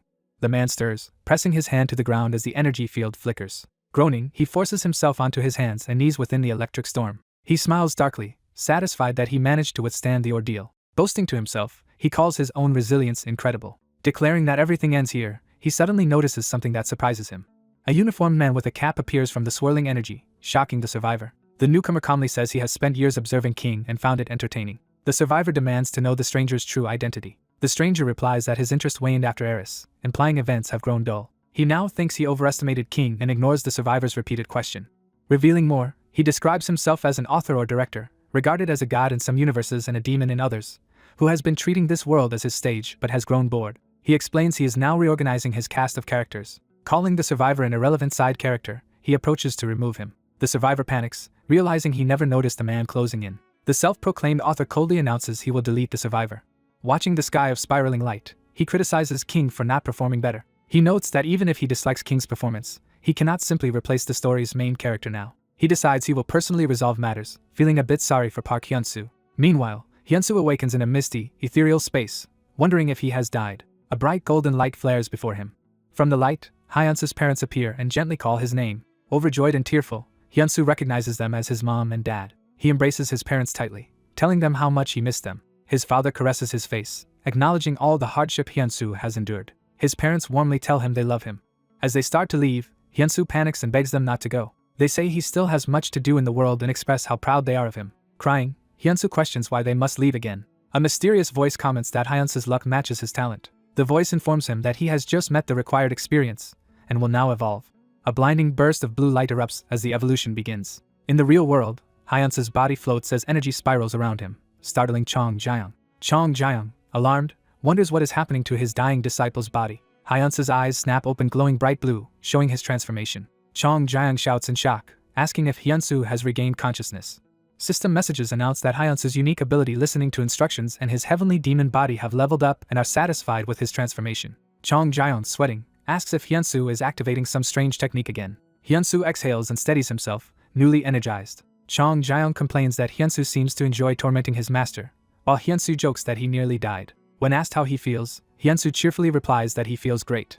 Hyun-soo notes that his unique ability just leveled, and the updated description says he no longer needs others' instructions, keeps his base stats, and should keep training, with Chong Jae-young still designated. Another notification explains that his heavenly demon body is now level 2, greatly boosting all martial and physical capabilities and granting access to prior heavenly demons' records. Hyun-soo looks around and comments on the strange place they are in, while Chong Jae-young explains they were transported here when Hyun-soo was engulfed in light. Chong Jae-young deduces that some force forcibly brought Hyun-soo to this dimension. Hyun-soo acknowledges his master's sharp insight while assessing the situation. The self-proclaimed author descends into their space, confronting master and disciple. He lands with explosive force, asserting his presence. Surrounded by serpentine energy, he declares that now that he is acting directly, they have no hope. Hyun-soo feels his body frozen in place under the overwhelming pressure. The author notes with mild surprise that Hyun-soo can still stand, which is unusual. He reminisces that with King as protagonist the story was perfect despite hardships. He angrily says Hyun-soo is ruining all of his carefully written scenarios. Chong Jae-young observes that this enemy is on an entirely different level. The author says he normally would not enter the stage himself but is making an exception now. Chong Jae-young realizes this is the being who dragged him into the other world. The author approaches Hyun-soo and declares his decision to delete him. Chong Jae-young urgently yells for Hyun-soo to get away. The author thrusts his arm through Hyun-soo's chest, seemingly delivering a fatal blow. Hyun-soo looks stunned and dazed by the sudden impalement. He coughs up blood from the wound. The author coldly bids him farewell while his arm remains buried in Hyun-soo's torso. Hyun-soo suddenly grips the author's arm impaled in his chest, stopping him. The author is shocked and confused by Hyun-soo's unexpected reaction. Hyun-soo, eye glowing with power, demands to know who the author thought he could delete. The author recoils in disbelief at Hyun-soo's survival. Realizing the body he attacked still functions, he is horrified that the disciple's body is resisting. Hyun-soo grins ominously, clearly regaining dominance. He clenches his fist, preparing to retaliate. Hyun-soo's counterattack sends the author flying away at high speed. The author crashes violently, engulfed by another massive explosion. Dazed midair, he cannot believe that Hyun-soo actually struck him. He tumbles and skids across the ground from the blow. Lying battered, he mutters that such a thing should be impossible. Hyun-soo calmly advances toward him. Standing amid blue energy, Hyun-soo mocks that the author's high status seems to be all he has. The author, eyes glowing red, snarls that it is vile for an old master to possess his disciple's body. Hyun-soo, now speaking as Chong Jae-young within him, says if the author wants a conversation he must first show respect. Activating heavenly demon dominating stride, he orders the author to get on his knees. The author is forced down, crashing into the ground in shock. Coughing on the floor, he looks up to see Hyun-soo towering over him. Hyun-soo simply commands him to kneel. The author panics internally, insisting this outcome should not be possible. Overcome by Hyun-soo's pressure, he involuntarily drops to one knee. Screaming in denial, he gathers dangerous purple power in desperation. He lunges with a clawed, energy-charged hand, but Hyun-soo easily intercepts the strike. The author realizes with horror that his attack was blocked effortlessly. Hyun-soo steps in again, unflinching. He then drives a devastating kick into the author's torso, sending blood spraying. As he's flung backward, the author insists this must be just a dream. Hyun-soo relentlessly chases him down, striking again with overwhelming speed. He grabs the author by the head mid-flight and swings him. The stunned author looks up from Hyun-soo's grip, unable to react. Hyun-soo raises his fist over him and tells him to fall into despair. The author begins to realize in terror that he is actually going to be defeated. Hyun-soo smashes him with another explosive punch. The blow mangles the author's face and sends blood flying. The impact creates a gigantic fiery crater, shaking the surroundings. Elsewhere, Hyun-soo's allies sense the blast and look up in alarm. One ally comments that an enormous surge of energy has occurred. Another ally wonders if the source is Park Hyun-soo. Bruised but alive, the author recalls that even the transcendent ancestral dragon was weaker than King. He cannot understand how, despite being far stronger than King, he is losing. Suddenly, a dark, demonic version of Hyunsu appears before him, calling him fascinating. Chong Jiang inside Hyunsu marvels at the enemy's absurd power and vows to finish him quickly. Furious, the author charges while cursing Hyunsu. Hyunsu outpaces him and delivers another heavy blow from behind. Hyunsu unleashes a technique called Tree Impact, driving a focused blast into the author. In panic, the author activates a liquefaction ability, trying to escape by turning to water. Hyunsu continues his assault, rapidly closing the distance despite the watery form. Smirking, Hyunsu compares the author to an undying cockroach. Enraged beyond reason, the author screams and releases even more sinister power. He begins to proclaim his nature, starting with I. Transforming into a gigantic monster silhouette, he roars that he is a god. Hyunsu rushes him head-on, scoffing at the claim of godhood. The two clash again in a blinding explosion of energy.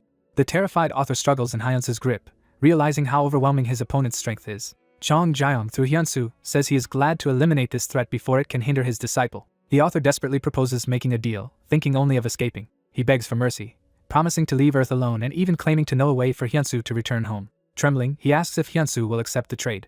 Hyunsu replies confidently that once this possession ends he will return regardless, dismissing the offer. He invokes a power that orders the author's very existence as a thought to disappear. As the erasure begins, the author screams that he still has more to do. Being engulfed by annihilating light, he howls that he cannot die like this. Hyunsu, enveloped in swirling dark energy yet firmly resolved, drives his fist forward to finish the author for good. Hyunsu stands alone amid swirling energy, suspended in a void-like space. He appears shirtless and scarred, calm but resolute as power gathers around him. His master speaks to the unresponsive Hyunsu, thanking him for being an exceptional disciple who exceeded expectations despite the harsh training. The master regretfully mentions he had hoped to see Hyunsu live a normal life and marry, but believes that wish will not come true. Joking to lighten the mood, the master teases Hyunsu about being better endowed than him. The master urges Hyunsu to keep moving forward in life and never stop. He adds that Hyunsu has brought him happiness. The master's final request is that Hyunsu protect both his followers and his loved ones. Empowered as Park Hyunsu, the 35th heavenly demon, Hyunsu rockets upward surrounded by brilliant energy. His energy rips through the sky and descends toward the forested world below. The blast of power sweeps across the battlefield, startling Hyunsu's allies. His comrades stare up in shock and confusion at the sudden surge of power. Hyunsu reappears in his martial robes, landing with power radiating from him. One ally calls out his name, unsure if it is really him. Tears stream from Hyunsu's eyes as emotions overwhelm him. He struggles to contain his grief, gasping as tears fall. Hyunsu breaks down, screaming his pain into the sky. He drops to his knees and cries out, shocking the others who watch him. One comrade wonders what has just happened to cause his breakdown. Time shifts to a peaceful modern city far from the battlefield. Ordinary people go about their day in front of buildings, including a woman distracted by her phone. A TV program recaps that 1 month has passed since the first S-rank portal was cleared and notes that King has been inactive since. A news reporter announces that King's group has effectively been annihilated. Someone switches off the television in response to the report. In an office, Yoon worries aloud, wondering where Hyunsu has gone. Gripping her hands, she silently asks herself what has happened to him. Her martial sister enters and asks if Park Hyunsu has still not returned. Yoon confirms he is still missing. She recalls that when she last saw him, Hyunsu had the same hollow eyes as a child who has lost his parents. Yoon laments that she cannot be there to comfort him even though he must be suffering. Her sister reassures her that Hyunsu will return soon. Teasing, the sister says that when he does come back Yoon should confess her feelings, prompting Yoon to protest in embarrassment. The scene shifts to a sinister floating castle in a red, stormy dimension. Massive explosions rain down around the castle as it comes under attack. A monstrous, muscular beast roars in fury, ready to fight. A dark-haired woman with a wicked grin charges forward, eager for battle. She unleashes an enormous storm fist attack that engulfs the creature in destructive energy. The monster is caught in the blast, its face twisted in pain as the attack crushes it. Inside the castle, a man lounging on a chair complains about the noise. Sipping tea, he notes that the woman has been even louder since changing her appearance. The woman bursts through the castle doors, announcing her arrival with flair. The man welcomes her presence. He addresses her as queen as she enters holding a red orb, radiating demonic authority. The story cuts to a tranquil ocean under a bright sky. A gigantic whale breaches from the water in a dazzling display. The whale crashes back into the sea, sending up a huge splash. Hyunsu lies listlessly atop the whale's back, while an unseen voice tells him to stop whining. The voice from above asks how long he intends to remain in this state. It then asks whether Hyunsu plans to ignore it yet again. The unseen speaker says it will simply return again tomorrow, implying this visit is routine. Time jumps to the city again, where life continues normally and a shopkeeper calls out farewell to customers. 2 office workers thank the restaurant staff for their meal as they leave. Inside, a young woman wipes the tables clean. Cheerfully humming, she continues cleaning the restaurant where she works. The door opens and she begins to greet the new customer. Recognizing him, she excitedly calls out to Brother Hyuntae as he greets her. She reminds Hyuntae not to be so formal with her, though he admits he still feels awkward. Over food, the woman complains that brother Hyunsu has disappeared without a word. Hyuntae guesses Hyunsu must be busy with important matters, though she still feels uneasy. He asks how her work is going, and she replies that it is fine. She explains that thanks to considerate leader Ha Yurak, the job is manageable. Laughing, she jokes that connections really do help. She adds that she was able to open her restaurant using a loan from New World. Reporter Lee Mina arrives at the shop, announcing herself cheerfully. Yoon also arrives and happily notes that Hyuntae is there too. The shop owner greets her sister and leader as they enter together. Outside the shop, they say they have come for drinks and the owner agrees enthusiastically. The scene moves to a remote rocky island in a clear blue sea. Alone on a cliff edge, Hyunsu sits curled up, staring toward the water in despair. A mysterious man in a white coat approaches and asks if Hyunsu is finally ready to talk.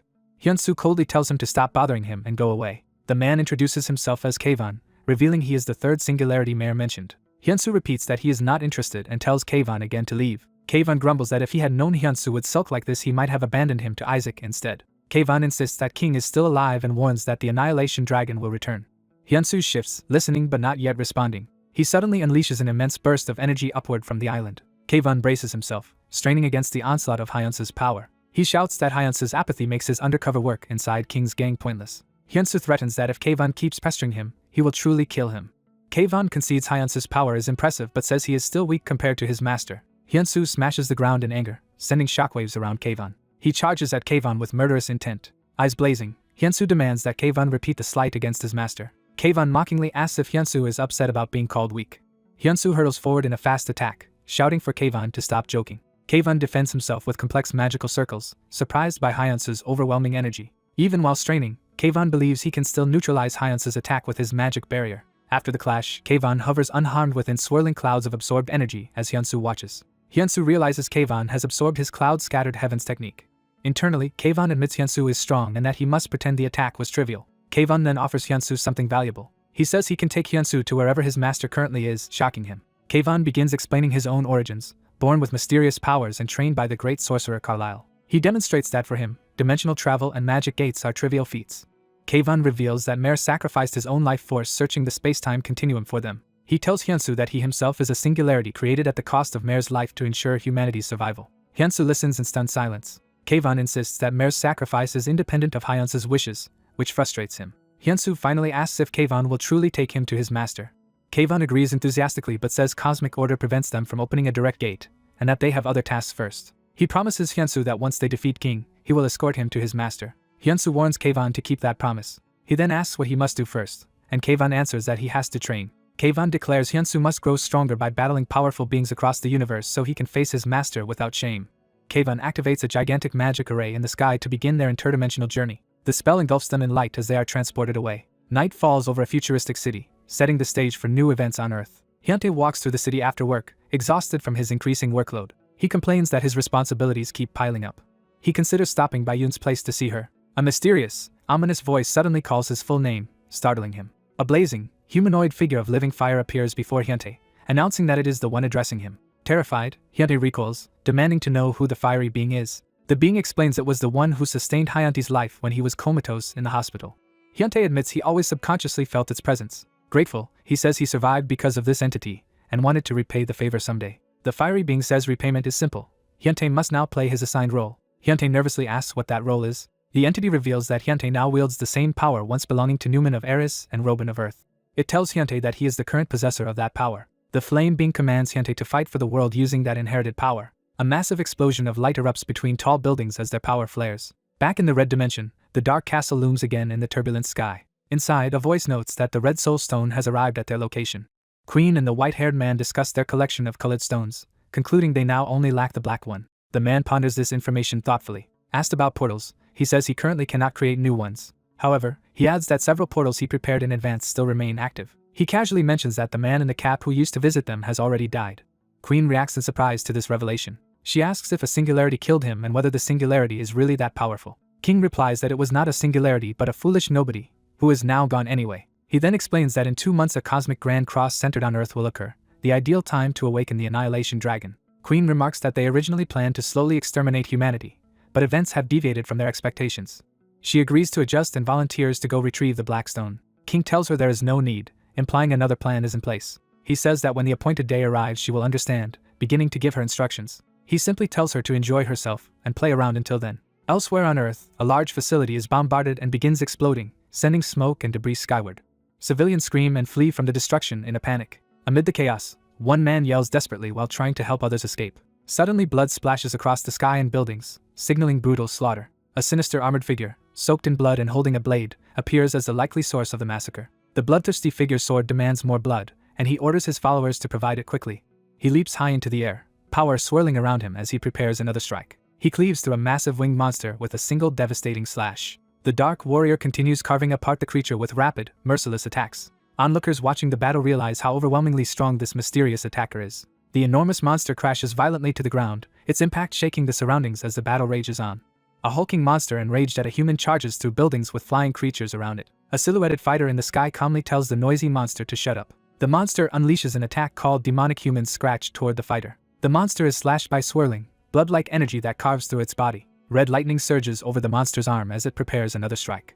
The empowered claw descends, but an ominous figure intercepts. A dark swordsman appears on a rock, shocking an onlooker. The dark swordsman cleaves the monster's head with his sword. The severed head flies off, the monster confused in its final moment. The monster's body collapses violently, smashing the surroundings. Standing atop rubble, the swordsman casually burps amid raining blood and debris. He complains that only weak enemies remain and thinks he must find a way to encounter stronger opponents. The scene shifts to the old Portal Strategy Committee building. Inside, a muscular man wonders why King has not appeared and jokes that he might have run away. Anderson replies that since staff went to the New World, the place is quiet. A subordinate offers Anderson coffee, which he gladly accepts. Anderson asks the subordinate if he is adjusting well to life there. The former enemy expresses gratitude for being spared and vows lifelong service. Suddenly, the subordinate's body begins to react strangely. Both he and Anderson are alarmed, demanding to know what is happening. A new intruding presence mocks them as pathetic fools chatting together. Cracks of light appear in the wall, heralding an arrival. A powerful female silhouette bursts through the breach. The shockwave tears through the room as the three men recoil. The horned woman lands in the room in a dramatic entrance.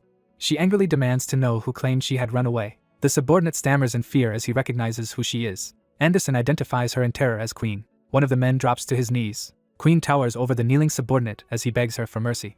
He trembles and groans with his head to the floor. Queen leaps upward to strike. She brutally stomps him while saying he at least knows his place. The muscular man charges her in rage. He powers up, rocks floating as he readies his strength. He unleashes his full power toward Queen. Queen rushes forward with a smile, cracking the floor beneath her. Her assault fills the room with explosions. She continues the relentless barrage, tearing the area apart. Queen and the man rush at each other for close combat.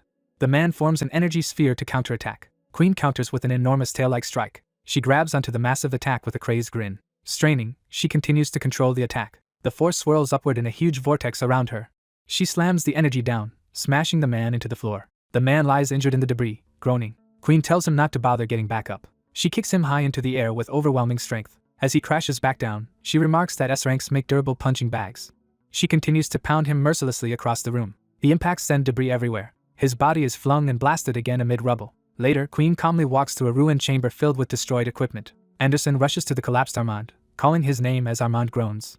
Anderson declares that Queen is a terrible matchup for Armand and initiates retreat. Queen smirks as they escape. She scoffs at them as cowards. She decides to hunt down the traitor first, and tells an unseen party to wait. Surrounded by red aura, she vows to kill all of them one by one. The scene shifts to another modern building. Inside, Anderson appears on a screen reporting from his hospital room to two women. The pink-haired woman accepts instructions and promises to prepare in advance. The girl in red notes that Queen's appearance means they must ready everything again. The pink-haired leader orders everyone to move in pairs since Queen's next attack is unpredictable. A bald, bearded man on screen replies that they already operate in pairs. The elderly fighter grins that he would love to fight Queen. Immediately, a dark presence approaches him, saying that is great. Queen appears before him, saying she expected that and came for him first. The old man roars and charges her, intending to kill her. Queen casually blocks and counters with a kick that smashes the ground. She mocks him for being slow. He desperately tries another heavy attack with a large rock. She still knocks him away through walls with superior speed. Rising from the dust, she criticizes his crude attack yet acknowledges it was not bad. She lunges at him again with renewed ferocity. The old man activates his ultimate defense, proclaiming his indestructible Alexander mode and boasting she cannot harm him. Queen dashes in, telling him to shut up. She punches him so hard his body cracks under the blow. Close-up cracks spread across his hardened torso. His supposedly indestructible body shatters as he spits blood in agony. Looking down on him, Queen calls him an insect. Armand and Anderson watch the battle feed and shout Alexander's name in horror. Armand, stunned, realizes that even an S-rank is vastly weaker than Queen. Suddenly dark energy swirls into their hospital room. Anderson warily asks what is happening. He demands to know who is there as the black aura creeps closer. Isaac appears in a dark suit of armor, asking if they have already forgotten him. Anderson and Armand shout Isaac's name in shock. Isaac steps into the ruined committee facility to inspect the scene Queen left. Seeing the giant hole, he confirms this devastation was caused by Queen in an instant. Isaac asks if Queen rivals Park Hyun-soo in strength, and Anderson answers that she probably does. Isaac, eager, wants to fight her immediately, startling Anderson. Isaac's sentient sword excitedly suggests eating Anderson first, and Anderson freaks out as Isaac tells the sword to behave. Isaac then asks if the gravity training room is available. Anderson says it is and asks why, and Isaac replies that he wants to train. In the gravity room, Anderson explains that Park Hyun-soo usually trains at 10 times normal gravity. Isaac decides to start at 20 times gravity instead, shocking Anderson. Time passes and the scene returns to the exterior of the building. Inside, the main fighters gather for a strategy meeting. The healer checks if the girl in red is alright, and she says she is almost fully recovered. Armand wonders why Anderson is absent, and is told Anderson is busy training Isaac. Another fighter is surprised to hear Isaac has finally returned. The healer suggests pulling Isaac from training to join them since they will need everyone against Queen, and the girl in red agrees. Armand reminds them how stubborn Isaac is. The large bearded man demands to know where Haxon, their strongest member, has gone. The girl in red counters that Park Hyun-soo is actually their strongest and wonders where he is during this crisis, noting he is on another level. A secretary rushes in, calling for the captain. The healer asks what is wrong. The secretary reports that Monk Lim has an urgent message. One fighter asks who the monk is, and the girl in red explains Lim is famous for his foresight. Trembling, Lim says fear drove him to come unannounced. He reveals a prophecy on which the life and death of all humanity depends. The vision shows that in about 2 months a cosmic grand cross will begin with Earth, awakening the Annihilation Dragon. The gathered fighters react in alarm to this revelation. The story shifts to a gloomy fortress in another world. Sudden explosions bombard the tower. The blasts obliterate part of the structure and its defenders. A demonic creature lies crushed and dying in the rubble. A silver-haired, shirtless man stands over it, unimpressed by the so-called strongest demonic human. He declares that he needs a stronger opponent. A fiery being tells him he is already strong enough. The man asks if he matches Park Hyun-soo's strength. The fiery mentor confirms he does but warns he has ventured too far and must return. The mentor orders him to come back in 2 months of Earth time. The scene moves to a dark, floating castle surrounded by ominous skies. Inside, a white-haired figure smiles that the long-awaited time has arrived. He notes that the flow of the universe now favors their side. Meanwhile, people on Earth enjoy peaceful everyday life in the city. The city skyline stands unaware beneath the looming threat. Space above Earth glitters as celestial bodies align. A massive pyramid structure reflects a blazing light. A floating fortress appears above the world. Something stirs within the pyramid as energy courses along its sides. Queen and an ally stand atop a rock amid churning energy, holding glowing orbs. A beam of light shoots into an envelope, activating a ritual. The beam erupts from the pyramid's peak, sending energy into the sky. Queen and King descend toward the pyramid's open top. The grand cross alignment of planets intensifies in space. Inside the pyramid, King addresses the Annihilation Dragon, announcing they have come to revive it. Queen, confused by King kneeling, wonders why he is doing so. King tells Queen she will now serve a new master, and is merely a cornerstone for their lord. King's ally declares herself the black stone necessary for the dragon's revival. Queen angrily demands an explanation about this so-called new master. King explains that even her creation from 4 ancient king's cells was only for their lord's purpose. He recounts that he originally meant to wield the Annihilation Dragon as a weapon but grew to understand its overwhelming existence. Realizing his own insignificance, he reverently calls himself an insect before it. The planets align perfectly in a radiant column centered on Earth. King raises his hands and cries out for the Annihilation Dragon to awaken. He offers his own life as a sacrifice to complete the dragon's revival. A colossal pillar erupts with light as a horned figure rises, signaling the awakening of a powerful being. A woman calls out for King while a white-haired man unleashes swirling energy atop the tower. A red core or egg shatters, releasing violent power. A blue core likewise breaks apart, adding to the unleashed energies. The white-haired man smiles, thinking his chosen course of action has been correct. The surroundings are devastated as torrents of power tear through the structure. A blinding explosion of pink light engulfs the area. From the light emerges a transformed, demonic warrior with horns and immense power. The horned woman stares in shock, unable to believe what she is seeing. The transformed man stands confidently, radiating overwhelming strength. He praises someone's efforts and declares that they will remain part of him forever. The woman realizes this is the Annihilation Dragon and suspects that King has been absorbed into him. She senses that this new being's energy far surpasses King's. Accepting his supremacy, she kneels and pledges her loyalty to the Annihilation Dragon. The Annihilation Dragon declares they will burn everything and create a new world, then moves to act. A serpentine monster, calling others its children, commands them to awaken. The same will orders the dead to rise and carry on its purpose. Lifeless eyes flare to life as a corpse begins to reanimate. A stone-skinned warrior bursts from the ground, roaring in pain and fury. More resurrected fighters emerge as the will proclaims their battle has begun anew. A horde of monstrous creatures is commanded to devour every enemy. The scene shifts to a peaceful modern city skyline, unaware of the coming disaster. 2 students look at their phones. One excitedly asks if the other has seen the news. The second student reacts in panic, asking what is happening. Chaos erupts in the streets as shadow monsters attack and civilians flee in terror.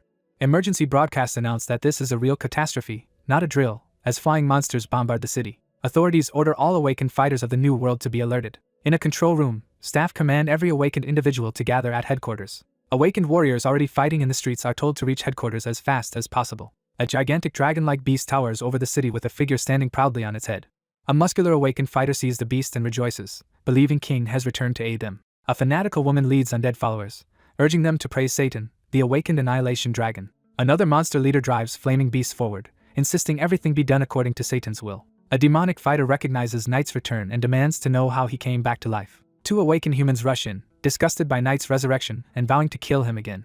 Knight laughs maniacally, daring them to try to kill him once more. The woman attacks with rapid, glowing projectiles, telling Knight to stop talking and just die. Her partner gathers a massive energy sphere between his hands, shouting as he prepares a powerful strike. He uses his power to telekinetically lift and compress numerous cars into huge projectiles. With another shout, he hurls the car cluster down at Knight.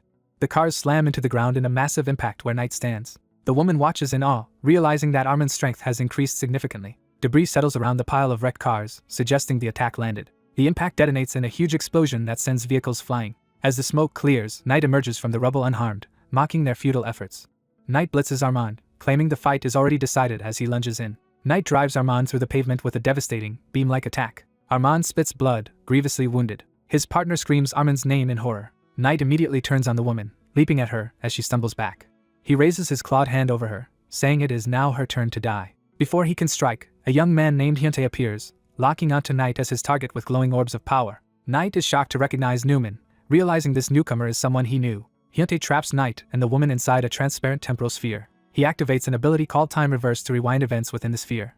Inside the distorted time field, the woman and Knight's motions rewind and shift. The woman regains her footing unharmed and looks around in confusion. Knight is equally surprised as time manipulation disrupts his attack. Isaac dives in with a sword, seizing the opening created by Hyuntae. Isaac and a bearded ally combine their powers, unleashing a technique called Chaos Lake. Their combined energy spirals upward, forming a massive protective and offensive vortex over the city. The vortex ejects a concentrated blast of energy skyward with a whooshing sound. The bearded man confirms the threat is cleared. He and Isaac celebrate with a high five, pleased with their teamwork. Isaac compliments Hyuntae on how much his time ability has improved, and Hyuntae modestly thanks him. The woman approaches Hyuntae, asking if he awakened using Robin's ability. Hyuntae admits he recently awakened that power and had not yet told them. He explains that Isaac and the bearded man helped him train. The woman congratulates him, albeit belatedly. Elsewhere, zombies crowd a city street as a flaming figure streaks overhead. The flaming fighter dives toward the swarm, burning a path through the undead-infested district. Surrounded by fire, she complains about the sheer number of enemies as she charges in. The necromancer woman from before shouts insults at her and launches herself into the sky to confront her. The necromancer commands her shadowy dead to swarm and devour the fiery intruder. The fire-wreathed woman retorts angrily, promising to shut the necromancer's mouth for good. She vows to burn everything and unleashes her ultimate attack, Inferno Knight, raining fireballs. Inferno Knight engulfs the shadow horde, incinerating them in a storm of explosions. Consumed by the flames, the necromancer screams in disbelief. The fire user dismisses her as too weak and prays for Park Hyun-soo to return quickly. Her fiery aura streaks across the skyline, drawing attention to the embattled headquarters district. At headquarters, armored fighters battle waves of werewolves and flying demons. They clash with larger beasts, spearing and hacking through the monsters. A martial artist in red strikes with a chi-filled palm. Her blast sends an enemy crashing through a building. The muscular awakened man from earlier easily dispatches foes, mocking their weakness. The red-clad fighter struggles back to her feet amid rubble, groaning.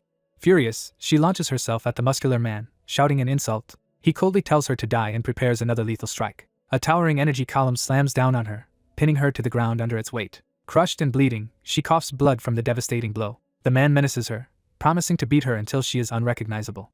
Suddenly blood spirals toward him from afar, catching him off guard. A dark, armored figure with a strange sword intercepts, shocking the man. Enraged, the man counterattacks with his full power. He then realizes something is terribly wrong as blood pours from him. The dark swordsman revels in how delicious his opponent's blood is and demands more, attacking again. A gigantic stone serpent manifests beside the wounded man as the swordsman's power reshapes the battlefield. The serpent roars with gaping jaws and glowing eyes, wrapped in bloody energy. It thrashes violently, splattering blood while the man is tossed aside. Watching this unknown swordsman, the muscular man wonders if he is some unprecedented singularity. Determined to kill him regardless, the man gathers his strength for another attack. The dark swordsman darts in at incredible speed, dodging massive stone fists. His attack pierces through magical circles and smashes down from above toward the man. The man smirks, seemingly confident despite the oncoming strike. The swordsman suddenly appears behind him, asking what he finds so amusing. A torrent of dark energy erupts, engulfing the man as he screams. Close up, His face is covered in blood as the attack tears into him. His body begins to disintegrate, breaking apart under the assault. The red-clad woman looks up from the ground, shocked, and asks who just intervened. The fire-wreathed woman lands beside her ally Qinglan, checking if she is alright. Armand recognizes the dark swordsman as Isaac and is relieved he came to help. Another ally arrives through a portal, asking if everyone is safe as Isaac stands guard. They observe that only weak monsters remain, while Armand marvels at how much stronger Isaac has become. Armand feels Isaac's immense power even without seeing all of his abilities. Qinglan and the fire user remark that Isaac's strength is nearly comparable to Park Hyunsu's. Elsewhere, the demon woman lands with fiery power, declaring an end to games. Surrounded by red energy, she announces she will wipe them all out at once. The fire user, enraged, screams at her. She charges, demanding Alexander be returned alive. Igniting plasma around her, she prepares a technique called Plasma Sword as she rushes forward. Her blazing charge races down the street toward the demon. The demon intercepts and lands a brutal blow, sending the fire user flying. The wounded woman realizes she could not follow the demon's movements at all. The demon complains about the unbearable heat from her opponent's flames. She blasts the fire user away again, shouting that it is too hot. The resulting explosion erupts against the skyscraper, shattering glass and shaking the area. Armand, bleeding, despairs at how outclassed they are and wonders if they can defeat this foe. The bespectacled mage grabs the demon from behind in a desperate grapple. He yells for Takeshi to slash, urging his ally to attack regardless of his own safety. Takeshi hesitates, protesting that attacking will cut the mage as well. The mage insists Takeshi ignore him and just strike. He tightens his grip on the demon, presenting himself as a living restraint. The demon slams him into the ground, refusing to let them carry out the plan. She drives his head deeper into the pavement with a vicious stomp. Holding him up by the hair, she leaves him broken and gasping. Even while captured, he weakly tells Takeshi to slash. Takeshi, battered and watching, whispers his friend's name in anguish. The demon contemptuously flings the mage aside. Takeshi screams Anderson's name and rushes in with his sword. He vows to cut the demon into pieces. He activates his ultimate technique, Sword of Spacetime, creating a glowing grid around her. The demon looks up as the energy grid cages her, briefly stunned. She then suddenly appears in front of Takeshi mid-attack, asking what he thinks he is doing. She counters with a powerful strike that detonates against him. Takeshi is hurled across the street, skidding and trailing flames. Isaac catches the falling Takeshi, breaking his momentum. Isaac chides his comrades for getting pummeled the moment he looked away, clearly frustrated but concerned. He tells everyone to rest while he steps forward to handle the fight himself. The demon woman looks over the ruined city and considers the dark swordsman before her. Smiling, she says she can sense the demon king's power emanating from him. Isaac's sword comments that she has recognized his true identity and excitedly urges him to fight this very strong opponent immediately. Isaac launches toward the enemy, signaling the start of the fight. The horned woman calmly raises her bloodied sword, facing Isaac. Isaac charges in with a powerful, glowing slash. The woman effortlessly deflects his sword strike. Isaac reels back, shocked that his attack could not cut her. The woman counters with a devastating punch that shatters Isaac's armor. Their clash sends explosive shockwaves through the surrounding buildings. Isaac emerges from the rubble, dazed and demanding to know what hit him. Realizing she is an artificial monster created from the 4 ancient kings, Isaac thinks his current power cannot defeat her. Isaac's allies panic that even he is outmatched and wonder what they can do. Mina cries out in pain but forces herself to focus. Mina rallies everyone, insisting they combine their strength since they have numbers on their side. The timid boy envies Mina's bravery and admits he only wants to hide. He resolves that if everyone is badly injured, he may have to use his time travel ability to rewind events, though he doubts he can. The pink-haired captain agrees with Mina, warning Yurak that losing means total ruin. The captain reminds Yurak they are at war, and Yurak apologizes for hesitating. The big man regrets not preparing formations, while the small fighter insists even this monster cannot endure a fully combined assault. The injured swordsman tells the big man to rest while they continue. The swordsman refuses to stand down, insisting he is not dead yet. He vows to land at least one massive blow on their enemy before he dies. 2 allies volunteer to attack first and coordinate their moves with Mina. Queen mocks the group for whispering and launches herself at them, calling them cowards. The male fighter unleashes a powerful tornado technique. Yurak charges up a green glowing force with a determined scream. Boulders are transmuted and lifted by Yurak's green energy. Together they hurl the green charged rocks into the tornado toward Queen. The swirling winds accelerate the boulders into a massive spiraling barrage. Queen notices the incoming attack and narrows her eyes. The combined assault detonates in a huge explosion around her. Queen scoffs at the attack as mere child's play while smashing the rocks apart. The barrage continues to explode violently around her position. The big man observes that Mina's strikes, amplified by Armand's tornado, are dealing immense damage. Armand prepares a follow-up technique he calls Tornado Inverse. The inverted tornado engulfs Queen, and someone exclaims that it swallowed her whole. Queen fights inside the storm, battered by debris and shockwaves. Bleeding and annoyed, Queen curses how persistent her opponents are. Armand dives down, calling this his finishing blow as Queen braces herself. Queen is sliced and bound by crisscrossing energy lines that cut into her body. Isaac watches, face splattered with blood, seething with rage. Queen erupts in a furious red aura, screaming in frustration. She stands battered but alive, glaring at her foes. She admits the last attack hurt her, turning toward the exhausted swordsman. Enraged, Queen leaps into the air, screaming insults as she charges. She performs lunar impact, smashing down with overwhelming force. The impact sends shockwaves through the city while another ally takes to the sky. The small fighter transforms with burning wings, vowing to kill Queen even at the cost of her own life and rebirth. Queen turns, hearing someone yell her title. She looks up to see the winged girl descending in a blazing sphere. The fiery girl closes in, taunting that Queen seems weak to heat. She drags Queen upward in a pillar of searing flame. Clinging to her in midair, the girl declares they should die together. Queen, refusing that end, roars that she will not let it happen. Queen drives a burning fist through her opponent's torso at close range. The winged girl feels her consciousness fading as her arm blackens. Queen mocks them that even combined attacks cannot change the outcome. She smashes the captain away, shouting that nothing will change. The captain plummets toward the ground trailing embers while Queen hangs high above. The captain crashes into parked cars, sending them flying. Queen dive bombs again, promising to tear her remaining foes to pieces. Mid-dive, Queen notices a radiant sphere forming in the distance. A brilliant blast of energy slams into her, disrupting the attack. The beam punches through a building, exploding in a massive blast. Flames and debris consume the upper floors as the structure erupts. Onlookers are stunned, saying the attack was too fast for them to see. Queen, bloodied and laughing, rushes again while taunting who dares oppose her. An off-screen voice tells her she is weaker than expected. A white-haired man rockets in with a punch, surprising Queen. He challenges her to show her true strength as his blow connects. His strike drives her into the ground in a towering shockwave. Hovering above, he proclaims himself the strongest and says he will take over the fight. The others cheer that Haxon has finally returned to his real form. The winged girl, watching, notes how strong he has become. Haxon boasts again, but another presence questions who really is the strongest. Isaac, fully armored in black, appears and calmly claims that title. Haxon looks over, momentarily speechless. Realizing it is Isaac, he reacts in surprise as Isaac admits his ruse has been discovered. Haxon excitedly asks when Isaac pulled that trick, and Isaac greets him like an old comrade. Before they can chat more, Queen's fist bursts from the ground as she demands what they are talking about. Queen rises wreathed in crimson energy, referring mockingly to Haxon as the karate guy. She admits he once could not touch her but recognizes he has improved. Haxon introduces himself formally and vows that Queen will die by his hand today. Queen only laughs darkly in response. Another violent explosion erupts as they clash resumes. Queen, furious, dives at Haxon shouting that he is mocking her. She unleashes a huge slash toward him. Haxon casually catches her attacking arm. Queen is shocked that he stopped her blows so easily. Haxon grins and repeats that he is the strongest. He unleashes a rapid barrage called Flash Knuckles, pummeling her relentlessly. Queen staggers, confused by the overwhelming speed. Haxon charges a glowing energy orb in his palm. He fires a massive beam that engulfs Queen. The blast explodes against a building, showering the area with debris. Haxon narrows his eyes, gauging the result. Queen suddenly looms gigantic behind him, her power swelling. Haxon realizes she has grown to an enormous size. She swats him away with a colossal strike, sending him flying. His body tears through rooftops as he crashes down the line of buildings. The impact continues with vehicles being tossed aside in the street. Isaac's allies worry that at this rate Queen will overpower Haxon. Queen admits she only let them hope briefly because she found it amusing. The winged girl prepares another fiery charge, shouting to ensure her attack is working. Queen shrugs off the flames, her arms still burning but functional. Isaac's eyes flare as he realizes the fire alone is not enough. The winged girl laments that her attacks do nothing to Queen. Queen stomps Haxon into the ground, dominating him. She smiles cruelly and says it is time to end things. She slams the ground repeatedly, focusing brutal blows where Haxon fell. The pounding continues in a destructive frenzy, tearing up the street. Dust and blood surge outward as her assault devastates the area.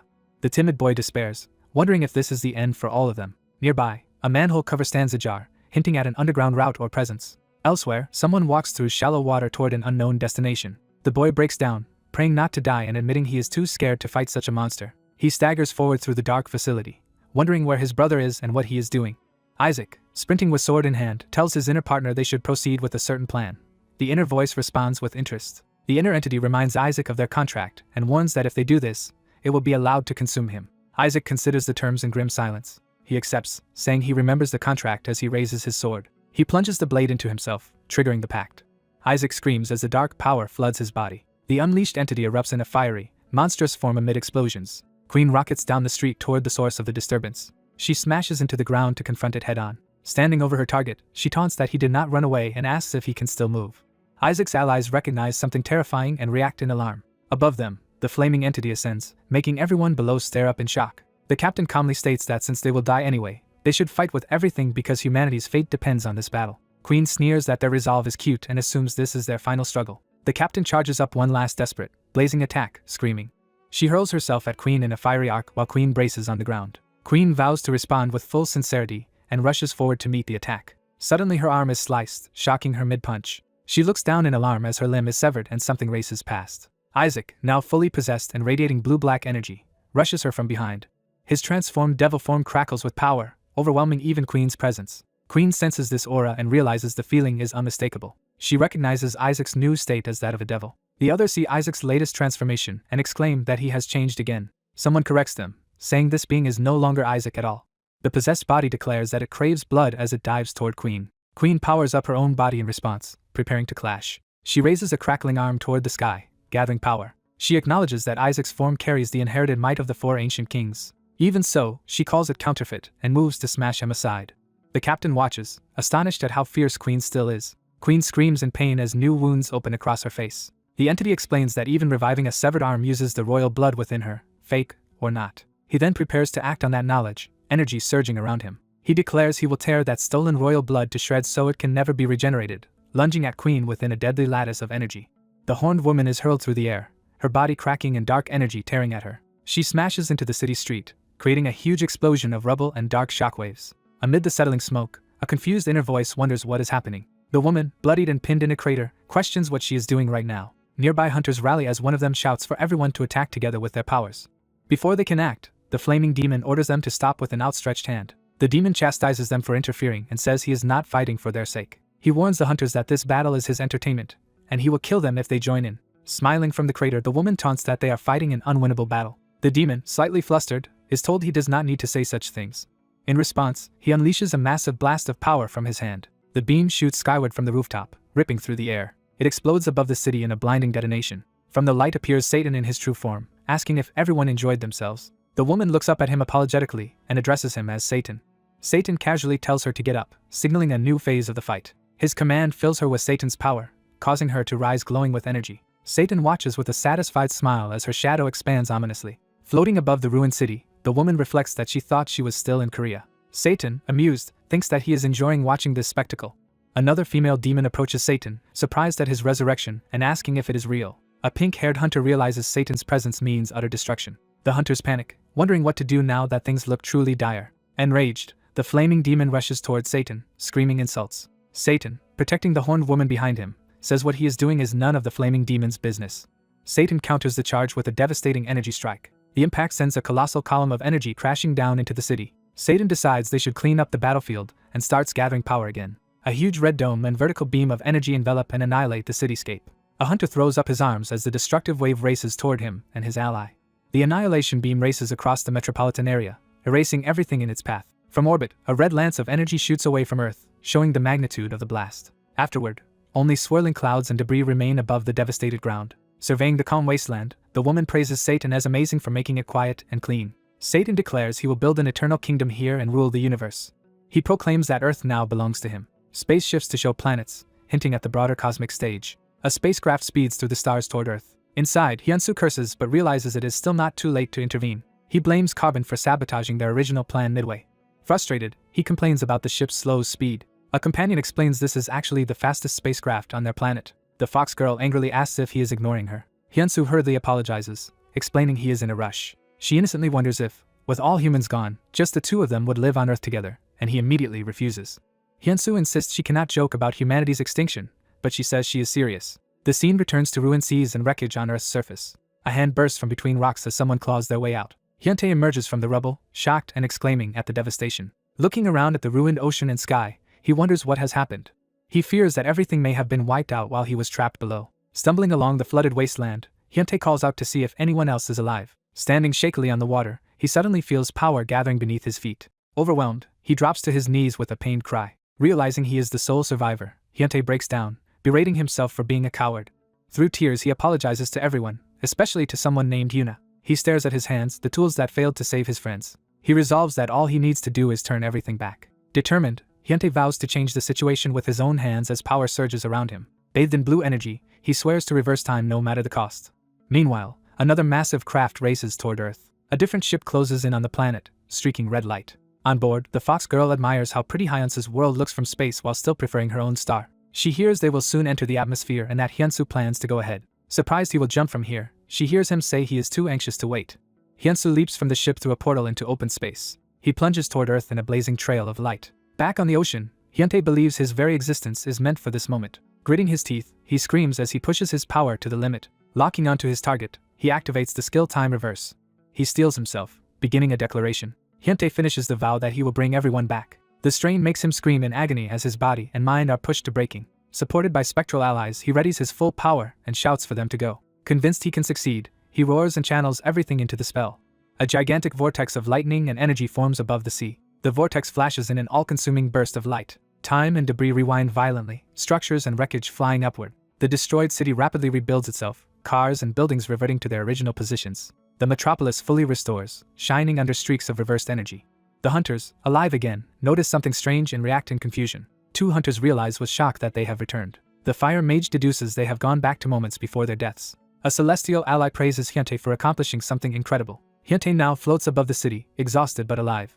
Suddenly black spikes skewer him, sending him crashing down with a cry. He lies broken on the ground, impact cracks radiating around him. The martial hunter rushes to Hyuntae's side, shouting his name. Cradling him, the hunter tearfully tells Hyuntae he has surpassed Robin. Others gather around as the martial hunter laughs in mixed relief and grief. The woman in a suit is shocked that these supposed insects possess such power. Satan returns and coldly says that no matter their efforts he can simply kill them again. Two battered hunters look on helplessly, cursing that they cannot stop what is coming. Satan smirks, unfazed by their resistance. His hair whips upward as he surges with killing intent. Satan descends like a meteor, shaking the street with his arrival. He changes his mind and decides to savor killing them one by one. Promising to show them the pain of hell, he powers up his armored arm. He grabs Hyuntae and flings him aside with brutal force. Holding Hyuntae in his clawed arm, Satan announces that he will be the first to die. Hyuntae, bleeding and fading, weakly asks to be released. Despite his condition, orbs of temporal power form in Hyuntae's hands. Satan senses something odd and glances toward this unexpected resistance. He crushes Hyuntae against his chest, mocking the attempt as useless. Satan prepares to tear him apart slowly, encouraging him to scream. Leaning close with a manic grin, Satan asks if it hurts. Hyuntae smiles through the pain and asks his Hyung why he arrived so late. The word Hyung startles Satan as he registers what was just said. He turns to see Hyunsu finally arriving on the scene. Satan is shocked that he never sensed Hyunsu's approach. Satan's arm is suddenly severed mid-motion, stunning him. Hyunsu appears beside Hyuntae, supporting him as the one-armed Satan floats above. Satan stares in frustrated disbelief, momentarily speechless. The other hunters rush over, calling out Hyunsu's name in relief. Hyunsu warmly praises Hyuntae for working hard and doing well. The fire mage demands to know where Hyunsu has been all this time. Hyunsu apologizes, explaining he had gone away to become stronger. He adds that he trained alongside a new ally. When asked who, Hyunsu reveals that this ally is the third singularity. The martial hunter and the big man react in shock at hearing that title. Satan, overlooking them, says they should first deal with him. Hyunsu agrees and dashes forward, saying they can talk more after he kills Satan. The horned woman, empowered by Satan, clashes violently with the flaming demon. Their blows collide, both unleashing bursts of energy. The flaming demon realizes his attacks are no longer effective, and that she has grown stronger. She boasts that she now wields a portion of Lord Satan's power. Confident, she declares that an opponent like him is now insignificant as she pounds him. Facing Satan directly, Hyunsu says his martial art was created to battle a foe like him. He then insults Satan for being weaker than expected. Satan snarls in response, amused but angered. Laughing maniacally, Satan dives down and orders Hyunsu to entertain him. The hunters on the ground watch tensely as Hyunsu engages Satan. Hyunsu calmly exhales a stream of energy. He channels that energy into his fist as he plummets towards Satan. Hyunsu unleashes his technique, shouting the name Impact.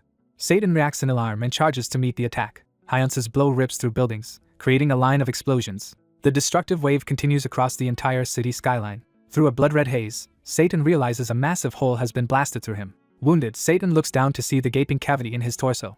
Shocked and sweating, he can only utter a confused sound. Enraged, Satan vows revenge and charges Hyunsu with energy gathering in his hand. The two streak toward each other, their attacks about to collide. Hyunsu slams another technique, Tree Impact, directly into Satan's chest. Satan coughs blood as multiple dark wounds erupt across his body. Hyunsu traps Satan inside a hexagonal array while Satan attempts a mental destruction counter. Hyunsu responds by summoning countless blazing spheres with the technique Falling Heavens. The orbs crash into Satan in a relentless barrage of explosions. Watching from below, the hunters marvel that Hyunsu has become strong enough to battle Satan on equal terms. In the blinding aftermath, Satan's silhouette staggers in the storm of light, barely holding on. Hyunsu, realizing his current strength is insufficient, steels his resolve. Satan acknowledges Hyunsu as the strongest opponent he has faced so far. Satan compares Hyunsu's power to that of a devil and praises him for reaching that level with a human body. Satan declares that from this moment onward he will get serious and unleashes a massive energy attack. Satan, excited, yells that it is now his turn to attack. Satan's strike explodes, sending Hyunsu flying violently. Satan pursues Hyunsu through the air, driving him farther away with overwhelming force. Satan dives after the falling Hyunsu to continue the assault. Satan taunts that the next attack will hurt. Satan slams Hyunsu down with a devastating blow.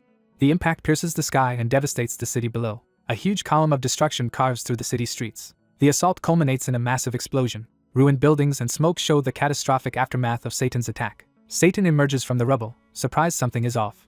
He realizes Hyunsu has vanished right in front of him. Satan identifies Hyunsu's escape technique as a skill called Heavenly Demon Soul Shed. He suddenly senses a threat appearing from behind him. Hyunsu reappears above him, activating the technique Heavenly Demon Ruler's Descent. Satan looks up in shock as Hyunsu dives toward him. Hyunsu's attack crashes down, shattering the surroundings. Hyunsu lands with burning footsteps, preparing to continue fighting. Hyunsu is shocked that something about his attack is not working as expected. He realizes in disbelief that Satan is actually resisting Heavenly Demon Ruler's Descent. Satan, amused, says he will give Hyunsu a chance. Satan invites Hyunsu to join his side. He explains that Hyunsu is too valuable to waste by killing, so he offers him a place under him. Satan smiles slyly as he waits for Hyunsu's response. Hyunsu bursts into wild laughter at the proposal. He mockingly calls out to Satan to get his attention. Hyunsu furiously rejects the offer and hurls an insult at Satan. Satan responds casually, unfazed by the insult. Satan instantly lunges at Hyunsu, catching him off guard. Satan powers up again, preparing another lethal strike. He swings while declaring his intent to kill Hyunsu. Satan's punch connects, brutally slamming Hyunsu. The hit sends Hyunsu hurtling away with a glowing wound on his chest. Satan screams in rage as energy surges around his body. He rockets toward Hyunsu with murderous glee. Satan smashes Hyunsu through a building with another powerful blow. The building erupts in a shockwave of shattered glass and force. Hyunsu crashes hard, bloodied and barely holding on. Satan revels in Hyunsu's painful groan. He savagely continues the beating, demanding more cries of pain. Satan tells Hyunsu he will regret rejecting the offer, claiming Hyunsu's fate is already sealed and resistance is useless. Despite his injuries, Hyunsu forces himself back to his feet in the ruined street. Satan screams that fate itself exists for his benefit as he dives down at Hyunsu. Another colossal explosion erupts amid the buildings. The blast sends shockwaves across the devastated city skyline. Watching from afar, allies remark that the battle is beyond anything they can interfere in. One of them insists they must still help in whatever way they can. Another suggests that he and Mina transfer their energy to Hyuntae to speed his recovery, and she agrees. The group gathers around Hyuntae's body on the roadway to begin the energy transfer. A futuristic ship or craft suddenly approaches overhead, startling them. Elsewhere, another powerful woman notices the approaching craft and wonders what it is. The fox girl enrages when she sees Hyunsu hurt and vows revenge on whoever harmed him. She charges forward through the air toward the craft and the battlefield. Satan senses her arrival with narrowed, intent eyes. The fox girl swings a massive, energy-infused arm in a ferocious attack. Satan turns as beams streak past him, realizing he is under fire again. He looks down in surprise as an attack actually leaves marks on his body. Satan examines the shallow wounds and smirks. He admits the blows stung a little. The fox girl is dismayed that her strike caused practically no damage. Satan counters with a kick that sends her flying.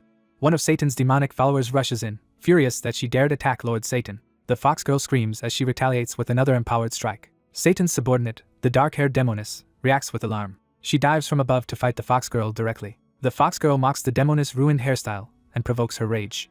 The demoness launches a deadly energy wave at the fox girl while shouting that she must die. The demoness then slams the fox girl into the ground with overwhelming force. The fox girl cries out in pain amid flying debris and shattered glass. Hyunsu struggles upright, admitting Satan truly is strong. He concedes Satan surpasses any other devil he has met, yet affirms that even such foes have fallen before his heaven-obliterating demonic fists. Satan, bored of words, commands Hyunsu to struggle and threatens to torture him with endless flaying if he fails to entertain him. Hyunsu lets out a small, grim chuckle. He stomps the ground, beginning to power up again. Hyunsu activates Heavenly Demon Emergence, his aura surging to a new level. Satan is stunned that such immense power can come from a mere human body. Hyunsu's hand trembles as even more energy gathers around him. He warns Satan that this is no time to relax. Hyunsu's aura intensifies as he rises, readying a decisive move. He rushes forward using a skill called Seed Impact. Satan scoffs, asking if Hyunsu thinks he will be hit by the same trick again. Hyunsu reveals the visible Seed Impact was a feint as he attacks from an unexpected angle. His punch lands squarely on Satan's face. Hyunsu follows up with a furious barrage, driving Satan downward. Satan crashes into the ground, roaring in pain. Hyunsu yells accelerate, and boosts his speed for another dive. He streaks high into the sky, gathering massive power above the fallen Satan. Hyunsu explains that he has amassed the power of fallen heavenly demons specifically to destroy Satan. He declares this attack will end everything and plummets towards Satan like a spear. The demoness queen looks on anxiously at what is happening to her master. The armored subordinate calls out urgently to Lord Satan. Satan's eyes widen in fear and fury as the attack nears. Hyunsu, mid-dive, reacts in shock as events shift unexpectedly. The demoness queen throws herself between them, taking the lethal blow meant for Satan. She screams in agony as her body is riddled with deadly holes. The force of the strike sends her crashing brutally into the ground. Hyunsu is stunned that Queen sacrificed herself to shield Satan. Satan reappears beside Hyunsu and says he squandered his best opportunity. Satan kicks Hyunsu away, sending him flying once more. His follow-up blast detonates along the street, obliterating everything in its path. A huge explosion engulfs the area where Hyunsu lands. Satan stands over Queen's broken body, calling her a lovable child for protecting him. He tells her that, like another being called king, her fate is to become his nourishment. Satan promises she will live eternally within him as he begins absorbing her. Queen's body glows violently as she is consumed by Satan's power. The fox girl watches in horror, stammering at what she's seeing. She realizes Satan has literally absorbed his own subordinate and calls him insane. The empowered Satan flexes his arm, his energy rising further. He smirks darkly, letting out a low laugh. Now massively strengthened by Queen, Satan unleashes a terrifying surge of power and laughter. Hyunsu confronts Satan again, calling him disgustingly vile. Hyunsu declares that no other devil is like Satan, once more taunting him by name. Hyunsu notes that Satan's body has actually shrunk even as Satan beckons him to come. Hyunsu dives down towards Satan in another high-speed assault. He grits his teeth and throws himself into the attack with determination. Hyunsu unleashes a sharp energy slash straight at Satan. Satan easily dodges and comments that Hyunsu is too slow. Hyunsu yells in frustration as he forces himself to attack harder. His barrage of strikes explodes around Satan but fails to connect decisively. Satan counters with a single precise blow to Hyunsu's chest, calling him slow. From a distance, Satan states Hyunsu is far too slow as his attacks explode harmlessly. Hyunsu, battered and bleeding, realizes Satan's power is now on an entirely different level. Satan charges a powerful crystalline energy in his hand, aiming at Hyunsu. He fires the beam, which tears cleanly through Hyunsu's body. Hyunsu stares in shock as blood and energy burst from him. The blast hurls Hyunsu across the plaza, where he crashes violently. The fox girl screams Hyunsu's name in panic. Driven by rage and grief, she vows to kill Satan and not let him go. She rockets towards Satan with all her strength. She shrieks and leaps to deliver a powerful downward strike. She descends on Satan, but he calmly prepares to counter. Satan raises his clawed arm and insults her attack as vulgar. He blocks and slices through her assault, calling it crude. Despite being badly wounded, the fox girl insists she is not finished yet. Satan counters again, smashing her to the ground in another punishing blow. The impact explodes across the street as debris flies around Satan. From above, Satan mockingly asks if she really thought she had more to show. The fox girl lies amid rubble, barely conscious. She struggles back to her feet with a pained cry. She admits fearfully that Satan is incredibly strong. She decides that even though it is dangerous, she will use the full power of her 9 tails. Satan's blow tears through her clothing and body, making her scream. In agony, she releases a loud roar as her power surges out of control. The fox girl fully transforms into a fearsome 9-tailed white fox form, exuding immense energy. In this new form, she grins hungrily, power spilling from her mouth. She announces that she will now fight Satan with her full power. The powerful white-haired enemy smirks, excited that the fight is finally getting interesting. Hyunsu stops Iris with a hand and refuses to let her act. Furious, Hyunsu declares he is going to kill the villain, while Iris shouts his name. Hyunsu and Iris charge forward together to face the enemy. The enemy mocks them, saying Hyunsu still has not composed himself. Iris unleashes a crisscrossing barrage of red energy beams at the enemy. The enemy is caught inside the red beams and reacts in shock. He strains against the attack, starting to power up. Hyunsu dashes in at high speed to continue the assault. Hyunsu lands a hard body blow on the enemy's side. The enemy staggers, angrily cursing at Hyunsu. He laughs maniacally, calling Hyunsu's efforts cute. Enraged, the enemy announces he will stop holding back and powers up violently. His unleashed power erupts across the city, sending out massive energy waves. The explosion tears through the cityscape, lightning and smoke engulfing buildings. Amid the destruction, Hyunsu plants his foot on a rock, preparing a counterattack. He rockets through falling debris surrounded by blue energy. Leaping high, Hyunsu readies his technique, exploding heavens above the enemy. A protective blue sphere suddenly forms, startling Hyunsu. Within that sphere, the enemy rushes Hyunsu and kicks him away. The enemy brutally smashes Hyunsu, sending him flying and bleeding. Hyunsu lies bloodied as his vision blurs and blood splatters around him. As Hyunsu falls, Iris dives after him in panic. Iris catches Hyunsu from behind and cushions their crash. Carrying him, Iris anxiously asks if he is alright. The enemy, bored, begins forming a deadly purple energy projectile to finish them. He fires a massive red beam downward and bids them farewell. Strange blue energy waves suddenly sweep through the city. The enemy is surprised as the blue energy surrounds him. A green barrier sphere forms around someone below, intercepting the attack. Inside the green protective sphere, Iris realizes what is shielding them. Kayvon appears within the barrier, boasting that protagonists always arrive late. Iris and Hyunsu happily greet Kayvon, relieved he finally came. Kayvon explains he was late because he had many preparations to make as power surges. Elsewhere, someone senses the heavenly demon and shouts that he must not proceed. The dark silhouette of the heavenly demon promises to return soon through a portal. He jokes about not using the classic line "I'll be back" as he steps into the portal. The heavenly demon emerges in the sky within a gigantic swirling blue vortex. Hyunsu and Iris stare upward as a voice muses about missing the dirty air of Earth. The heavenly demon manifests fully in his restored body, radiating power. Hyunsu realizes who it is and starts to speak in shock. He then shouts joyfully, calling out to his master. The master turns, revealing his face as he regards his disciple fondly. Floating above the city, the master tells Hyunsu he has grown stronger. Overcome with emotion, Hyunsu happily calls out to his master again. Meanwhile, the enemy dives back toward the city, with Hyunsu chasing after him. The master indignantly asks how the enemy dares interrupt a teacher-disciple reunion. The enemy realizes this old man is Hyunsu's master. He vows to eliminate the master as well and charges at him. The master deftly dodges the blow, telling Hyunsu to evade. Power crackling, the master declares the battle is far from over. He slams a devastating lightning attack into the enemy. Countless bolts of energy rain down over the city from the sky. Hyunsu and Iris shield themselves from the blinding storm. Hyunsu thinks that his master is even stronger now, perhaps due to reclaiming his body. The master and the enemy square off midair as electrical energy circles them. The enemy grimaces from the damage, crying out. The master says he recently created the heavenly demon method and calls the enemy a monster for enduring it. He notes that regaining his body and coming to this world implies something important. He concludes that it means no one can stop him now as a dark shadow looms behind him. The master blitzes the enemy with another overwhelming strike. The enemy panics, unable to read the master's movements. Seizing the opening, Hyunsu slams his seed impact punch into the enemy's stomach. The enemy reels again, gasping in pain. Hyunsu remains poised to continue attacking, framed in a circular view. The master praises Hyunsu's attack with a satisfied compliment. Iris unleashes pink beams upward, shouting to join the offensive. The enemy senses his body malfunctioning after taking the old man's blow. Blood spirals around him as he gathers power, clearly destabilized. A demonic blue flame entity remarks that recovering took time but arrives not too late. That dark entity races alongside the enemy, eager to land its own hit. The enemy rages at the group, starting to threaten them. He fully transforms into a terrifying form and vows to send them all to the next life. Observers panic, fearing that he is about to explode and endanger everyone. Hyuntae, injured, weakly calls out for his brother. Kayvon appears and shields Hyuntae with a barrier, startling him. The enemy unleashes a colossal beam upward as energy spirals around him. Far in space, the Earth is seen from afar as the attack expands. A gigantic energy wave envelopes part of the planet. The beam carves a glowing chunk out of Earth before reality starts to fracture. The massive explosion shatters rock and space, debris flying everywhere. Energy twists into a brilliant symbol as the blast reaches its peak. The enemy laughs in space, mocking the humans for daring to oppose him. He curses the old man, acknowledging he will need time to recover from the damage. Suddenly he hears the master addressing his disciple and is alarmed. Hyunsu, standing beside his master on a white surface in space, confirms he used mystic circulation to arrive. The enemy is shocked and demands to know how they followed him there. Hyunsu calmly answers an unheard voice that he can hear it clearly. On Earth, Kayvon confirms Hyuntae and the others were safely teleported, though Hyuntae is still in shock. Kayvon tells Hyuntae he is now free to act as he wishes.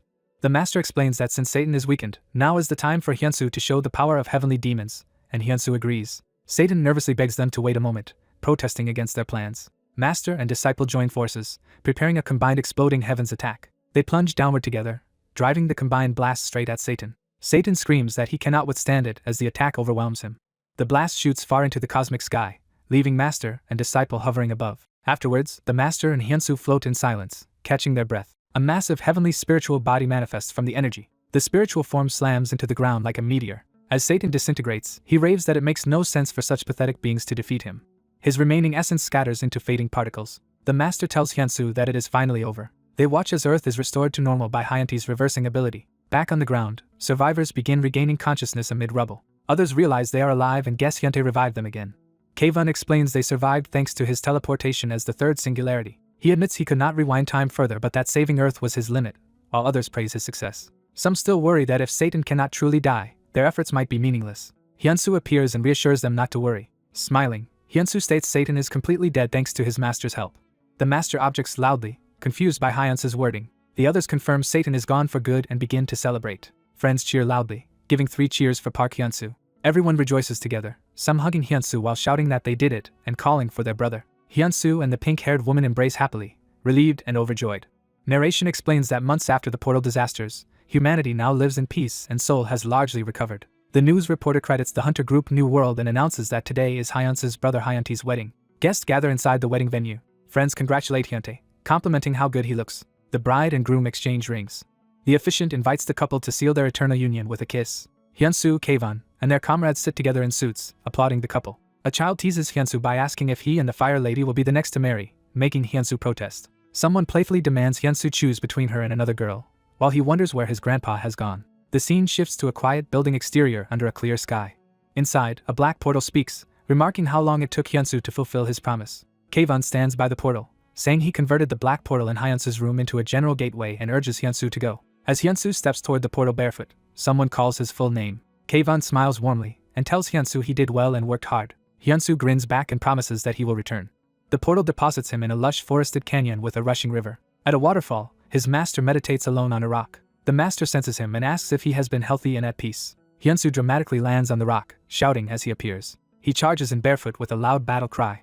Master and disciple clash in midair, their limbs colliding with force. Face to face, the master notes Hyunsu has grown, while Hyunsu boasts he is now bigger than his master. Another disciple gets smacked for teasing the master, who scolds him. Hyunsu insists the master already admitted he was bigger, but the master says Hyunsu still has a million years to go. They square up again, challenging each other to fight seriously. The master declares he is not the same as in the past and invites Hyunsu to come at him. Their renewed spar shakes the rocky waterfall surroundings with explosive impacts. After knocking Hyunsu down, the master tells him not to mess around. Bruised and embarrassed, Hyunsu asks if his master can go easy just once. Instead, the master tells him to follow so he can teach Hyunsu a new technique. As they walk through the forest, Hyunsu asks if he will meet the master's friends, and the master says of course, praising Hyunsu as stronger than them. Hyunsu worries about being naked since his clothes are by the water, but the master jokes that he should show off to the whole world, leaving Hyunsu to complain as he follows.